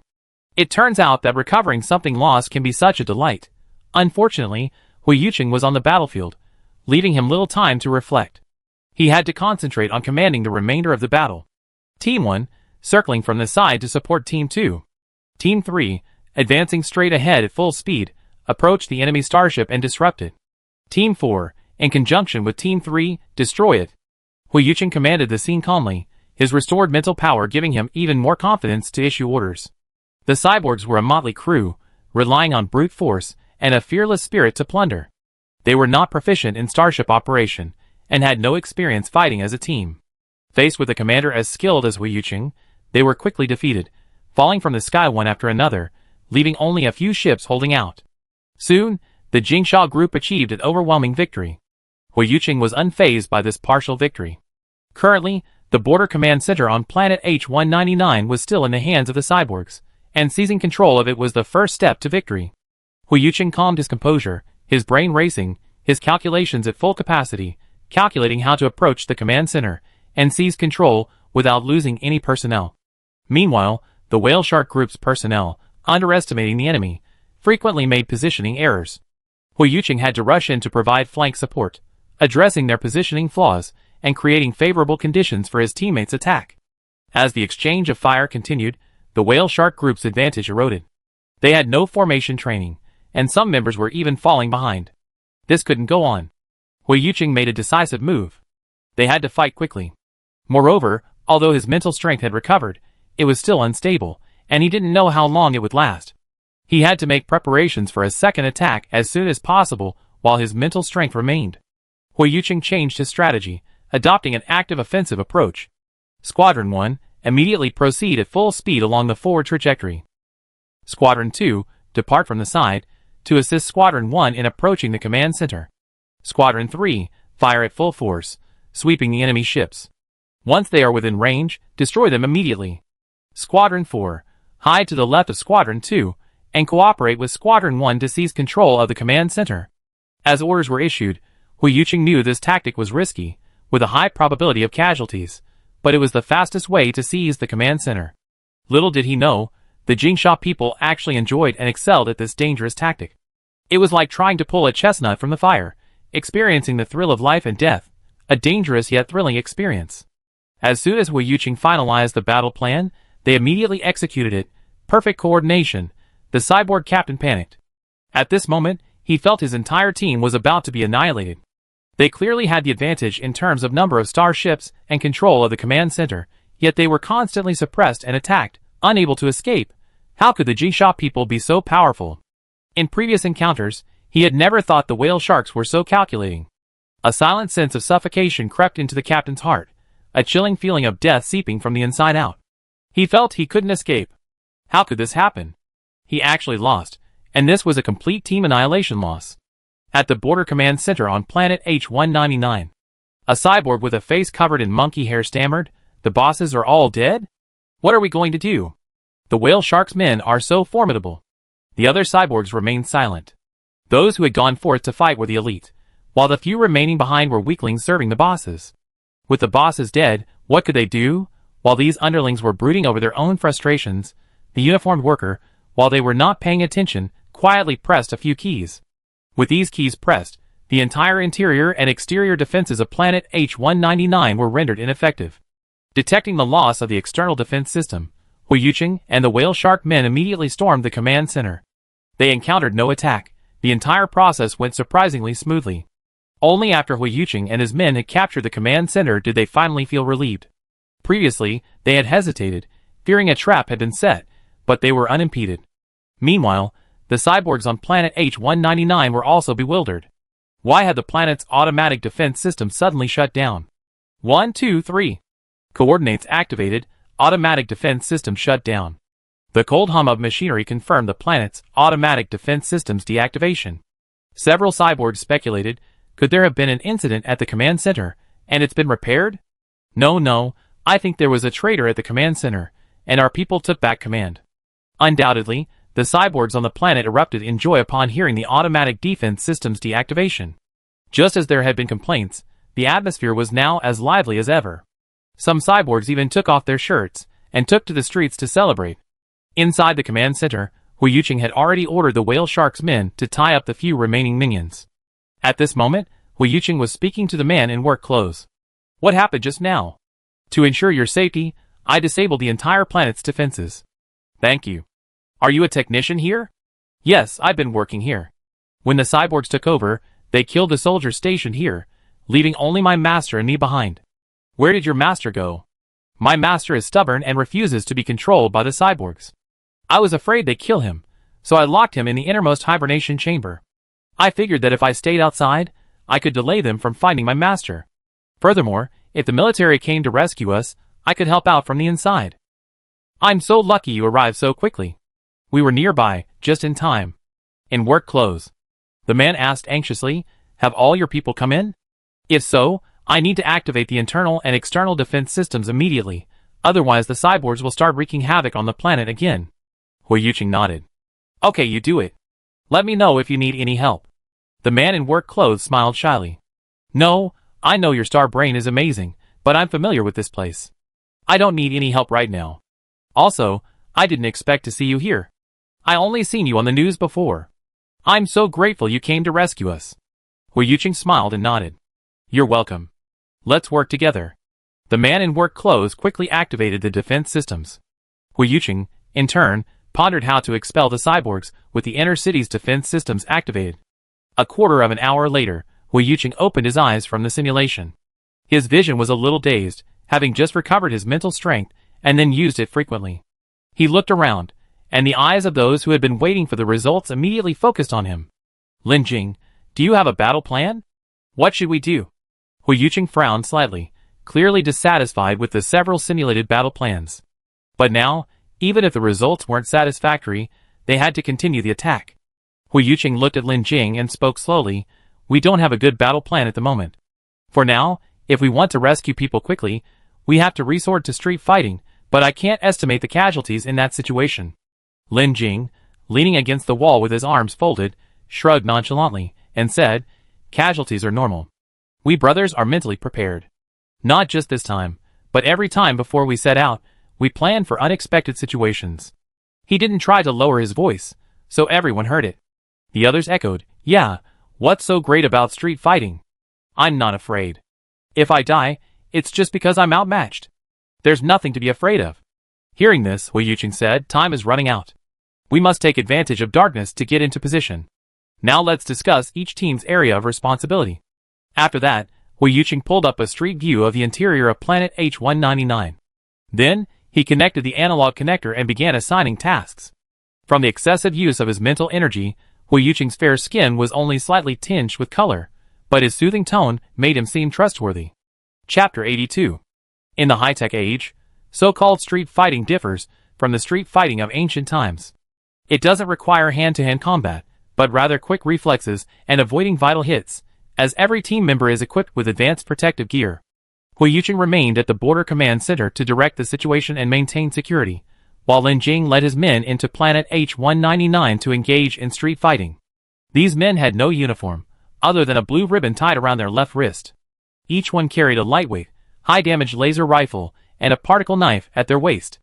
They all looked strange and varied, most of them abandoned cyborgs, who, after arriving at the whale shark group, had their bodies modified. Some, disliking their animalistic traits, underwent surgery to remove them, but they still differed from ordinary humans. Some people enjoy their animal traits, but feel they're not strong enough, so they enhance them. For example, there's a birdman named Air who has hardened his wings, allowing them to be spread out like a peacock's feathers at all times. The advantage is that his wings can flap in combat, but the disadvantage is that he has to drag his wings, which are spread out like a broom, around every day. These people all have flaws.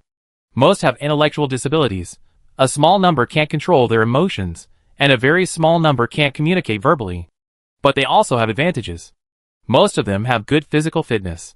Some run fast, some are strong, and some fly high. Furthermore, as pirates, they live on the edge of life. Therefore, the people led by Lin Jing are much more powerful than the cyborgs, who occupied planet H199. Their only drawback is that they are outnumbered by Xinglan.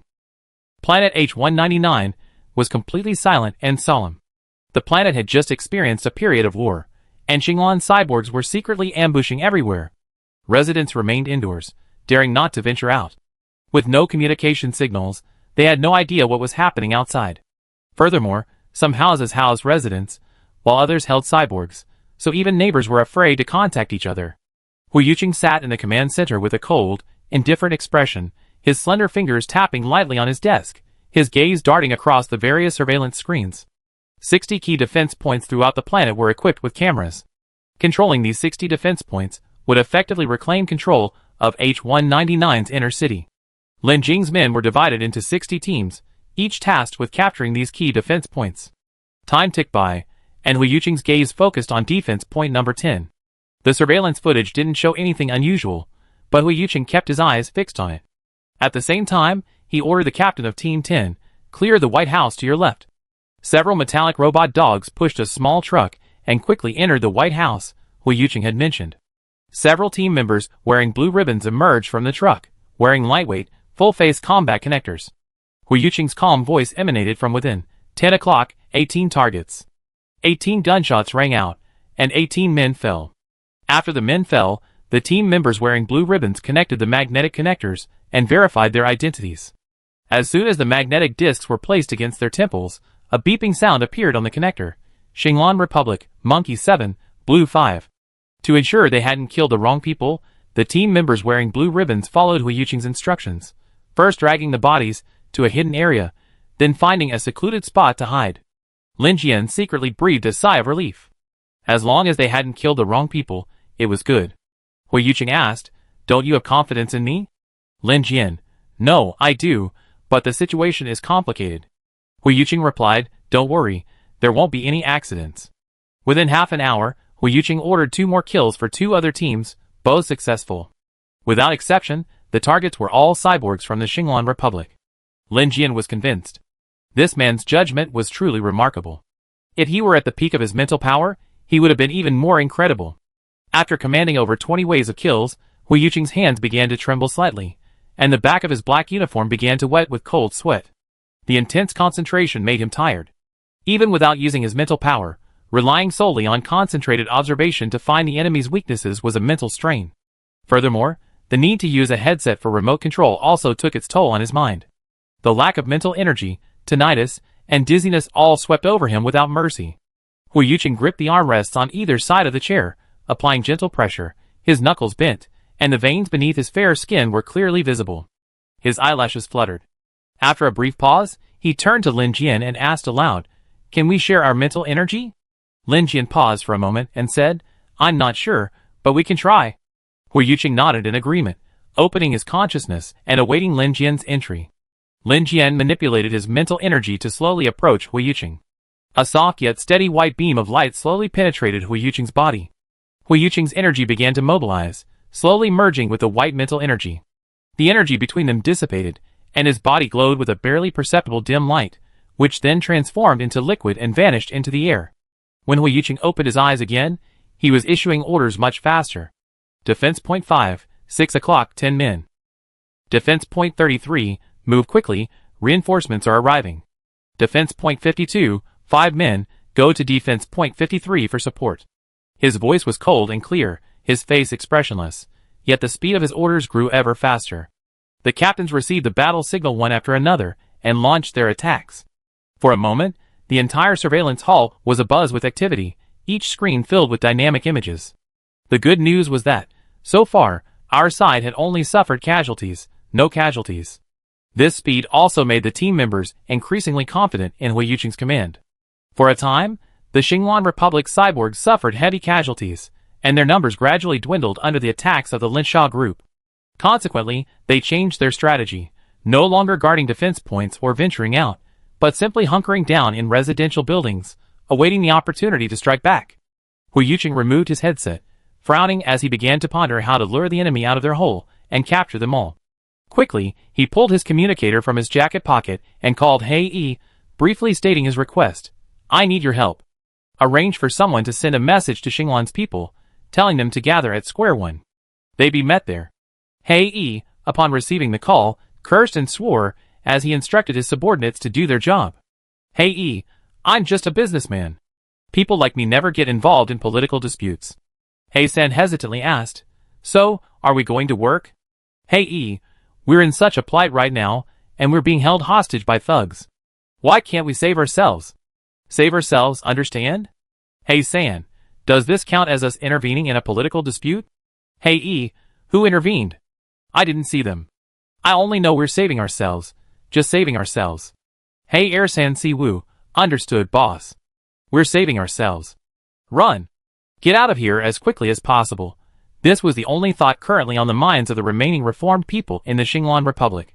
The Xinghai Republic had sent troops. How could these everyday hooligans possibly stand up to the military? At this moment, a text message requesting an evacuation was life-saving medicine. They rushed to Square One. Hu Yuqing tapped the table with his knuckles and issued an order. "Lin Jing, over a dozen waves of people are heading for Square One. The fastest wave will arrive within 2 minutes. They will enter from the 56 degrees southwest.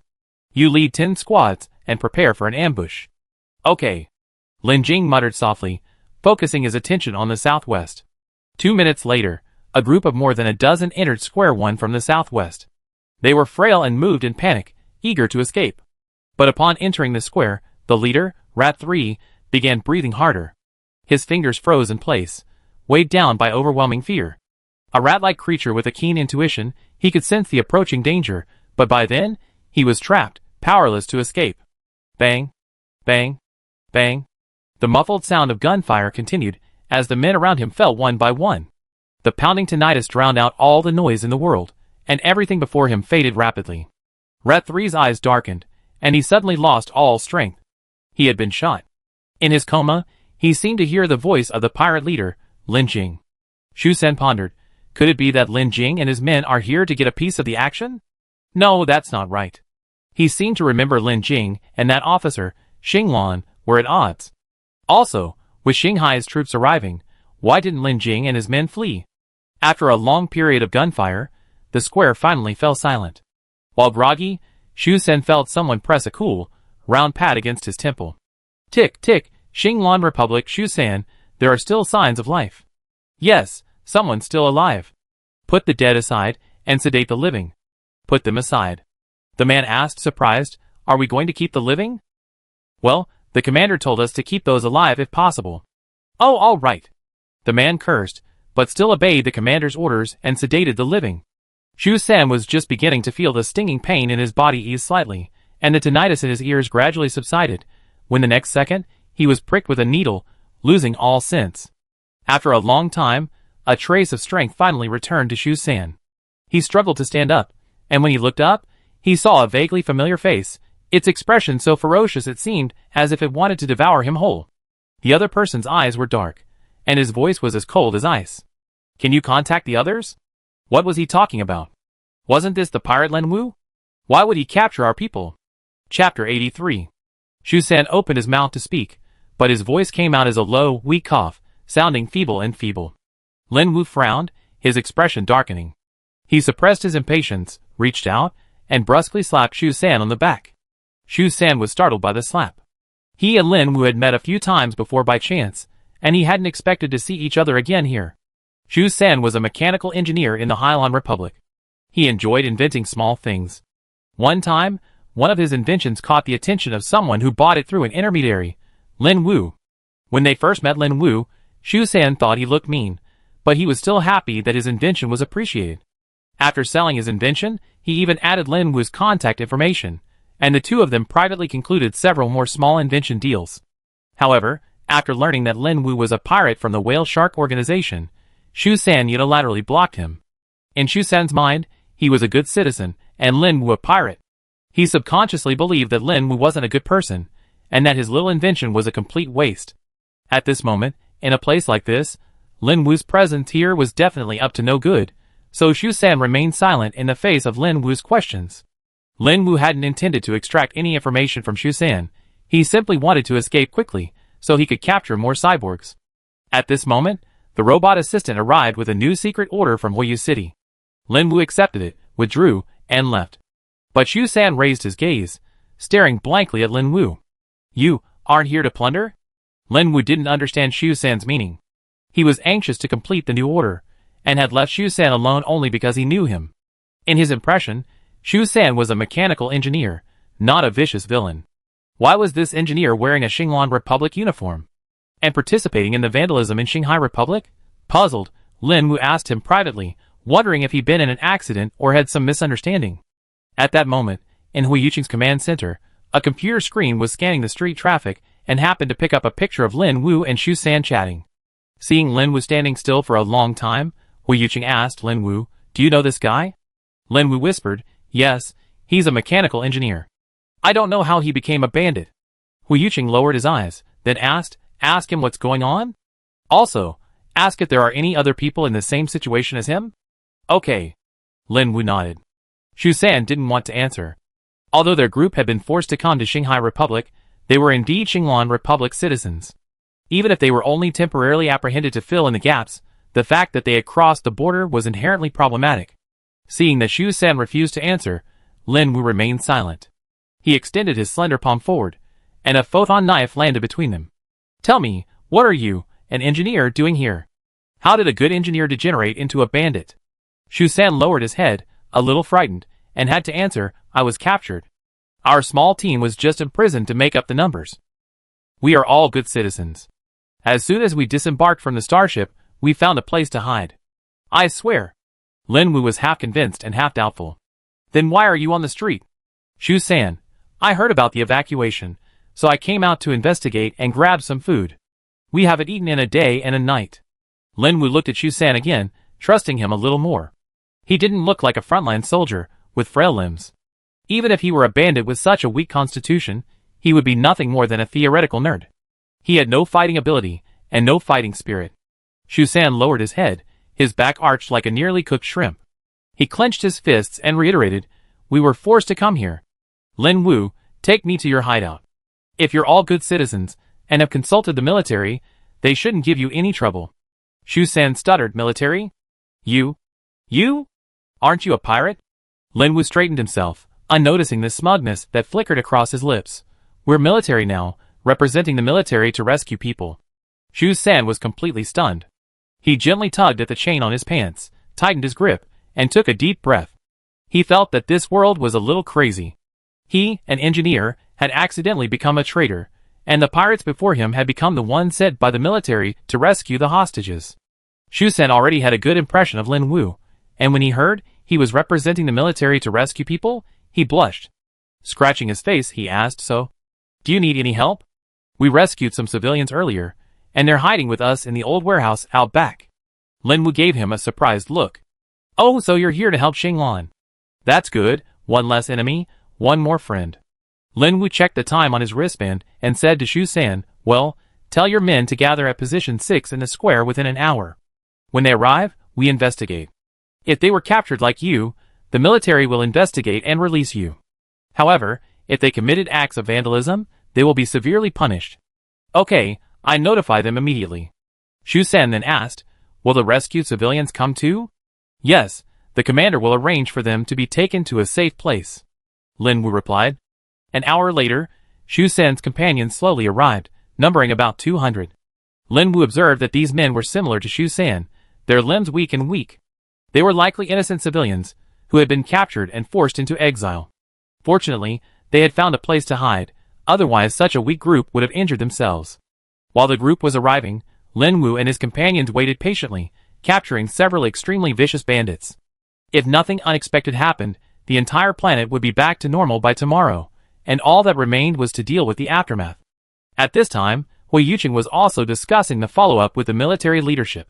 It had been agreed that if the rescue was successful, all members of the Whale Shark Group would become a legal resident of the Xinghai Republic. After the rescue is successful, the Whale Shark Group will still need to help the military defend H-199 and maintain order on the planet. They will then hand over their garrison once the military has freed up manpower. Now, the chaos on the planet has largely subsided. Once the military has dealt with the beast tide at the border, they will return to take over their garrison. So once the Whale Shark Group members become legitimate citizens, what will their source of income be? They can't possibly go back to pirates, right? At this point, Lin Jing took the initiative. "I plan to restructure the dark street on H125. It was once renowned. While it primarily dealt in underground mineral transactions, many shady dealings still exist. I intend to bring this to light. In the dark street, the Chun, Wang, and Wei families, despite not engaging in mineral transactions, are also well known. The Wei family specializes in pharmaceuticals and owns a small pharmaceutical factory, which they could continue to manufacture. The Wang family is a formidable force, and their own medical pods are renowned, so they could potentially start a medical pod business. The Chen family specializes in shipbuilding, so they could also enter the shipbuilding business. If these people develop well, they can survive here. As for me, I intend to lead the Whale Shark people in border trade. I suspect that after this beast tide, the Xinglan Republic and the Xinghai Republic will put aside their differences for the sake of humanity's development. At this time, our border trade could flourish." Chapter 84. 1 month later. The dust had settled, and peace had returned to planet H-199. The military had handed over planet H-125 to the Hua family as agreed. After accepting the planet, the Hua family issued a planetary announcement, welcomed the original residents of planet H-125 back to their homeland. Upon seeing the announcement, the Wei, Wang, and Chen families immediately returned with their entire families. Many former residents also gradually returned, and the planet quickly gathered a large population. Lin Jing also returned to planet H125 with his sister, but almost all the members of the whale shark group remained at their original base. There were too many cyborgs among them, and cyborgs were currently out of place in the Xinghai Republic. Therefore, the whale shark group members did not leave their base, only occasionally visiting planet H199, which was adjacent to the Xinglan Republic and had a large population of cyborgs, making their life there more comfortable. At this time, planet H125 was thriving. The Hua family invested a considerable amount of star coins in its reconstruction, and the Wei, Wang, and Chen families also donated a significant amount of star coins, bringing the planet back to life. After this beast tide, both the Xinghai Republic and the Xinglan Republic suffered heavy losses, especially the Xinglan Republic, which not only lost its borders but also lost half its territory to cyborgs. In the Xinglan Republic, the frenzied cyborg retaliation had also instilled fear in ordinary people. They no longer dared to bully cyborgs as second-class citizens as before, and now they were reflecting on whether their previous bullying had gone too far.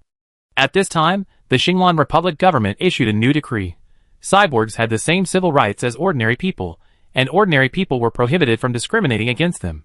Those who discriminated against or insulted cyborgs would face imprisonment for 3 to 10 years. After the new decree was issued, conflicts within the Xinglan Republic eased considerably. Several leaders of planets, whose populations had been occupied by cyborgs, accepted the state's offer of amnesty and returned to the Xinglan Republic. 6 months later, under the ruthless tactics of General Glavillo, the Xinglan Republic eliminated several leaders of planets that continued to rebel, and the Xinglan Republic was finally unified and peace was restored. Afterwards, the Xinglan Republic extended an invitation to the Xinghai Republic, hoping that the two countries could fully restore diplomatic relations and jointly safeguard human peace and security. After discussion, the Xinghai Republic agreed to the Xinglan Republic's invitation, and with the goal of jointly safeguarding human peace and security, the two countries established friendly diplomatic relations. The Xinghai Republic also opened planet H199 for border trade, establishing a free trade zone between the two countries.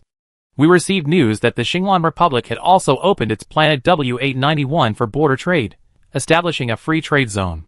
As Lin Jing had suspected, on these two planets, people could freely trade with each other regardless of nationality.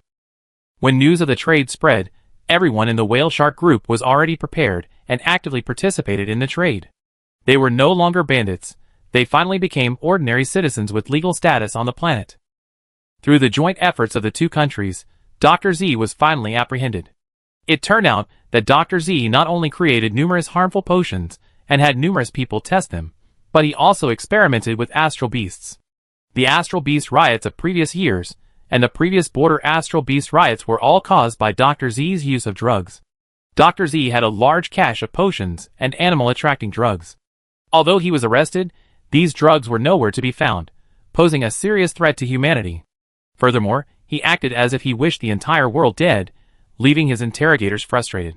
Most importantly, if these drugs were ever found by someone with ulterior motives, it would be a major disaster for humanity. This man was truly a ruthless individual. Facing the interrogator's accusations, he still smiled and nonchalantly said, "I do this simply, so that everyone in the world would know me and respect me. Since I was a child, I wanted to be known by everyone." This perverse response left many speechless. To gain recognition, he committed such a heinous act. This man's nature is truly evil. After hearing this, Lin Jian suddenly remembered the childish yet straightforward words she had seen on a large rock while stranded on the deserted island. "I hope everyone knows me." The signature underneath was 11. Lin Jian recalled a photo given by the man's cousin. She compared the man's childhood photo with Dr. Z's current photo. Wow, Dr. Z was the child named Shi. He had a prominent red mole on the right side of his neck. This must be the legendary third cousin who had been abducted. Lin Jian informed Hui Yuqing of his discovery, and Hui Yuqing immediately contacted the military, who escorted him back to the deserted island. 3 months later, Dr. Z surrendered all his hidden medicines and research findings. The same night, he handed over the information. He committed suicide. Learning this, Lin Jian sighed. There's only a fine line between genius and madness. If this man had turned to good, perhaps he would have created many medicines beneficial to humanity, earning him the respect and love of many, rather than the infamy he now faces. Lin Jian only sighed at Dr. Z's capture. She was now working with the patriarch of the Wei family to treat Hui Yuqing's mental strength. Through the internal medication provided by the patriarch and the sharing of her mental energy, Hui Yuqing's mental strength had recovered significantly, reaching S level. While not as strong as it was at its peak, the recovery was truly remarkable. That day, the military introduced a medical genius named Shilin, saying he might be able to help. Lin Jian was in charge of meeting him. The man was wearing a military uniform, had 6 thumbs on his left hand, and was left-handed. Lin Jian immediately remembered him. It was his 4th cousin from the photo, Dr. Z's younger brother. Lin Jian couldn't help but ask if he knew Dr. Z. He didn't hide anything, replying directly, "Yes, he's my brother. We met not long ago." Lin Jian, after he was arrested? Shilin said with a touch of sadness, "Yes, I read about him in the newspaper. When I applied to see him, he had already returned to our hometown, where we met. He said he had fulfilled a promise he made as a child. I said that wasn't right. To be universally recognized, one must be respected and admired. If everyone disliked him, then there was no point in knowing him." He thought about it, and a few days later, he handed me his research results, asking me to give them to the country. He then committed suicide. I sometimes wonder, if he hadn't been taken away by the Z group, if he had been taken away by kind-hearted people like me and joined the military, his achievements would have been even greater. Lin Jian had no way to answer these questions. There are no ifs in this world. Luckily, Shilin's pharmaceutical expertise is very high, even higher than that of the Wei family's head. With his help, Hui Yuqing's mental strength was restored 5 years later. After several trials and verifications, this mental healing pill was officially introduced into the military supply system, helping soldiers whose mental strength was damaged during the Beast War to regain their fighting strength.